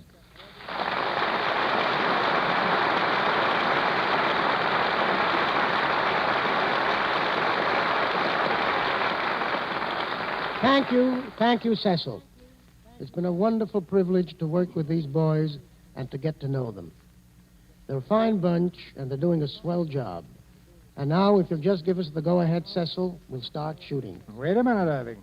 I'm not throwing cues here tonight. I'm going to join the audience as a spectator and a listener. Our stage belongs to you and the boys. Well, that's fine, Cecil. Speaking for the boys, I'm pretty sure they won't let you down. The Army never does. It seems to me, Irving, that I remember another fine bunch back in 1917. And another soldier show that you did called Yip Yip Yapank. That's right, Cecil. The uniforms changed, the songs are different, but it's still the same Army and the same fighting spirit. And they look pretty competent as they marched in the stage door today. You bet. They're soldiers, Cecil. Make no mistake about that. They rehearsed and played this show at night, and they've drilled every day from New York to California. But they've learned something more than any Army routine and show business, something pretty priceless, which I think is best expressed by what one of our corporals said to me the other night after the show. He said, "You know, traveling with this show, I've seen our country for the first time. I've met our president, I've been in big towns and little towns, and I've met the people, big and little, who are this country. And now," he said, "now I know what we're fighting for." Well, Cecil, I guess we can turn these fighting men loose now. Get right up on the firing step, Irving. Thank you. Mr. DeMille, ladies and gentlemen, this is the Army.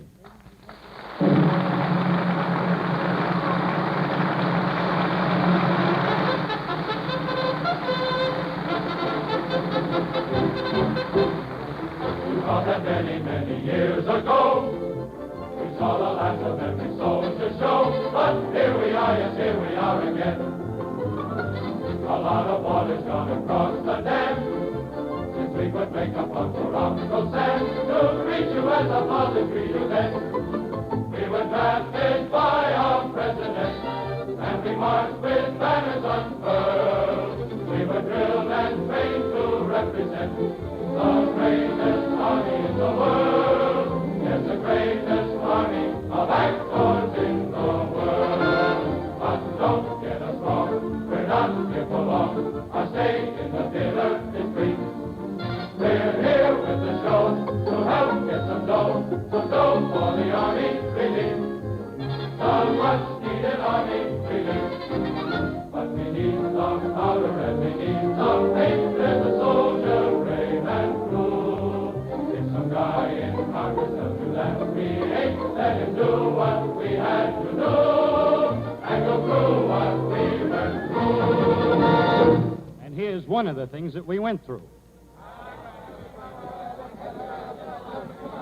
All right. Come on, you selectees. Snap it up and the wall be over before you finish your physical. Get online there. How do you like that? More physical. They gonna listen to my stomach again? Hey, Sergeant, can I go telephone my Get girl? online and quiet. Quiet! Sergeant, can I ask a question? What is it? Well, for 3 days now, we've been getting inducted, standing on a line here and standing on a line there. Well, what of it? Sergeant, can I put my pants on now? No. But I haven't had them on since Tuesday. I'm chilly. You're never chilly around here. You're never cold and you're never hot. And you're never tired. You've been selected, see? You guys are in the army. We all have been selected from city and from far. They asked us lots of questions. They jammed us in the arm. We stood there at attention, our faces turning red. The sergeant looked us over, and this is what he said.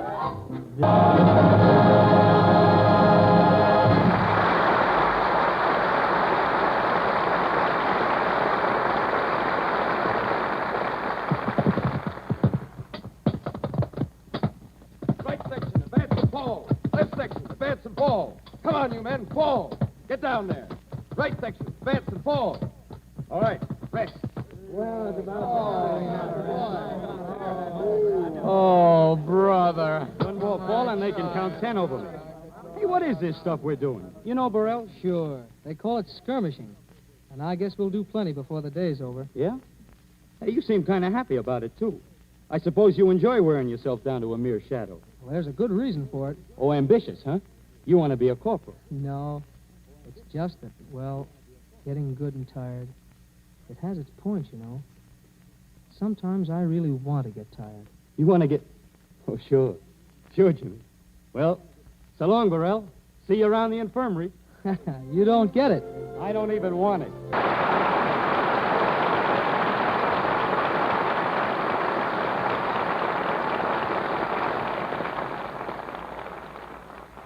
Sergeant Alan Manson, Sergeant of the New Guard reporting. Your orders are to take charge of this post and all government property in view. Old Guard, relieve. Sergeant Dick Burney, front and center. Well, here I am. Ooh, what's the matter? Look at all the civilians. Never mind that. What Tell a me, novelty Dick. nowadays. Tell me, Dick, how do you like the Army? Huh? I say, how do you like the Army? It's a military secret. Well, what's the matter with the Army? Well, it's a little too feminine. Feminine? Certainly, with all those women auxiliaries. Like the AWWII, the Red Cross, the Father Duffy Canteen, the Spas, the Waves, the WAGs, the Woo-Woos, the Wow-Wows, the... Oh, and not forgetting the WAACs. Well, that's fine. That shows the women are really patriotic. Maybe so. But when I come home from camp on a 3-day pass after slaving all week over a hot gun, I'm ready to go. I got a box of flowers on the one arm, a box of candy on the other arm. I run down the street like an idiot, ignoring all the lights. I run into my hotel, the front way. And I run up the elevator, I knock on the bell, ring the door opens, and there stands my beautiful wife. I look at her, and she looks at me. I look at her, and she looks at me. Why don't you kiss her? I can't. She's a first lieutenant. Oh, she's a whack. Yeah, what? I said she's a whack. That's beside the point. Hey, you know, the worst part of it is I got to get permission from the top sergeant to even talk to her. Well, what's tough about that? The top sergeant's my mother-in-law. I'm going to get even. I'm going to take him out on a rifle range and show him how to use a rifle. You're going to show your wife how to shoot a rifle? My mother-in-law, too. Same bullet. Well, you have to be a marksman for that. Really? You see this medal? I was admiring it. That's being one of the best marksmen in the country. Oh, come now. What makes you think you're one of the best marksmen in the country? Well, I'll give you an instance. I like to hear an instance. The other day I went hunting in the woods. There in front of me I saw a big, beautiful tree. Seated on one limb of the tree were 14 birds. 14 birds? I looked at my rifle. I had only one bullet. My, oh, my. Now, my objective was to get the 14 birds with the one bullet. Ah, that can't be done. I did it. How? I took my rifle, aimed, fired. The bullet split the limb. The 14 birds got their feet caught in the limb. I walked over, sawed off the limb, put it across my shoulder, walked home with the 14 birds, and it wasn't a good day for hunting that day either. What do you got to say to that? Mr. Anthony, you're not a hunter, you're a cockeyed liar. You want to hear some real shooting? Yes. Well, spread out, make it look like a regiment. Last week I was out in the woods hunting. There in front of me I saw a big, beautiful deer. I picked up my rifle, ready aimed to fire when I heard a noise on my right. What do you think it was? What? 500 wild ducks. I didn't want the deer, I wanted those ducks. I picked up my rifle, ready aimed to fire when I heard a noise on my left. What do you think it was? What? 500 wild geese. I didn't want the deer, I didn't want the ducks, I wanted those geese. I picked up my rifle, ready aimed to fire when a snake about 5 feet long jumped right up in front of me. Boy, I changed my plans completely. I don't want the deer, I don't want the ducks, I don't want the geese, I want that snake. I picked up my rifle, aimed, fired. The barrel split in two. One barrel went to the right, killed 500 ducks. One barrel went to the left, killed 500 geese. The bullet went straight ahead, shot the deer. The ramrod of the gun went down the snake's throat, choked him to death. The rebound of the gun hit me in the shoulder. I fell over in the river, come up my boots full of fish. I stooped over to take a fish out of my boot, and what do you think happened? What? A button snapped off my pants and killed the rabbit, and it wasn't a good day for hunting that day either.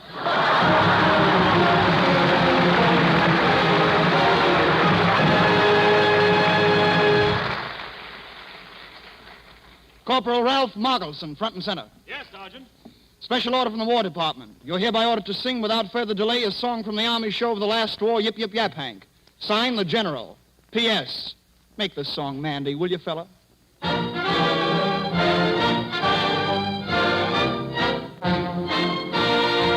I was strolling out one evening by the silvery moon. I could hear somebody singing a familiar tune. So I stopped a while to listen. Not a word I wanted to miss. It was just somebody serenading. Something like this. My pretty Mandy, there's a minister handing, and it sure would be dandy if we'd let him make a peace. So don't you linger, here's a ring for your finger. Isn't it a humdinger? Come along and let the wedding chimes bring happy times for Mandy and me. My pretty Mandy, there's a minister handing, and it sure would be dandy if you let him make a peace. So don't you linger, here's a ring for your finger. Isn't it a humdinger? Come along and let the wedding chimes bring happy times for Mandy and me.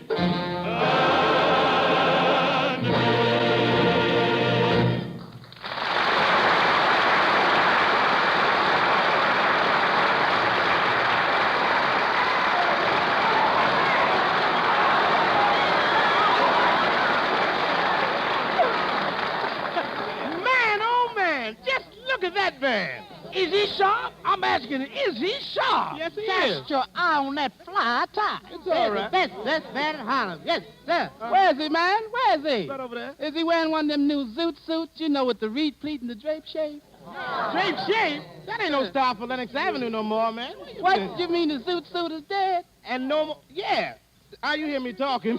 The stuffed covers came and went. You mean no more reed pleats? And no more glad plaid. And no more creek.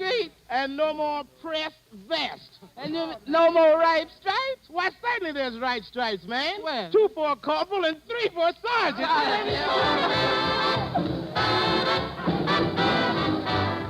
There's a change in fashion that shows in those Lenox Avenue clothes. Mr. Dude has disappeared with his flashy tie. You'll see in the Harlem Esquire what the well-dressed man will desire when he's strutting down the street with his pretty pie. Suntan, shade of cream, or an olive drab color scheme. That's what the well-dressed man in Harlem will wear. Dressed up in ODs with a tin hat for overseas. That's what the well-dressed man in Harlem will wear. Top hat, white tie, and tails no more. They've been put away till after the war. If you want to know, take a look at Brown Bomber Joe. That's what the well-dressed man in Harlem will wear. Or an olive drab color scheme. That's what the well-dressed man in Harlem.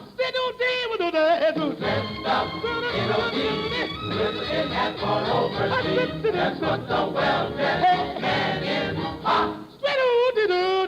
Top hat, white tie, and tails no more. They've been put away till after the war. If you want to know, take a look at Brown Bomber Joe. That's what the well-dressed man in Harlem will wear.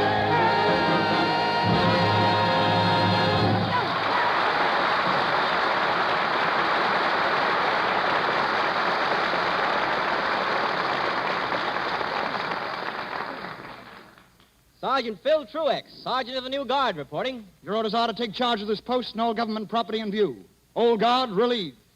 At this post, Private Julie Oceans. Hello, Sergeant. On my way to camp, the funniest thing happened. Hey, quiet. I was walking past the guard, and what do you think happened? Quiet. There's no talking until the rest of the guard is assembled. At this post, Master Sergeant Ezra Stone. Ezra Stone! Coming, Sergeant.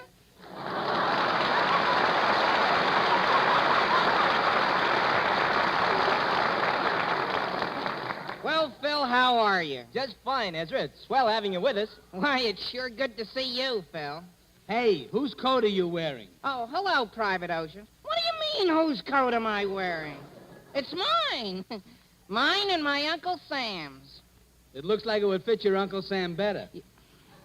All those stripes, are you really a master sergeant? Yeah, I just made it a couple of months ago. Congratulations. Thanks. Master sergeant. He's a round one, isn't he? Say, Phil, is that private allowed to talk that way about me? Why, certainly not. That's what I thought. No, sir. I'll take care of him. Private Oceans, attention. I'm listening. Assume the attitude of attention, Private. Look, Truex, this is my attitude. If you don't like it, do me something. Go ahead, break me. Well, come on. Make me a civilian. There you are. You see, Ezra? That's what happens when a non-commissioned officer condescends to hobnob with a low-down private like that Oceans. Why, Ezra, between you and I... You can't say between you and I. That's incorrect English. That's the time I caught you with your stripes down. You're such an illiterate. You've got to say between you and me because after the preposition, you must use the objective case. Except when you got a degenerate noun. Why, you private... Sergeant. Private... Sergeant. Buck. Private... Well, somebody's got to fight. Private Oceans, you're in the presence of non-commissioned officers. You're superior officers. And you're going to show a little respect. How long can he be a boy? Look here, Oceans. I'm a pretty even-tempered sort of a guy, but I resent your implications that I know nothing about soldiering. Ezra, just for fun, what do you say we put him through the Manual of Arms? Oh, Manual of Arms. That's easy. Oh, yeah? All right, Phil. Relieve your guard of his rifle. Go ahead. Oh, wait a minute. I never did it with a gun. You can get hurt that way. Let me have your rifle, guard. Here, Oceans. Take that rifle. Okay. Hey, it's heavy, ain't it? All right, Oceans. What's that you've got in your hand? This is a long pistol. Anybody knows this is a gun? A gun that's a rifle, a Springfield rifle. Now, in military terms, describe that weapon. This is a Springfield rifle. It comes from Springfield. Springfield has a population of 7,430,000. Give me that rifle. This is the United States Army rifle, model 1903, caliber 30. It is an air-cooled, bolt-operated, clip-fed shoulder weapon. It has a muzzle velocity of 2,700 feet per second and is deadly within a range...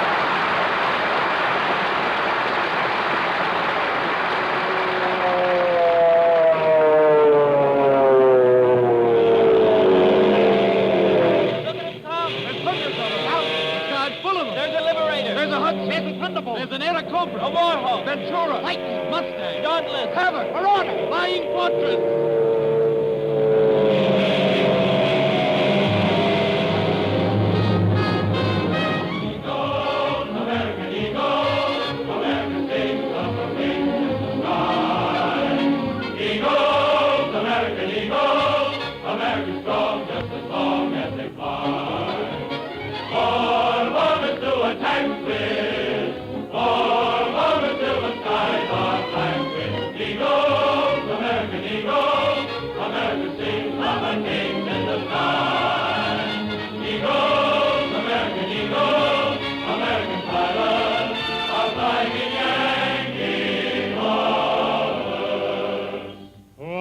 The flyer think of when he's up there in the sky. Ask any army pilot, and he'll answer with a sigh.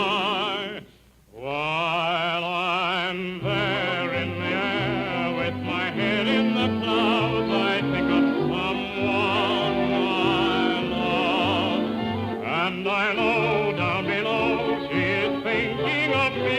While I am up there, when the night's clear and the bombardier drops upon that wide sound, how I yearn to return with my head in the clouds to the one I love on the ground. While I'm there in the air with my head in the clouds, I think of someone. And I know down below she is thinking of me while I am up there. When the night's clear and the bombardier drops upon that white one down, how I yearn to return with my head in the clouds to the one I love on the ground. Eagles, American eagles, American sing of the wings. Eagles, American strong, just as long as they fly. Give me some more bombers to attack with, more bombers till the skies are black with eagles.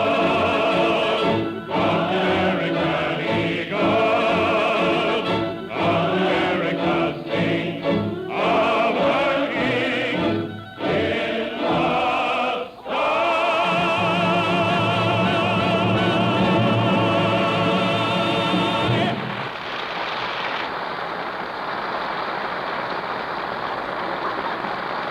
We pause now for station identification.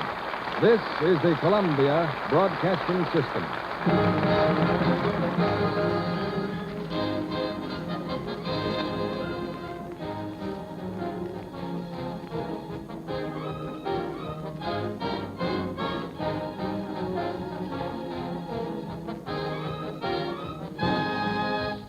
Yes, this is the Army. You've heard about the Army and Mr. Jones, but before the second act of our show, let's take a little time out to consider Mrs. Jones. She's on active service, too, these days on the home front. right in her own home. Now, it's 8:15 in the Jones household any weekday morning.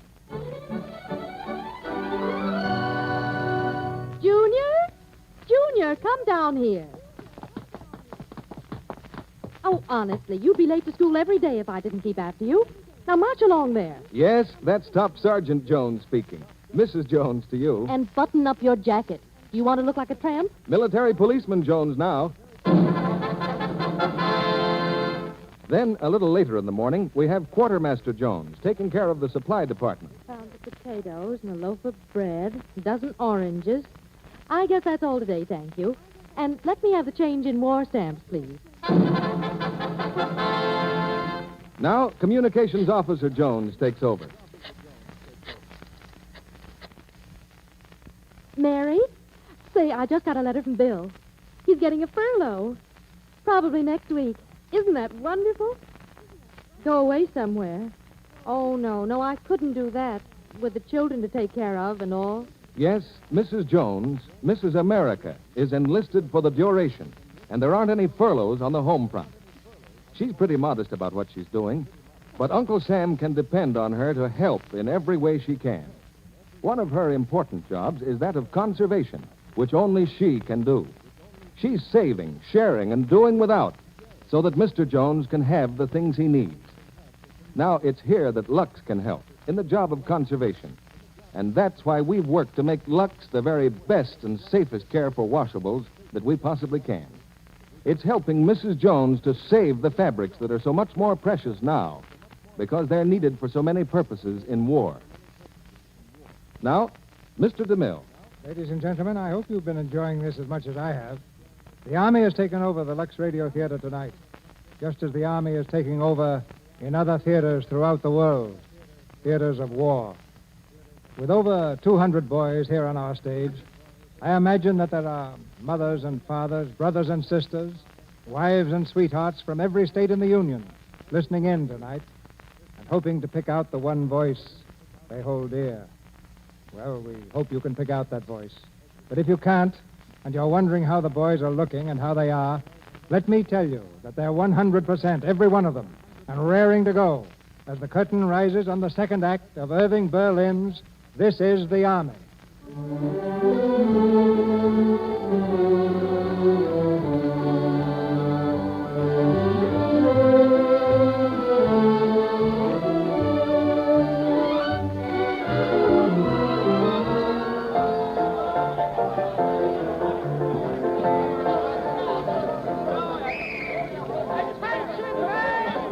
Stage door canteen has its rules. The Army has its rules, too, only they're not as strict. And another thing, fellas, you're all allowed to dance with the hostesses. Yeah, but when the music stops, you gotta stop, too. I mean, just dance with them. And remember, you're not allowed to make any outside dates with these hostesses, even if you've known them all your life. Also, I think you ought to know something about the people who run the canteen. I mean the people who get the food and cook it and serve it and even clean up afterwards. That's not their regular jobs. They're actors. They don't have regular jobs. That's all. Welcome to the stage door canteen, boys. Tell me, are you the head of all these men, Colonel? Colonel? Don't my pants match? No, I'm a sergeant, ma'am. Well, if there's any hostess in particular you'd like to dance with, why, you just tell me. Well, thanks a lot, but I don't dance. You don't? Why not? Well, I get very embarrassed whenever I'm with girls. You see, it's all due to my upbringing. My parents were very strict with me when I was a kid. They didn't let me run around much. You led a very sheltered life. Yeah. I went to one of those private progressive schools.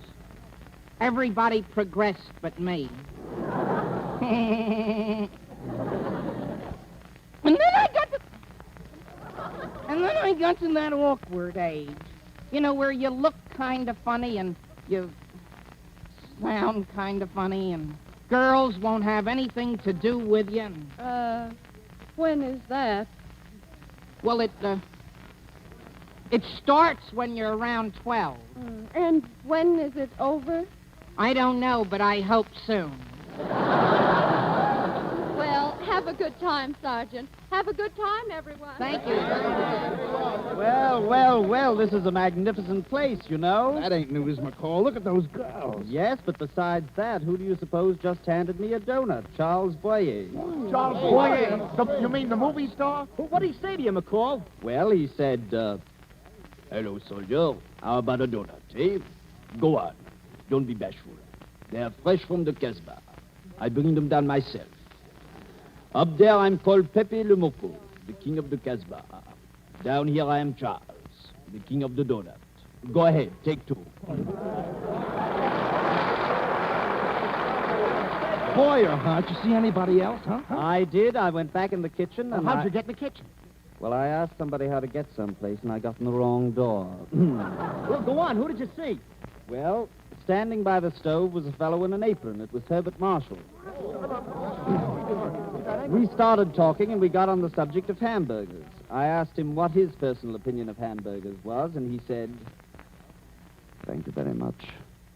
Many people ask my opinion of hamburgers. Ladies and gentlemen, it's more than an opinion, it's an adoration.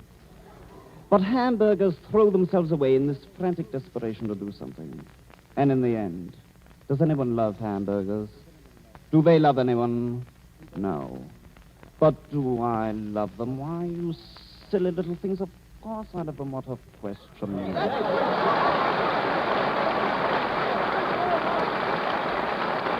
All right, fellas, now spread out a little. Break it up, McDonald. Break it up. Break it up.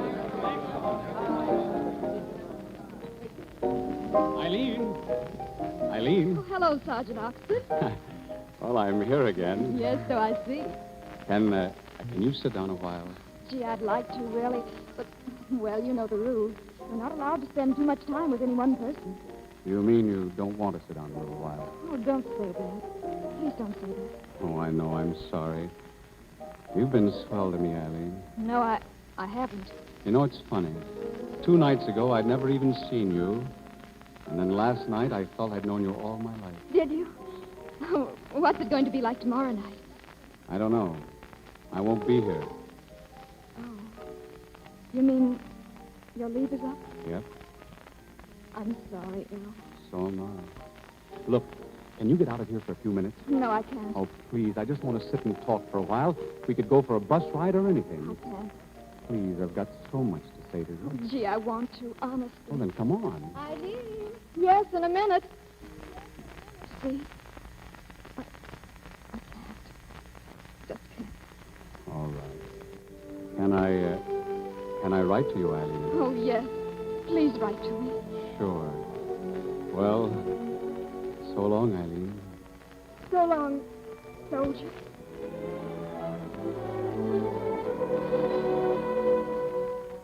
Old Mr. Absent-Minded, that's me.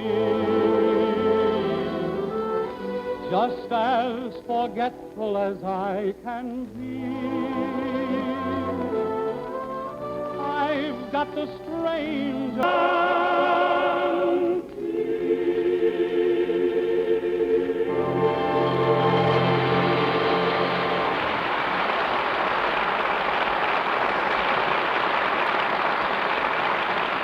And now we go back 25 years to the time of the last war and the last Army show. The cast, soldiers from the original company of Yip Yip Yapank. The scene, the parade ground at Camp Upton on Long Island. The time, Come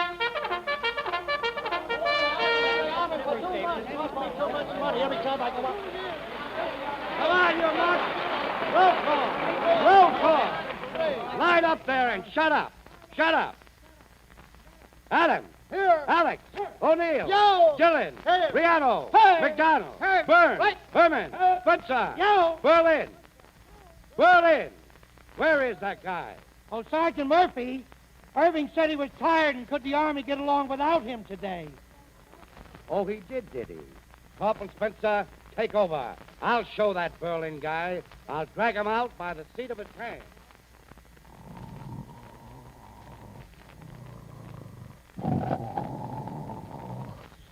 Oh, Private Berlin. Come on now, sleepyhead. Come on. Open up your little eyes. Get out of that bed.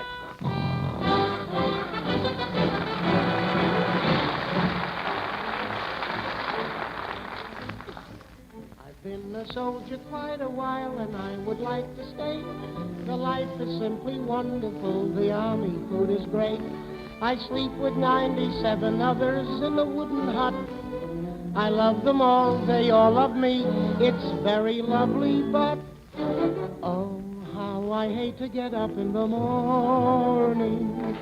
Oh, how I'd love to remain in bed.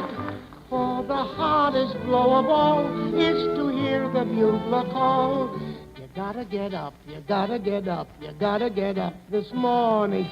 Someday I'm going to murder the bugler. Someday they're going to find him dead. I'll amputate his reveille and step upon it heavily and spend the rest of my life in bed. Oh, how I hate to get up in the morning. Oh, how I love to remain in bed. Oh, the hardest blow is to hear the bugle call. You gotta get up, you gotta get up, you gotta get up this morning. Someday I'm going to murder the bugler. Someday they're going to find him dead. And then I'll get that other pup, the guy who wakes the bugler up and spend the rest of my life in bed.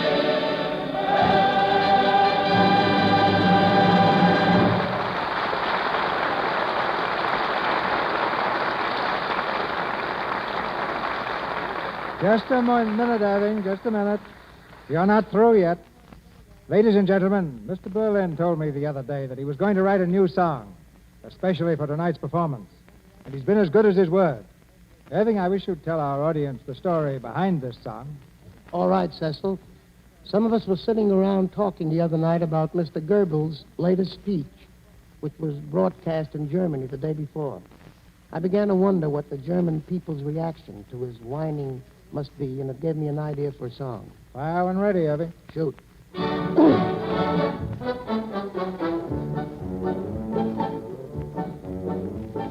Herr Dr. Goebbels is on the air today. Let's tune in and get Berlin and hear what he has to say. When the Russians push us back, we don't like it. In the winter they attack, we don't like it. When they called us ruthless murderers, we didn't make a fuss. But now they're invading, they can't do that to us. Casablanca's full of Yanks, we don't like it. They've got ships and planes and tanks, we don't like it. While we're winning as we should, Hitler speaks and that is good. But when Hitler don't make speeches, we don't like it. When the RAF begin, we don't like it. When they fly above Berlin, we don't like it. When they showered us with paper, why we didn't make a fuss.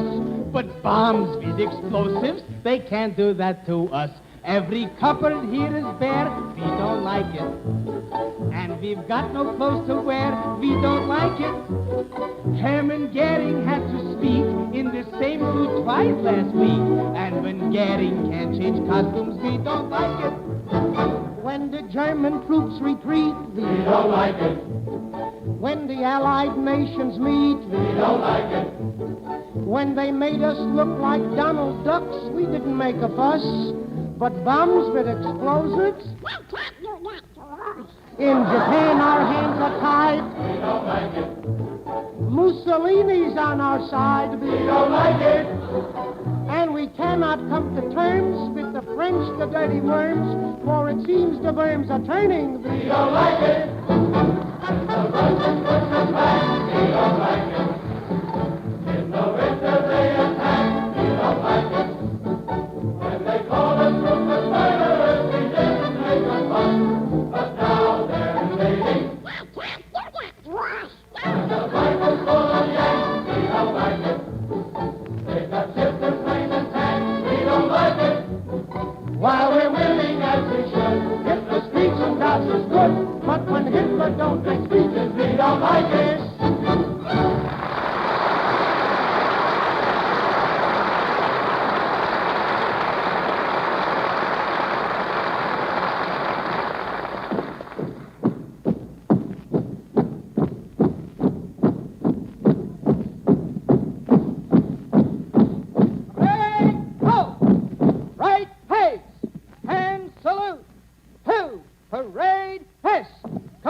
awaiting further orders, sir.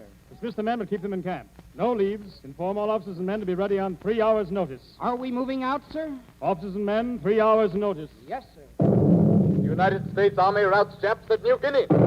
American forces made a landing today at points along the northwest coast of Africa. Yanks bomb Germany. Yanks drive Japs from Guadalcanal. Once again, the youth of America has left its native shores to fight against tyranny overseas. Once again, the U.S. Army has launched a battle against the same forces of hate and oppression which menaced our civilization a quarter of a century ago. In Africa they stand, in England, in Greenland, in Australia, in China, and on the islands of the Pacific. The fighting men of America. And this time they'll stay until the job is done, until the smoke of the last battle is cleared away, and the war and the peace have been won forever.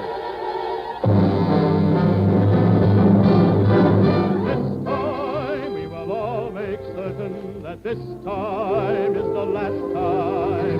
This time we will not say curtain till we ring it down in their own hometown. For this time we are out to finish the job we started then. Clean it up for all time this time, so we won't have to do it again.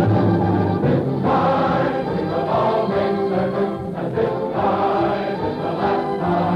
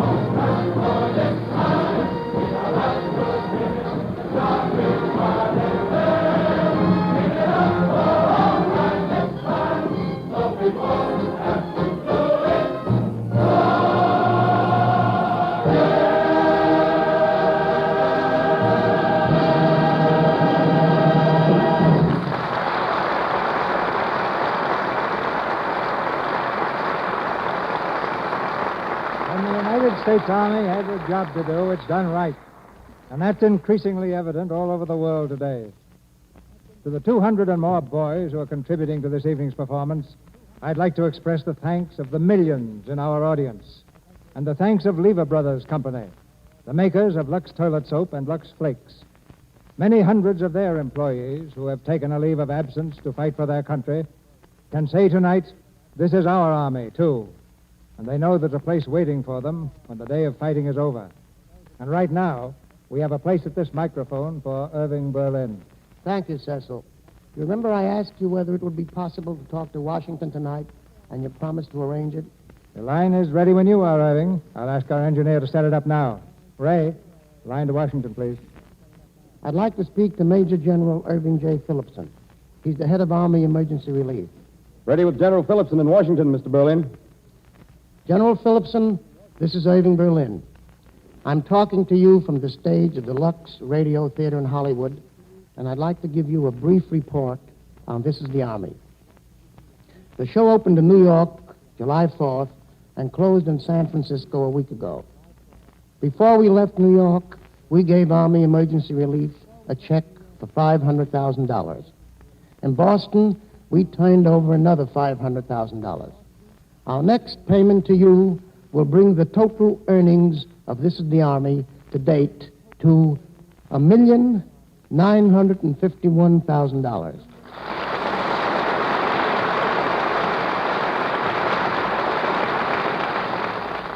There is still some to come which hasn't reached us yet, and this also includes the generous payment for tonight's broadcast.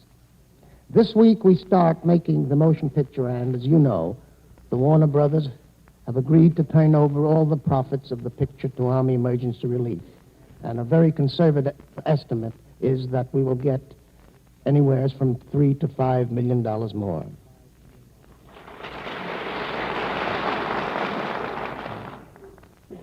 But I have more than dollars and cents to report, General.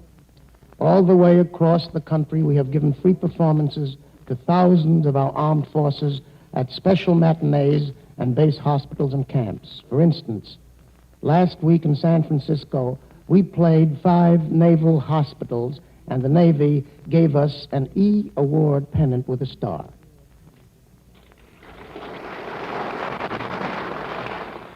Sir, we are very proud of this record.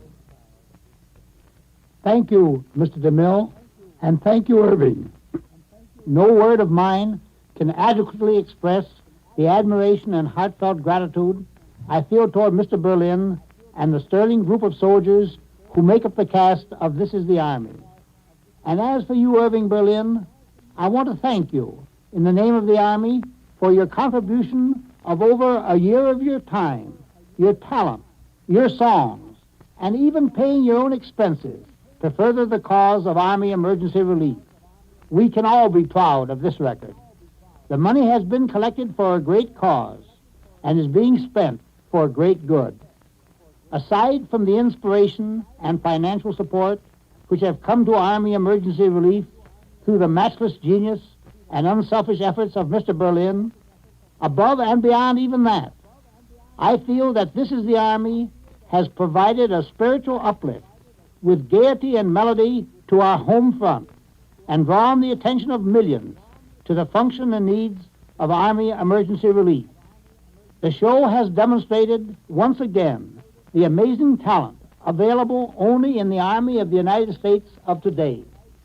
I like to think that the thousands and thousands of people who have seen This Is the Army left the theater not only humming snatches of I Left My Heart at the Stage Door Canteen, I'm Getting Tired So I Can Sleep, You're in the Army, Mr. Jones, and others equally tuneful, but convinced that we now have an Army that can well afford to take time out, assemble a group of fighting men for a relatively short period, and have them bring to the heart of America the spirit and tempo in which its Army carries on.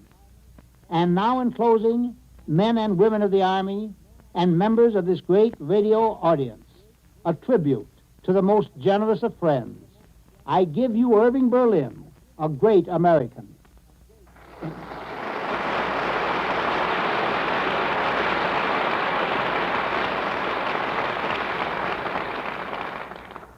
Thank you, sir. And now, Cecil, our job is done. Good night, and thank you for the reception you've given us here. Good night, Irving. Good night. You've made history with This Is the Army. Ladies and gentlemen, next week, the Lux Radio Theater presents the Columbia screenplay, The Lady Is Willing. And our stars are George Brent and Kay Francis. As most of you know, Kay Francis has just come back from North Africa, where she brought a little glamour to the front lines. This is her first appearance as an actress since her return. But we'll also hear about some of her North African adventures, too, when Kay co-stars with George Brent here next Monday night.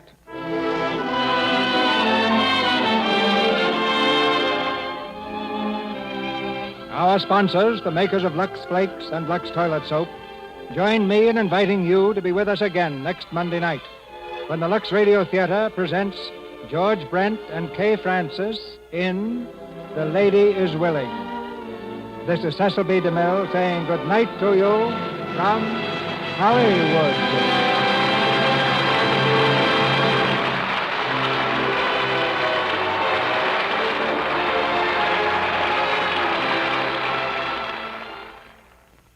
Do you feel like this every morning? Oh, how I hate to get up in the morning. If you're tired, Uh-huh. low in resistance, vitamin deficient, try tasty Vim's tablets. Vim supply all the essential vitamins and minerals. Get that Vim's feeling. Remember, VI for vitamins, double MS for minerals. Vim's! This is the Columbia Broadcasting System.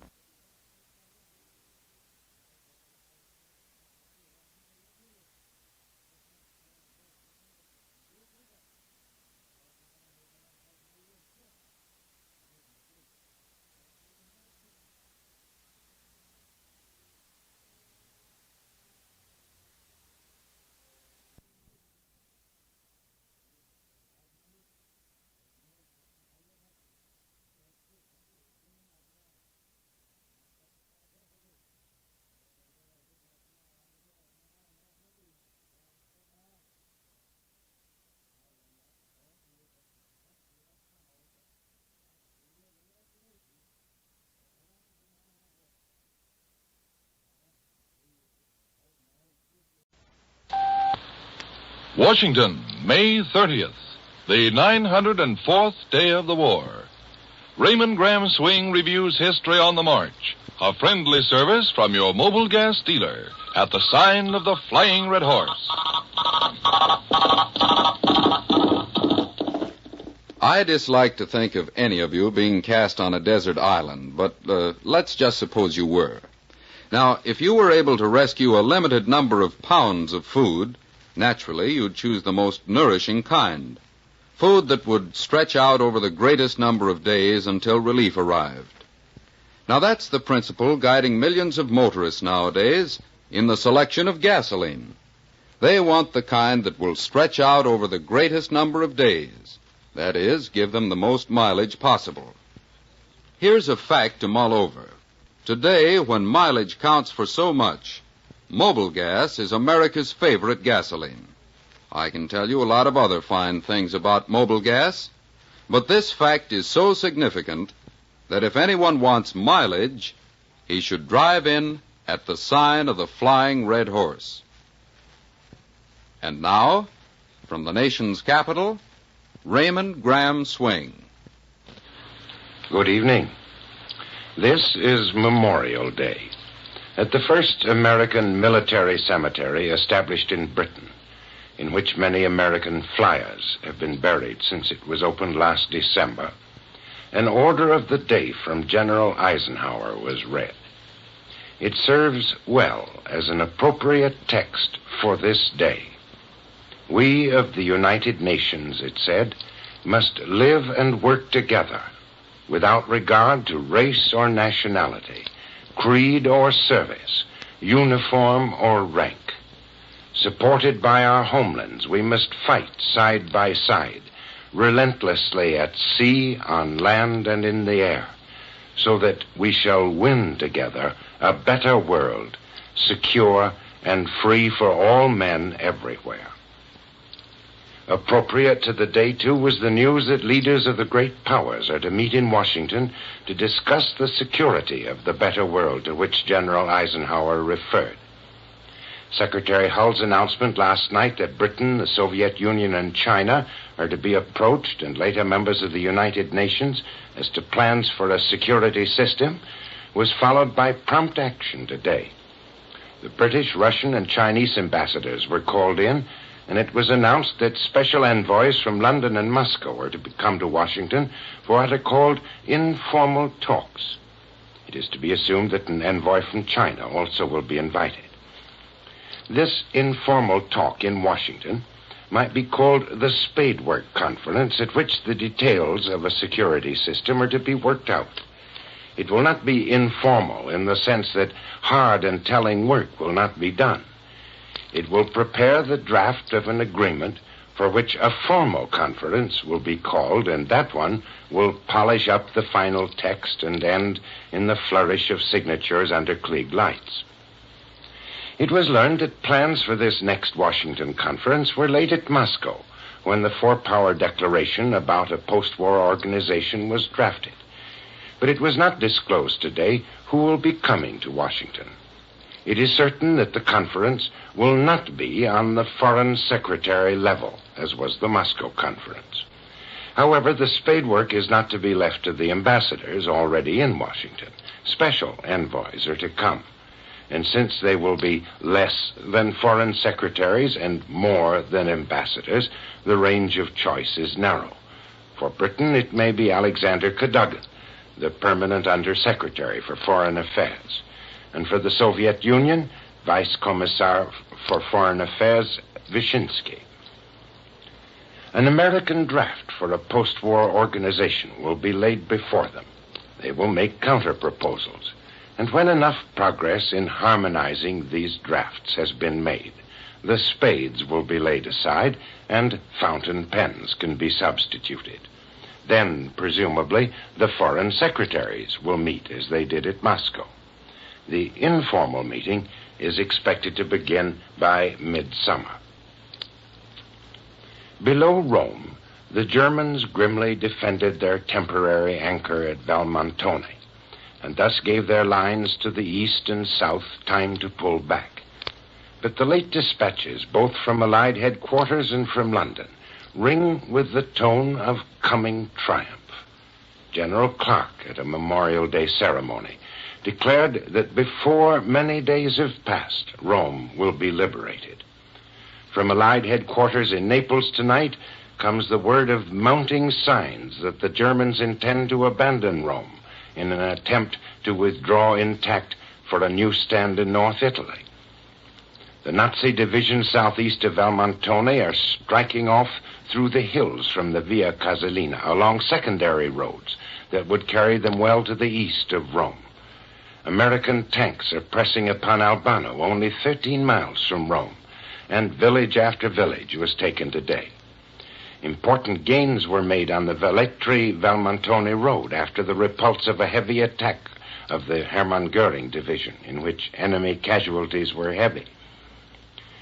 London experts said that Kesselring already had lost a quarter of his 200,000 men in Italy, and it was predicted, perhaps over-optimistically, that 30 to 40,000 German prisoners will be taken in the current phase of the campaign. So it is doubted that the 10th and 14th German armies can make a stand south of the Po. On the Romanian front, the lull since April 11th was broken by a heavy German attack near Iasi, which the Russians admitted made some gains, described as insignificant. The Germans, striking first, obviously are trying to throw off balance an expected Russian offensive, and this German attack can be read as the prelude to the renewal of the great Russian campaign.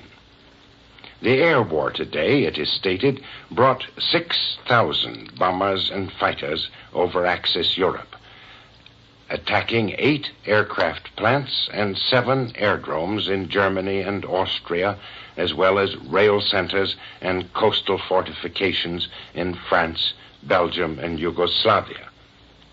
Perhaps the most unsatisfactory reporting of the war is about this war in the air, and perhaps it can't be done to anyone's satisfaction. News accounts of the sorties by the thousands have worn out their power to awaken the imagination. The temptation is to try to prod the imagination by adding more planes to the total, but the numbers have ceased to convey much meaning. When the information about air operations is given out in London, the exact figure of the planes participating is not known. What is known is the number of planes which would take part from chosen formations if all planes of those formations were able to take part. That's the maximum figure. And then there's the true figure, which may be as much as 25% less. The maximum figure, however, gets into most of the news agency accounts as the real one, and sometimes even that is exaggerated. So we sometimes have an untrue picture of the number of planes participating. That of itself isn't as deceptive as one might think. The effectiveness of bombing at this stage of the war is so much greater than it was a year ago that the higher figure of planes doesn't suggest a wrong idea of the damage done, which is what matters. But it is next to impossible to translate that damage into terms which can be communicated. I was speaking with an air officer about this and found that he was trying to find better terms. He'd been reading over the record which showed that 30,000 tons of bombs had been dropped on Europe in 2 weeks. That's like dropping 1,500 statues of liberty, he said. Well, that may make it somewhat more vivid, but even that doesn't tell the story, which is not the weight of bombs dropped, but the damage they do. And here official secrecy places a screen over the operations because technical improvements now have made bombing far more accurate, particularly the Pathfinder technique for night bombing. And the blockbusters grow heavier each month, it seems, and spread their ruin over a widening area. But until the air forces feel like telling about their new techniques and devices, the story of the damage done can't be intelligible. There's another side of the story, of course. Defense has improved along with attack. The fact that Berlin manages to carry on a routine kind of life testifies to that. for Berlin has frequently had 5 times as many bombs in a few minutes as London ever received in a whole night. And then dispersal of industry must have been reduced to something like a science in Germany by now. The British introduced it early in the Blitz, with the result that production in Coventry was cut down not more than 15% by the great attack on that city, and then only for 2 weeks. The answer to dispersal is pinpoint bombing of the smaller plants, and this is being done in Germany, but the results are not announced. The most eloquent evidence of the effectiveness of bombing is the propaganda now being conducted and on a large scale by the Nazis. Last week, the Nazi radio served notice that protection for downed Allied airmen from the infuriated German public could no longer be guaranteed. Now the Germans have launched accounts of the lynching of 5 American flyers who bailed out over Germany. And the Nazi radio is stirring up hatred for American and British aviators, which is an incitement to the violence which the Nazis say they're not going to control.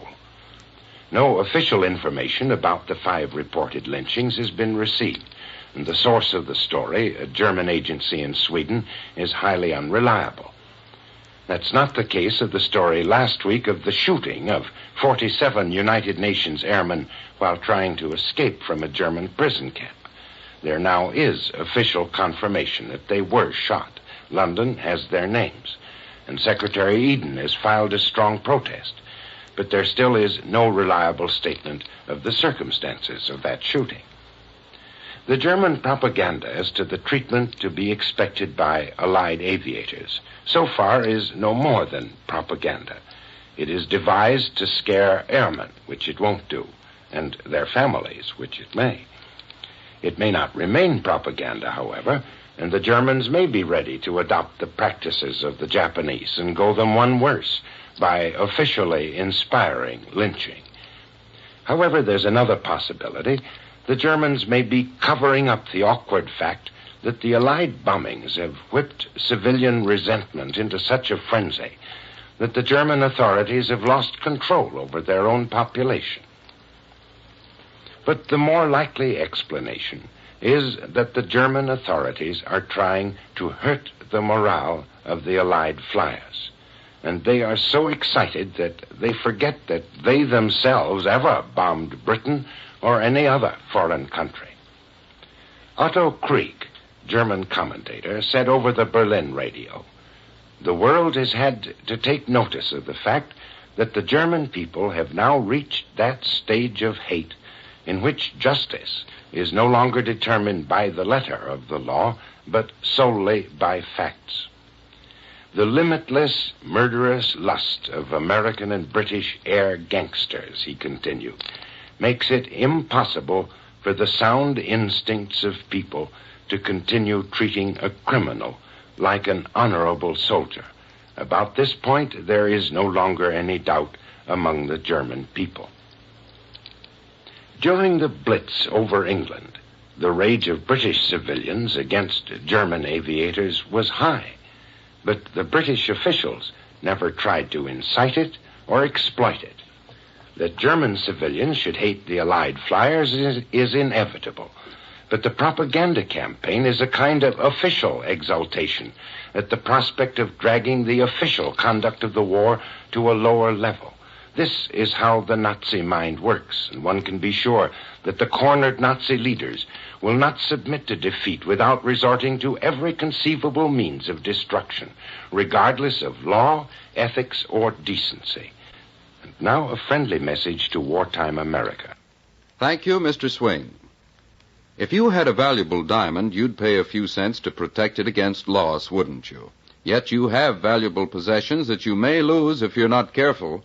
That winter suit you look so smart in, that overcoat your husband wears with pride, those fluffy woolen blankets, they're moth bait. This summer, moths can ruin 'em and enjoy every mouthful. So protect 'em against moths. Pack 'em away in bugaboo moth crystals that destroy moth worms before they become destructive. And to rid your home of moths, flies, ants, mosquitoes, and other household pests, use Bugaboo Insect Spray. This fragrant insecticide kills them right now. When sprayed, it will not stain fabrics. And use Bugaboo Garden Spray for garden pests. Ask for it at your department or hardware store or your mobile gas dealer. Listen tomorrow night to Raymond Graham Swing at this hour over this station. Gasoline powers the attack. Don't waste a drop. This is the Blue Network.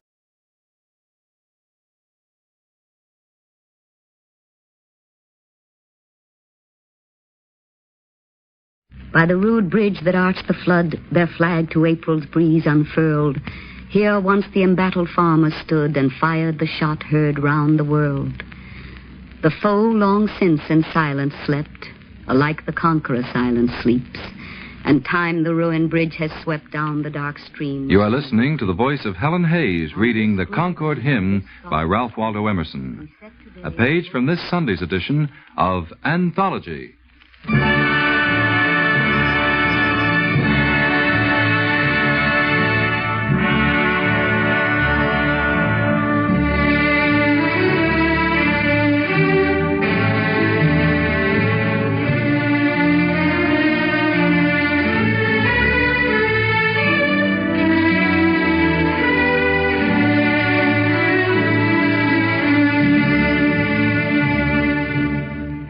This is Fleetwood. Each Sunday at 1, WRCA, in cooperation with the Poetry Center of the YM and YWHA, 92nd Street and Lexington Avenue in Manhattan, brings you transcribed Anthology, a selection of readings from poets past and present, and the music to accompany their poetry. This week, poetry for Memorial Day, 1955. Our guests, Helen Hayes, Walter Houston, and Claude Rains.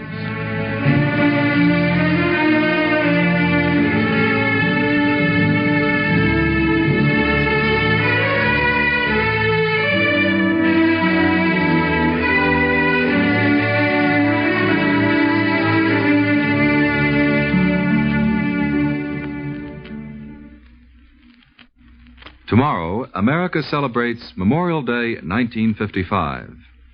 Originally called Decoration Day, the holiday was inaugurated on May 30th, 1868 by General John J. Logan, commander of the Grand Army of the Republic. Since then, it has grown greatly in importance in national feeling until today. Memorial Day is a day upon which we pay tribute not only to our honored dead of all the wars on the battlefields of the world, but to the heroes of the air and the men who gave their lives in the name of liberty upon the seven seas.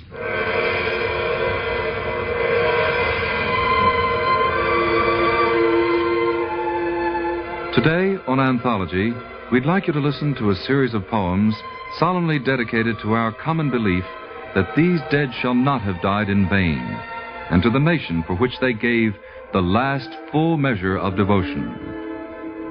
Miss Hayes opens our program with a beautiful and touching poem by Ralph Waldo Emerson.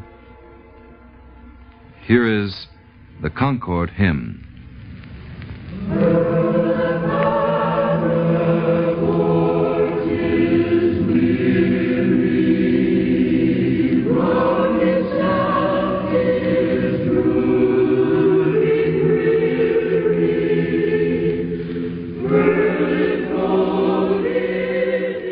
By the rude bridge that arched the flood, their flag to April's breeze unfurled, here once the embattled farmers stood and fired the shot heard round the world. The foe long since in silence slept, alike the conqueror silent sleeps, and time the ruined bridge has swept down the dark stream which seaward creeps. On this green bank by this soft stream we set today a votive stone, that memory may their deed redeem when, like our sires, our sons are gone. Spirit that made those spirits dare to die and leave their children free, bid time and nature gently spare the shaft we raise to them and thee.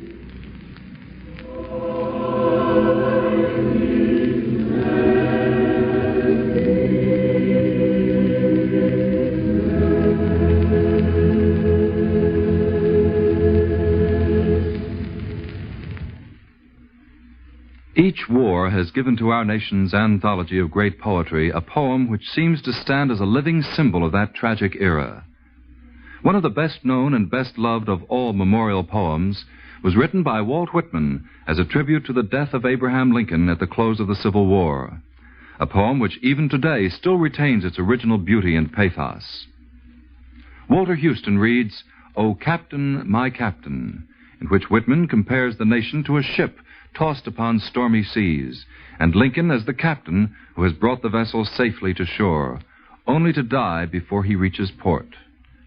Here is Walter Houston.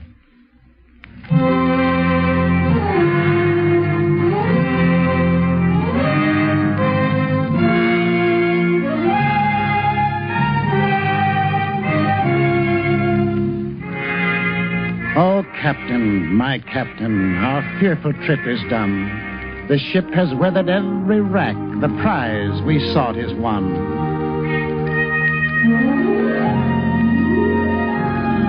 The port is near, the bells I hear, the people all exulting, while follow eyes the steady keel, the vessel grim and daring.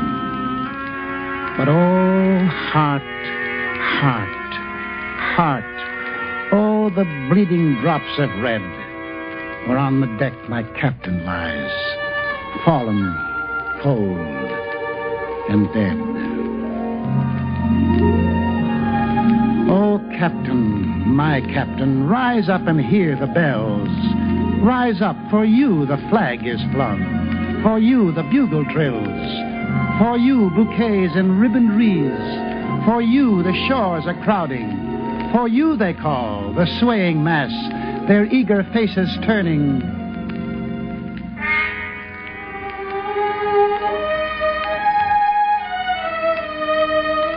Here, Captain, dear father, the arm beneath your head. Is it some dream that on the deck you've fallen cold and dead?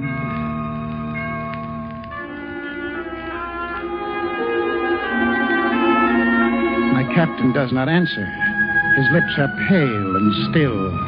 My father does not feel my arm. He has no pulse nor will.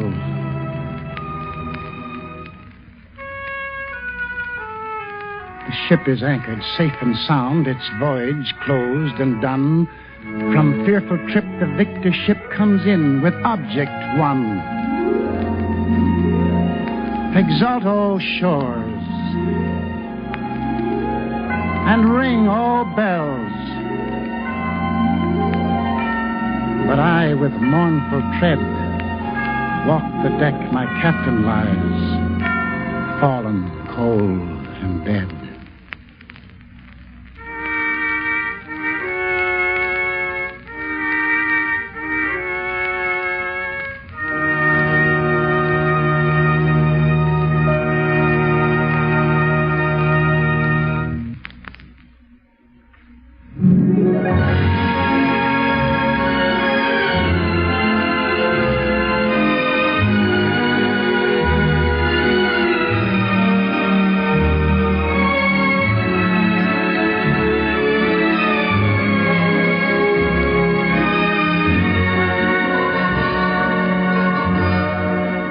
We'll return to our special Memorial Day program of poetry in just a moment with Builders of America, a patriotic cantata based on the poem by Edward Shenton, narrated by Claude Rains, with music composed and conducted by the late Harl MacDonald. Since the official debut of Monitor, NBC's spectacular new weekend radio program, is Saturday, June 18th, Anthology's final program will be the week of June 12th, 2 weeks from today. Next week, as a complete departure from our more serious verse, we invite you to enjoy the comedy and the delightful music of Archie and Mehitabel, a back alley opera with words by Joe Darien, music by George Kleinsinger, based on the poetic vignettes of Don Marquis. We can promise you a thoroughly enchanting 30 minutes with Eddie Bracken as Archie, Carol Channing as Mehitabel, and David Wayne as your narrator. That's next week on Anthology, Archie and Mehitabel. For the final week of our program, we'd like to repeat the poems which you have enjoyed most during our anthology series. Just jot the titles down on a card, send them to us, We'll be happy to include your selections on Anthology for Sunday, June 12th. One word of caution, however. Remember the time limits of our show. Since we'd like to play more than one of your favorites, we can't possibly schedule such long narrative poems as The White Cliffs of Dover or the Spoon River Anthology. There are, I'm sure, many shorter works, though, which you've remembered from our series and would like to hear again. So just drop us a line, Anthology, in care of the station to which you're listening, and tell us the poem or poems you'd enjoy hearing on our final program, the week of June 12th.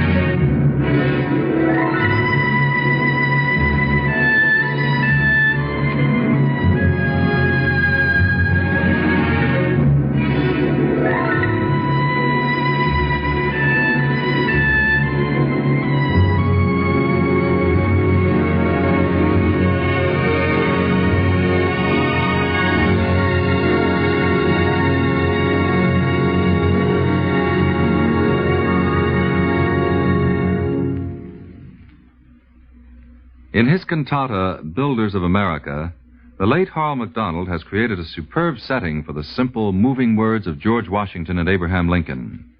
This stirring composition is highly appropriate for the solemn holiday which we shall celebrate tomorrow, since it's a heartfelt reminder of the lofty ideals for which Washington and Lincoln and all free men have fought and died.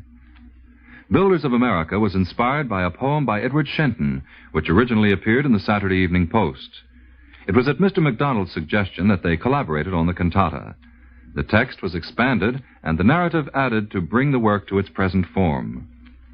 As the major selection on our Memorial Day program, here is Harl MacDonald's Builders of America, narrated by Mr. Claude Rains, with the late composer conducting the Columbia Chamber Orchestra and Chorus.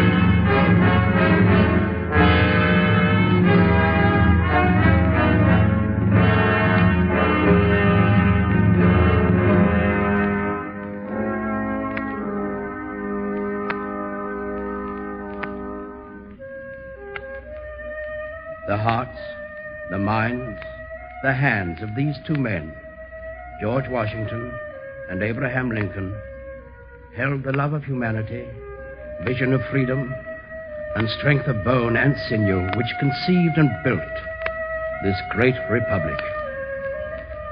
Listen, vast plains and prairies, massive mountain ranges, wide rivers, oceans and inland seas, forests and deserts.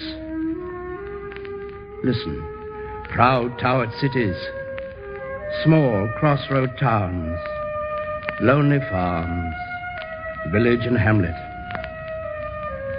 Listen, descendants of those who came first to this prophetic land, English, French, Dutch, Swedes and Spaniards, and all those who followed, Germans, Irish, Scotch, Italians, all nationalities from every country on the earth.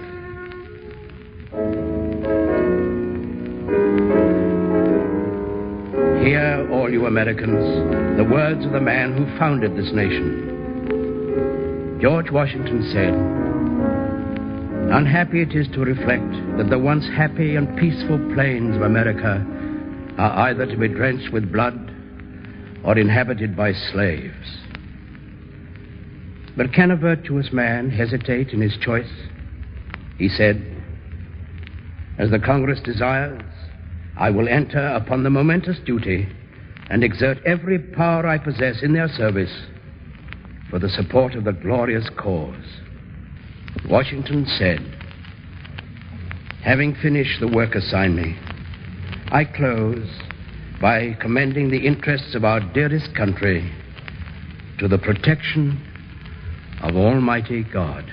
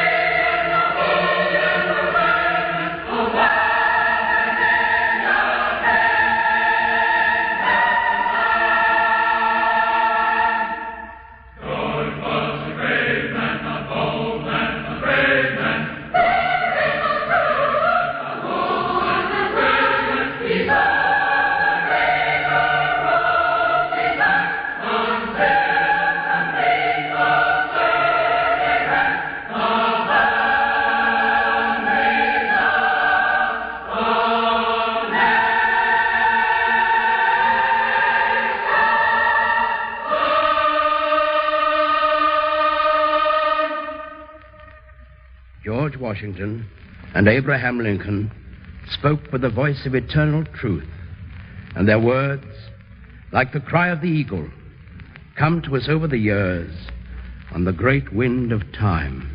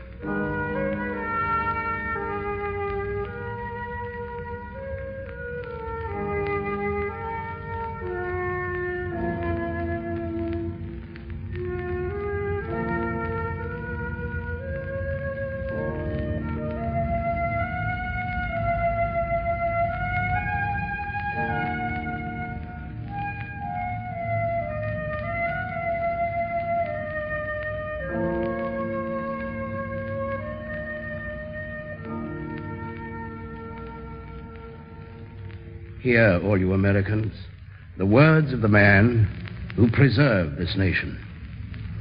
Abraham Lincoln said, "I'm not ashamed to confess that 25 years ago I was a hired laborer mauling rails, at work on a flatboat, just what might happen to any poor man's son. I want every man to have his chance." He said, "Let us have faith that right makes might, and in that faith, let us to the end dare to do our duty as we understand it." Abraham Lincoln, President of the United States, said, "I leave you hoping that the lamp of liberty will burn in your bosoms until there shall no longer be a doubt that all men are created equal."